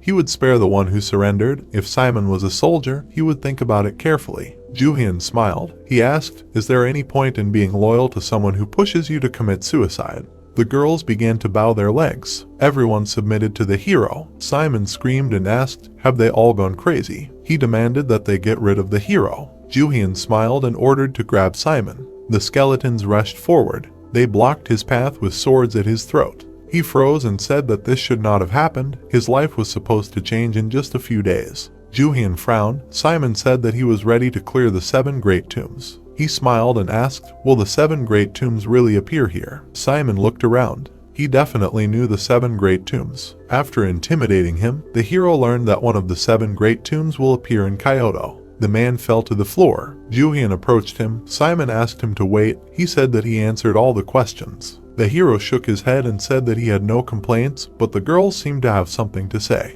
They looked at the man angrily. The hero said that they saw what a coward Simon was. The system reported that 2,000 girls were now following him and the hero had reached the requirements for the contract with Avesta. Simon looked at the hero in confusion, who said that the master of the harem had changed. Jooheon smiled. He ordered the girls to wipe their feet on Simon. A huge crowd of girls began to approach the guy. His screams began to spread over the temple. During the day, the guys were having lunch at the hotel. Jooheon asked if the hero would stay here for a few days. He said yes, because one of the great 7 tombs would appear soon. The table was set with a lot of delicious food. Jooheon said that they came here to get a harem relic. Jooheon said that it was not that important because he brought the relics that he usually uses anyway. Jooheon ate meat with pleasure. He noticed that they took few changes of clothes. The hero calmly said to buy new ones. He looked at his partner, who asked what he was going to do about it.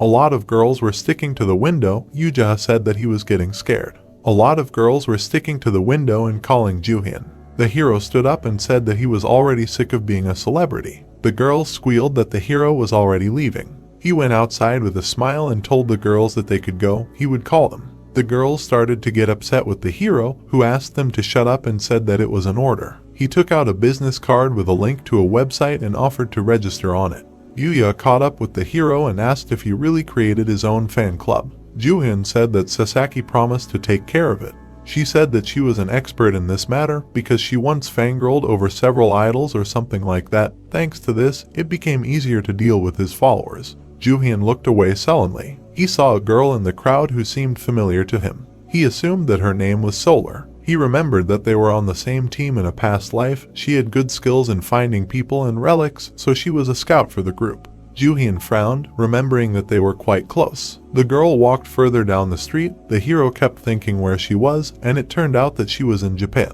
After a while, he studied his relics. He took the Avesta and smiled. He assumed that even if he stole someone's reputation, it would be counted. The system reported that 3 relics had increased in rank. Young Shakespeare's pen had improved to S rank, which was better than the rest. Jooheon thought about it. He noticed that none of the relics had reached God rank yet, but he still got quite a lot. He put the book on the canvas. He made a contract with it and even got the perfume of the cauldrons. Getting followers is easy, and reputation can be increased at least a little. He looked at his relics with a smile. He tried to figure out which relic would be the fastest to reach God rank. The relics fearfully asked the man what he wanted.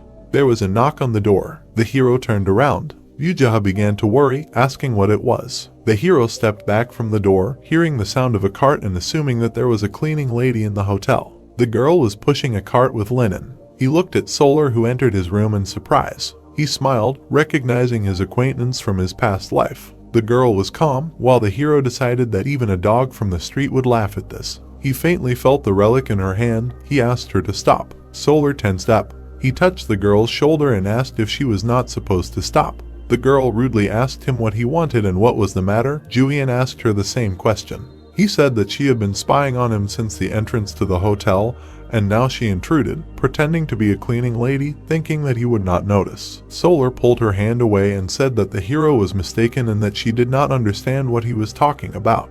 Jooheon smiled and asked how she would explain the fact that he felt the relic on her. Solar tisked, realizing that she had been exposed. Jooheon smiled, thinking that the girl was still as simple as 5 cents. Solar got into a fighting stance. She had no choice. She ordered the fighter that appeared to grab the hero. He tensed up, recognizing the fighter as Kuldal, a ghost that appeared in the story of the 3 kingdoms, and being a relic of the Reaper. He tensed up, not knowing what to do. Swing. The hero immediately ran back into the room and locked himself. Jooheon in shock asked if he was really running away. Jooheon smiled nervously, saying that he didn't expect the girl to have such a good relic. His soul would be captured if he fell for the relic of the Reaper. Jooheon was horrified. Jooheon added that this means the person will die. The guy asked the hero to apologize. He looked at the door. Kuldal's aura was coming through it. Solar smiled evilly and asked if he really thought he could stop Kuldal with the door. The hand from the aura reached for the door handle. Sola ordered to open the door and grab the hero because she had questions for him. The guys ran back. The hero thought if he had relics that could get rid of ghosts. He saw that all the relics were scattered. He grabbed something, but the huge aura was already behind him. He turned around. A barrier appeared in front of him, not letting the ghost any further. He watched in surprise as the ghost could not get closer. Sola looked at the spirit with displeasure and asked him to attack, but he said he couldn't do it. Jooheon frowned, realizing that he had a relic against him somewhere. He looked at everything and couldn't figure out which one. Kuldal disappeared. He said he was scared. Jooheon smiled and said that was the main problem with relics. A rope appeared from the hero's sleeve. He assumed that today was not Sola's day. The rope rushed forward. The girl was tied up. The hero said that he should be punished for entering someone else's room without permission. Sola began to kick and asked to untie her. The hero said that he couldn't because he had questions for her. He smiled maliciously and said that there were many things he wanted to know. The hero stood next to Solar, who was sitting on the floor and tied with a rope. The protagonist crossed his arms over his chest and asked who sent her to spy on him. The relic repeated his question. Gritting her teeth sternly, the girl replied that she would not say anything. Looking down at her, Jooheon said that it would be better to tell her everything because he had many ways to make her do so. The spy frowned, thinking that this person was not so simple because he managed to notice the surveillance from the very beginning. The number 2 appeared on the elevator screen. Deciding to stall for time, Solar said that she was investigating the case of the girls who gathered at the temple. Sternly knitting her eyebrows, she added that she followed the person who appeared and took them. Narrowing her eyes, the guy asked if she was from the police. Smirking, he added that it could not be. Raising her eyebrows questioningly, the girl asked where he got so much confidence and what he knew. Her interlocutor answered that he knew a lot. Squinting slyly and looking away, the spy thought that the longer they talked about useless things, the better for her. Not giving her enemy too much information, she decided to wait for her comrades to come to the rescue. There were 2 men behind the elevator door. The employee asked his colleague to hurry and raised his eyebrows, seeing something in front of him. Anubis was sleeping on the carpet in the corridor. The man asked where the dog came from. Approaching her, the men realized that Anubis was sleeping. They passed by, deciding not to worry about an ordinary dog, because they had to hurry. The dog opened his red eyes. Sola looked back, hearing terrible screams behind the door. The young man was convinced that posting a guard was a good decision. The girl opened her mouth wide and asked what happened. The tomb robber smirked and decided to see what they had managed to catch. Anubis bit the employee on the buttocks, shouting that no one would dare call him some kind of dog. The man screamed in pain. Opening the door, the protagonist asked if this man had bad intentions. The brunette answered negatively, pretending not to understand what was being discussed. Taking out a penknife, Jooheon said that he could find out for sure if he really wanted to. The employee looked at the blade of the knife in fear. The bracelet on his hand was cut off. Looking at it, the guy realized that he had seen this bracelet before and that this man was a member of the Chinese tomb raiding group Red Flowers. The intricate symbol on the beads indicated that he had the rank of corporal. Hearing his name called, Liao's mouth opened in shock. Standing in front of his enemies, the young man realized that they had some kind of connection with China. On the electronic map of the world, some cities were marked. The relic that controlled Pandora included America and Europe, but instead of joining them, China formed an alliance with Russia. Assuming that the alliance had already begun to act, the tomb robber frowned and said that there was no point in the enemies lying to him. He asked why the members of the Chinese group ended up in Japan and began to spy on him. The enemies clenched their teeth tensely. Throwing an arrogant look at them, the protagonist asked why they were not going to answer the question. Hearing the voice of the owner, Anubis burst into yellow flames. The owner of the relic ordered him to bite the enemy because she liked to mock people. Liao broke out in a cold sweat from horror. The dog confirmed the words of the owner and opened his mouth wide, covering himself with his hands from him. The man shouted that he would tell everything. Introducing the man in the kimono, he explained that they were spying on Simon, who had kidnapped all those girls. Crying in horror at the waves of fire, the spy explained that Simon had promised to help clear the 7 great tombs, so they were ordered to spy on him in exchange for information about the tombs. The protagonist put his hand to his chin thoughtfully and asked if Simon had gotten the information about the great tombs from China and not America. He thought that the man was working for Kira. The man looked at him pitifully and told him that Simon had betrayed the general. Black smoke was coming from his body. Jooheon crossed his arms over his chest and thanked him for the interesting information. An awkward smile appeared on the employee's face. The guy asked to tell him where China got the information about the great tombs from. Liao raised his eyebrows in fear, but Solar was completely calm. The young man smirked and said that this was the most important thing.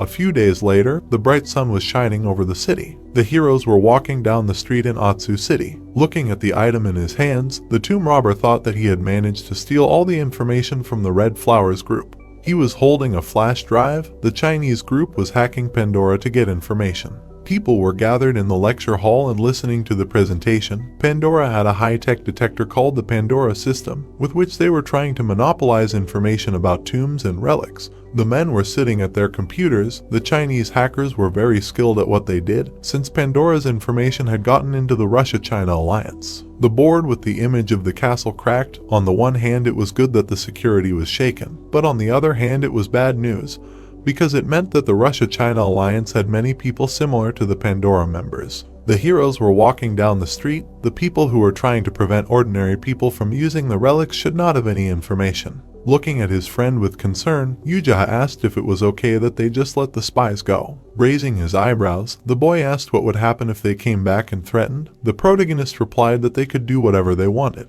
Hearing that the spies didn't just leave, the artist pursed his lips in confusion. Solar and Liao disappeared into the alley. Jooheon revealed that he had attached a bug relic to the girl before letting her go because he wanted her to join him again because she had good skills. But now was not the right time because of her difficult personality. The spy looked back. Getting into a taxi, the boy concluded that he would be able to get information from China anyway. Yuja asked where his boss got the bug relic from, surprised that he had so many different relics. The driver greeted him as he sat in the front seat. The boy turned around. His friend said that they needed to figure out what all his relics were doing because he didn't even know which relic had stopped Sola's Takubai. The driver looked back and asked where the customers needed to be taken. The boy grinned and said that they needed to go to Kyoto. The car was parked on the side of the road.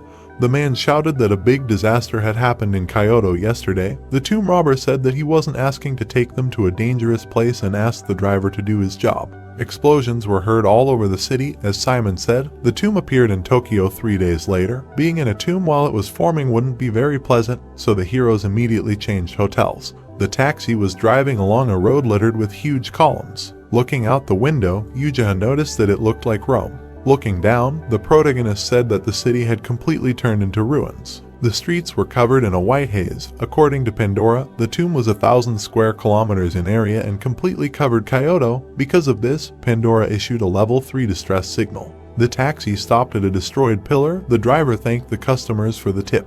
The heroes walked along the destroyed streets. The boy called it a real disaster. Jooheon said that the entrance to the tomb should be on this side. There was a destroyed arch on the ground. Seeing that they came late, but the entrance to the tomb was still sealed, the boy asked if all the local groups were so useless. Looking to the side, the restorer asked if there was anyone else here besides them. The boy smiled, answering in the affirmative and adding that Pandora predicted the appearance of this tomb, so all the groups related to it should be here. Hearing the insult addressed to him, he looked to the side. Jooheon raised his eyebrows in surprise. Jooheon Suh, who stood in front of them, gritted his teeth in displeasure and asked why they were here, and the tomb robber asked if his friend had noticed any familiar faces. The bespectacled man bared his teeth and shouted that because of the incident at the party, Jooheon had been ignoring all of their messages. The protagonist smiled, claiming that he had only told the truth that time. Jooheon Suh frowned angrily and shouted that his opponent had done it on purpose to ruin their plans. Someone approached them and asked the boss to calm down. Jooheon looked away, hearing the stranger say that they didn't have time to argue. The boy's eyes widened in shock, recognizing the person. The man smirked, apologizing on behalf of the boss. His eyes sparkled. He held out a business card, apologizing again. On the card was the name of the general manager of TKVM. The boy looked at it. Yanchin explained that they had no plans to become enemies with anyone, and asked them to contact him if they had any questions. The man smiled widely, promising to help in any situation. The tomb robber lowered the corners of his lips, saying his name. He tore the business card with rage. The manager looked at the pieces of paper flying into the air in shock. Waving his hand, the protagonist promised to kill him if he saw his face again. Yanchin opened his mouth in confusion. He was the one who sent the tomb robber to his last tomb. Taejong rested his chin on his hand. The director promised his subordinate a place in the TKVM in exchange for completing his plan. The team rejoiced. Standing in front of the found relic sword, the heroes gave each other high fives. Yanchin was a member of this team. He had a happy smile on his face. The man joined the team last, but everyone treated him like their brother. No one could have imagined that he would become a traitor. There were vending machines by the wall. The man said that he could not go with the team because of his injury, but the tomb did not seem too difficult to him. Putting the bag on the table, he asked his friend to use the relic to escape if things got too bad. Looking ahead, Yanchin suggested leaving Yujae, who would surely irritate the team with his tricks. Looking away, the protagonist explained that the boy was very useful in the tombs. His comrade countered, saying that this was a very important mission. The heroes looked at each other, frowning. The man expressed his opinion that the tomb would only be easy if his friend was undisturbed. Jooheon, opening his mouth, agreed with him. Even then, he should have realized that this was Taejong's plan, because this tomb turned out to be one of the most difficult. A huge snake opened its mouth. The bloody boy sat on the ground in confusion. The escape relic he was given turned out to be a trap, and his precious comrades parted with their lives. But unlike them, the young man got a second chance when he met the crow just before his death, for which he was grateful. A faint smile appeared on his face. Someone asked why he was acting so strangely. Squinting his eyes, the tomb robber thought that it would be easy to pretend and become friends with an old acquaintance. But then his mood would be terrible. Thinking that the person in front of him was the same as the company president, he said that he did not like the man. Yanchin raised his eyebrows in surprise upon hearing this. Jooheon Suh gave him a worried look and said that it was useless to talk to this man. Turning away, the protagonist declared that they were going to the tomb. Spreading his arms, Jooheon Suh asked if they were really going to this giant tomb, just the two of them. Looking back, Jooheon asked if there was any problem with that. The man in glasses opened his mouth in displeasure and shouted that even the strongest teams had failed to enter, and asked if his enemy thought he was any different. Approaching the green-lit entrance to the tomb, the boy confirmed this. Yujaha asked if they would be able to return at all. The heroes' bodies dissolved into thin air, turning into bright flashes. Glowing green particles appeared in the air. Moving forward, the young man asked his friend to be careful because they were approaching the entrance. Seeing the columns and the golden arch, the boy said that he felt like they were on a trip to Italy. There were unconscious people lying on the floor. The man's eyes were closed. The heroes concluded that these people were not injured, but simply sleeping. The artist asked what was going on. His friend looked back. Squinting, the restorer felt something strange. He asked to take a break because there was no point in rushing. Looking at his comrade, the tomb robber realized that something had started. Grabbing the boy by the collar and dragging him along the ground, the protagonist said that the range of the relic's effect was much greater, and that they would return when they were thoroughly prepared. Yuya asked why they would leave if that place was perfect for resting. Jooheon put his hand in his backpack, stating that this was to be expected from the Tomb of Sloth. The artist raised his eyebrows in confusion. The boy explained that each of the 7 great tombs carries one of the deadly sins: pride, anger, envy, sloth, lust, greed, and gluttony. The Tomb of Sloth was shrouded in a green haze. The consciousness of the people who entered it was captured by sloth. The victims of the relic lay on the ground and smiled. The man decided that it would be better to sleep than to explore the tomb. Scratching the back of his head, the restorer asked if this was why he suddenly wanted to lie down. His friend confirmed it and asked if everything was okay now. Holding up the Egyptian sign, the young man called the dog. Anubis appeared on the ground and explained that he could not help his owner in any way, because he could only pass this test if he conquered laziness with his mind. Grinning, the dog added that this was impossible because people are very lazy by nature. Grinning, the tomb robber said that he called him for a reason and asked Anubis to follow him. The rope tied Yuji when its owner decided to go ahead. Falling to the ground, the boy asked why his boss did that, putting his hand on the strap of his backpack. The protagonist explained that his friend would try to lie down again. Purple notifications appeared, saying that the entrance was attacked and the feeling of laziness was reduced by resistance. A white haze was flying in front of the gate. Jooheon thought that he needed to hurry, otherwise his motivation would soon disappear completely. Baring his fangs, Anubis praised his master and said that the entrance was still far away. Frowning, the dog asked if he was sure he could withstand the temptation. Stopping, the boy decided to make a hole right there. The relic looked back, looking at its owner. Grinning, the youth explained that it was not necessary to go through the main entrance when you can just make a hole. Hearing that it would have to be blown up, since this area seemed quite durable, Anubis gritted his teeth in displeasure. Summoning waves of energy in his hand, the tomb robber promised to stop before the relic was completely destroyed. A powerful explosion was heard above the stairs where the sleeping people lay. Jooheon closed his eyes and put his hand to his mouth. His boss called him to get up, as the problem with the entrance was solved. He also asked his friend to restore the relic. The Egyptian sign ended up in the hands of a puzzled boy. The voice promised to remember this. A fire raged around. Taking a step forward, the artist realized that they were indeed inside the tomb. The heroes looked ahead. The restorer asked what relic was waiting for them inside. All the walls of the tomb were covered in gold. Someone asked if the golden furnace reminded him of anything. Smiling widely, the protagonist suggested that his partner knew this Roman emperor well. Jooheon, opening his mouth in surprise, thought that there were too many emperors. Jooheon turned around and looked at his friend. At that moment, a bright yellow flash appeared in front of him. The explosion blinded the heroes and destroyed the floor. The heroes stood in front of a raging fire. The boy raised his eyebrows in fear, assuming that they were talking about Emperor Nero. The answer was affirmative. The artist remembered that Nero was known for his tyranny and asked if this mission would be that difficult. Placing his hands on his waist, the boy replied that it most likely would be. Squinting, the young man asked his friend standing next to him to put out the fire with the relic of Gog. Taking out the painting, the restorer asked if this plan would definitely work. The tomb robber answered affirmatively and added that they could use this to attack in the future. After the order to suck in the fire, tongues of flame rushed to the center of the painting in Jooheon's hands. The plan worked. Smoke enveloped the room. Ash rose into the air. Hearing someone's voice, the heroes turned around tensely. Seeing a crowd of people appearing in the tomb, the boy realized that the other teams had woken up and suggested that they run. Grinning, the protagonist said that he wanted to play for a while. People ran forward after seeing someone pass by the entrance. Smiling contentedly, Jooheon decided that the worst ones had gathered here. Among them were familiar faces. Jooheon pointed his finger forward and ordered his team to grab the enemy and beat the information out of them. The other people were unfamiliar to the guy. The girl ran forward with two comrades. Putting his hand on the floor and calling for lightning, the young man thought that he wanted to analyze all the enemies, but now was not the right time. The enemies stopped, seeing the cracked ground in front of them. Someone shouted that the floor was collapsing. A bright explosion of energy was heard in front of the heroes. Hearing that the excavation skill was very useful, Jooheon raised his eyebrows in displeasure and said that archaeologists would cry if they saw this. Purple notifications appeared in the air in front of the guy about receiving a title and upgrading the excavation skill to destruction, which allowed him to destroy any part of the tomb except the base. Seeing that the floor should not collapse completely, the enemies decided to jump over the crevice. The artist notified his boss that they were approaching. The young man grinned slyly and decided to test his new skill.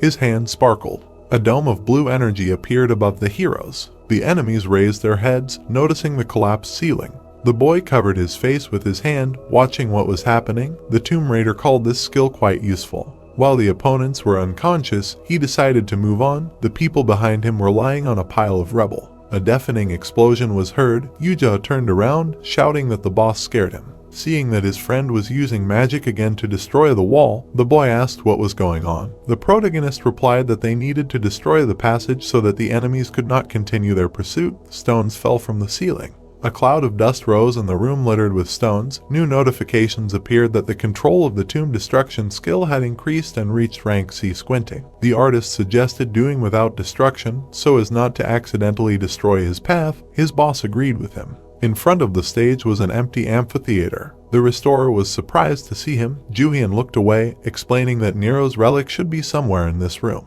The heroes turned around. A grate appeared behind them. All the doors of the theater closed. Jooheon realized that they were trapped. The voice of the relic announced that the audience managed to find it. A bright flame appeared in front of the heroes who closed their eyes. The fire engulfed the stage. The voice asked to look at his art and praise him. The stairs of the amphitheater were also engulfed in fire. The voice asked to show the best reaction. Covering his face with his hand, the guy thought that they would burn faster than they could do anything.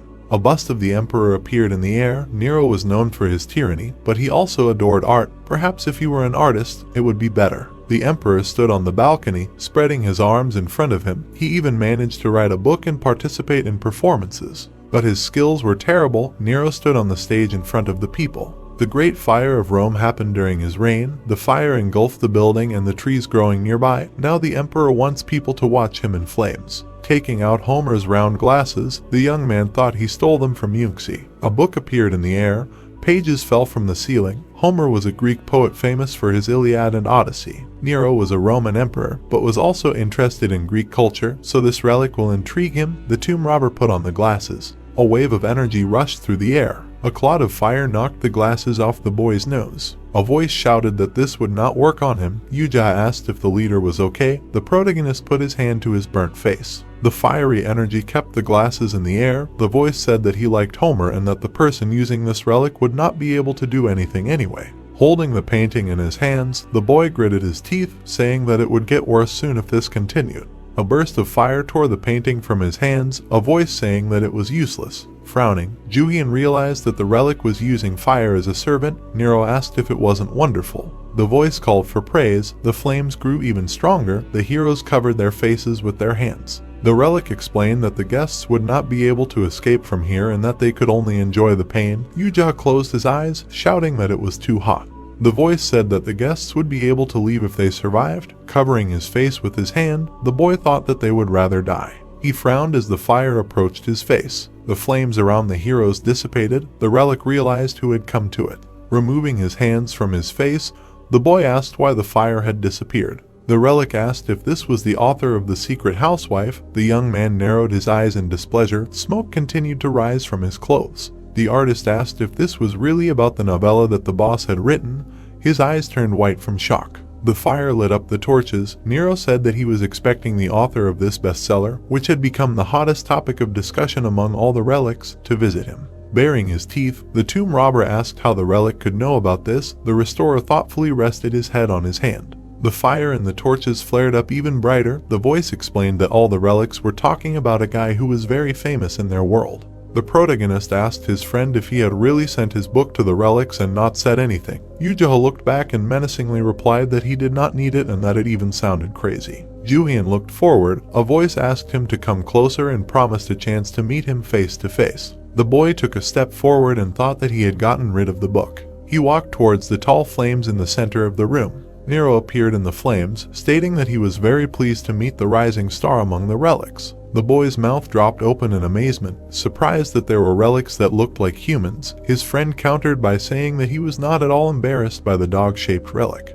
High-ranking relics could transform, although it was only a shell for communicating with humans. Nero smirked contentedly. Spreading his arms in front of the heroes, he stated that he could not forget the moment he had the chance to read a novel, and that it was much better than the low-grade books that humans usually wrote. The artist gave him a distrustful look and asked what exactly moved the man. The relic furrowed its brows in confusion and asked if he hadn't felt anything after reading this masterpiece. Closing his eyes and placing his hand on his chest, Nero explained that The Secret Housewife was the work of the century thanks to its skillful sentence formation, stunning descriptions, and special style. Holding up its index finger, the relic said that it couldn't believe that this novel was written by a mere mortal and asked how the boy couldn't help but notice how his friend was gathering a huge fandom around himself. Looking at his boss with a smirk, Jooheon congratulated him on the appearance of his first crazy fans and wished him to reach the level of a god. The tomb robber asked him to shut up. His gaze was directed forward, his voice decided to get down to business. Pointing at himself, the emperor suggested that they hold a literary contest right now because the boy seemed like a worthy opponent.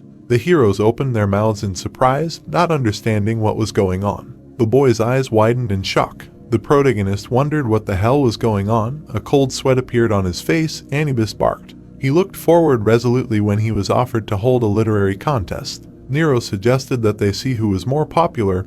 Grimacing in displeasure, Jooheon asked why he needed to participate. The artist laughed and slapped his boss on the back. Sobbing with laughter, Jooheon said that his friend was chosen as a representative of humanity. Narrowing his eyes, the boy asked him to shut up and promised to deal with him when they left the tomb. The relic furrowed its brows and said that the mortal should hurry up and rejoice at receiving a summons from the great emperor. The young man asked it to be quiet and said that he was definitely not happy about it. Trying to keep a serious expression, the tomb robber thought that he did not have time to practice literature and that he needed to find a way to suppress the relic. Nero clenched his fist with a dissatisfied look. He was one of the 7 great relics, and he probably had other abilities besides fire. Looking to the side, the protagonist wondered how he should deal with this problem. People appeared behind the bars. The enemies crowded around the bars, noticing their target below. Someone asked if the relic was really next to it. Someone ordered tools to be brought and torn down this metal gate. Crossing his arms, Jooheon thought that they had arrived here quite quickly. A wave of fire flashed through the air. The people standing behind the bars closed their eyes as the flames engulfed them. The boy watched as a wave of flames hung above the ceiling, and the enemies screamed in pain. Someone shouted that they needed to retreat. Nero frowned, saying that he had no interest in these people, and drove them away. Thoughtfully squinting, the boy decided to make a plan. While the relic was distracted by his enemies, a notification said that the power of the insidious relic was approaching and that it was a powerful relic that could find the weaknesses of the tomb and its relic. Realizing that it was Jooheon's relic, the robber turned around and gritted his teeth in displeasure. Someone ran forward, sweating. Jooheon was running down the corridor. The boy was surprised that he was here too. Sternly knitting his brows, the protagonist realized that with the help of Jooheon's relic, his enemy would be able to find Nero's weakness. The emperor spread his arms and asked why his opponent was standing idle. Jooheon realized that he had to be extremely careful so that the relic wouldn't be stolen. Nero promised that he would take care of the intruders and that the duel would be fair. The boy looked at him silently. Hearing that his boss had agreed, Jooheon raised his eyebrows in surprise. His blue eyes flashed. The boy thought that his top priority was to take the relic before Jooheon got here, so he had to take advantage of her desire to compete to achieve his goal. Hearing that his opponent had one condition, the emperor spread his arms and asked for it to be named. The tomb robber placed his hand on his waist and stated that he didn't want to compete here. He added that he would only agree to the duel if Nero came with him. The relic frowned angrily and said that this was nonsense. Pointing a finger at his opponent, the emperor said that he understood perfectly well that they were just planning to drag him out of the tomb. Crossing his arms over his chest, the protagonist concluded that there was nothing he could do about it and suggested killing him with fire. Jooheon looked back, looking at his boss in fear. Remembering the bright flash, Jooheon thought that the relic wouldn't kill him anyway. Imagining the waves of fire, he decided that Nero had a reason for leaving him alive when he had the chance to kill him. Frowning, the emperor said that it was useless. His opponent said that he just didn't want an unfair fight. Narrowing his eyes arrogantly, the boy added that the artist should know the importance of the surroundings and that Nero would be able to give it his all since this place was his home. The door was blocked by rubble and broken columns. The young man explained that there was no way he would be able to use his full potential in such a situation, being in a very dangerous place for himself. Putting his hands on his waist, he concluded that the competition should be held in a place that would not be connected to any of the participants in order for it to be truly considered fair. Smiling, the emperor agreed. His body glowed with yellow light. Nero asked his opponent not to forget his promise. A golden laurel wreath fell to the floor. The tomb robber realized that he had convinced the relic. Picking up the wreath, he thought that all that remained was to find a way out of here. A loud explosion was heard on the second floor of the theater. The guy quickly looked away. Standing at the fence, Jooheon called his name. The protagonist looked at him and said that they had not seen each other for a long time. Grinning, Jooheon said that his enemy was late because the relic now belonged to him. Frowning, Jooheon replied that the tomb had not yet been passed. The guy wished him luck in finding the relic. Holding a sparkling wreath in his hands, the young man said that it was time for them to leave. Nero agreed. Seeing a bright pillar of light in the middle of the hall, Jooheon ordered the enemy to stop. The light dissipated, the theater was empty, the man realized that the aura of the relic was gone and that his enemy really took it without going through the tomb. Looking at the door, he realized that the tomb was collapsing because its owner had disappeared, and decided to get out the same way he came here. Watching the cracking ceiling, people realized that the tomb was disappearing. Someone loudly asked what happened. The pillar fell to the ground. The marble columns fell after it. A huge cloud of dust rose above the destroyed tomb. Because of it, nothing could be seen. The huge tomb that had recently appeared in Kyoto suddenly disappeared. The blonde man watched the news on the big screen. The presenter said that Pandora was sure that the tomb had been cleared, and that the city had begun to restore the destruction. Austin frowned in anger, surprised that the tomb had been cleared, but the news didn't even mention who took the relic. The girl in the formal suit said that new information had come in. Hearing that the one who took the relic from the tomb was the protagonist, the man's mouth dropped open in confusion. With his mouth wide open in anger, he asked what their team, who had invested a huge amount of money, was doing. The woman replied that they said that the tomb continued to collapse and the roads were blocked. Hearing that the team only got out thanks to Jooheon, the blonde put his hand to his head and shouted that they would have been better off buried alive than saved. Sitting on the couch and putting his hand on the pen, Austin thought that his archenemy had taken his Avesta and got one of the 7 great relics. The man asked if the team had managed to find out anything, because they had to do something useful if they couldn't get the relic. The girl stood in front of him and listened. Raising her eyebrows, she replied that they had managed to find out that the protagonist's team had a good explosive relic and that only 2 people had entered the tomb. The blonde man narrowed his eyes in displeasure, surprised that only 2 people had entered the tomb, because it was simply impossible for 2 to pass it.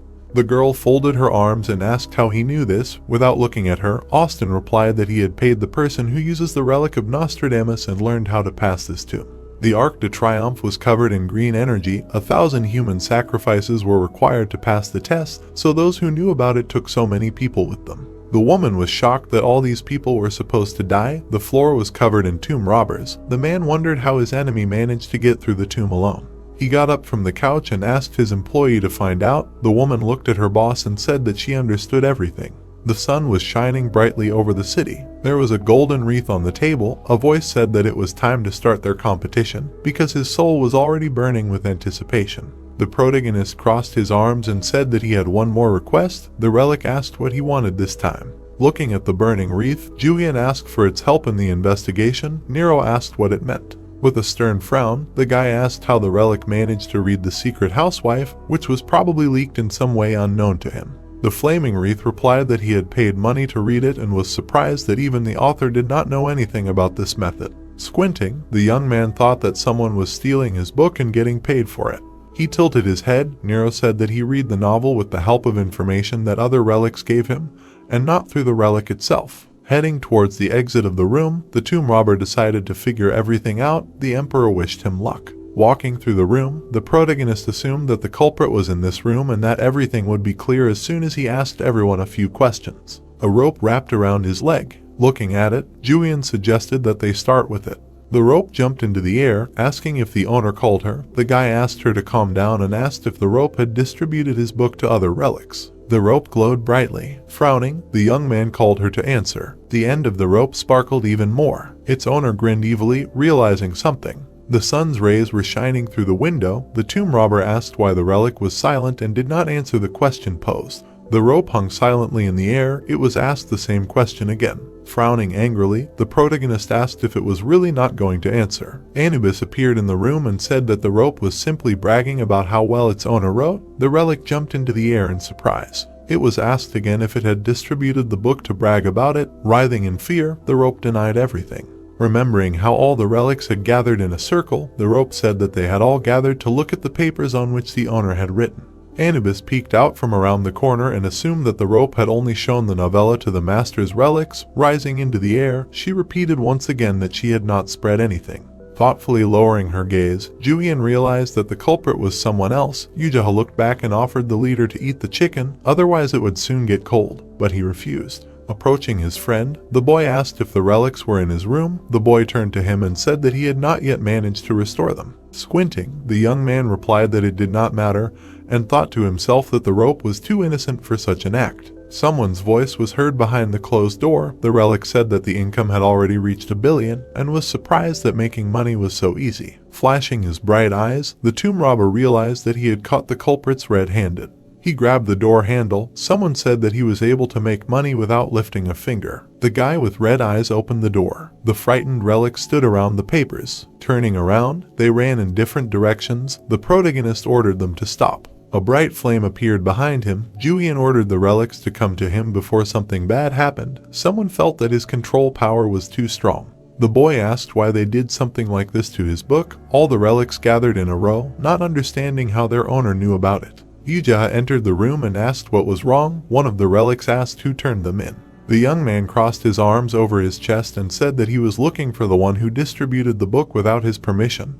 Holding a bucket of chicken in his hands, the boy said that his boss would definitely be able to find the culprit. Gritting his teeth menacingly, the tomb robber asked which relic was the instigator. All the artifacts present in the room looked at the worm. Suh became angry, calling his comrades traitors. His body caught fire. Looking at it, the protagonist asked if the worm was the distributor. The relic, standing in the center of the room, confirmed it and asked what was wrong with that. Jooheon swung his leg to teach the artifact a lesson. Stepping on the worm, he asked why the relic was so confident in itself when it did something like that. Frowning, the boy asked why Suh was still here when he should be with the elixir plant. A voice came from under his foot, saying that he was forced to work for nothing. Hearing that it was illegal, the youth gave him a stern look and realized that this worm was simply obsessed with money. Flattened by the blow, Suh replied that he had to do it to earn money because the owner did not pay him for his double work. Taking it in his hands, the tomb robber said that the artifact should not cause problems for others, even if he worked 2 jobs, and asked why he was distributing someone else's book.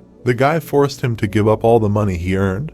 The worm screamed that he would not give anything. Jooheon opened his mouth in shock, watching what was happening. Taking a look at the other relics, the protagonist asked if he needed to shake money out of them if they were also involved in the conspiracy. The artifacts trembled, saying that they had no money. Running to the sides, they asked their accomplice to just give the money. Looking at them, Suh angrily insulted them, saying that they were beside themselves with happiness before. The worm in his hands lit up, shouting that he would remember this. Bills and gold coins fell to the floor. The boy asked what all this was. A huge pile of money appeared under the heroes. The artist saw that the whole room was filled with money. Frowning, Jooheon asked how much his book cost. Suh only said that he was just very lucky. Joyfully raising his eyebrows, Jooheon asked if his boss was going to write a second book. The boy looked at him and asked him to come to his senses because he didn't even like the first novel. Looking at the mountain of money, the heroes decided that it would be difficult to clean it all up because there was money from different countries of the world and even jewelry. The shining worm said that it would indeed be difficult to clean up, so he had an excellent suggestion.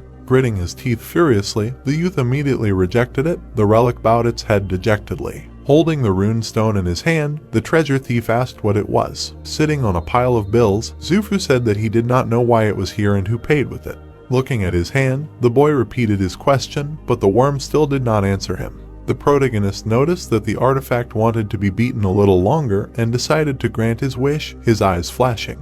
A loud scream was heard in the room where the light was on. The disheveled Suh said that this was the core of a relic that could be taken from the destroyed artifact. A blue fire emanated from the stone. It was something like the soul of the relic. The other relics, burning with a clear flame, asked why their comrade was revealing all their secrets to a mortal. Jooheon looked at the stone in his boss's hands and asked why he didn't know that there was something like that inside the relics. Grinning, Jooheon decided to find out more about it. A bright crescent moon hung in the sky. Raking up all the money received from the worm took a long time because he was very good at business. The next day, morning came on the street. The heroes finished their task in Kyoto. They were about to return to New York. There were bags on the floor. The boy looked down. He was standing on the balcony, thinking that there would be no second chance to see something like this. A crowd of people gathered outside. Someone shouted that their team of tomb robbers had a good offer for the Korean tomb robber. The people looked at the man on the balcony and shouted. Jooheon asked what kind of relic his boss used, that even the men came here, but the leader replied that it was not his doing. Frowning, the young man replied that all the teams gathered under his windows because of the rumor that he had a relic of Nero. Putting his hands in his pockets, he realized that there were witnesses to this. The boy looked at him in surprise. Lowering his eyebrows, the tomb robber remembered that only a small number of people were reported dead or missing on the news. The artist raised his eyebrows tensely and asked how large that number should be. Imagining a destroyed street, the protagonist explained that after the theft of the relic, the tomb disappeared, but there was no way out since the tomb was not passed. People were running around the collapsing building.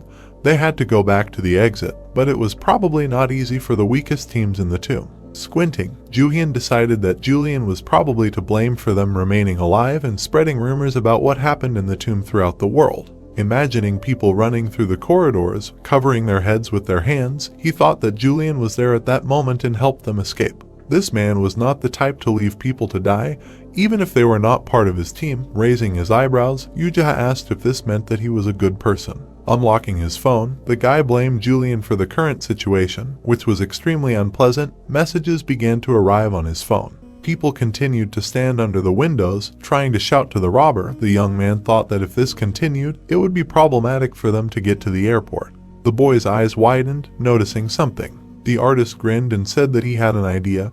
His boss, without looking up from the phone, asked what kind of idea it was. Hearing the offer to sell the fake and spread rumors about it, the tomb robber thoughtfully looked away. Looking at his friend, he reminded that all fakes disappear after some time. The restorer raised his hands, declaring that this time they would create a fake in a slightly different way. Introducing a glowing stone, he suggested copying the appearance and inserting the core of the relic inside. Raising his eyebrows, Jooheon explained that the fake would quickly disappear if the power was copied, but it would last longer if only the shell was copied, and if the core was inserted inside, the artifact would look even more realistic. Grinning, the protagonist called his proposal to shift all attention to the sale a good idea. The boy warned that they would have to use the core. Hearing that the heroes can always get a new core by destroying some relic, the artifacts in the room trembled with fear. The artist decided to try to carry out the plan. Smiling happily, he asked if he would be given a bonus if he succeeded. Jooheon agreed. The restorer ran out of the room, deciding to start working right away. The boy, looking after him, thought that this was to be expected from the future king of fraud.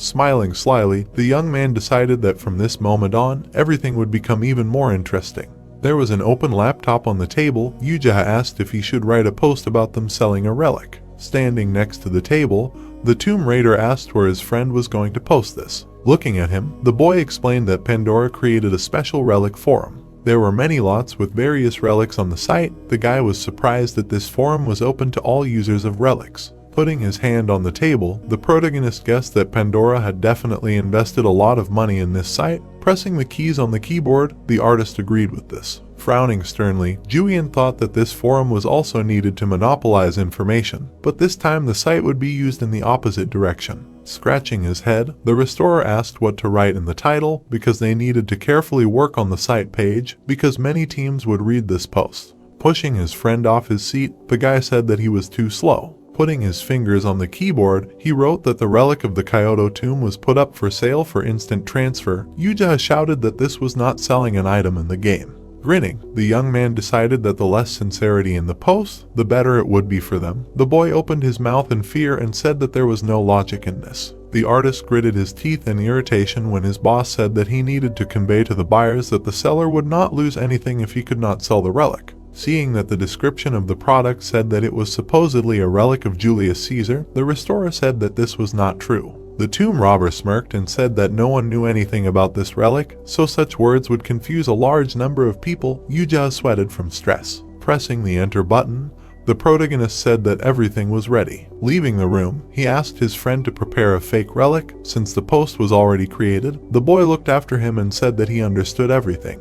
The room was bright thanks to the sun's rays. An enthusiastic cry of the artist was heard. The laptop screen said that the site was blocked due to excess traffic. The restorer said that they hit the jackpot since their post had a huge number of views and comments. The happy swindler held a laptop in his hands. Looking at it, Jooheon was surprised that this site had such a weak server. The news was on TV. The host in a formal suit was leading a discussion about the sale of the relic. The post was gaining momentum. Phone calls and letters began to accumulate quickly. High in the sky, a trail of an airplane was visible. Since there was more fuss than expected, the heroes needed to be given more information. The deal was supposed to take place in the form of an auction in Los Angeles this month. Immediately after arriving in America, Jooheon began to create a high-quality replica of Nero's relic. Next to the golden tassel, two absolutely identical wreaths appeared in the air.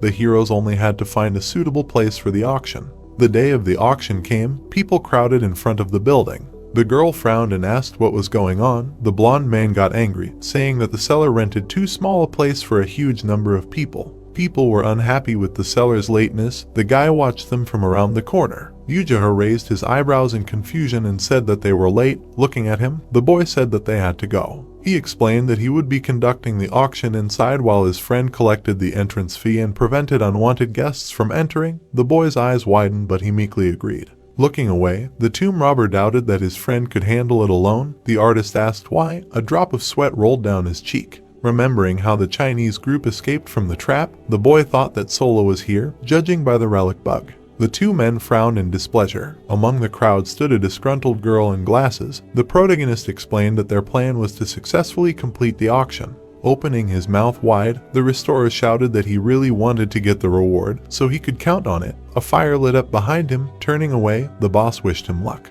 When Jooheon walked out to the crowd, everyone looked at him questioningly. The blonde man gritted his teeth. The man with glasses said that the organizer should not be late for his own auction. Smiling, the guy asked everyone to calm down and announced that everyone would be able to enter very soon.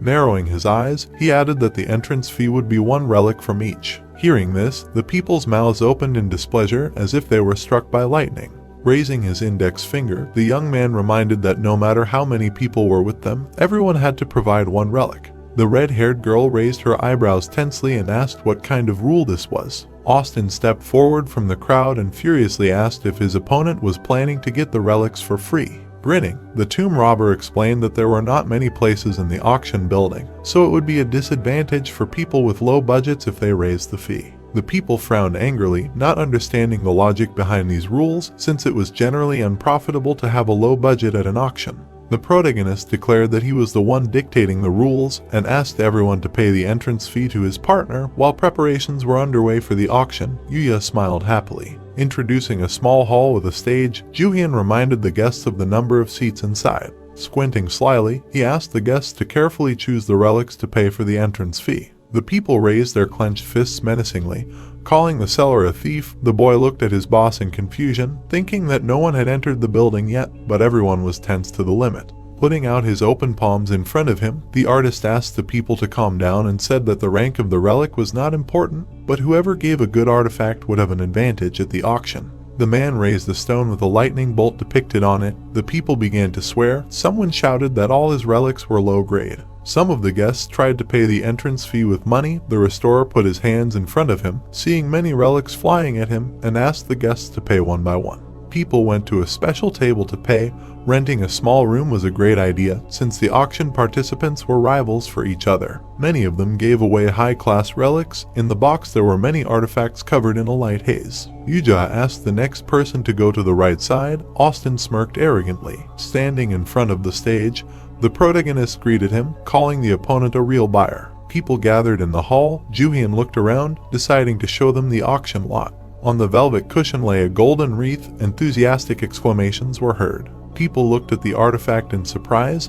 The man in the hat said that this was a relic of Caesar. Someone called the laurel wreath amazing. The people shouted that they were looking forward to the auction. Smiling, the guy asked to wait until everyone entered the hall. The man handed Yuja a red box. The boy thanked him and said that he was the last guest. Looking at the guests gathered at the table, he said that the pass was over. Someone said discontentedly that he was unlucky today. Smiling, the artist thought that everyone was returning without noise, which meant that the auction would open without unnecessary problems and a large reward would await him. The restorer looked at the man in the official suit and asked how many relics were received. The man replied that 3 boxes were completely full. On the floor there were containers with various artifacts. Yuja thought that he would definitely get a good reward since he was able to collect such an insane number of relics. Taking the box in his hands, he was already thinking about what he would spend his money on when suddenly he was called out. The boy looked back with a smile on his face. In front of him stood a dissatisfied Julian. Turning to him and laughing, the artist said that he did not expect to meet him here and asked what brought him here. The man frowned and asked if his enemies were trying to sell a fake and what game they wanted to play. The restorer opened his mouth in fear, thinking that they were caught. His eyes turned white. Remembering the conversation with the boss, the swindler realized that this man possessed the relic of insight. The leader in his memories crossed his arms and said that this man can see the weaknesses of any relic and tomb. Jooheon opened his mouth in shock and asked if this was too unfair. Jooheon turned away and said that it was. In the center of the wreath was a stone. Even a copy with the core of the relic would not be able to deceive the artifact of insight. Realizing that he needed to stall for time, the artist sternly knitted his eyebrows and said that he did not understand what was being talked about and that this relic was real. Jooheon narrowed his eyes and replied that no one could cheat him, because he had paid for admission, entered the theater, and seen the relic with his own eyes. The heroes looked at each other, straightening up. The man declared that it was a fake and asked why his opponents were doing this. With an arrogant lift of his chin, he explained that he was wary of them because they had unusual skills, but he wondered why such talented thieves would engage in fraud. Not knowing what to do in such a situation, the restorer looked down and asked if the buyer was trying to lower the price in this way. Realizing that it was useless, Jooheon walked past the boy. Throwing an arrogant look at him, the man decided to tell the truth. He headed into the hall. Jooheon thought that the enemy was going to cause a pogrom in the auction building. Looking back and gritting his teeth tensely, the boy decided that he simply had to stop him. The man almost entered the hall, not reacting to the artist's screams. The restorer opened his mouth wide, trying to come up with a plan. Frowning, he shouted that he would tell the whole truth. The enemy turned around. Looking at the swindler, Jooheon asked what they were talking about. Jooheon confirmed that the relic presented at the auction was a fake. Holding the box in his hands, he explained that we had no other choice, and they decided to put up a fake in order to then give the real one to the winner of the auction. The boy narrowed his eyes and thought that he had to talk nonsense to stop his opponent from interfering with the auction process. The man gave him a distrustful look and said that his boss had talked about the relic as if it were real. Turning around and heading into the hall, he assumed that the artist had been deceived, and the restorer, bursting into tears, shouted that this was not the case and asked him to stop. Sternly knitting his eyebrows, he decided to give away their most important secret to the enemy and offered to talk about it.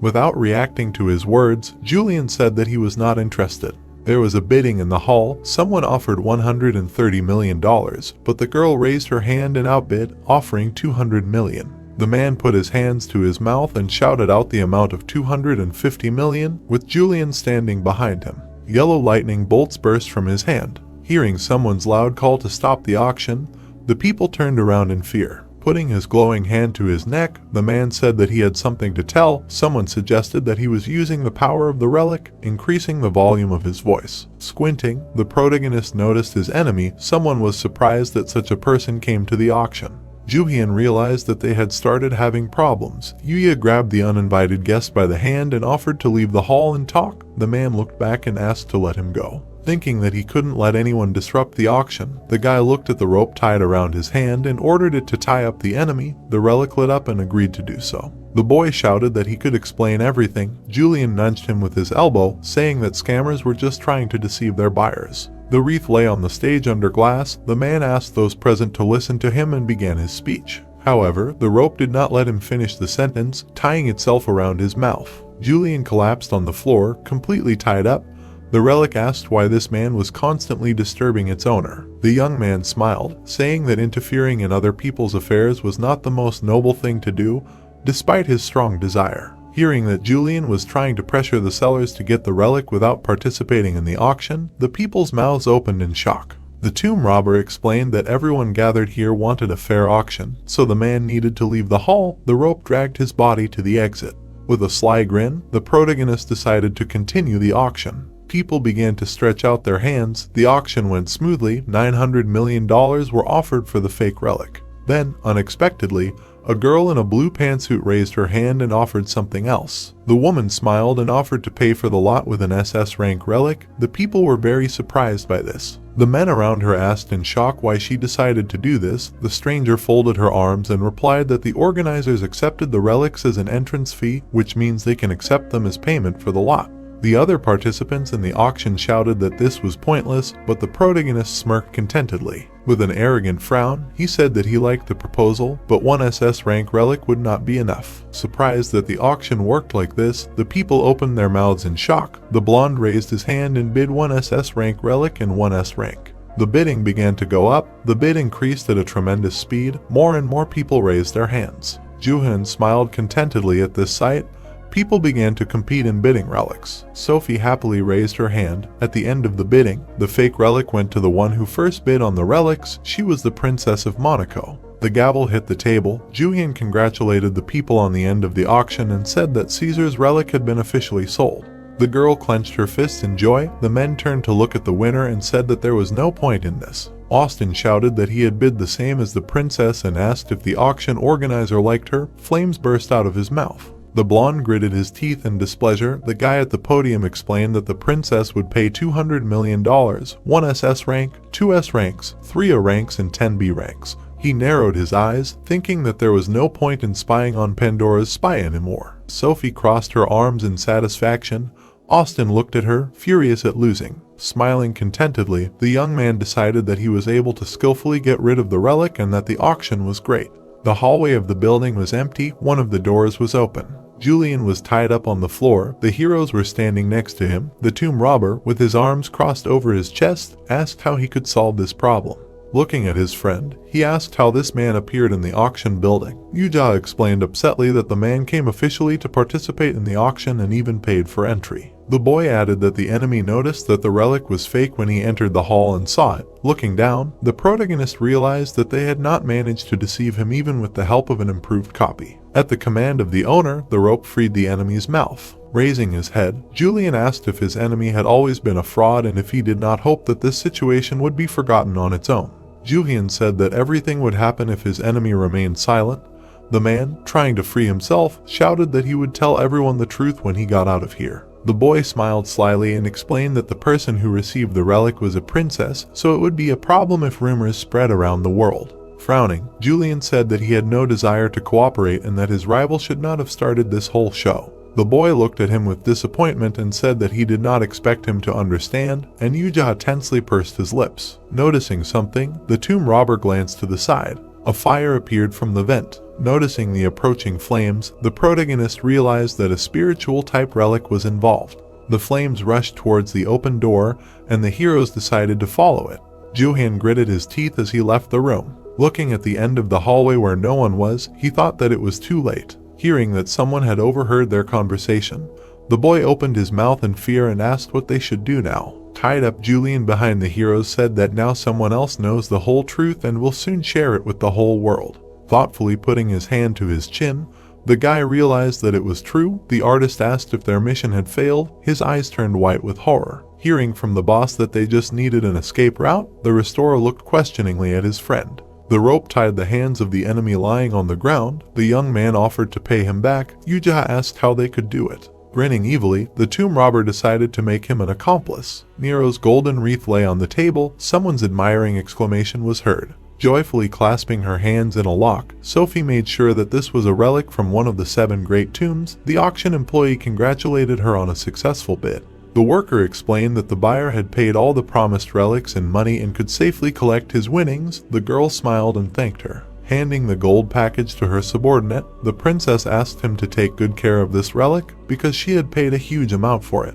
Confidently knitting her eyebrows, she decided that now she had the opportunity to become an influential user of the relic and that now even Pandora would take her into account. Sophie looked around when someone called out to her. Standing behind her, surrounded by her subordinates, Sola apologized for the spoiled mood and stated that this relic was actually a fake. The princess narrowed her eyes in disbelief and asked who was standing in front of her. The man frowned, repeating the words that the relic was just a fake. The girl, her mouth open in amazement, asked how such a thing was even possible. Sola smiled and said that she could prove it. She held out her hand and asked Sophie to take the relic out of the bag. Sola stood with her guards, hand on her waist, telling the princess that the relic was fake and that she could prove it. The princess folded her arms and asked why she should believe that. Sola pointed to the people standing next to her and said that there were plenty of witnesses and that she had no reason to lie. The girl looked at her and told her not to pull any tricks for her own good. Sola handed the girl a high-class relic. She looked at it and asked her to hold on tightly. With a sharp movement, she cut the relic in half. The girl's dagger left a red mark in the air and the princess screamed, asking what she was doing.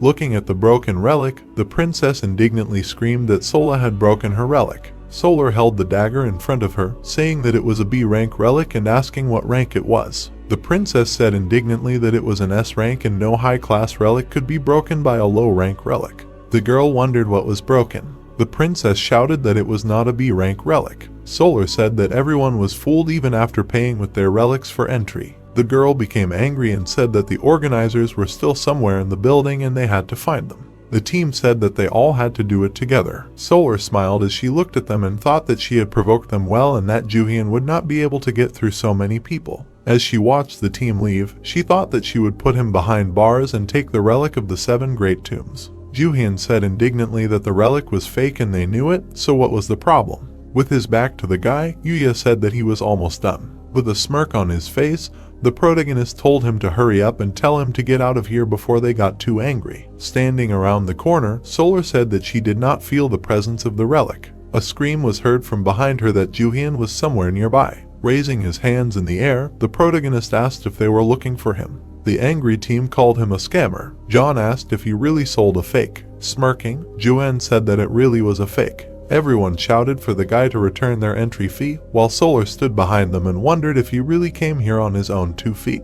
A frustrated Yuya stood behind Jooheon as the boy asked everyone to calm down by holding out his hand and said that they could explain everything. Yuya lifted his shirt up and a scar was revealed along his stomach. Someone in the crowd shouted that he had come back from the dead. Jooheon put his hands in his pockets and stood behind Yuya as he spoke about how they never wanted to sell the relic because there was no point in selling them since they worked so hard to get them. The boy shouted in fear that they had received a call from blackmailers demanding that they hand over the relic from the Kyoto tomb. He said that they didn't think much of it because of how popular the relic was, but then he was stabbed. Holding the hospital report in his hand, he said that if he had gotten to the hospital a little later, he wouldn't be here. He put his hand on his chest and said that it was terrible, trying to play on his pity. Jooheon crossed his arms and said that they were going to catch the criminals at the auction house. Yuya confirmed this from behind him. Jooheon thought that since they were so obsessed with the relic, the boys knew that the blackmailers would show up here. The princess asked Yuya why he sold the relic to her. She asked menacingly if they were using her. Jooheon said that since she was under special protection,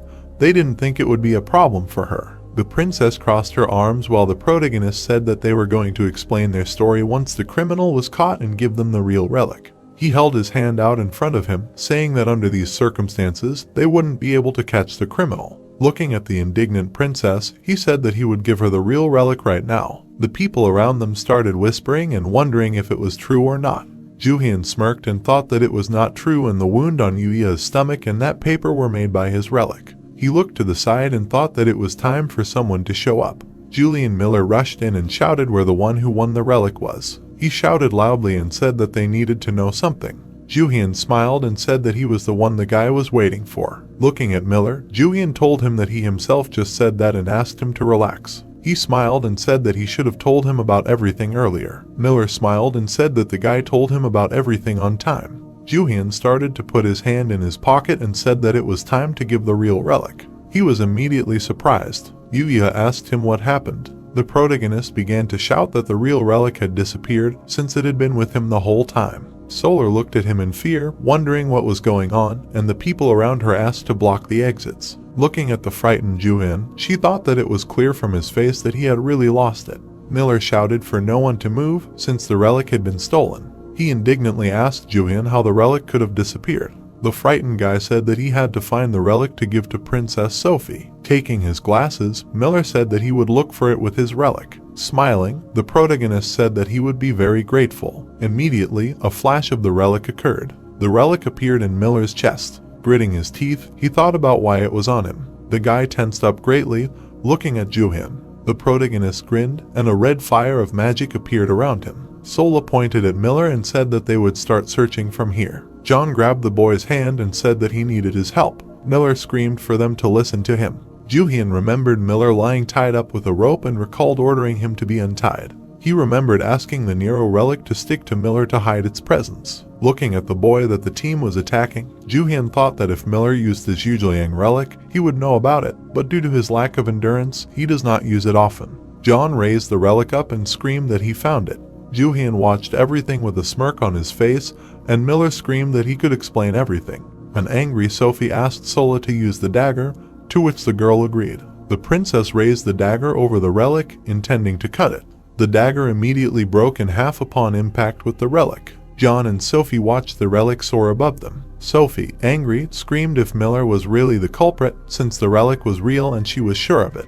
Jooheon, clenching his fists, screamed if Miller was really a blackmailer and he should have guessed it when he broke into the auction house. Tensing up, he continued to be indignant and asked if he was really the one who stabbed Yoo-jae in the stomach. Miller menacingly screamed at him to stop talking nonsense, since this was part of his plan. Jooheon said that Julian was unhappy since he had already thrown the bait. No one would believe the guy. With a smirk on his face, the protagonist thought that he had literally set him up and said goodbye to Miller. At that moment, the protagonist sank into memories. Back then, the sun was shining in the city and there was silence. He said that this is how the auction operation ended. The protagonist looked at Julian, who was being arrested, and said that he was detained by the police on suspicion of stealing relics and blackmail. There was a satisfied smile on the protagonist's face. He said to himself that, in other words, Julian's influence would weaken, so he would become less unpleasant.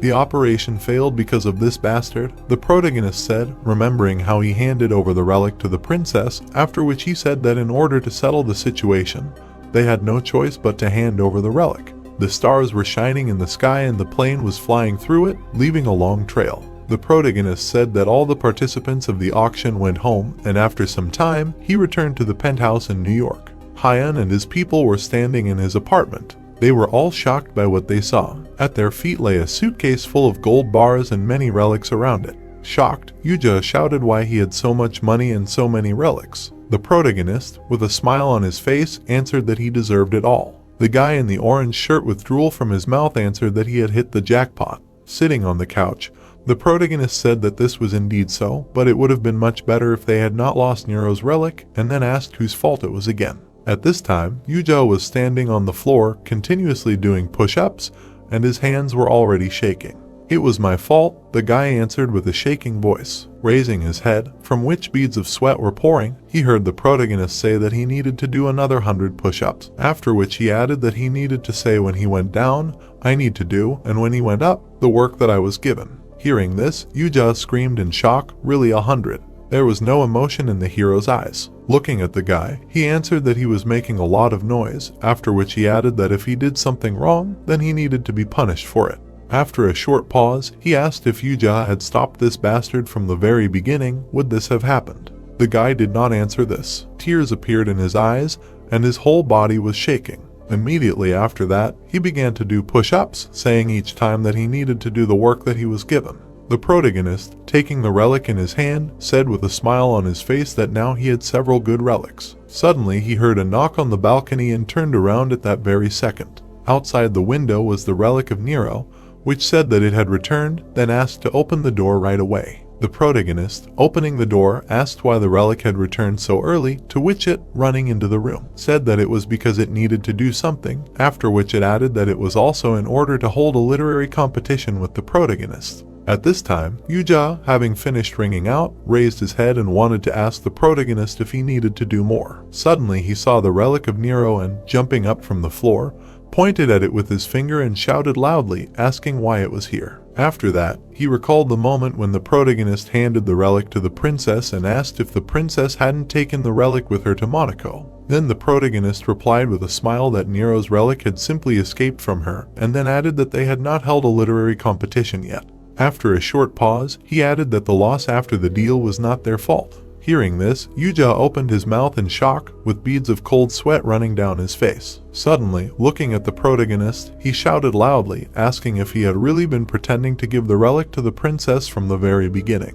To this, Jooheon calmly replied that it was true, and then asked if he really thought he was so crazy as to give up a powerful relic. Hearing this, Yoo-jae tearfully asked why the protagonist was punishing him then. To this, the protagonist calmly replied that in any case, the boy had failed. Hyun and his men watched all this from the side, confused. The protagonist asked how Yoo-jae could let Miller in during the auction, to which the guy replied in confusion that he was trying to stop Miller, after which he said that he understood everything and apologized. Jooheon, the relic that had come suddenly, said loudly. Taking the golden wreath in his hands, the protagonist looked at him. The relic, sparkling, told him to stop useless talk and start the competition right now. The relic's energy was getting stronger. It said that it had listened to the protagonist's requests many times, after which it asked how long he was going to make him wait. Looking away, the protagonist said that they needed to act quickly. Hearing this, the relic happily asked if right now. Holding the wreath in his hands, the protagonist answered that of course not,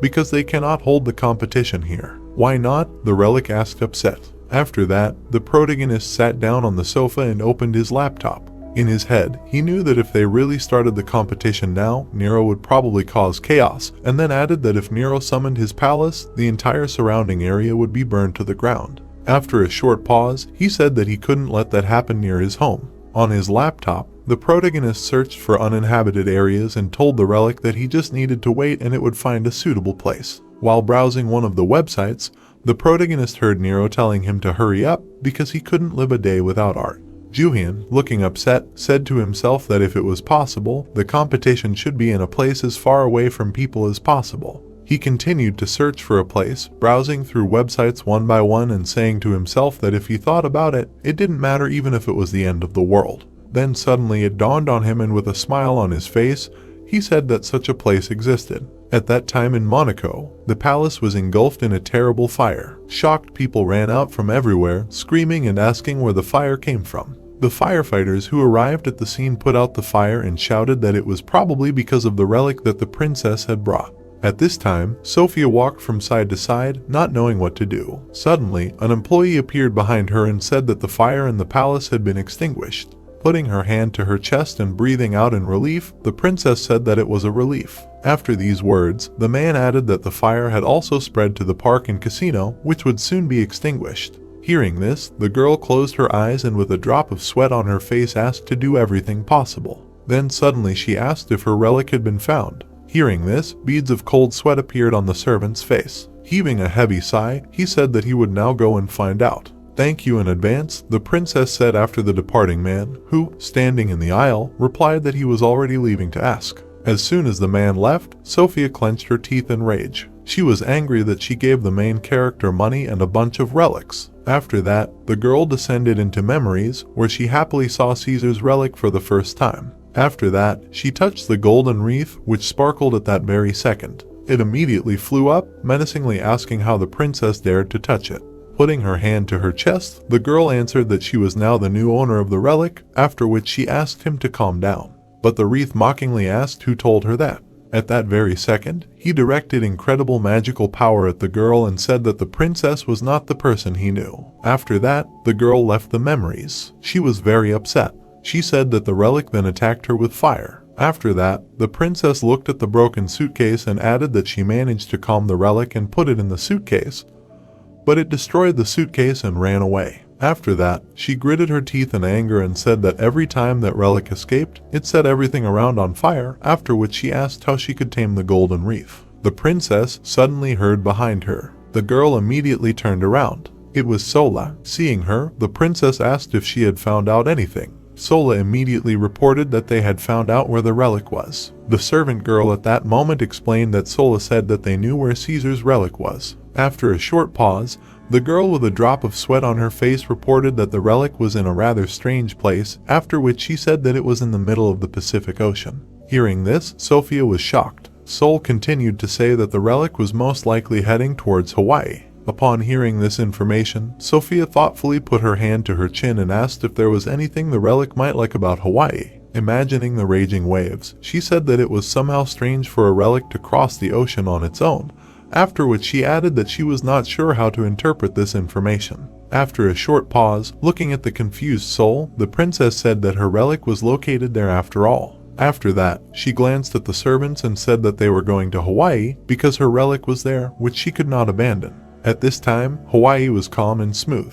The waves crashed against the shore, and the sun warmed everything around. The island of Kauai. Wow, what a view! A shocked voice was heard. It was the voice of Yuya, who was standing behind the protagonist wearing sunglasses. Jooheon looked around and said that Yuya would definitely cry if everything here was ruined. Hearing this, the guy was horrified, after which he cried out in confusion, asking why everything would be ruined. The protagonist immediately answered that this is where the competition would be held. They slowly walked along the sand under the scorching sun. The protagonist continued to say that when the test began, Caesar would summon his palace like he did in Kyoto. To this, Yuya asked if the tomb would really form here. Yes, the protagonist answered with a smile on his face, adding that they came all this way here to reduce the damage they were causing to society. Hearing this, Yuya asked in confusion what about the people who live here then?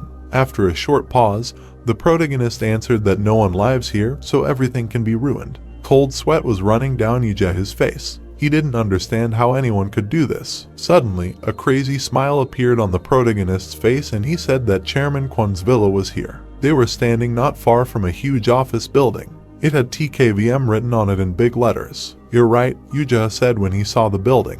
The protagonist, smiling broadly, said that when a tomb was formed here, a well-built villa would be destroyed, and then added that since it was an old man's house, he was looking forward to the old man's reaction. "So let's get started," Jooheon suddenly said. The protagonist, with excitement in his eyes, smiled broadly and contentedly. Kauri Island, TKVM Villa. People in the same uniform were standing by the green fence. Two men were talking. One of them suggested having a beer after work, and the other said that he agreed, and he could not shake the feeling that time was passing very slowly. They turned around at the same time when they heard an alarmed cry. People were throwing gold coins into the air. A rope was flying in the air, which loudly shouted that the people would receive the money they collected. The man in the black cap opened his eyes in shock and asked what they were doing here since they were a different team.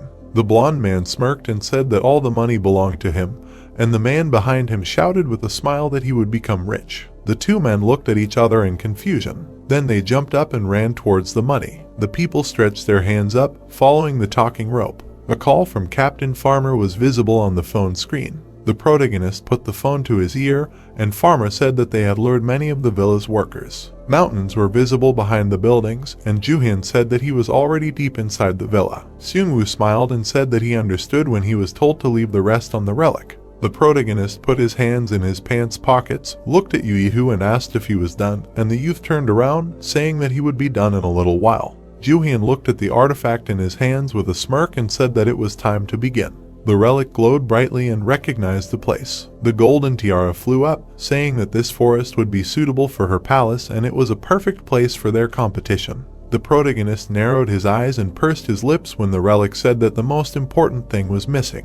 There were giant silver letters on the tall building and the tiara said that there were no spectators and no judges. The relic emitted a yellow light and Jooheon told it to get to work. He crossed his arms and smirked. A bright fog appeared around him. A huge explosion thundered. Dust and dirt flew into the air. The buildings began to collapse. Fires were lit on the tall columns. Jooheon widened his eyes in shock, saying that the tomb really just formed, and the protagonist reminded him with a smirk that he had said this before. A white statue of a man was visible in the middle of the black smoke, and Jooheon said that the tomb was now many times more beautiful than before. There were statues of people in different poses in a row. Bright streams of magic were visible, and the relic said that they were all in the image of a powerful emperor. The brown-haired man spread his arms out to the sides and shouted loudly that the stage was set, demanding applause for the magnificent art of their master. The system reported that the tomb had been formed, and the space inside was isolated from the outside. The purple screen said that Jooheon could not leave this until he gave a thunderous applause and praised from the heart.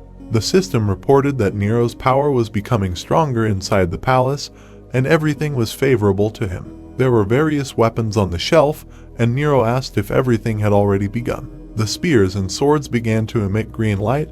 The relics shouted that they paid 30 and 100 million won to enter. Jooheon's sweat dropped and asked where all these relics came from, and the protagonist said with a smile that he told the worm to collect them and he has many connections. The relics emitted a bright aura. The pearl necklace said that it was impossible for a single person to write a secret housewife. Jooheon rolled his eyes, raised his eyebrows and said that there were only haters here, and Jooheon replied with an angry face that everything was fine and that the required number had been reached. Nero spread his arms out to the sides and laughed, enjoying the crowd of spectators.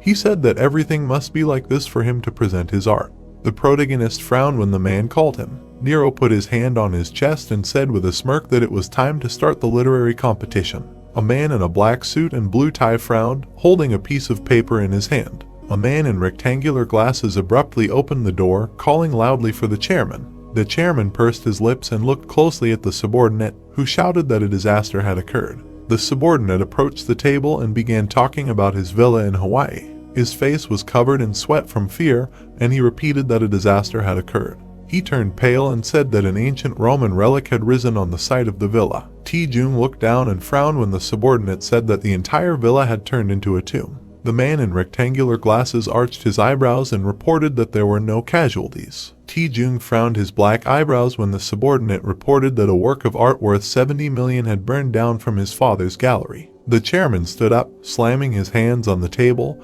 his face twisted in rage, and his subordinate reported that the damage to the farms and factories was also too great. Approximately $200 million in property losses, and this was only the minimum figure they were still calculating. Taejung covered his face with his hand and cursed. He looked in horror at the subordinate, who was about to say something else, and yelled, asking why he had not finished yet. The chairman gritted his teeth and frowned when the subordinate said that they had been contacted by the Royal Court of Monaco. They wanted to stop trading in new products in the second half of the year. Taejung slammed his fist on the table and screamed loudly, asking if the goods had exploded or been bent, and the subordinate hastened to explain that nothing of the sort had happened. When the chairman asked what the reason was then, he yelled with a frightened face that he had no idea yet. Taejung frowned when the subordinate said that he had already contacted the royal court and he could talk to them and find out everything. The chairman picked up a black phone. The brown-haired woman brought the device to her ear and said that they had not seen Taejung for a long time. The chairman gritted his teeth and froze when he heard Sofia Grimaldi introduce herself. He raised his hand to his face and asked in shock if the Princess of Monaco was on the line, and the subordinate confirmed it was. The girl with short brown hair furrowed her brows and warned that one false answer to her questions would result in TKBM never being able to set foot in Monaco again. Taejung smiled awkwardly and sweat dropped when Sofia asked if he knew that she had recently bought a relic of Caesar, and the chairman answered in a trembling voice that he knew that she had won it at a promotion. The girl looked out the window and said that she had to pay a huge price to get it. Taejung gritted his teeth and opened his eyes wide when Sofia asked what the relic was doing in his villa. The man leaned over and wanted to explain, but the girl interrupted him and said that whatever happened to his villa was none of his business. Sofia looked at her reflection in the window, saying that judging by Taejung's answer, he admitted that the relic was in his villa. She asked why he stole it. The chairman clutched the phone in his hands, his face twisted in wild rage, and he hissed that he was already confused, and on top of that, he was suspected. Sofia listened with a serious face to the chairman, who said that he realized her misunderstanding, but it was not him, and he also wanted to know why the relic was destroying his villa. Taejung furrowed his brows and added that for that reason he was also a victim in this situation, and Sofia asked if he would mind if she went and saw for herself. The plane was flying in the sky. The girl added that she was already on her way and wanted to warn her about this to avoid further misunderstandings. Taejung frowned and through clenched teeth replied that Sofia should do as she wished. He took the phone away from his ear and fell silent. He then turned to his subordinate and shouted at the top of his lungs, asking what the villa workers were doing and how they got into this mess. His subordinate replied that the rope and worm were throwing money everywhere. The chairman opened his mouth in shock and shouted loudly when his subordinate reported that all this happened when the staff left their posts in order to collect the money. The man with the rectangular glasses sweated and said that he also had no idea what was going on. There was a post on a social network with a picture of the bills. Taejung touched his chin and assumed that someone had deliberately drawn their attention. Suddenly, his eyes widened and he frowned as if he realized something. The subordinate looked at him in confusion. Taejung introduced the protagonist and shouted that he was the one who took the relic of one of the 7 great tombs in Kyoto and then sold it to the Princess of Monaco. It was a sunny day. The chairman shouted loudly that Jooheon was behind all this. He turned away, put his hand on his waist and said that Jooheon first stole the relic of one of the 7 tombs. Taejung gritted his teeth and frowned, shouting that now the protagonist was after his villa. He did not understand what the protagonist wanted from him. The subordinate sweated and looked at the chairman in confusion, who ordered him to get ready right away. Taejung turned around and shouted deafeningly for him to prepare the plane because they were leaving for Hawaii immediately. The chairman gritted his teeth in anger and furrowed his brows, saying that it was for the best because he would use this as an excuse to destroy him. A beam of bright yellow light could be seen in the middle of the columns. The 3 people looked up uncertainly. The rope said that they needed to go here, and the man in the orange jacket said that they must be going the right way. There were various artifacts on the stands. STmanhwa raised his eyebrows in surprise and said that there were a lot of relics here. Nero stretched his arms out to the sides and said that he had been waiting for this moment for a long time, when Jooheon would regret hurting him and when he would prove that his skills were better than the protagonist's. Jooheon looked at him seriously and asked what he meant when he said that he hurt him. The man gritted his teeth and raised one finger, saying that because of the protagonist, the shine of his words was not recognized and the story he wrote and published was only bought once. Jooheon narrowed his eyes and responded with disgust that it was all because one worm did whatever he wanted.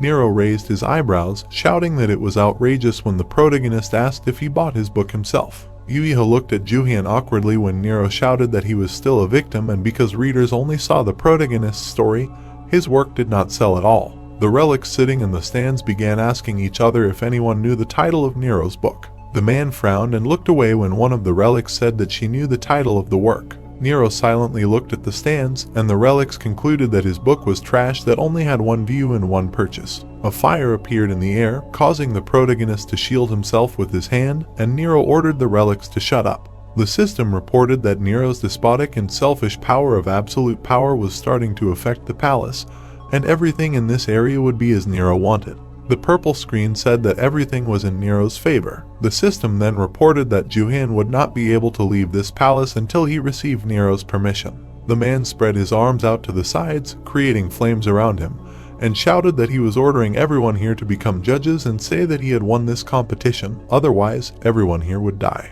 Yuya crossed his arms and asked what the meaning of this was. The protagonist frowned and thought that Nero was as strong as expected. Even though he was acting stupid, he must not forget that he was a relic of one of the 7 great tombs. The relics sitting in the stands were burning, screaming in pain, and Jooheon came to the conclusion that the fight was unequal from the beginning. Nero turned around and yelled loudly, telling them to shut up because it was their mistake for not recognizing his talent back then. Jooheon was thinking about how he could win. He narrowed his dark eyes and thought that even if they fought, it was impossible to win, and the protagonist thought about making Nero give up. The man turned around and gritted his teeth in annoyance when Jooheon called out to him. The protagonist spread his arms out to the sides, telling him not to be angry and to begin their competition. Jooheon smirked and reminded him that Nero said that he wrote a story, and suggested that he show it to the protagonist and the audience because that was the only way they could compare them fairly. Nero frowned and asked why he should show Jooheon his work, to which the protagonist replied that the man had read his story, so now he wanted to read his too. The 2 relics emitting a green aura began to laugh when they heard that Jooheon was going to read Nero's story. The protagonist turned around when the relics said that he couldn't read their language, although they could understand the language of humans. Nero smirked and said that humans really didn't understand the language of the relics. Then he asked if Jooheon wanted him to translate it for him. The protagonist looked at the man skeptically and told him to shut up. Nero extended his hand, which had a fire burning on it. A scroll appeared above Jooheon, and Nero said that if the protagonist could read even a line, he would kneel before it.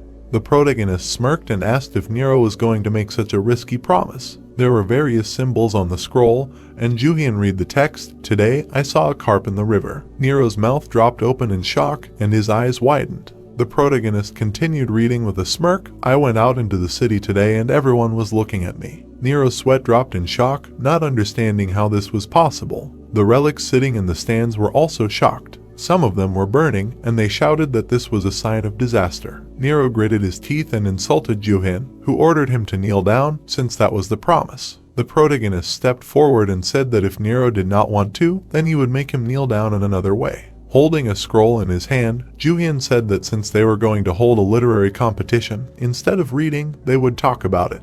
The protagonist said with a serious face that he had never seen anything like this in his life and asked if Nero had written any of this. The man froze in shock, his heart breaking at these words. Jooheon chuckled and knew from his reaction that this strategy was working. He imagined the crowd watching the man and thought that even though Nero was never good at art, no one talked about it because no one would dare to say anything against the Emperor of Rome. People put on awkward smiles. The protagonist thought that there were only compliments, and since it was a relic with such a backstory, he would not be able to defend himself from harsh criticism. Jooheon thought with a serious look that Nero's psyche would break then. The man clutched his chest and began to grunt heavily, while the protagonist recited the contents of the scroll and said that the dog in his house would write a better story than this trash. Jooheon opened the pen and said that he would correct the story as part of their competition. He then knelt down on one knee and said with a smile that he would change the title first, ignoring Nero's indignant cries. The protagonist crossed out one of the words, saying that it sucked, and Nero yelled, asking what he was doing with his carefully thought-out title. The man looked at Jooheon in shock, who suggested the title The Emperor's Agony. Nero turned around and looked at the relics, who were admiring the protagonist's skills. Jooheon was writing on a scroll with a pen, correcting the text written there according to his preferences. Nero gritted his teeth and broke out in a sweat. The relic said that it sounded good. Jooheon smirked and said that Nero should have written that all the women in the city saw him and followed him to interest the reader. The relics, emitting a green aura, laughed loudly and said that the protagonist knows his stuff. A disappointed look appeared on Nero's face. He couldn't believe that Jooheon's comments were getting such a good reaction. Yuya broke out in a sweat and suggested that he correct it so that it actually made sense. The protagonist asked the boy with a smirk, "What do you know, since the audience likes it?" Nero yelled loudly, calling them scoundrels. He extended his hand forward, creating flames and ordering them to immediately say that his art is excellent. Jooheon looked at him with disgust. The relics were consumed by the fire, screaming in pain. Yuja and the protagonist covered their faces with their hands from the fire. Nero turned around when Jooheon asked if he was going to use his powers just because things didn't go his way. The protagonist tore up the glowing scroll. Tearing the paper into tiny pieces, he said that Nero's behavior is not suitable for being a writer, and the emperor screamed loudly, seeing his art being destroyed. The big man fell to his knees, holding the paper in his hands, asking how could they say such horrible things to authors. Jooheon and Yuya looked at the guy with confusion. The hero said that these are the so-called haters. In their days there are quite crazy people among the readers. He asked if the chubby guy was thinking of ignoring them. He was sure he wouldn't succeed. The guy pressed his face to the piece of paper and kept asking how they could. The heroes began to be enveloped in black energy. The fire went out. The system reported that Nero had lost the meaning of life, and for the relic to develop, it needed to reach a certain state. The guy admitted defeat. Jooheon smiled. It was time. He approached Nero and suggested that he just give up. Nero listened with his head down, while the hero said that if he did what he told him, then maybe he would even give him a couple of writing lessons. He asked if that wasn't better than giving up creativity completely. Nero lit up. He agreed. A halo appeared above the hero's hand. It began to imprint itself with a tattoo. A golden wreath fell to the floor. Jooheon looked at the glowing tattoo. He was pleased. The system reported that the hero had successfully made a contract with the relic of laziness and received its powers. Now the hero could destroy the fighting spirit of enemies. He reached for the wreath. After the system messages, another one appeared with a slight delay. The system reported that the hero had acquired one of the 7 keys of His Majesty. Jooheon thought about it, thinking that it was the emperor. He was surprised that the relics also had one. He looked at the golden crown. Anyway, the relics of the 7 great tombs are not just relics, right? The relics began to ask if the competition was over. He looked at the shelves. All the relics lit up blue. They asked if they could go home. They said it was fun. The hero threw the net and asked where they were going. All the relics were caught in the trap and began to express their dissatisfaction. The hero pulled the catch towards himself, saying that he had a good one today. The relics did not understand why the net was so strong. Jooheon smiled. They asked him what he was doing. They asked him to let them go because they needed to go home and watch a drama. The hero asked if they had forgotten why they were here. He smiled evilly and said that since they watched his performance for free, they would have to pay now. Who said they could go home? The net was glowing. The relics were asking what he meant. They were buying an entrance ticket. Yuya smiled awkwardly, watching the hero yell at the relics, saying that they had separate fees. He began to pull the net towards himself. The relics said that they would pay and asked how much the hero wanted. He said that he only accepted their bodies as payment. His net was made before the literary competition. Jooheon then asked Yuya if he was finishing the net.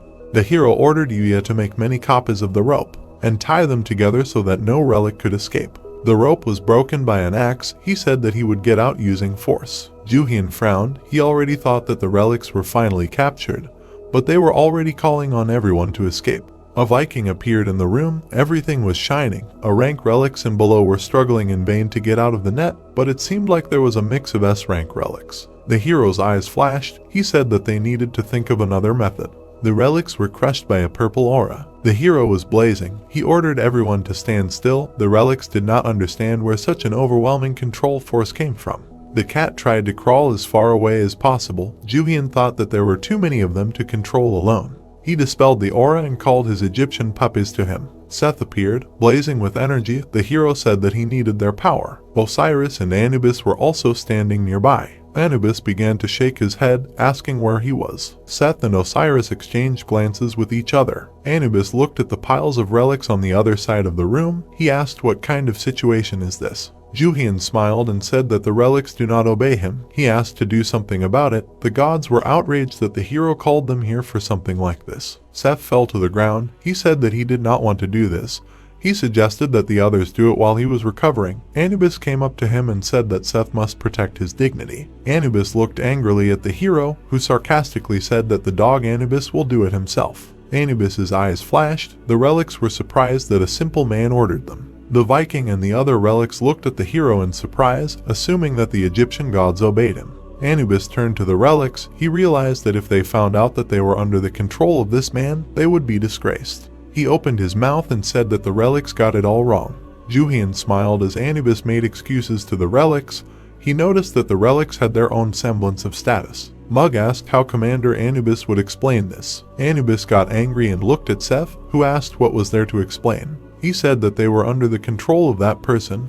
Anubis immediately asked Seth to stop and shut up. He looked around nervously. He said that they were only with that person because they were interested in his abilities. Jooheon frowned slightly. Anubis said that the hero was a rare person who could satisfy the relics. They were just watching him to see if he was worthy of being their cultural treasure. The relics began to look at each other, surprised by the words they heard. Anubis looked at Seth, who expressed disagreement with his words, hinting that he had gone too far. Anubis was surprised. The relics said that as expected, they were wrong. They decided that Anubis had also read the story. The relics jumped up and said that they were also fans of this person, but they were afraid that they would get into trouble for liking something made by a person. Jooheon didn't understand. The relics continued to say that now that the high-class relics had recognized this person, they could openly share their thoughts and show support. The relics beamed with joy. The hero noticed that this was getting stranger. The person, in order for him to become a cultural treasure, they would give him their power. The system reported that the hero had been nominated for the title of Cultural Treasure and National Treasure #1 Relic. This position revealed the hero's secret fans. His flexibility and charm level in handling relics increased. Jooheon looked at all the system's messages in confusion. The relics said that they would follow this person. They asked when the hero was going to release the next work. The items approached the hero. Thanks to Anubis, the hero managed to get all the relics. It was as good a result as getting Nero. The tomb began to collapse. When the deed was done, the hero closed it. When the tomb disappeared, it became easier to see what happened to Chairman Kwon's villa. It seemed like it would take a long time to restore everything here. Jooheon decided that this is what he deserved. He looked at the destruction with a smile, while Yuya behind him with his mouth open commented on how everything here was completely destroyed. Someone called the hero and he turned around. Taejeong was running towards him with his men. The guy said that they hadn't seen each other for a long time. He stopped in front of the hero and said that it was him. He asked what kind of grudge the hero had against him to do something like this. Jooheon smiled. He was not sure, but he would not call it a grudge. It just happened that this place suited his requirements. Kwon gritted his teeth. He called the hero a bad name and said that the hero couldn't think that he would let him go easy. He pointed his finger at the hero and ordered to attack him. Jooheon smiled. Yuya was scared. Jooheon noticed that the old man brought more idiots from the robber team. Yuya asked what they should do. Jooheon smiled, covered in aura, and said that they will fight. Hyeon and the guys joined the hero. He noticed that Kwon brought a team of robbers. Kwon looked at the hero angrily. He said that he knew that everything would end for the hero today. He turned to the robbers and ordered to attack. Jooheon looked forward in surprise. The thieves were holding Brutus daggers, and the rank relic that killed Caesar was capable of destroying relics of a higher rank. And their other relics looked pretty strong. So far the hero couldn't do anything against them. The hero suddenly said that he had changed his mind. Jooheon turned around and ran away. Everyone was shocked by this turn of events. The thieves opened fire on the hero. The guys barely dodged the hits. They were forced to dodge bullets and energy whips. Yuja screamed and asked how the hero blocked them. He said that he did nothing. Kwon walked up to his thieves and angrily asked why they missed. The people didn't know what was going on because they were aiming right at him. The relics began to resist the people. They said that they would not do anything bad to their candidate for the position of cultural heritage. One of the thieves turned around in shock, his relic screaming that it couldn't believe they wanted to force them to hurt the hero. Jooheon smiled. The thieves were shouting that the relics were not listening to them. They were looking for a way to find relics that would attack the hero. Yuya looked at the relaxed hero. He said that he was curious if it was good to be a cultural treasure of relics, and he received a good confirmation. He asked Yuya to prepare everything for the escape. The guy's relic began to beat in his breast pocket. She asked to let her out for at least a second. Yuya took out a painting and said that some of the relics from the audience were causing a riot. Everyone was rummaging through their pockets. The hero said that some of them belonged to the TKVM, and a real riot began. Yuya agreed and said that this was better for them. Jooheon took the painting and invited all the relics to go into the painting if they still did not understand that he was their master. Kwon screamed furiously and asked what the thieves did with his relics. After all, he did not give them to them for this. He looked at the hero and said that if the relics don't work, then they should just use guns. The people took out their guns and started shooting. The bullets hit the magic barrier. The hero said that they could shoot as much as they wanted. The bullets would just be absorbed anyway. Jooheon stood calmly in a circle of sparks. Kwon fell silent. Princess Sophia came to the battlefield. Yuja looked at the hero and said that it was over and they could come here. Jooheon was pleased. Sophie approached Kwon, to whom the hero threw something. A golden wreath flew at him. The old man looked at the relic in bewilderment. Jooheon spread his hands and said that he had done everything he had promised. He said that their deal was fulfilled. He told the old man not to think of saying otherwise. Kwon was surprised and said that the hero was talking nonsense. Behind him, Sophia was already filling with rage. He turned to her. She asked if they had really made a deal. Kwon started making excuses. Sophia pointed at him and said that as expected, they were planning to steal all the relics. The old man made excuses, saying that it was just a misunderstanding.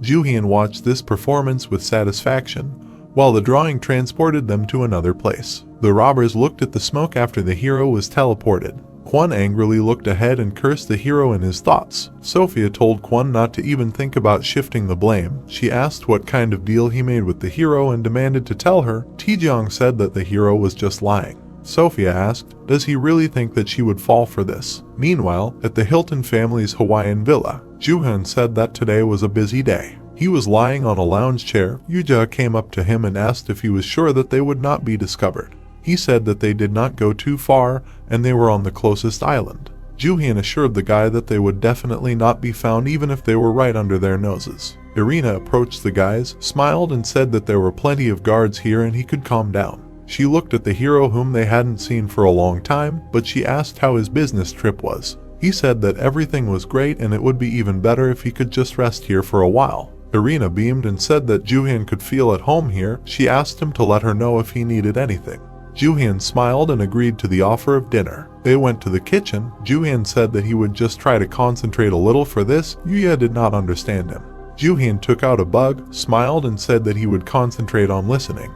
He put the earphone in his ear. Yuya asked who he was going to listen to. Jooheon recalled how he threw a wreath to the old man. He put a bug on Nero. Since they wouldn't throw away the real relic, it would be a great opportunity for surveillance. Jooheon, however, hadn't heard anything interesting yet. All he heard was the chairman cursing at his people. However, the situation had changed recently. It happened when the chairman spoke to Princess Sophia. Kwon apologized to the girl and said that he hadn't made any deals because his name alone made him sick. He looked at the ruins of his house and asked the girl to think, if he was going to steal the relics, why would he destroy his own villa to do so? Sophia said that there was some sense in his words. He asked what she meant by some sense. He asked what else he needed to explain because he had told her everything she wanted. The princess said that she was curious why they didn't go to the auction, because he himself said that they had no intention of stealing it from the beginning. After all, it was a relic of Julius Caesar. People were ready to sell their souls to get their hands on it.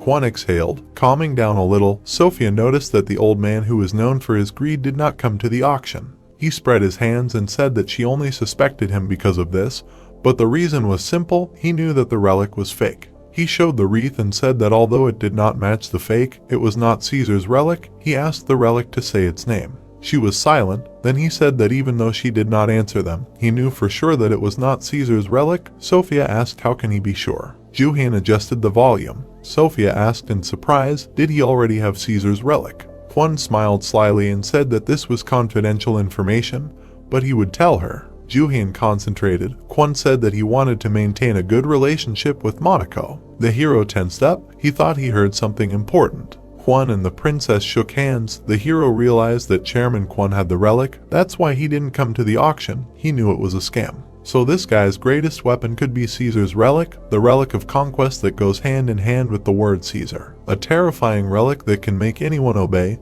He tried so hard to find out the identity of this relic. To think that he could get this information so easily. He looked at the rising moon. He now had a huge advantage, knowing what relics the enemy has. Jooheon smiled and said that he can't wait, and the villa was just the beginning.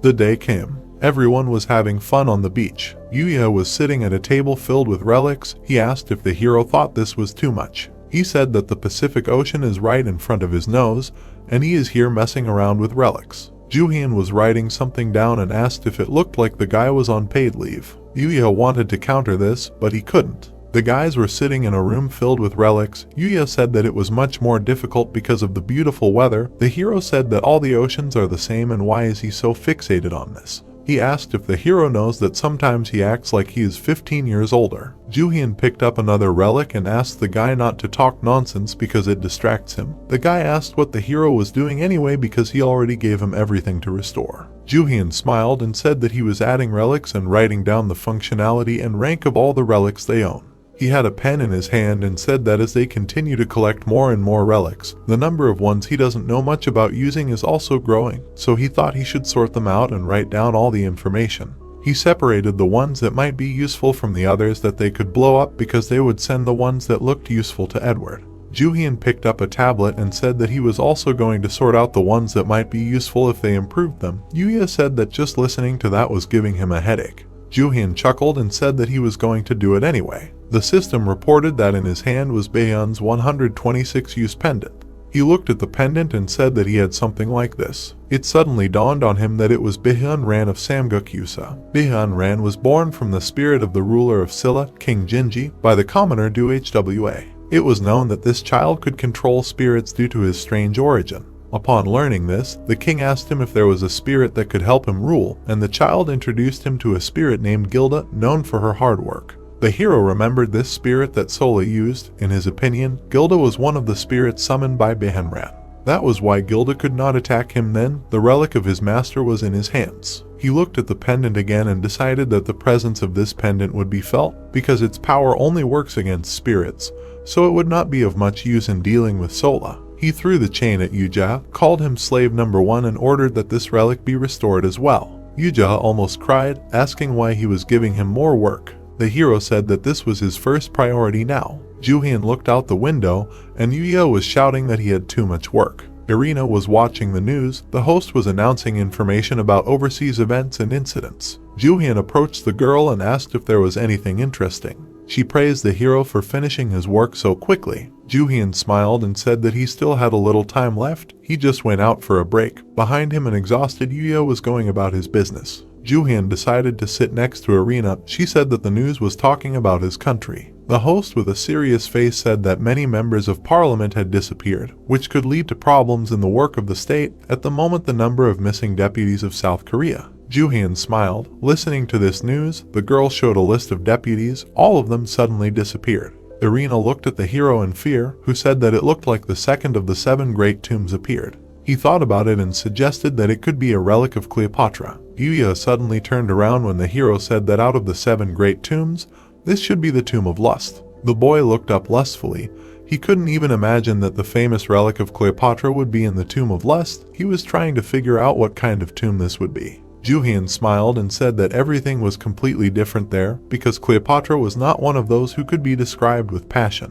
Jooheon began to tell that Cleopatra was the last ruler of the Ptolemaic dynasty. At that time there were many problems, both in Egypt itself and between Egypt and Rome. Cleopatra managed to attract Roman troops to solve some problems. First of all, with the help of Caesar, she expelled everyone who participated in her exile. After the murder of Caesar, she united with Antony in search of benefits, but in the end their alliance was defeated in the Battle of Actium. Subsequently, Egypt became one of the Roman provinces. He smiled and Yuya got mad because Jooheon said that Cleopatra's relic is only interested in men with power. The guy can get such an answer. Looking at the fact that only the deputies disappeared, Yuya calmed down and asked, will Cleopatra not be interested in the hero then? Jooheon said that if he can use his power of dominance, then what good will the relic's interest do? Irina did not take her eyes off the screen.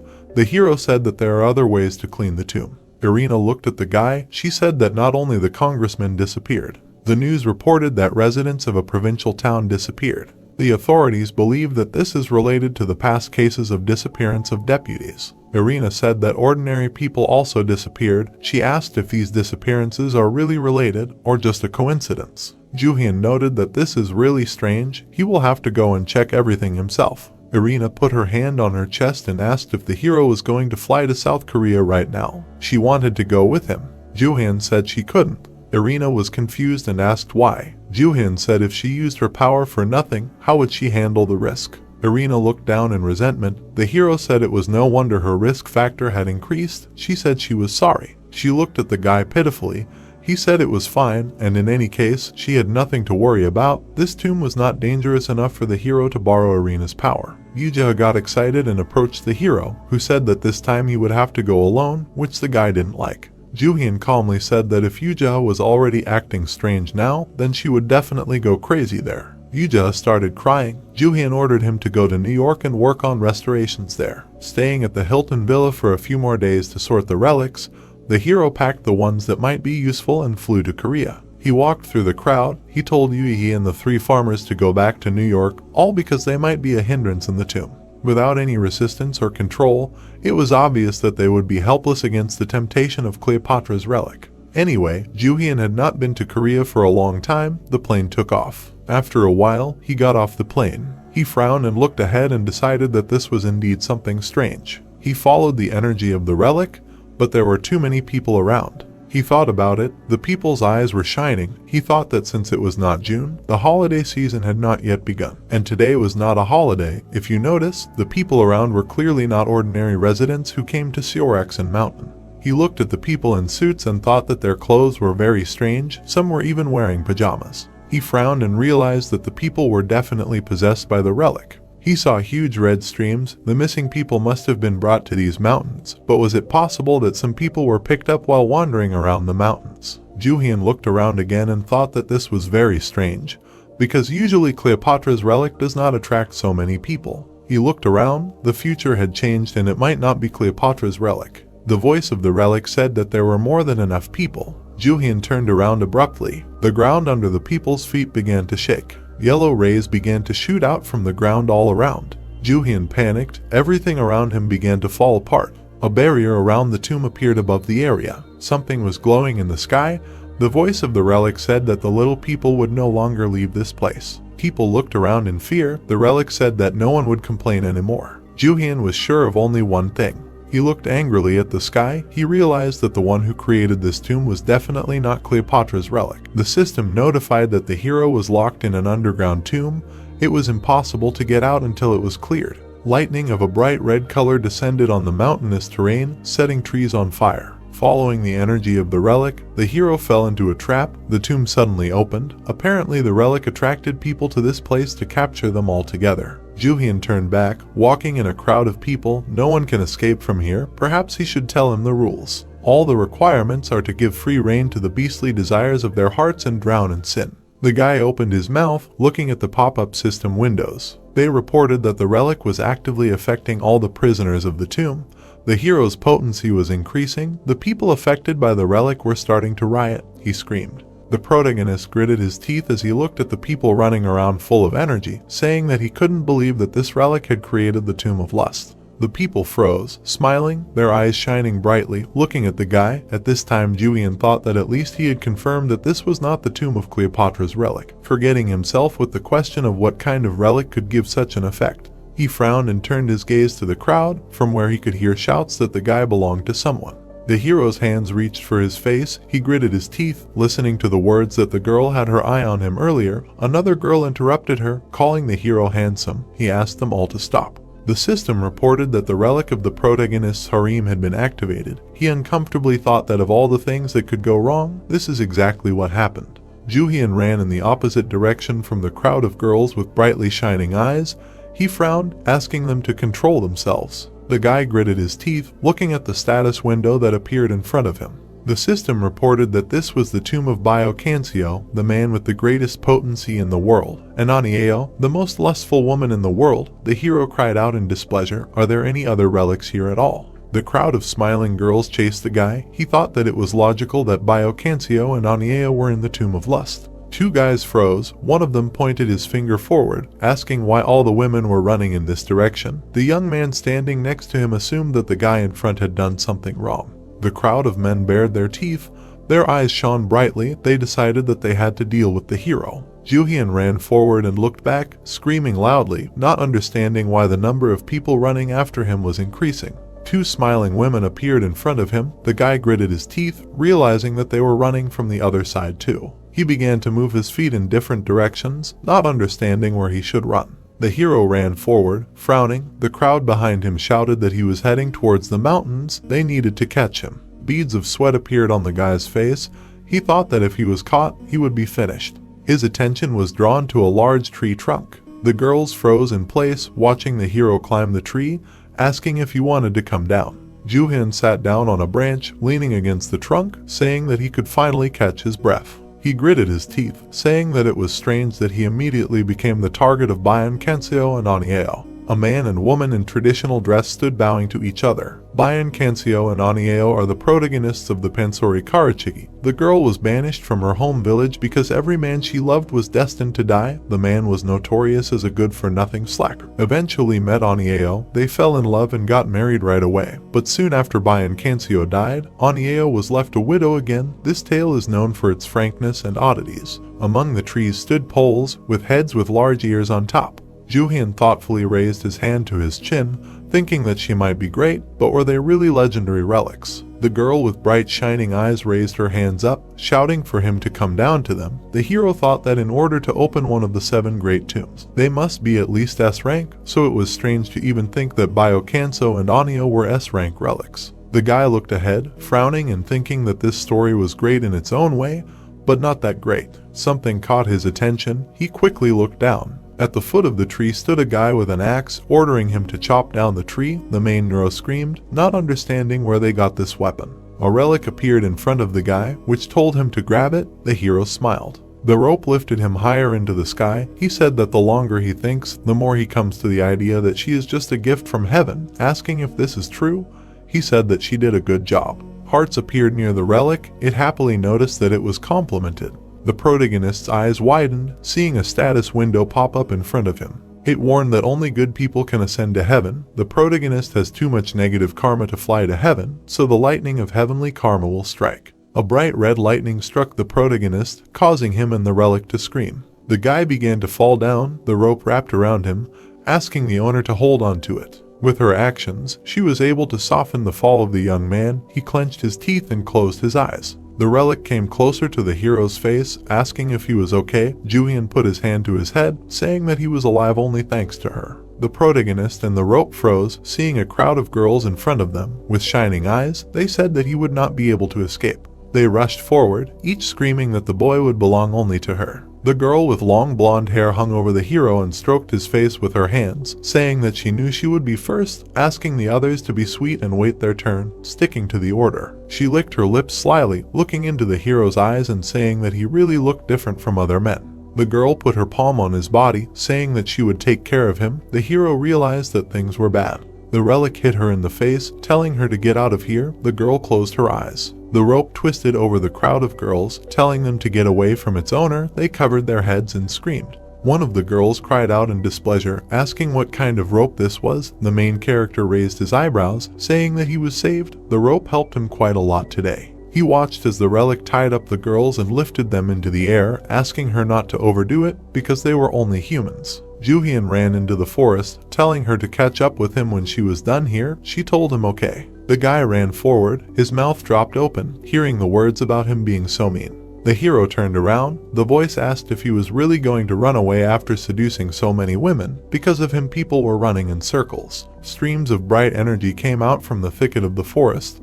The voice said that she did everything so that these people could enjoy each other just like animals. The hero thought that this could be Anieo's relic. The voice asked how the guy managed to keep his mind at all. It was so fascinating. Jooheon looked ahead, clenching his hands into fists and thinking that this aura was relatively strong and evil. Did Anieo really evolve? He frowned, thinking that it would not be easy anyway. On the beach in Hawaii, there was a 3-story Hilton villa. A woman was sitting on a dark sofa, and a girl with long blonde hair was standing next to her. They were listening to the news that it was confirmed that the tomb that appeared in Sokcho, South Korea, is one of the 7 great tombs. According to Pandora, it is the Tomb of Lust. Irina frowned, listening to the words that according to preliminary data, it should be stronger than the tomb in Kyoto. The woman turned to her, asking if Joosun was in that tomb now. She was worried about him. The girl awkwardly took her hand, saying that it was. Irina smiled, saying that since he was there, everything would be fine. The girl on the news reported that currently several teams of plunderers are heading to the place indicated by Pandora. Being near the tomb, people are overcome by uncontrollable sexual desires, wanting to clear the impossible. The girl opened her eyes wide, wondering if he would be okay. She looked at the book with a dark cover, saying that it was a relic sacred book of the Mayan flame wind. Jooheon said that she needs to use it in an emergency. Irina frowned and put her hand on the book, saying that she was very worried about him, so she thought that now was the best time to use it. A bright yellow light began to emit from the relic. The girl closed her eye. The pages began to turn by themselves. She thought about what the guy said, that this relic allows a person to know about any danger that can happen to him. Streams of bright energy came out of the book. The girl wondered what awaits Jooheon. Irina opened her eyes wide and opened her mouth. Hieroglyphs came out of the relic, shrouded in bright energy. It was chastity. Among the mountainous terrain there was a bright pink barrier. This was the Tomb of Lust in Seocho, South Korea. The guy took step by step, saying that this was a success. He smiled, saying that he was almost at the border of the tomb, but still managed to get into it. Jooheon ran ahead, saying, "The boss is so greedy. If he wants to keep him from going to such an interesting tomb, did he really want the guy to go to America and work on the restoration of relics at such a time?" He smiled, saying that he was sure that something great was about to happen here. The young man froze on the road, not understanding where everyone was. The boy threw his head back and knitted his eyebrows, saying that no matter how far he went, there were only mountains around. It felt like he was on a stupid hike. Suddenly, his attention was drawn to a crowd of men running past. Jooheon raised his eyebrows, asking the running heroes why everyone was running there. They shouted that it was because there were women and everyone else there. The boy knitted his eyebrows. A drop of sweat ran down his face. He awkwardly asked again the word women. The young man joined the crowd of running men, thinking that he definitely needed to follow them. A voice was heard asking what this pathetic sight was. The men knitted their eyebrows, not understanding what was happening. The ground under their feet began to crack. From under it, a pillar with a top in the form of a head with big ears flew up. The heroes froze. Jooheon asked what kind of totem it was. The voice noticed that they were all running around. Although they should have been having fun a long time ago, so be it, they would be helped. The totem shone brightly, emitting lightning. The men covered their faces from the bright light. The young man opened his mouth in surprise and stretched out his hand forward, asking if they were okay. The voice told them to leave their prejudices behind, because there was no longer a need to seek their happiness in some distant place, offering to look at this young man, asking if he was not very handsome. Jooheon froze in a stupor, his eyes wide open. Two men, their eyes sparkling, rushed towards the young man. The boy frowned and started to run, asking them to pull themselves together. Under the bright dome of the tomb, the screams of the boy were heard, asking them to stop. He was calling for help. Jooheon walked forward along the path. He turned around, saying that he finally managed to hide. The guy raised his eyebrows, saying that he could feel the energy of the relic. In front of the heroes, a small mill and a building could be seen. He walked forward, his mouth slightly open. In front of him, he saw a dark silhouette of a girl whose eyes were shining brightly. She frowned. The protagonist asked what she was doing. Solar gritted her teeth, saying that she finally caught him. She came closer, asking if he could imagine how much she suffered because of him, since he took the harem relic and even cleaned out the Kyoto tomb. The girl held a knife in front of her, saying that she could not let him take this from her. The rope relic appeared in front of her, asking if she should tie Solar up now. Jooheon smiled and folded his arms across his chest, saying that it had been a while since she tied her up. The rope moved towards the girl, asking her to play. Solar froze, asking if she really thought the girl would fall for it again. The girl threw a cloth in front of her, telling it to stand still and not even think about approaching. The relic froze, noticing that the girl had become stronger. The rope was wound into the cloth, whose energy was collected in a pouch. The system reported that this was the pouch of STmanhwa from Fianna Irene. The guy screamed, repeating the name. He imagined the guy in armor and with a spear and shield in his hands, saying that STmanhwa is an outstanding figure in Irish mythology. The treasures and things that appear in myths are as unusual as the people in them. Sola smiled, waving the brightly shining pouch and asking what he will do now. The guy thought that the relic must have enough power to catch and store anything. The girl got a valuable thing. The hero took a step forward, saying that he did not even know. He frowned, saying that he was going to take what was his. The girl raised her eyebrows and laughed, asking who would let him do that. She tripped him, knocking him down. His eyes widened. The girl pushed him to the floor, holding his shoulder. Solar sat on his chest and raised her hand with the knife, telling him that it would be better for him to just give up. Suddenly, the girl furrowed her brows and blushed, paying attention to his body. Jooheon gritted his teeth, not understanding what she meant. He asked what she meant by give up. The girl frowned, telling him not to pretend not to hear her, telling him to undress now. Solar brought the knife closer to him, telling him that she could undress him herself and it would be even better. Beads of sweat ran down the boy's face. He thought that this was crazy. The girl frowned and smiled. Looking at him, the hero thought that she had also fallen under the spell. He did not understand how this was possible, because she could not be so weak. The system reported that the Onio relic had attached to Solar. Jooheon held the girl back from kissing, holding her head and thinking that the relic, it turns out, can do this. If it directly attaches to a person, then no matter how strong he is, he will not be able to withstand such power. He shouted that even if this is so, she should pull herself together. Sweat was pouring down the hero's face. He asked why he was so strong. The girl was approaching his lips. Suddenly, a blue barrier appeared between them. When the girl came into contact with it, lightning flashed. Solar threw her head back, screaming loudly. The system reported that an unknown force was attacking the hero's opponent. Jooheon pursed his lips, thinking about how Arena wasn't even here. The girl froze, kneeling on the floor. The guy realized that this was his chance. The hero grabbed her hand, thinking about how he needed to get that relic off of her. Solar frowned and furrowed her brows. She pushed him away, putting her hand on her face and screaming at him to get out. He looked at her, saying that he was just asking them to switch places. The guy pushed the girl to the floor, saying that he would be on top. Her eyes widened. Solar put her hand on his neck and smiled, saying that it sounded good. Jooheon frowned, thinking that she bought it. Now he needed to quickly find the relic. He moved his hand to the pocket of her clothes, thinking that was where the aura was coming from the strongest. The hero pulled out a bright thing and smiled, shouting that he found it. It was hidden in a holster. The guy frowned and looked down. The relic attacked him, asking how he dared to touch it. He covered his face with his hands. In front of him were white socks with a pattern. The system notified that these were Onio's socks, in which she walked a long way when she was not expelled from the village. The protagonist took the katana in his hands. Lightning shone brightly around. He said that he would get rid of the relic and destroy this perverted tomb. The voice said that he was not only pathetic, but also incredibly arrogant. Pink lightning shone brightly around the relic. They said that they would not only attach to him, but also destroy him. Jooheon swung his katana. A bright lightning flashed behind him. The boy gritted his teeth. With one blow he cut off the socks. A voice was heard saying that her body was cut into two. The hero froze in place. His eyes widened, wondering if this was too easy for a relic of one of the 7 infamous great tombs. There was a bright pink light around the relic. She asked how dare he do this to her. Jooheon frowned and raised his head, telling her to open the door of the tomb before he found Bayan Kangseo's relic and destroyed it.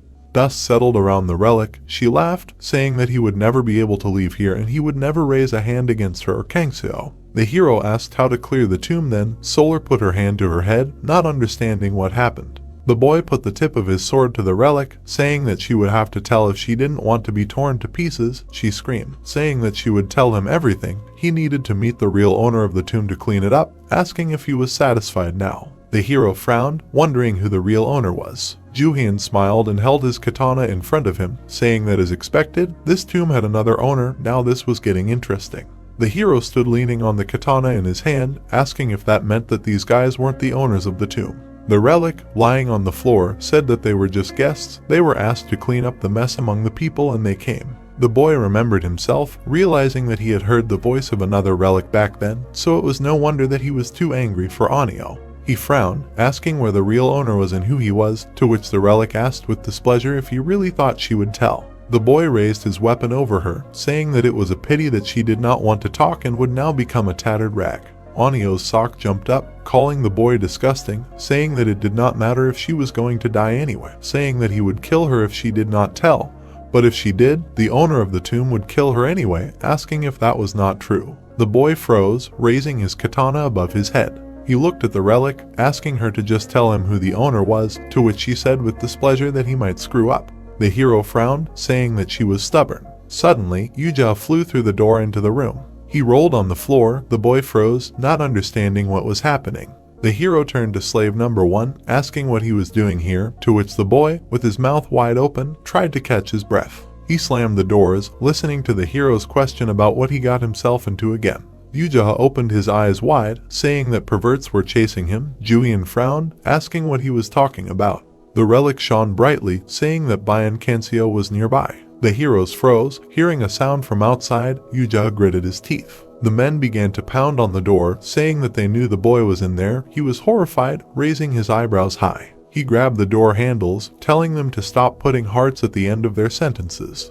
Jooheon's eyes widened as he heard the voice of the relic telling him that he now had to open the doors himself. The boy closed his eyes. The totem knocked down the door with its head and ears. Jooheon held his hand out in front of him, asking the man to leave, saying that he couldn't run away now. Their eyes were shining brightly and their faces were blushing, saying that his whining made him cuter. The boy frowned and screamed. The man gritted his teeth as the protagonist held the tip of his katana in front of him, saying that was enough. He raised his eyebrows, saying that this guy was his subordinate, and if they continued to pester him, they would regret it. The tip of the katana flashed brightly. The men froze, hearing the words that if they attacked again, they didn't really value their lives. The totem came closer to Onieo's toes, asking who did this to her. The relic said with displeasure that it was that guy. The totem looked at the hero, to which he pointed his finger at the man standing next to him, saying that he started it first. The totem's eyes shone brightly, saying that it didn't matter since he tore his Onieo apart, telling him to get ready. Jooheon froze in place, his mouth slightly open. He swung his katana, saying that his energy was not bad, and since he was paired with Onieo, his class should be high too, wasn't he right? The protagonist managed to cut the relic in half with one blow. The totem fell down, asking how this was possible. Onieo's toes screamed. Jooheon froze in place, saying that as expected, one blow was enough. The man froze, their eyes shining brightly. Suddenly, the veil cleared. One of them asked what he was doing here. They turned around, deciding to leave. Jooheon gritted his teeth, watching them go. The hero stood over the relics, saying that they would never defeat him. He frowned, telling them to lead him to the master of the tomb. The relic glowed brightly, saying that they would die if they did so. The totem asked in surprise if he would let them live if they led him to the master. He jumped up, asking if this was true. The relic asked the master to calm down, asking if he was not afraid of the consequences, to which he replied that they needed to survive first. Jooheon smiled, saying that he would let them go if they told him where the master of the tomb was. A cloth stretched behind the totem, asking the boy not to forget his promise. The totem began to kick inside, not understanding what was happening. The pouch hovered above the girl's palm, the relic screaming to be released. Sola smiled, listening to the boy's words about her interrupting them at the most important part. The hero smiled, telling her to give it back, along with the rope she caught earlier, since she did not have the dominance to hold them any longer. The girl frowned. He turned around, saying that they suffered serious losses in the previous tomb because of him, now this, as well as the tomb. Sola took off running, ordering the brightly shining Gilda to detain him. Jooheon smiled, asking if she had forgotten that her ghost did not work on him. A protective shield formed around the boy. Sola turned around and frowned, asking why it did not work again.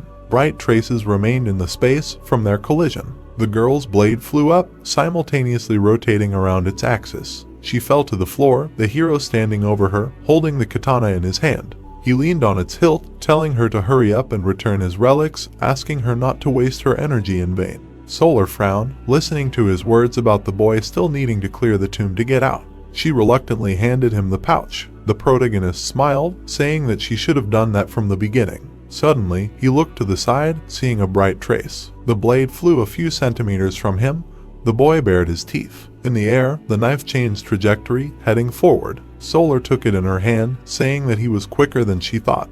Jooheon frowned, asking where the silver knife she just used came from, who gave it to her. The girl asked displeasedly what he would do if she told him, to which he replied that he was just asking out of curiosity.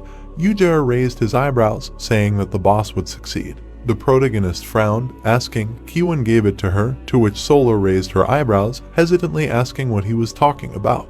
The girl squeezed her palm tighter. The protagonist thought that from her reaction it was clear that this was true, which meant that she was related to Kiwon.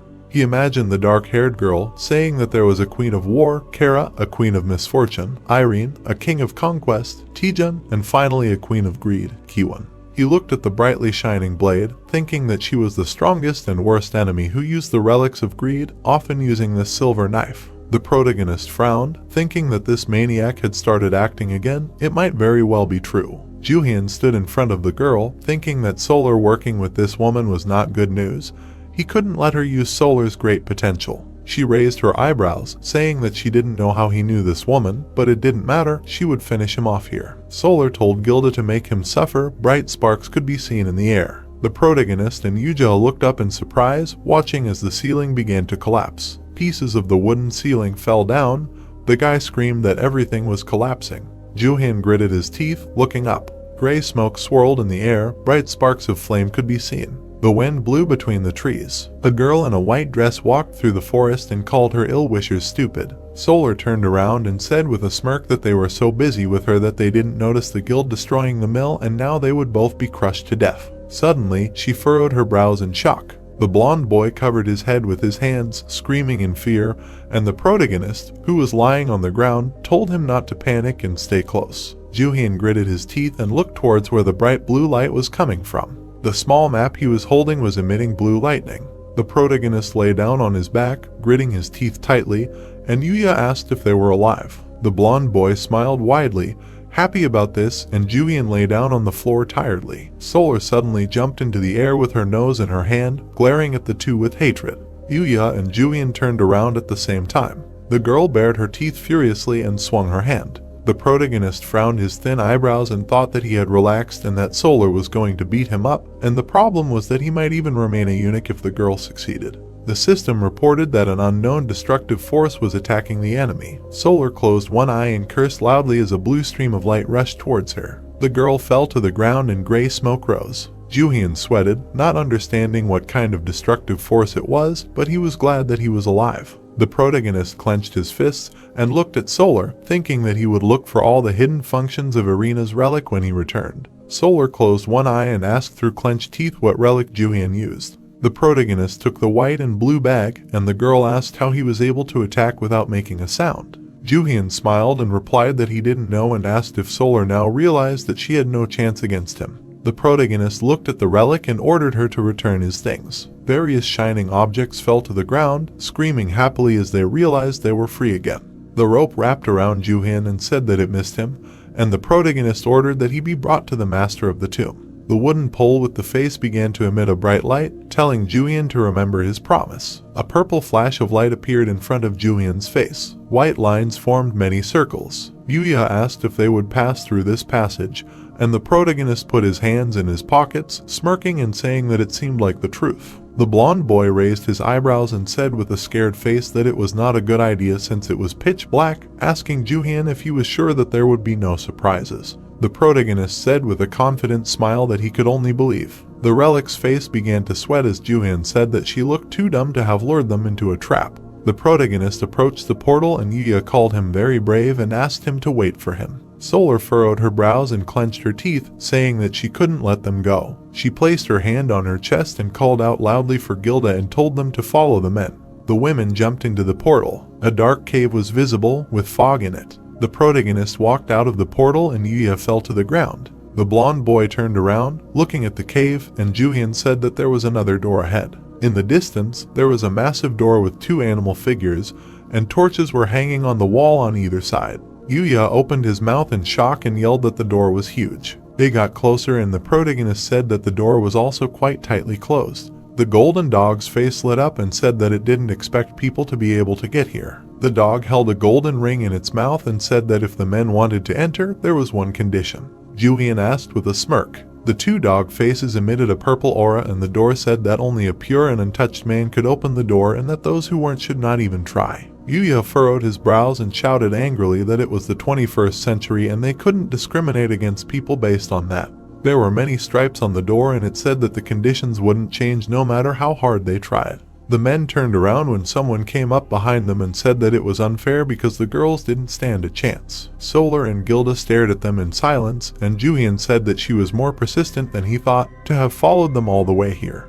The face of the predatory animal was shining brightly, saying that the conditions would never change, and only a pure man could open this door. Solar gritted her teeth in anger, and Jooheon said with a smirk that the owner of this tomb was only attracted to men. He then crossed his arms and suggested that none of them met this condition. The protagonist turned to Yuja, asking what about him, and the boy broke out in a sweat, saying that he couldn't open it. Solar furrowed her brows, listening to Yuja shout that he had girls. The blonde boy with an angry face asked if Jooheon had a better chance of opening the door since he was younger than him. The protagonist took out his sword and said that he couldn't do it either, but there was always another way. He began to emit blue energy, saying that they would just walk straight through. Yuya furrowed his brows in indignation and asked Jooheon to be gentle with the sword. The protagonist quickly ran towards the massive door. He gripped the handle of the weapon, which began to sparkle brightly. Suddenly, a system notification appeared in front of Jooheon's face, and his mouth opened in shock. The screen said that the conditions were met. The system reported that the protagonist was pure and innocent, and the doors were opening. Jooheon gritted his teeth in shock as the voice said that it was amazing that there were people like him left in the world. The doors began to open, and the protagonist's face was terrified. The doors opened completely. Yuya looked at the protagonist in bewilderment, who said that he broke through the door, and the blonde said that the door was intact. Jooheon frowned, gritted his teeth, and thought that he forgot that he went back 15 years ago and now he is innocent.